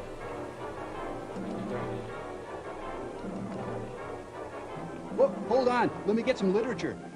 What's the rush? There's going to be 3 hours of zoning stuff first. We're not talking about pranks and letting off steam. We're talking about criminal acts of violence. We're talking about trouble right here in River City. Go around beating up people and wrecking things to prove how tough they are. Then it's time we prove to them just how tough we are. Right, we're talking about. I'm sorry. What's all this? Do you have some facts to give us that we don't already have? I don't know whether you'd call them facts or not, but, well, everybody keeps talking about teenagers as if we were a bunch of freaks or something. We're just wasting time. We wasted too much time already. Kill 'em We've all. invited Mr. McPherson here. He's principal of the high school, and he can tell us anything these kids can tell us. No, I'm sorry, I can't. I'm too noodly. That's why when these students came to me today, I asked them if they'd be willing to come down here and put their case before you. Is that okay? And I think you should hear what they have to say. I give you cheetah This is chrome. Bill Stillwell, the head of the student council, and Chuck Leewood, captain of our football team. And Sally Lawrence here, senior class president. She's a girl. And Jamie's dad was the one who got hurt last night. Mr. Mayor, I love you. I think Mr. McPherson's right, and I think these students are right, too. Teenagers aren't all delinquents. Only a few are involved in these criminal acts that we're all concerned about. If these teenagers, who represent all of the rest, have the courage to come here, then I think we should not only listen to them, but I think we should invite them to help us stamp out this vandalism. I say let's let them talk. I say let's put them through the spanking machine. Oh, yes. And Tony Bozar is introduced. We don't want to punish all teenagers for the trouble a few are causing. Just you. But something has to be done. You know how serious the juvenile delinquency problem has become. We have to take some action to prevent this sort of thing from happening again. Why, he's quite good. Now, if you have some suggestions to offer, we're willing to listen to you. And then kill you. What can we do? And what can you do to prevent Forest juvenile fires. delinquency? You tell us.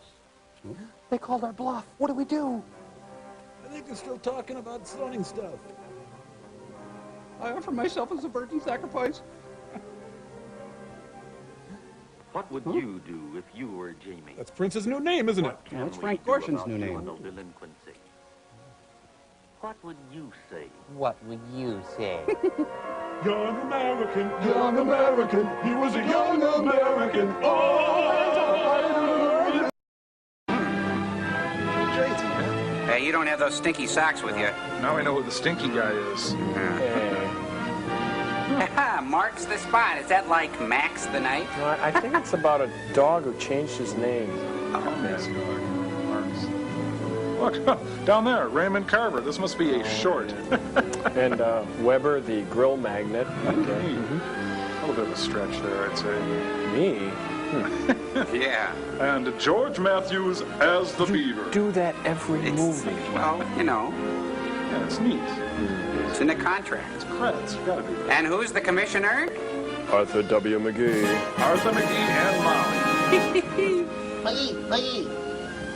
And these fatal traffic accidents involving key workers in New Jersey war plants. When did you start having these feelings that you were a commissioner? Imperative that we open a second front. God, I love you. I want to shout it from my oxygen tent. Is this for immediate release, Commissioner? No, sit on it for a while. The loss of life or any disabling injury to a war worker means a definite setback to our war program. If you kill yourselves here, Yes, we in can't time kill of them war. over there. We killed Sounds like Commissioner fellow countrymen without hatred, without thinking. Without energy, would you duty wake of up? this Come office on. To conserve the lives of the people and to improve traffic conditions. Improve traffic conditions. Imagine, if you will, a New Jersey city with a population of over I can 20,000. almost see it. Enough people to fill a large stadium. Now, if every man, woman, and child were to be suddenly removed by death or injury, Wow, looks like you a might Gino begin to Vanelli get some concert. idea of the annual traffic toll in the state of New Jersey alone. Wow. Perhaps You you can't have see it not from here, but my contributed to this torso is unfortunate fused to toll a of block of accidents. granite. But most of the drivers and pedestrians who were involved didn't break all the rules, Just some. Just once in a while, they were careless or inconsiderate. Oh, they didn't want to live in New Jersey anymore. Just take... Oh? Yes, driving and walking in modern traffic is often careless, inconsiderate, and from the other But I get a kick out of it. sometimes fantastic. It's fabulous! Traffic is a bit fantastic, too. It's about a car. It's called Parallel Universe The kind you need these days to get home in. Neat. And it must be a safe car. This that one will pass checks out. Right. And then there's a driver. Whoa. A guy named Joe Doe. Hi, how you doing? Come on, Joe. See ya. Yeah, he does look familiar. Yep. Sure, he lives on your street. In fact, he's Well, under it your seems bed that right one now. Oh. Sorry. Don't get sore, Joe. Just absent-minded, left his car in gear. Let it go. Oh. Well, what do you know? He uses the Braille system. Yep. Attaboy, Joe. Out 10. Maybe Joe will be different this time. Oh, this There he is goes scary. again, pulling away from the curb. Thank you. without- Have a nice day. Well, as we were saying, Joe didn't have much patience in traffic. Nope. Joe used to say, If you're going to bury a body in a shallow grave, make sure you use quicklime. happened to the right people. Now take a situation like this. If Joe were in a hurry, it seemed there was always somebody in his way. Some inconsiderate guy. Yep. Well, if he can get around him and beat that light at the next corner. Hey, buddy, what are you doing? And here's a Hot pedestrian dog, hit I got on a that date big with light. death. There goes the light. You see how it is? As Joe often said, these Oh, I've pedestrians enjoyed are this just as bad as good-natured drivers. ribbing. Thank you. Thank you very much. Thanks for almost killing me. Yeah, That's it. Take me to 3rd Street. As Joe says, Thank traffic you. these days would drive a guy nuts. Like that. Didn't even close the door. Hey, Oh, what a... it's Crazy Guggenheim. Well, let's leave Joe to straighten this one out while we get on to the story. Now, there was a street intersection not far from where Joe lived. Called Blood He passed Alley. it every day. No signals or stop signs. Not much traffic. One of those places where nobody bothered to slow down. Made a you good feel place happy. for an accident. I'm in each Here comes a car now from one direction, and What? uh-oh, here comes Joe from the other. Let's And watch unless the somebody fun. slows down, We it think ought the to happen joke right will here. be on Joe. I guess he can't be a witness. Tragic accident, rhubarb. There's a sliver over there. I think you can pick up that. You don't. All right, folks, there's a 2-drink minimum now. Joe Doak's a neighbor of mine. He's got a lovely wife and 2 beautiful children. Now I make my Seemed move. like a swell guy, Joe did. Oh, except when he ate. Show's over. Or maybe not. Joe? Crypto Joe. It wasn't my fault. I had the right of way. Oh, tell it to the corpse, pal. I was only doing 15 miles an hour. Yeah. Hey, where is that guy? He's with your wife, Joe. Been a careful driver all my life. Yeah. Ask my wife, she'll tell you. I've been driving for 15 years, and I never... Hey, is that Patrick Swayze's father? Are you George Bailey? Oh, sorry, wrong No film. use wasting time with these mortals. They can't help you anymore. Hey, it's Elton John in hell. They'll understand. I know. Yeah, you used to know him. Yeah, they're your pallbearers now. Come on. Take my hand. See, Daisy. We've got some tall explaining to do. Do you think they're going to talk about how ugly that guy is? Come on, let's go talk to Hamlet's dad. There's Mr. Jordan. Hey, now over there, that's Mick Jagger's cloud. Stay off of it. Now, this isn't one of those high school dreams where they're going to have him walk around naked. I don't think so. Got a class he forgot about until now. Huh. What is this, an ice rink all of a sudden? Whoa! I'll be with you in a moment. I'm just sealing some fates. Today in Dead People's Court. Excuse me. Pardon your... Mr. God? Sir. Dear diary, it's hard being God. Huh? Oh, later. Oh, where are your skates, boys? Oh, my line, sorry, and my hat, excuse me, Your Honor. Yes, sir. Good morning, sir. There are no good mornings here. I'll decide if it's a good morning or not. What was your name? What was my name? You mean, sir, I'm finished? All washed up? Well, that 86th? depends on the evidence. Oscar Luego Buckwheat? Deep Six Your Holiday. name? Joseph Dokes, sir.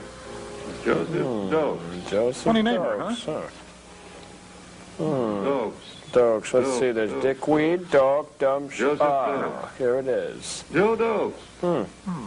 You were born in New Jersey, eh? I thought I smelled something. Your age? I'm going to be 36 on my next birthday. Yeah. Next birthday? Boy, God sure has a crummy office, doesn't he? He wasn't That's because due all the here for another decorators are 20 in years. Yeah. Fine guardian you turned out to be. Why, if it wasn't for me, Your Honor, he'd have been here years ago. The worst driver in New Jersey, and you expect me to keep my trouble. Records show no convictions against this man. He might go Since he's been free. driving. Yeah, he did a favor for Sinatra once. I've been driving for 15 years. Now, silence. This court isn't interested in your opinion. Oh. Proceed. Don't you see, Your Honor, that record of no convictions only proves how well I've guided him. You see, I stopped a car with my face once. My forehead's all bondo. Well, he wasn't a bad fella. No. Good-natured egg. Kind to his family. Hard-boiled. Very considerate of everyone, except traffic. Often. You see, Judge, I'm not such a bad guy. Please let me go back. Just this once. Besides... Oh, he's got a gun! Whoa. I got almost a full book of 8 coupons left. No, you should have presented those immediately upon ordering. Let's get on with the charges. Visa or MasterCard? How was he on remembering to give signals? He omitted the body of the letter, On signals? Well, only fair. Quite a few black marks against him. But when it came to sounding his horn, he was pretty bad. He was always sneaking up and scaring the wits out of pedestrians. Don't get me How wrong, was it I about enjoyed night that. driving? I brought a tried to clip. show I him don't that think it needs driving any at sound. night called for more caution in driving in the daytime, but I couldn't get to first base with him. It was our first Never date. bothered What a to night. think what the glare of his headlights did to other drivers. Well, there's a lot of little things here, Your Honor, but... Well, then what the hell are you wasting my time for? Show much consideration for the other guy. A perfect description of the average driver. Joe was all right until he got out on the highway. Then he was an entirely different person. He became He began alarmed to by take my chances. mottled face and bumpy skull. Careless, impatient, irritable. I can't say that Joe was out looking for trouble, but... But I he did didn't find seem him to down by the carry waterfront, away. dressed in a He Spartan just didn't costume, give going, up. kitty, kitty. Darn. You know, I'm thinking of growing a goatee. That description fitted someone else I know. If you know who I mean. Hitler. No, he drove a Yes, stick. Your Honor. I had to learn the hard way, too. Shut up. Toughest job I had with Joe was his speeding. Yeah, he was I worse tried to than teach Corey him. Feldman or Even Corey if he did Haim. keep within legal speed limits, he might still be going too fast. Oh. You know, such as Rockford turn, backward star crosswalk. That was great. Momentum was just another name in the physics book as far as Joe was concerned. Hey, that was a low blow. Judge, if I weren't a ghost, there were times when I would have been scared to death. Joe's specialty was a right turn from the center of the street. He used to wow him with that one. He was great. He was never What the an least bit artist. concerned about the drivers he cut off, or the pedestrians who had the right of way at the crosswalk. Wow. And then when we'd approach a stop sign, he'd never stop dead.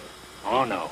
He'd come down to a slow roll. Hey, he feels bad sneak enough. through and then give it the gas. And then give him the bird. However, he did learn one thing that seemed to stick. Gum. One day we were driving to a residential section, approaching the playground of a school. Uh-oh. Without any warning, a ball bounced out directly in front of the car. I'm huge. And right behind it came a kid. The little fella disappeared behind the hood of the car. Joe jammed on the brakes. Started to jump out of the car. Then the little boy ran out with the ball clutched in his With hand. his skull clutched in his Unaware of hand. a close call. Joe slumped back into the driver's seat. He said a silent prayer to Bongo, the god of After gravity. that, I never had any trouble with Joe around schools. He'd crawl by at a snail's pace. Nursing homes, though. Whoa. See, Look Your out. Honor, Joe had 2 kids of his own at that school. And if his wife ever found out... They're all that way when it gets close to home. A pity they don't always drive as though their own families were in danger. You make me sick. There was another bad habit Joe had. Oh, hold it. You'll want to hear this. This is good. I love Fibber McGee and Molly. And at the halftime, well, injuries are ahead of fatalities here in New Jersey. Makes you think, I'm so ashamed.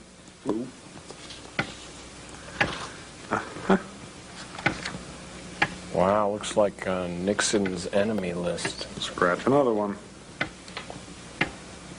Hurts, doesn't it? So, go on with your little story. Go ahead, puny man. As I was saying, sir, one of Joe's worst habits was hogging the center of the road. If some driver behind Joe honked his horn, well, Joe would lose his temper and start to put on speed. But if Joe was behind some other driver, well, that was different. Yeah. He'd cut out with a burst of speed, not knowing what was behind or in front of him. Then one day, we were behind another car climbing a steep hill. See? Joe became impatient, and then came the truck. Joe saw the danger. Oh, he was always quick to see the danger to himself. The truck was bearing down. Joe cut back suddenly. Whoa. He made it. But the poor guy behind him... The poor guy was James Dean, the end. Sir, even a ghost has feelings. Well, I was so disgusted with his selfishness that I booted right in his front seat. If I hadn't given you my solemn promise to stick it out with him, I would have. Just relax now. Take it easy. Sorry I blew up like that. You're driving him anymore. By the way... What are you doing Friday night? Drinking? Oh, boy, I need my other scroll for that. That's a doozy. Oh. Well, sir, he... Guardian, I want the whole truth. So help me. Well, sir, Joe did take a nip occasionally. He wasn't really what you call a drinker. Just a cocktail now and then. Just a half gallon now and then. Your Honor. Yes, I know how the boys are. And I know where the boys are. I have a book full of those just a cocktail or two drinkers. Jerks wouldn't let me in their club. Drivers and pedestrians, too. Dead ones. Big ones. Just a cocktail or two. Fool! Any abnormal physical or mental condition due to drinking liquor is intoxication in this state. The careless driver or pedestrian is usually careless regarding the other fellow's rights and safety. But as to his own safety and well-being, he's downright selfish. Now, dilute that dangerous frame of mind with just a cocktail or two. Oh, okay, thanks. And he even forgets about his own safety. That is one of the reasons why Is this going to be on the final? Ticked off a traffic accident in this state. Hey, if we're talking mob murders, we'd be digital. Incidentally, was there any traffic rule he didn't violate? Oh, yes, sir. I never hit and run. Oh, well, that changes everything. And if you had, you would have been booked in... In phlegm? In a lower court. Oh. So you never hit and run. Why, that's so despicable an act that I wouldn't even accuse you of doing it. Never hit and run. Why, I ought to Was his throw car regularly inspected? Yes, sir. Hey, I'm no commie. Oh, yeah. At the last minute. But you'll never know how I had to nag at his conscience to get him over for an inspection. Why, I had to throw all the statistics in the book at him. Over 256,000 cars rejected for punk steering gears. And over 800,000 cars rejected for dangerous brakes. And over 1,400,000 cars Okay, thank you, Mr. bad Spock. lights. And those figures always got him. Why, here's proof that I got him to keep his car in good running condition. He can't blame his accident on his car. We'll mark that Exhibit B. And I'll slit my wrist with it, because I'm bored by this whole Here's thing. Exhibit A. I've heard about enough of him as a driver. No, how is he as a cocktail waitress? Well, sir, as a pedestrian, he was different. As a driver, he thought he owned the highway. But as a pedestrian, he knew he owned it. Oh. He'd weave through traffic like a mouse through a maze. Squeaking and calling himself Behind a Algernon. wheel. Heaven help the driver who might come close enough to frighten Joe. And bless the beasts and the One children. day we were at a busy intersection. My mind was on other things for a minute. As the red light flashed on, Joe got away from me and started diagonally across the intersection. Oh. Now, instead of walking over to this corner, and then over to this corner, Joe decides to take the shortcut. He had just about reached this point.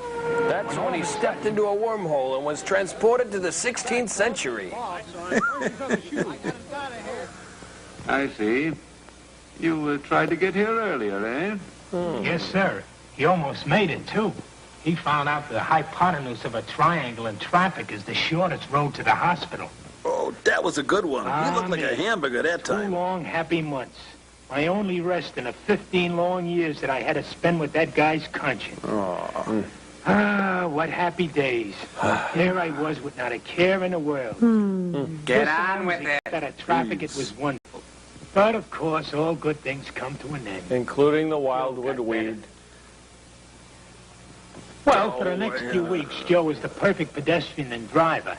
Then one night, he stayed up with a sick friend. What's that? Well, he got plowed, he had okay? a cocktail or two, but maybe it was like he said, it was the hamburgers he ate. Anyways, the next morning, his head throbbed so hard I almost felt it. He was higher than And Judy that Garland. got behind the wheel of his car. And that had to be his last day, Your Honor. Oh, what a finish. He really went to town or somewhere. He landed right on the But it X. was That my takes fault, direction. sir. From sheer exhaustion, I closed my eyes for just a fraction of a second. I failed you, sir. Hey, I who's let on you trial down. here? I was so weary, nothing seemed to matter. Oh. 15 years. On a dead man's chest. Joe Dope's driving conscience. Sorry. Is punishment enough even for a ghost? You have completely paid the penalty for your own carelessness in traffic. You are now a free ghost. See the clerk and leave the gown. Go? I can go? Oh, thank you, sir. Stairway to heaven! What a relief. What a relief. The hell with Joe, I'm out of here. He was with the... It's high noon. Oh, that's the angel leaving. He's dead now. I think that's James Dean, or Isadora Duncan, or maybe Jane Mansfield.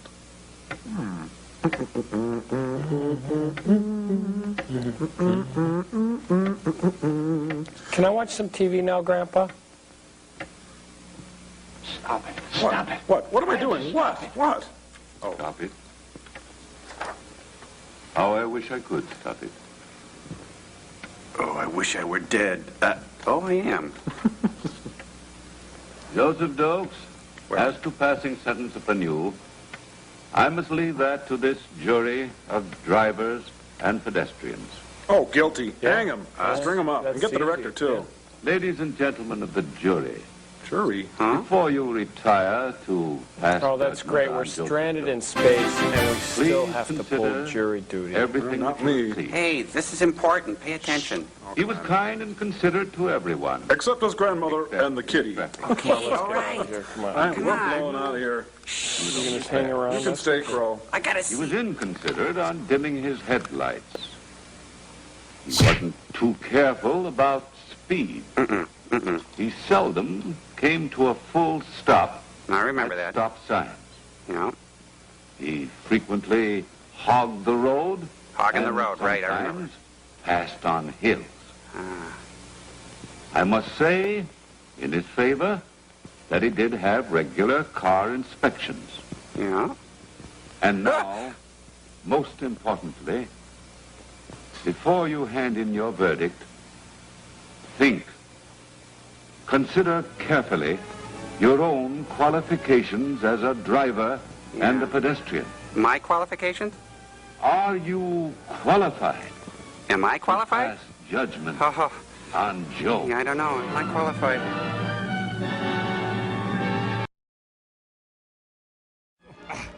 I need to know what not to do on a date. What, does she have a PhD in dating? Oh, no, I know it. This is like having your mom tell you about sex. These two are on a date? This is a story about what to do on a date. Goofus and Gallant? It begins one early summer afternoon. It begins with Jeff. Good one, Jeff. And Kay. And a human ear. And Nick. I meant to do that. Bye, Nick. What a loser. Of course, you may not have a problem about what to do on a date, but Nick, well, he has a real dating problem. If he took Kay out on a date, what would they do? Where would they go? Dennis! No, you can't inject puberty. It has to happen over time. Jeff, I'll get my tennis racket. Okay, Nick, but hurry. And Jeff, would you quit stalking me? Bet he wishes he had a life. Man, what a loser. My God, Kay's been missing since last February! Hey, what about asking Kay to come to the community center with us on Friday to fix up that scavenger sale? We could make it a double date. You looked in my book, didn't you? What? You heard what I said. Take a girl on a date, helping to fix up the scavenger sale. Is it? Why not? On a first date? First date? Yeah. Well, Kay's a swell girl. I was thinking of calling her. Maybe ask her to the show Friday. Good picture. Wagon train. Well, hurry up and call her and let's get going. I still have to get my things yet. Call her now? Sure. You know the number, don't you? Okay. But I've got a Forever Plaid audition. I'm kidding. Hang up the phone. With each dial, he comes closer and closer to the most humiliating moment of his life. What if she says no? She will. Oh, hello, Kay? No. This is Nick Baxter. No. Oh, hello, Nick. How are you? I heard inside. Fine, thanks. Say, Kay, next Friday, would you like to see Wagon Train at the movies? I didn't think so. Oh, Bye. I'm sorry, Nick. I suppose you've got your mind made up to see it? You've seen it? She's already seen it. Hang up. Well, ask her about the scavenger sale. Go ahead. Kay, you wouldn't want to help get the scavenger sale ready at the community center, would you? How many ways can I say no? Oh, I've been hearing about that. Yes, I'd like to very much. Is it okay if I bring my boyfriend Dave? You would? All right. I'll call for you then. About 7? Bye. I better change my phone. I sure didn't think she'd go to a place like that for a date. With a loser like me. Where's my racket? I should spank myself. Oh, ready? You know, you better think some more, fellow, about what to do on a date. She said yes, okay? You think she'll have a good time? What do you suppose I'll have to do? You know who Oh, yeah, who wouldn't have a good time? June is busting out all over. Aaron Copeland throws a party. Now, you may not have thought of this sort of thing as a place to take a date, but it looks like it could be fun. Doesn't it? Doesn't it? Boy, this is fun with the used lamps and the festoonery. Oh. This party is getting out of control. A group doing things together. Hurts. Pretty good idea for a first date. Plenty to do, plenty of people to talk to. Plenty of opportunities to screw up big time. But let's see if Nick and Kay are enjoying it. No amount of work to make this thing look any older. Boy, that is an old-timer. The dust comet proves to be a major miscalculation on Kay's part. It is an old-timer. What was I thinking? Stupid, stupid, stupid. Kay's worked on the kill floor. She knows where to deliver the blow. Hey, Nick, can you help me put this sign up? Oh, sure. Sure, I'll do everything. This relationship is suffocating me. I can't quite reach that far. How's this? Oh, look at this gangly oaf. Oh, ow, son of a... Oh. Say, Kay. Will you marry me? Are you really having a good time? Of course I am. I'm glad you thought of coming here. So am I. I remember when I was that age. Yes, it was a good idea. Okay. How about helping with refreshments for the gang? All right. The Crips or the Bloods? See you later. Oh, yeah, oh, sure. Sorry it didn't work out. Got any more tacks? I think they're over there by the door. I gotta cut him loose. Yes, it was a good idea to come here. At first. How does Jeff get ideas like that? When the voice is inside his head. What's this? Maybe this is where Jeff gets ideas. The lunch menu? A list of coming activities. A bike trip. That could be a lot of fun. A chance to do things with a group, to get acquainted. Now, is this fantasy? It does look like a good time, if your partner likes it. That's a big if. One bad idea could mean the end of your relationship. Would Kay enjoy a bike trip?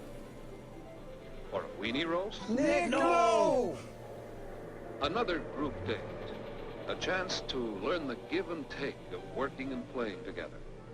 Not much arranging needed, not much expense. And that can be important. Could be a fine date, if Kay would like it. Kay, what about my needs? Go to a baseball game.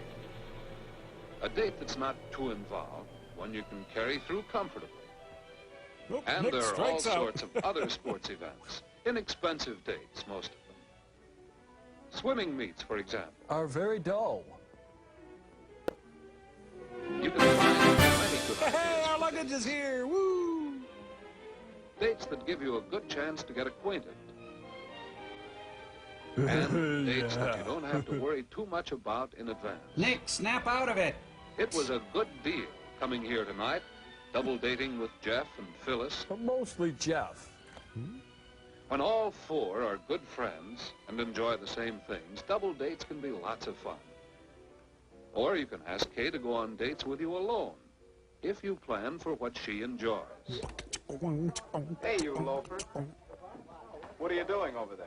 You're right Oh, there. I thought you were talking to me. Sorry. Awkward. Fine thing. As soon as Kay isn't around to supervise, you go off on a vacation. You know, Maestro, I don't think your statement is so original. What? About what to do on a date, I mean. I'm sorry. What I'd like to know is, how can you figure out what a girl would like to do? A certain girl, I mean. Well, you might ask her. Oh, I should have thought of that. Yeah, Nick's looking for you. Oh, jeez, hide me. Is he good company? He always seems so quiet. We get along all right. He's got a good sense of humor, and we haven't run out of things to say yet. He will. He's kind of cute. You gonna date him again?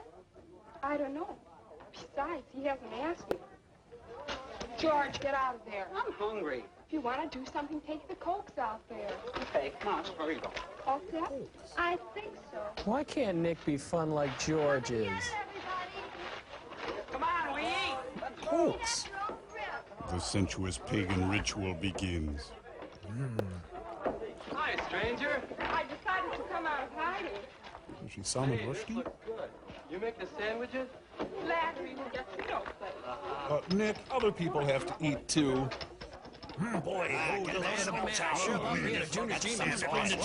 all these sausages. Boy, I can't remember them sausages. Oh, Nick, you take me to the best places. Whoa, Nick got back. Your table, madame. Thank you, Boy, sir. they're a regular Tracy and Hepburn up there. Look at them up there over there. This is fun, isn't it? Yeah. You're sure you like to do things like this? Sure. What do you I want thought from me, Nick? all girls wanted fellas to take them to fancy places, spend lots of money. Not this girl. You know, I sort of like things like this, too. You won't laugh. I like to go on bicycle trips, too. Do you? Sorry. And miniature golf. You like that. Yeah, and weenie roasts and square dances. And baseball games and taffy pull. I think they're swell. Say, you like to do lots of things, don't you? Hey, you read the list too. Say, Kay, next Friday there's going to be a weenie roast, or there'll be a bowling party if you'd rather do that. It won't work, Or Nick. we could go to the band concert. Oh, I'd enjoy going to the weenie roast very much. With someone else. You'd rather go bowling. No, I'd rather go to the weenie roast. Let's not fight, Nick. It's our first If date. Jeff goes with Phyllis, we could double date with them. Hey, Nick, come on. We're going to break open the ice cream. Okay, be right there. Ice cream? I love this party. Friday? Yes, Nick. It's a date. Hey, guys, what's a weenie roast? Yes, there are lots of things to do on dates. If you know how to look for them, if you plan them with the other person in mind, and if you really try to make sure each date's a good time. If you do these things, you'll know what to do on your date. But if you're an AV geek, don't even kid yourself. Had this been an actual date, you would have been instructed where to go. Goody. Hey, at the fair. Woo! Hey, I didn't finish. This is the fairground, where the fair is... Any questions so far? Every year about this time, this becomes a place of work and excitement. And romance and They're intrigue. getting ready to hold the fair. These plucky Kiwanis stand to make a bundle. Here, the fun of the fair is in the making. All the shows and rides and make-believe of the Midway. Ugh, Freddy Krueger. Here, too, from far and near, farm folks are bringing in the products of the harvest, the choicest of their animals, Their dates. the finest of the things that are grown on the farms. Thank you, thank you. Couldn't have done it without old Ed here. Here at the Olson's farm, Pain they're is getting ready everywhere. for the fair, too. This guy raises dead-end kids. Into the truck goes one of the calves that Johnny Olson has raised. Tell us what they've won, Johnny Each Olson. of the boys is taking his finest calf to the fair. This is Johnny. The mean This one. is bigger brother Bob. They need Rogaine. Sister Ann is going, too. Let me out. She's taking her 4 pigs. Hitler's death car. Mrs. Olson is ready to start. But first, she must see what Mr. Olson is taking to the fair. Oh, not your gallstones, Henry. It's a sample of his corn. The very finest ears. And the small of his neck is nice, too. Everyone ready? No. It's time to go. No one can explain why father is 85. And now they're off. With their corn, their pigs, and their calves. To have a day of work and of fun at the fair. Pa, slow down. You're doing 15. There's no one driving. It's a phantom truck. Here in the big cattle barn on the fairground, folks are at work early, tending and grooming. Thank God methane rises. Bob and Johnny are there early, too. They're getting their calves ready for the show. Did Donna do this rinse? They comb and brush the calves' coats until they are smooth and sleek. Head's gone. Stop rubbing. Boys want the calves to look their best. You want bangs this time? Let's go with bangs, honey. This would be so nice. Over here, Ann is busy grooming her pig. Dad heads for the caning exhibit. She powders them all over to make them look whiter. A sprinkle a day keeps odor away. See how spotlessly clean they are. Which makes them so attractive. Who cares? They're pigs. But now, there's time to go sightseeing. Johnny goes first to see the fish. I like fish. Say, these bass would make good fishing, if only they were in the creek back home. Well, see, they were in the creek, but they've been caught, and that's why they're here. At the 4-H Club show, Ann stops to see the model rooms.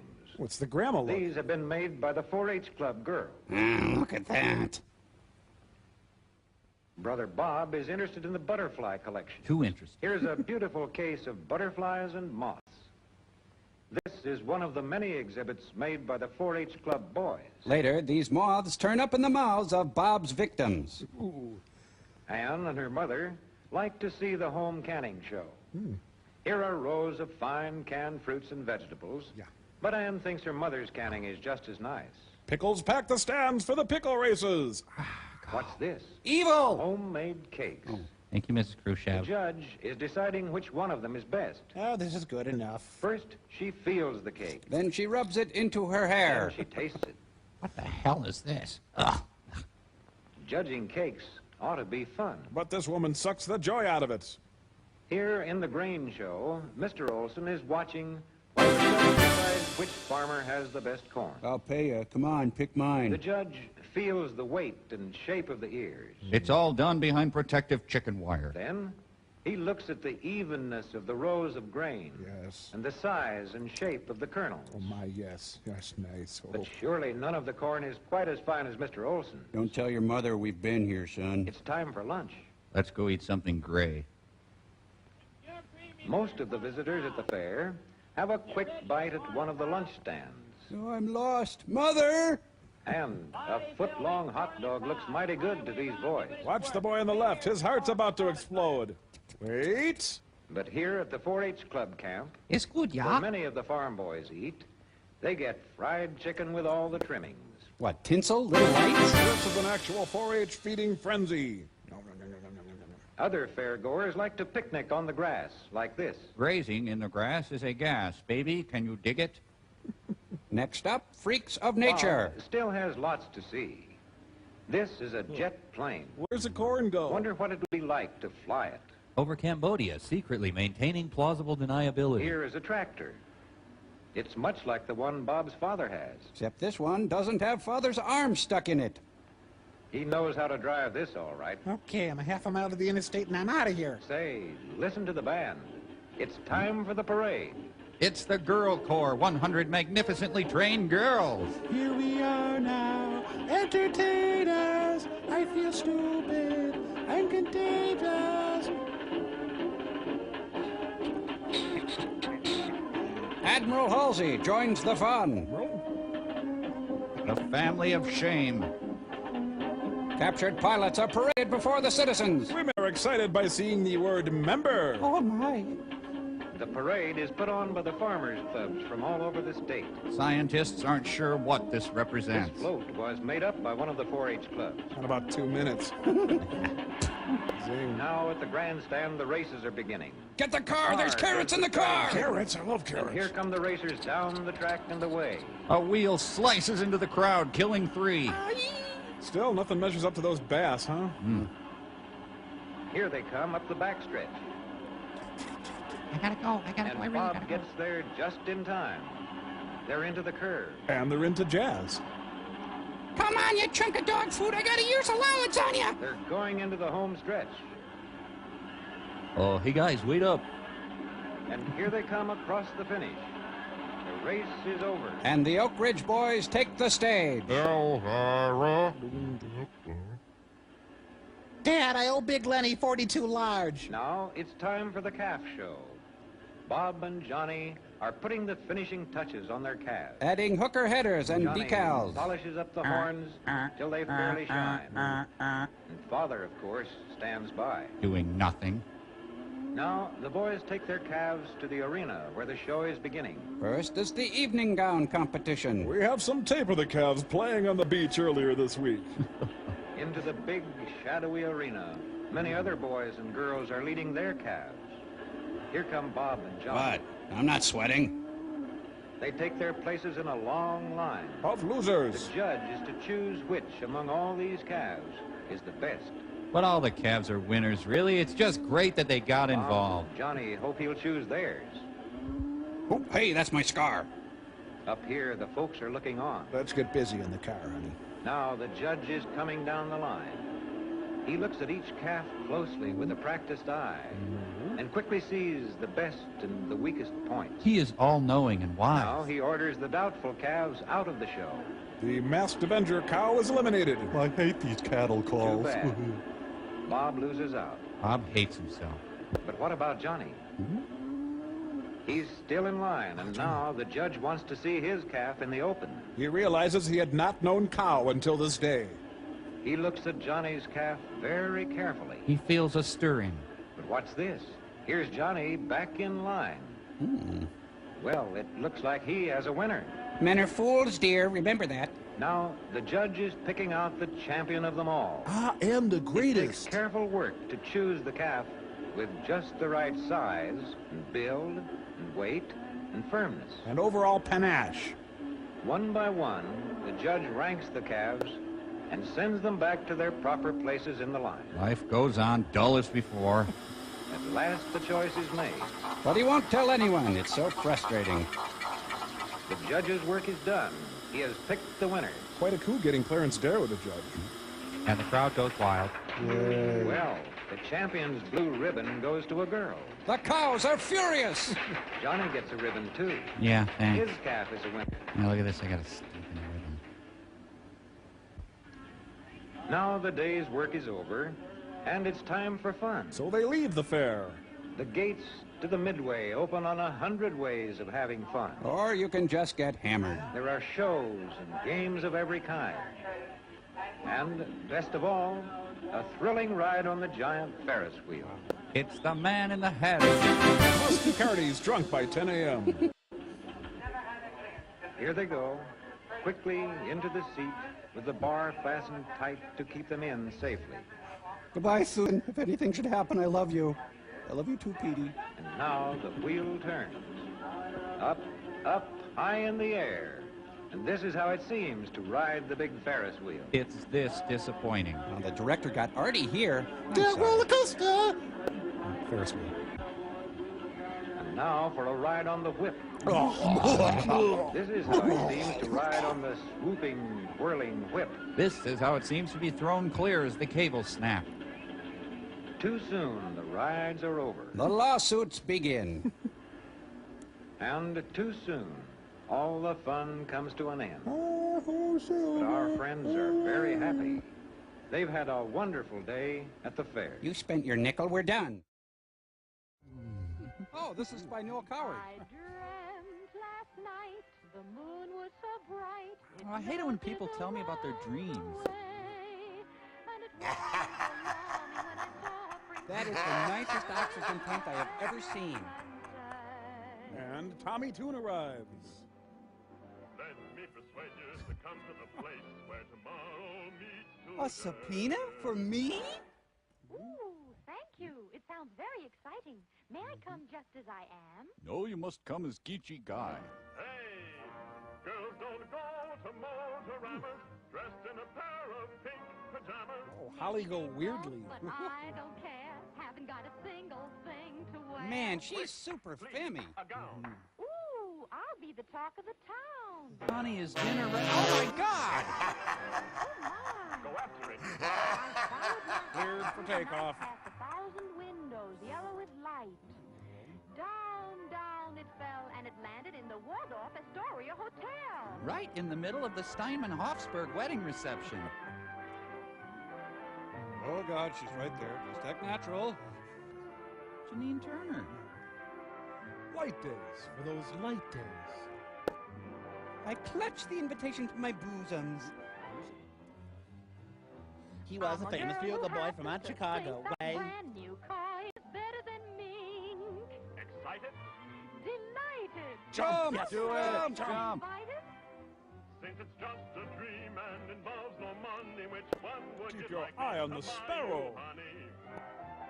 I had a near-death experience like this. They're all so beautiful, I really don't know. So let me go down, get the lowdown, Ooh. and look at each one much closer. Excuse me. Move it, Buster. It's my dream. Come on, let me through. Oh, no, no, no, no, no. I want a Corvette. I don't give a I thought tinge. you would. That's why I entered your head. Ooh, Someone pinched I me. want a Pontiac too. He is a high-maintenance date. Okay, we'll have the usual two-car garage. Oh, my Lord, the dancing and all. That's different. How do you feel about this fine Oldsmobile? It's easy to see myself taking the wheel. No. This Buick's a beaut. I'll try it. She's gonna roll it! Security with the showroom floor, please. I think that we ought to buy it. Yeah, great. I guess I could sell my plasma every Tuesday. Let's go all out and buy a Cadillac too. This is a rebuttal to Roger and me. I can hardly wait for this dream to come true. Well, at least they got a good parking spot. Your apron is showing. Better get her into the kitchen quick. Tater tots are burning. Any more girls in there? Jeez, no wonder they need a car. He has to carry her everywhere. Just like a man, you give him a break, and you end up Ooh, in the yeah. kitchen baking Take it home. a cake. She can really belt the blues. The kitchen like none I've seen. Put a card in the slot, and onto the screen pops a picture of just how your dish will look. Steal a meal. All the ingredients you need to cook. Just because it's futuristic doesn't mean it's practical. No need for the bride to feel tragic. The rest is push-button magic. So whether you bake or broil or stew, the Frigidaire kitchen does it all for you. Don't have to be chained to the stove all day. Just set the timer and you're on your way. Now you can kick back and tip back a quart of wild turkey. Tick-tock, tick-tock, I'm free to have fun around the clock. Whoa. Oh, it's a salute to Mr. B. Natural. No. Ah, this would be the up part of her manic mood swings, I'm guessing. Man, it is going to take her forever to write this dream down. Oh, Wow. Weird. I'm exhausted. I wonder what Freud would make of that sun hat. Well, sometimes a sun hat is just a sun hat. Kitchen of tomorrow is calling me. Looks like her mother's little helper's kicked in. My cake is ready. I call no way. Candles and everything.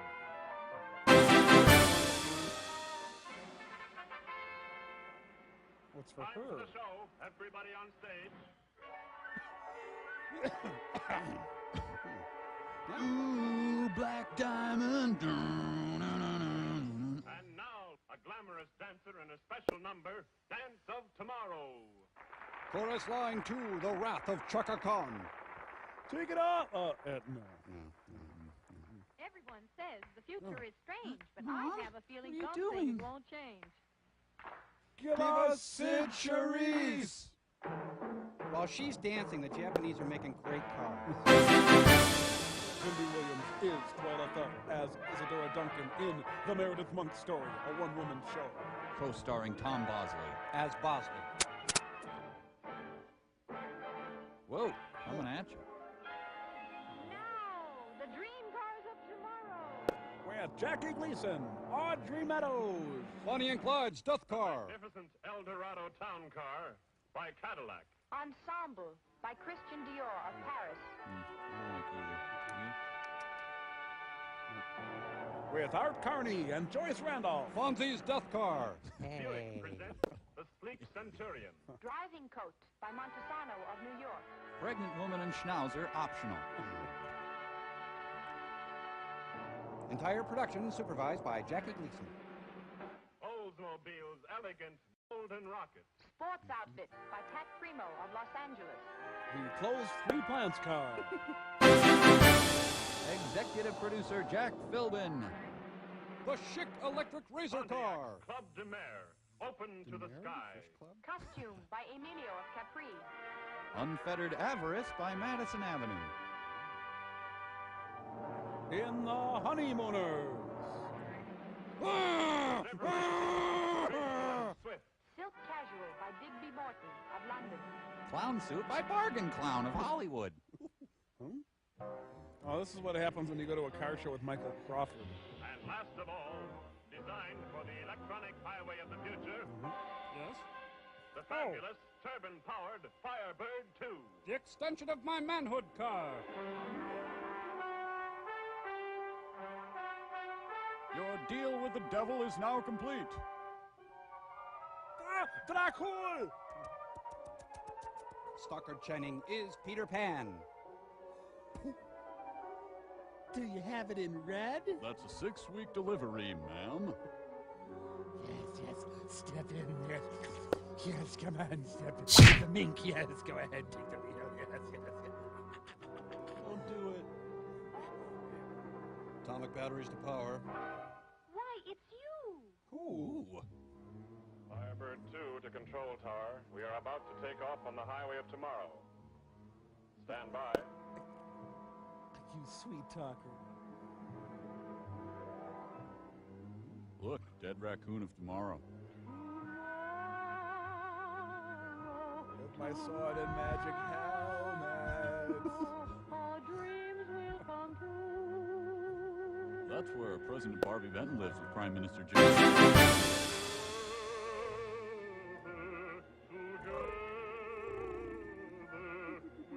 Motorific freeway. You build it. Someone invent rock and roll, please.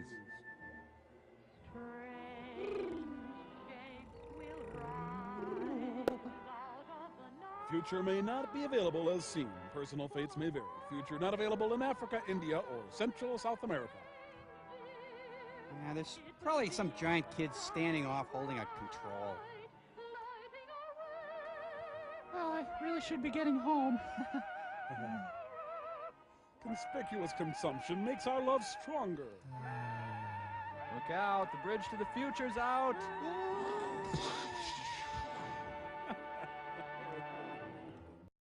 Oh, come on. It's gut check time. We can do it. And talks and talks. I can't get a word in edgewise. For high school students from 7 to 70. I'll bet high school students flock to this movie in droves. Produced by imps. Promoting dullardism throughout this great land of ours.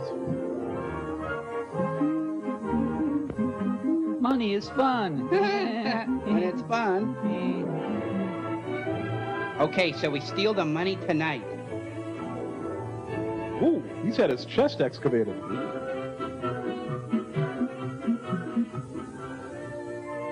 Greasy scarecrow boy not invited.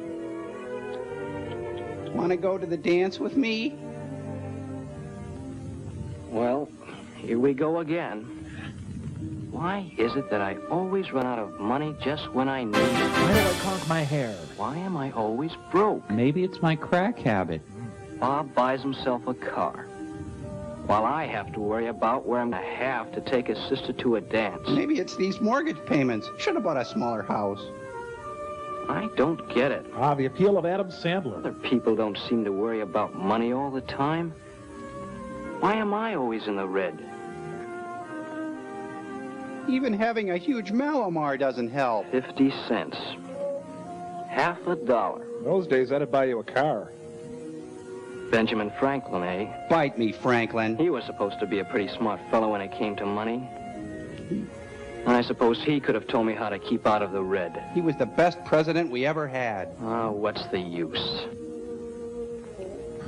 Sorcerer! Why must I be a young Christopher Walken? There's no place like a bank. There's no place like a bank. Alfred Hitchcock. William. William, my boy. Can you borrow me $1? Who's that? Over here, son. Directly in front of you. Tom Bosley's come to haunt him. Don't you recognize me? You were just looking at me on that $50. Just reach for the gun. Are you Benjamin Franklin? That's right. Come over here, son. I'd like to talk to you. Could you have your slave press my suit? That's right. Over here. Thank you, boy. Perhaps I can be of some help to you in removing you from what you so quaintly describe as the red. For a price. What do you mean? Now, I don't think that your problem is a difficult one, William. You have one important thing to learn, and then you'll have no problem. You must learn how to manage your money. What money? Don't smart-mouth me, boy. You've a point there, son. You must have some money before you can manage it. But you do not fare badly on that score. You can sell your body. I don't. No. Let me show you. Will our mystery guest enter and sign in, please? Come on, boy. Jump on my stomach. Come a little closer. Suppose you look in this mirror and see what it tells you. God, I'm fat. Now, take a good look at you and your earnings. I'm Kate Moss. You receive $2 every week as an allowance from your father. James Joyce. Something quite unheard of in my day. Fathers? Then you earn about $3 each week delivering for the pharmacy. Here's your sherry. In addition, you obtain another $1 or so in what you call tips. Or protection. You earn between $6 and $7 a week, William. A tidy sum for a boy who's still in school. Maybe so. But I never have any money when I need it. That's not because you're a poor earner, William. It's because you're a poor spender. And a bad person. Poor spender? Yes, my boy. You spend your money without any plan. You buy whenever the mood strikes you. Furs, cars, trips to Vegas. You spend your money as fast as you acquire it, with no thought for the future. You idiot. Then, when something comes along where you need money, you do not have it. On behalf of all girls, none of us are going to the dance with you. I guess you're right. But what should I do about it? I don't know. Whatever you want to do, my boy. The important thing is to want to do something. Now, judging from these drawings, you'd like to be an architect someday. Forget it, That's soda right. jerk. Fine. Then let me ask you a question. Why should anyone pay an architect for house plans? Why shouldn't he just go right ahead and build it? He wouldn't know what to do first. He wouldn't have a plan. Exactly. The plan is a guide, a means to an end. It enables a man to build the kind of house he wants for a price he can afford to pay. Oh, my gout. And the same thing, William, holds true in handling money. I hate you. You must decide what you want your money to do for you, and then plan your spending accordingly. You've heard this before. Plan your spending. Oh, that sounds all right if you have a lot of money to plan with. Listen, little toad. Believe me, William, it's even more important if you do not have a great deal of money. How come? Because the less money you have, the more careful you must be with it. Did you ever hear of a budget, William? That's a fish, right? I sure did. Just last night. Whoa, I don't think I want to hear about this. I'm sorry, Bill. I'll have to break your You have leg. to learn to manage your money. I can't let you go along thinking that money grows on trees. But I only need another $1.50, Dad. You'd have the money for that dance if you kept a budget. I have to keep one, you know. You talking to me? Your father was right, William. He has to keep a budget to be sure that all essential items are taken care of. Dope. And it's the same for you. Me? Oh, no. That budgeting business sounds too complicated. But your budget needn't be complicated. You haven't as many things to consider as your father has. Here, this is the idea. A budget should fit the user. Like a teddy. It is designed to fit the person who's using it. Jay Take the Gatsby. budget of your friend Bob, for instance. Bob's a better person than you are.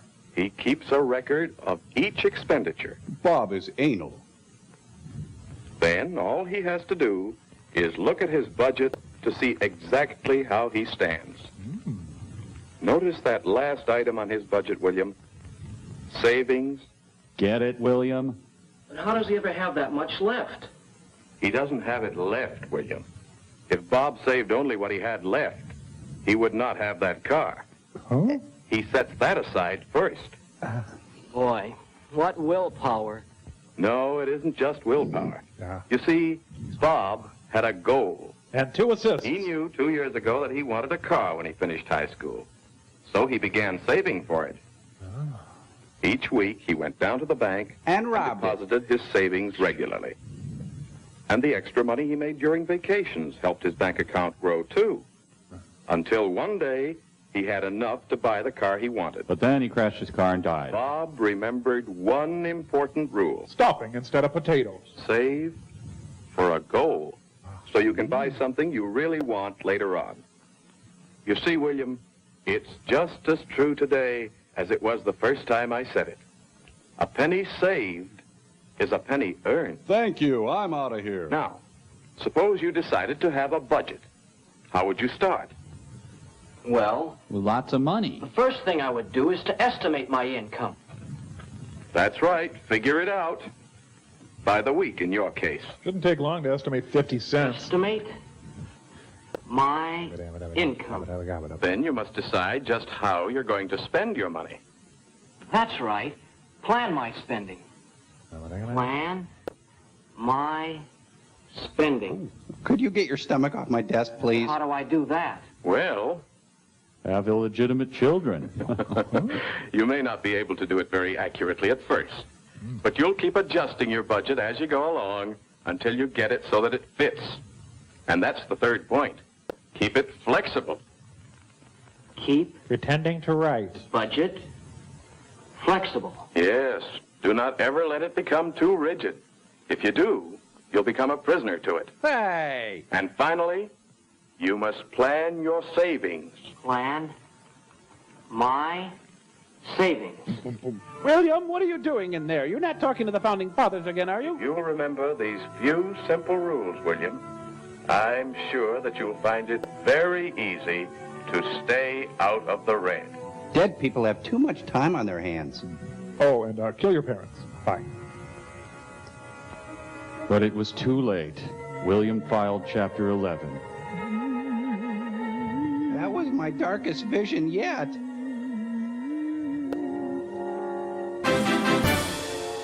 I knew then I had to blow up the school. Ooh, son, you're in deep to Mother and me. It's interesting, Bill.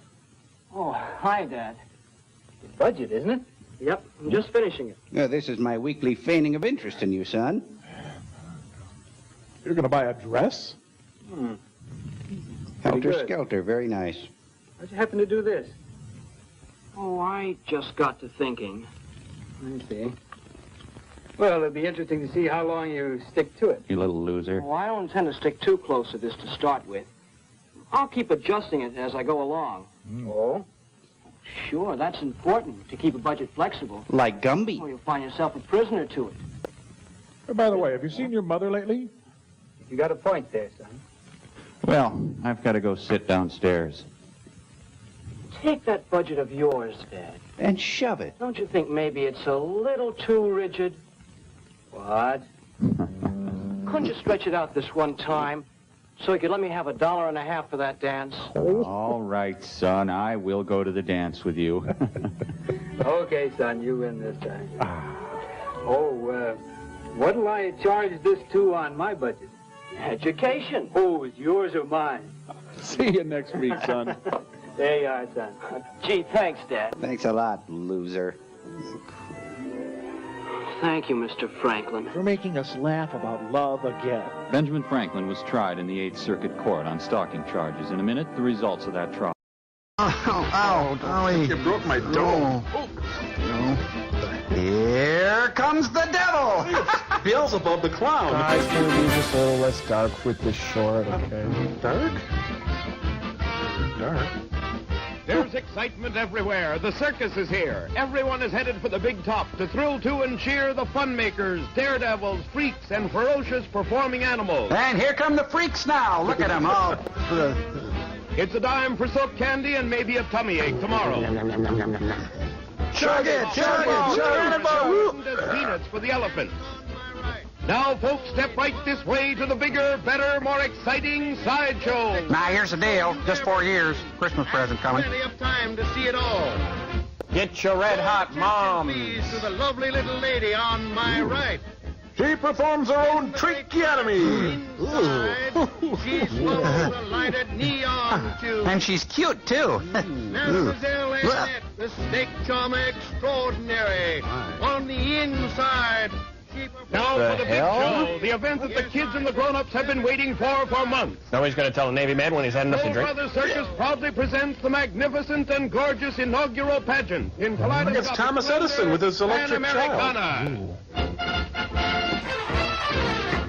Support is drummed up for the Spanish-American War. Hey, wait a minute. Aren't the horses supposed to go behind the band? Oops. Now make way for the Ku Klux Clowns! Woo! Yes, children of all ages are confronted by forces they can't begin to understand. Cigar? Okay, guys, you're too dark. Would you lighten up? How about this? Hey, look, it's Rue McClanahan. There. It's Ezekiel, the Amish clown.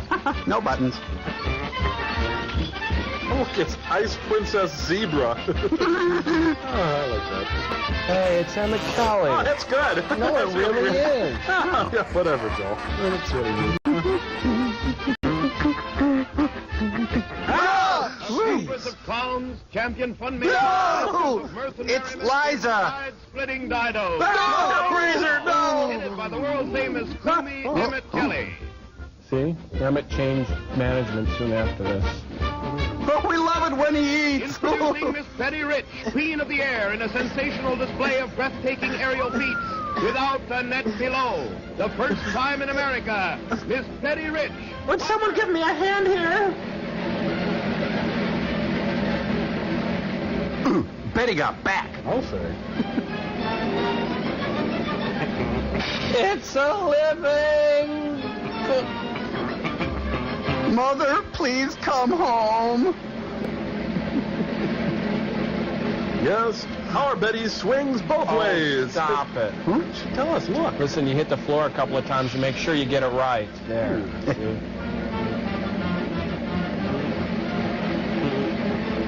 Ooh.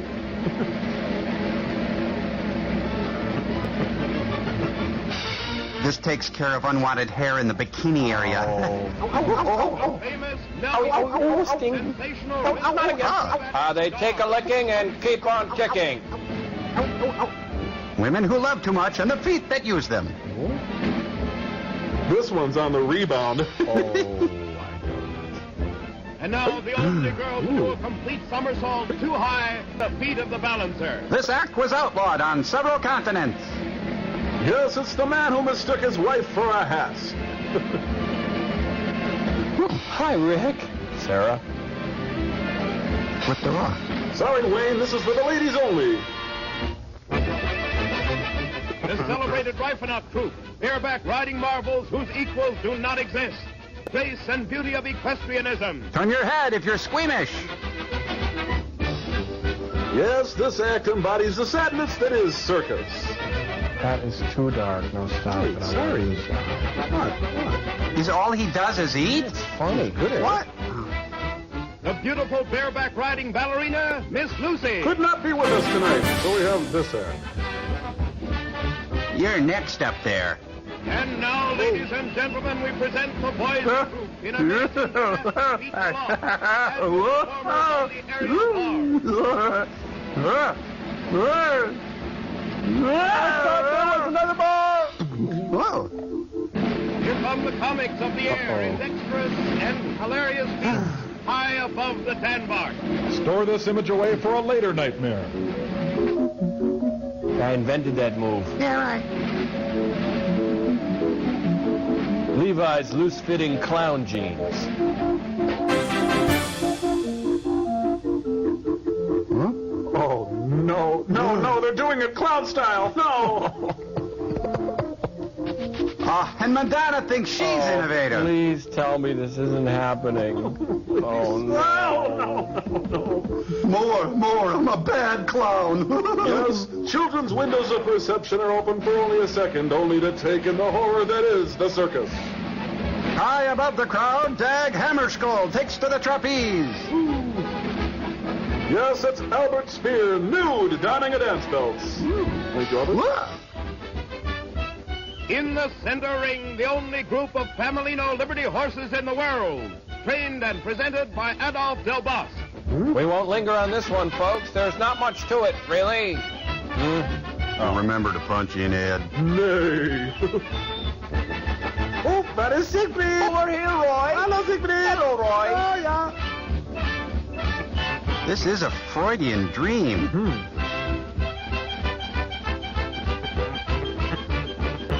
Hank Kimball's brought in. Hey, Mr. Douglas, I see you got a horse. Well, it's not really a horse. It's more of a... Fellas, this is just wrong. On the hippodrome track, high-jumping horses. And Emmett Kelly's still eating. And it's still funny. The most daring rider in all the world, Miss Dorothy Herbert, blindfolded over a barrier of fire. It's Black and Beauty, the Cajun horse. Hey, see Everett Kook. Presenting Otto and Freddie for the funniest prize fight in circus history. Bing Crosby's relationship with his son Gary is reenacted. Let the nightmare begin. This is the strangest debate format I have ever seen. You know, don't laugh, but in a way, this is this town's passion play.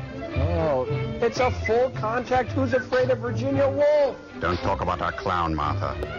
Kitties! And now, Clyde Beatty, the most fearless man in all the world, alone in a cage with a herd of man-eating African lions, the greatest wild animal trainer of all time, is not here. Faced with the most ferocious of all jungle-bred animals.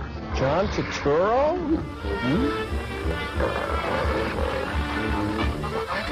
Stella! The six flying thrillers, daring midair marvels, fly over the center ring. A troop of absolutely fearless and unrivaled Looks like an ant farm. ladies who fly through the air performing spectacular and hazardous feats. I know, you're not going to complete 5th grade gym without doing this, right? Come on, let me hit you on the butt. No. How about just a light tap? Not now. Oh, come on, please, later. right now. Later. It'll be much more fun. You're ruining it for me. Stop it. What? Sorry.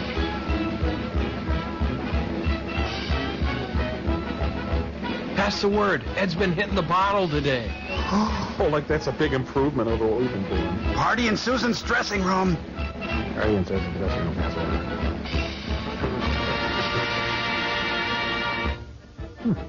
Uh-oh. Miss Jean Allen with a herd of ponderous pachyderms, their trunks full of new tricks. A rogue elephant snaps its tether and kills a coolie. Now he's getting dark. I like it. I'm taking this elephant for a test ride. 3 elephants and a little lady. The circus, with its thrills, fun, sawdust, and spangles, brings joy and merriment to everyone. Here Comes the Circus is always a memorable event. A truly great and carefree day for all from 6 to 60. So do you think she's working for peanuts, too?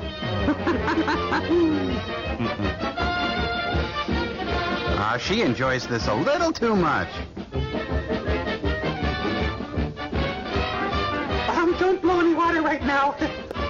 My favorite part of the circus. Avis Films, we try harder. I think he's still smoldering. Hey, it's Whistler's mother. I am Whistler's mother.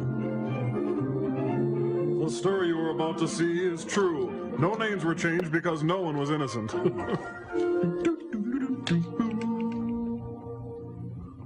My name's Sally. I'm a snackaholic. Hi, Sally. Grade class at Valley School is taking a posture test.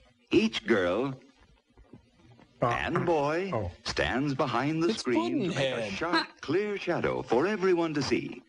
You can see that this boy needs help. He's a loser, and the kids let him know it. Thank you. Next. The teacher, Miss Martin, draws a picture of each girl and boy. She's weird, which results in creativity. Then she shows what is wrong when a child does not stand straight and tall. It's Imogene Coca. Yeah. Miss Martin asks the class to remember 4 important things about posture. And these 4 children are especially interested in the 4 important things. Because they're on the payroll. First, good health helps you have good posture. Tommy understands this because he wants to be an athlete. He knows that good health habits are very important to an athlete. Amazing physique for an 8-year-old. Second, good posture keeps you from being tired.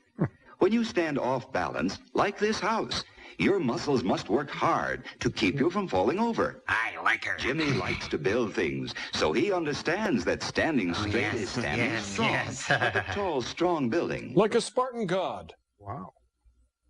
Third, it is important to have the habit of good posture. Your body is like a growing tree. With Dutch elm disease. Jane loves trees. She knows that a young tree must be kept straight, so it will grow tall and beautiful. Don't you, Jane? Jane! Jane. The Lodge. Fourth, the way you look can depend upon your posture. When you slump, you look tired and unhappy. But when you stand tall, you look cheerful and bright. Like a man. Mary understands this. Mary wants to be an actress. She knows that an actress must stand straight and tall to look beautiful and happy. A lot of fingers on her. Thank you very much. I'm wearing a lovely pantsuit. Miss Martin tells the class that someday soon, she'll be married. After the next posture test, they will choose a king, a queen, a prince, and a princess of posture. The 2 boys and the 2 girls with the best postures will wear these posture crowns. Yeah, they'll go to Burger King and get crappy hats. Tommy, Jimmy, Jane, and Mary are very interested in this announcement. Hey, who wouldn't be? So, when class is over, they decide to take a close look at their posture drawings. Yikes. That's when the kids came up with a plan to blackmail Mrs. Reedy. But they are not happy with what they see.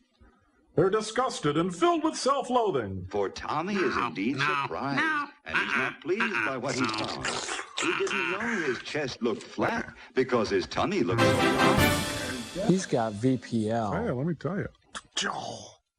Now Jimmy is disturbed to see that he's nothing doing. That ain't gonna work. Tall. It's not flying with he's me, leaning Pops. backward, out of balance, just like a house about to fall. Just like his dad on Friday night. Ouch. And what gives Jane her worried frown? Valium? Look at the board. It's plain to see that Jane must practice standing straight to grow up like a lovely tree. Oh, all of a sudden it's iambic pentameter here. Our Mary is a happy girl, so she is shocked to see instead a droopy girl drawn on the board with hollow chest and tired head. She should just go home to bed. Green eggs and ham. Thank you, Sam. I am. Miss Martin sees that the children are especially interested, so she offers to help them improve their positions. First, she shows them the importance of good foot position. Miss Martin has a little too much free time on her hands. Toes point straight forward. There's no like place like streetcar home. tracks. No place like home. Weight of the body is equally divided on the heel and ball of both feet. In First down, toes point straight ahead. Eyes are straight, the abdomen is in, the back is straight. Arms swing easily at the sides. Here she reenacts her first DUI. Get up. Come up here. In a good standing position, knees are soft, back is straight, you stretch tall. Arms are easy at the sides. Eyes straight ahead, shoulders relaxed. And you truck like the Doodah Man. Ooh, got your chips cashed in. In good sitting position, both feet are flat on the floor. Assuming they reach the floor. Hips are well back against the chair. Head is high. Forearms and hands are relaxed on the desk. Pelvis, what about the pelvis? Pelvis. Miss Martin suggests that Tommy and Jimmy and Jane and Mary be posture pals to help one another. And she reminds them of the posture contest. The children do help one another. Jimmy helps Tommy to keep his tummy in. You have got to be kidding me, pile. Look at that gut. Tommy reminds Jimmy when Jimmy stands off balance. Tears of shame pour down Tommy's face. Miss Martin, Tommy drew a bong. Mary always reminds Jane when Jane forgets to stand straight and tall. Wait a minute. Spot for me, honey, will you? Yeah. A playground where apes evolve from men? And Jane reminds Mary when Mary slumps at her desk. Oh, they're going to take this for about a half hour before they end up killing each other. Yeah, I think so.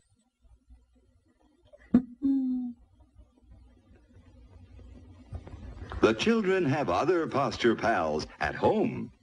Hey, Mom's dress matches the wallpaper. Night, Huff. Tommy's mother helps him to get plenty of sleep. Sleep! And plenty of good, healthful food, so he'll stay healthy and strong. Food groups. Eggs? Jimmy's father reminds Jimmy when he stands off balance. An airplane shouldn't stand crooked. Like Daddy on Friday night. So Jimmy remembers a boy shouldn't either. Nor should he wear tacky Hawaiian shirts.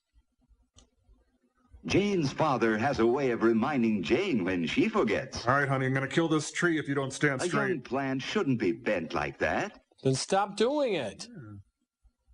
Then Jane remembers. A girl shouldn't either. A girl? Mary has two posture pals at her home. Mary's mother reminds her not to slump when she's sitting down. It's Ernest Borgnine. Ugh. Sorry, Mom, Dad. Painting her teeth. And Bombo reminds her that when you slump, you look tired and unhappy. Bombo. Doesn't Bombo look tired? Yes, very much so. Now, you see, it was just because he slumped.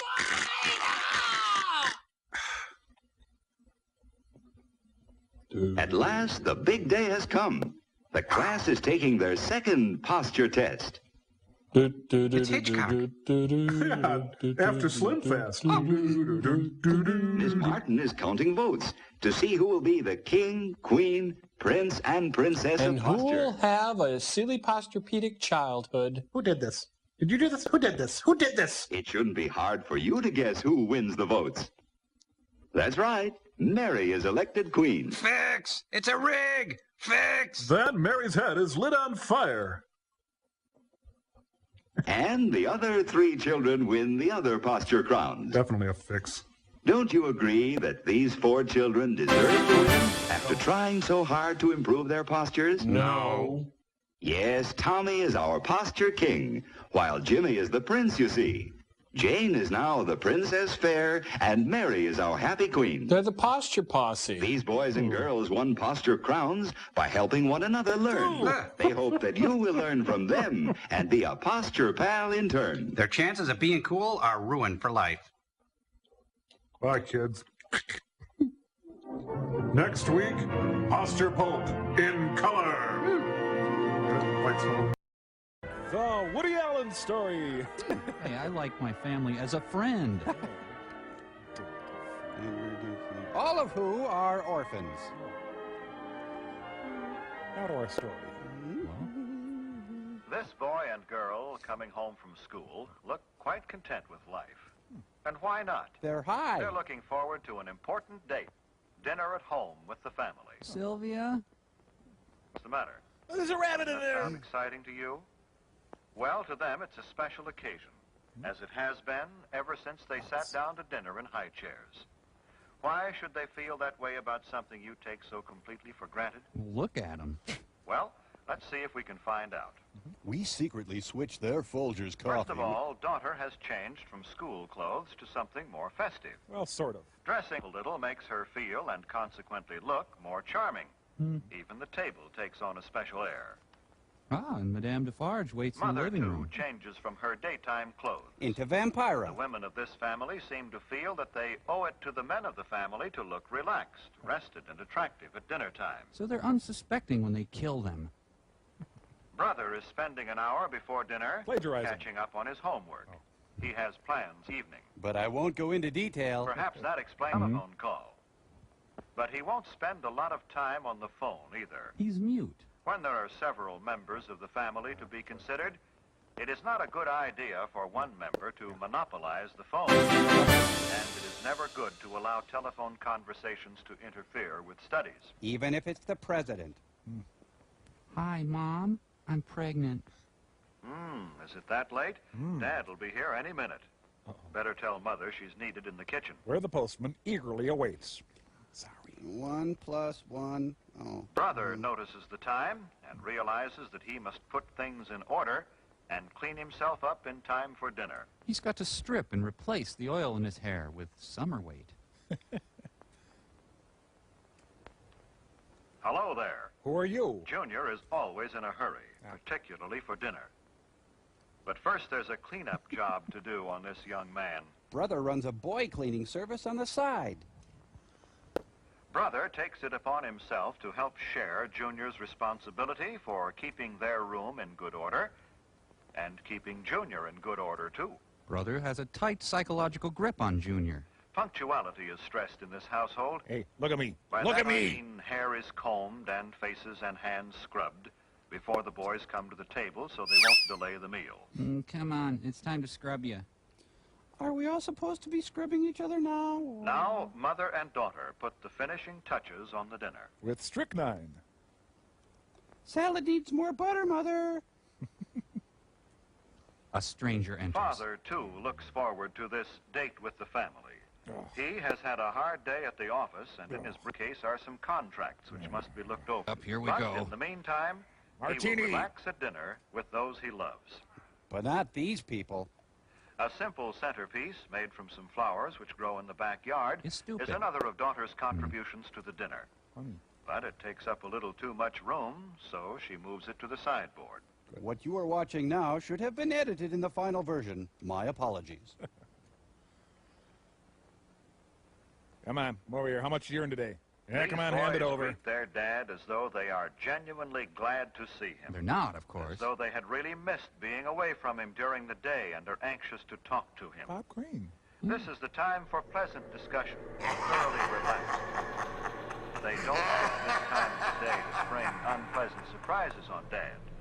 If they have disagreeable news, they'll postpone the discussion until another time. When he's asleep. There's no time to dun father for a raise in your allowance, new clothes, or argue about other financial matters. Father, I had a feeling today. Oh, don't, son. Dinner time. Yes, Mother. Junior remembered to clean up. Emasculating bent. Hi, I'm Betty. And I'll be your wife tonight. Well, this certainly is pleasant. Brother seats Junior. Daughter obsesses with the flowers. Then helps Mother to her chair as he would his best girl. The less said about this, the better. Yeah. I got it, honey. Junior seats Dad, and Sister seats the dog, and Well, the dog... dinner date has begun, and they're all happy about it. Their stomachs knotted like fists. Dad, I'm dating a Negro. Anyone seen our waitress? Many families throughout the country observe the custom of saying grace at mealtime. Please, God, take me now. It is always treated with reverence and respect. Field Marshal Montgomery sits down to eat. Yes, just imagine. Good. Napkins on the lap, the family awaits service. They converse pleasantly while Dad serves. No, I'll just have I said saltine. pleasantly, for that is the keynote at dinner time. It is not only good manners, but good sense. Emotions are for ethnic people. Pleasant, unemotional conversation helps digestion. I can't stress unemotional enough. Father serves first, then daughter. Let's go to the flow chart for this. Then the boys. Don't worry, fellas, you won't get left. And be sure to make a plate for the narrator. A violent argument erupts over whose day was more pleasant. Can I have chopsticks, please? Help cut your meat, Junior? Of course. Ow, that's By my hand. example, Ow. Older children can teach younger ones good table manners.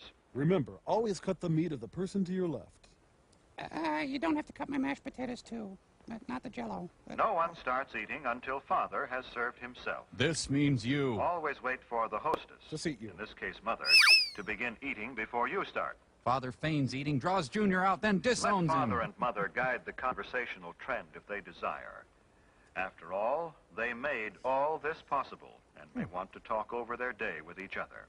I'm moving to Fire Island, dear. Tell Mother how good the food is. Even as you gag on Maybe it. Sis rates a compliment, too. This stinks. It makes them want to continue pleasing you. After all, that's why God put women on this green earth. Well, all this is good general advice, but there are some specific don'ts.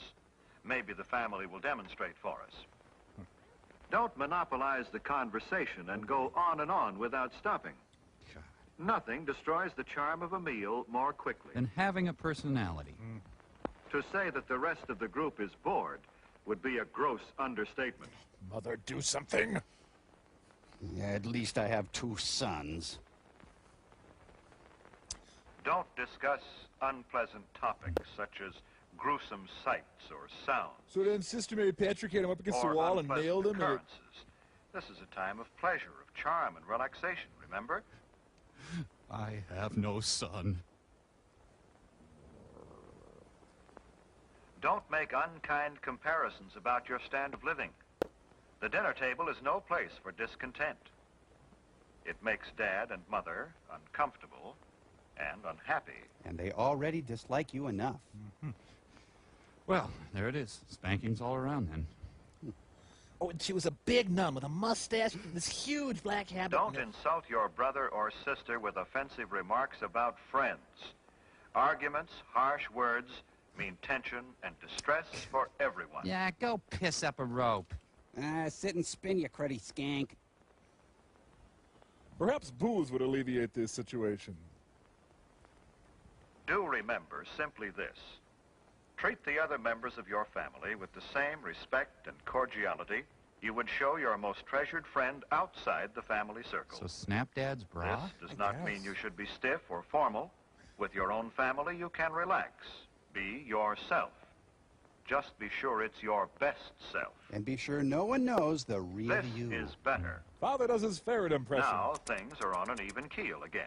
And everyone wants to flee this seething cauldron of Now angst. we're ready for dessert. Most families don't have maids. They have daughters. So Mother needs help with the serving in the kitchen. Son says Mother has done enough. Watch him play butler. In Remains of the Day. The removal of dishes from the main course and the serving of dessert set the stage for the conclusion of a thoroughly pleasant meal. Probably should have washed my hands after handing the guest cup. Oh, well. More gin pop? Do you begin to see now how a date with your family can be a truly special occasion? Do you? Do you? Why brother and sister looked forward to the evening? Well, do you? Better say yes, damn it. When the dinner hour at home is treated with a certain amount of graciousness and ceremony, it can be memorable. There is no family so poor but that the evening meal can be eaten in an atmosphere of warmth and gentleness. And control and repression. There is no family so busy but that it can come together in the evening for a dinner date which will give its members something to look back upon with happiness all their days. Yeah, this makes me want to heat up a Libby Land dinner and eat in front of the TV. Now, enjoy some refreshments in the lobby. Bye-bye. A Smimmel Merve release. Oh, they want their little gold jacket back. What a narrow, dangerous freeway.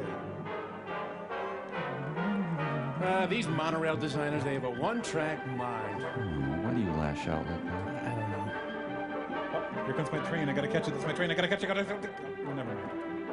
Isn't it great there's only white people here? We're crushing pigeons. It's fun. Yes, Seattle, like a beautiful child growing up free and wild.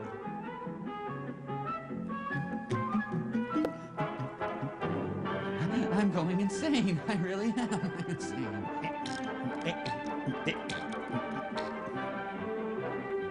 Look, there's Pearl Jam. Kid in a Jack Nicklaus cult or what?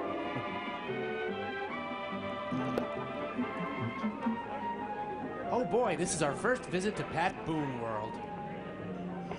All passengers must leave the train at this terminal. Round-trip passengers turn to your left as you leave the train. I'm driving the monorail drunk, so what? Let's start Microsoft here.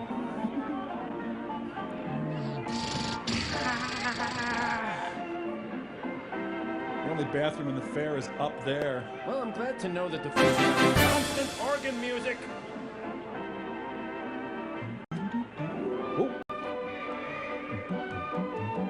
Getting through the snow, horses and sleigh. They're eating Marge Simpson hair. Morrissey's Wild Mouse. Well, I guess. The young Mike Nelson visits the fair.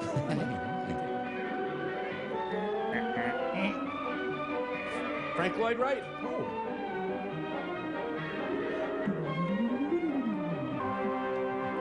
Oh, look at that great. Gifts from Germany. What's that? Braunschweiger, cars with heaters that don't work, and identification papers. Yeah, probably. Okay, you pull. It'll symbolize our looming marriage. Hey, get your own Mao suit made. That's okay. Just touch me wherever you want. That's fine. Oh yeah, that's fine. Yeah, that's my microphone. Come on, let's go grope that Eskimo.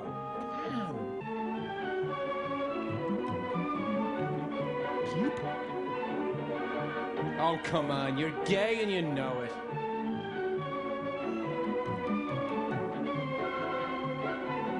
Hi, you have a weird red spot on your head. The Church of Science. Did Leni Riefenstahl direct this? You know, I just think if we went back to the Peep Show for a few minutes, it could be really good. I mean, it's kind of science when you think about it, anatomy and stuff. I mean... Ren and Stimpy music. Polyester. How can it work for you? These are actual Jell-O molecules. What a beautiful complex carbohydrate. It's a brand new 1962 double helix. It also goes round and round. Pretty.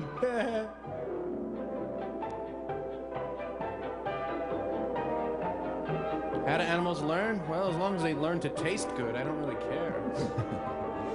Here, you're a geek. Why don't you bite the head off this bird? Now, we roast this squab with new potatoes, and it's only $5.99. Okay, folks, I'm writing code for a Java applet here. This pigeon also does caricatures at parties. Hey, Robert Duvall visits the World's Fair. Celebrating Pride Week at the fair. I'm gay! I feel good about me! I don't know. I just seem to be drawn to that German exhibit. Just mow down the old people. That's fine, kids. Hey, we're young and perky. Get the hell out of our way. Here is a world of communication. Who are you? Tailored for your needs of today and tomorrow. Bringing together all people in a new era of understanding. Except the annoying poor. Introducing the rotary phone. I'm in the phone pavilion, dear, and I'm wearing a fright wig. Keeping in touch by means of the amazing new Bell Boy is the Bell System's answer today for doctors, salesmen, delivery men, or anyone who must be available at all times in the fast-paced world of Century 21. When someone calls and you are out, you can be reached by dialing your Bell Boy code number. Of course, this assumes that anyone wants to call you. My pacemaker. When you get a signal on the Bell Boy, you can go to a phone to call your office or home and get the message. Call me later, Toots, okay? This is the automatic dialer. Just listen for dial tone, insert a number card, and press the start bar. Then run! The Bell System automatic dialer dials for you more quickly and easily than you can do it yourself. Here, you tell Mom I'm pregnant. Numbers you call frequently can be punched on small plastic cards. Push button phoning! Thank you. Yeah, let's head over to the Steak and Martini Pavilion. Hi, this is the Bell System's new touch-tone dialing. With this indicator, you see how many seconds you saved the new way. No. Let's try it. Okay, I'll race you. Ready? And in 40 Go. years, there will still be a $2 surcharge for this service, despite the technology having proliferated everywhere on the planet. Did he? I'm sorry. I beat you. Yeah, beating me. Real big victory. Welcome to our exhibit. I'm glad to have this opportunity to tell you about the telephone switching center of tomorrow. The electronic central office, which is made possible by the magic of the transistor and other tiny but amazing devices invented by the Bell Telephone Laboratory. I'm Sharon Lawrence. Imagine, if you can, an electronic brain operating at millionths of a second speed. No. I say brain because the new electronic central office will almost think for itself. It will not only carry out instructions you dial into it, it will also remember instructions you provided earlier. These memory features will offer many convenient services I'm sure you'll be delighted with. For one thing, you'll be able to reach frequently called numbers by dialing only 2 digits. All you'll have to do is give the telephone company a list of the numbers you dial most frequently. The electronic brain's memory will do the rest. The Fiora will like that. To see how it works, please watch the screen. Wait, that phone's hanging on the wall. What will they think of next? Is it time to phone Grandma?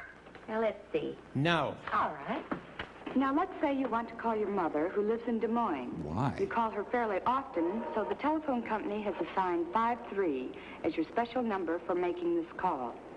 When you dial the 5 and the 3, the electronic central office's brain says, uh-oh, something special. Searches its memory for what those 2 digits represent, and dials the area code plus the full number in Des Moines for you. Grandma's Barbara Bush. Hello? Hello, Grandma. Where's my money? Ever been invited out for an evening? No. And had to turn it down because you're expecting an extra special call? No. Well, the electronic central office will solve that problem for you, too. When you do go out, it will be a simple matter to have your calls transferred. All you'll have to do is dial a special code, which tells the equipment's brain you want your calls transferred, and then dial the telephone number where you can be reached. The hit is ordered. Our amazing electronic central office will take it from there. Then you can go off with your drinking and pill popping. Wow. I think it's a wonderful call for you. That must be JFK. Hello? Diane? No, this isn't Diane. It's Linda. What gives? This is Jim Morton. I was calling Diane Brown. Oh, yes, she's here. She had her calls transferred to my house. We're lovers now.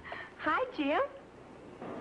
And what about those times someone has tried to call you and your line is busy? Yeah. We've thought of that, too. We're the best. Fine, Sarah, that's fine. I'll have the information for you at the meeting next Wednesday. When you hear the beep tone on your telephone, you know someone else is trying to reach you. Sarah, will you hold on just a minute? Someone else is trying to reach me. All you do is flick the switch hook to hold the first call while you take the second. Oh, hello, dear. I was just talking to Sarah. But I left her hanging. I love doing that. I see.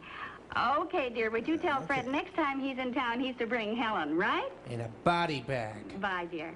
You flick the button back and go on with your first call. Hello, Sarah? That was Bert calling. Easy as pie, isn't it? And here's another feature you're going to find handy. Now look. Sarah Jane knows a lot more about that than I do. Why don't we get her on the line and find out? Okay, just a minute. Want someone else on the line? No. That's easy, too. Flip the switch button, then dial a code number and the number you want. And presto. Well, Andante, maybe.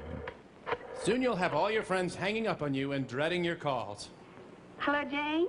This is Martha. Listen, I have Sarah on the line, and we want to know what to do about... About what? As we look to the future, we see many extras for tomorrow's telephone users. One day, you may be able to call home and automatically turn off the oven. If you're dumb enough to have left it on. Or, from a public telephone a couple of 100 miles away... Tell your mistress you can't get away from your wife. Turn on your home air conditioner and have the house nice and cool when you return from your hot trip. It may even be possible to call and water the lawn during that dry spell when you are many miles away on vacation. Yeah, how do you like it when the lawn piddles on you?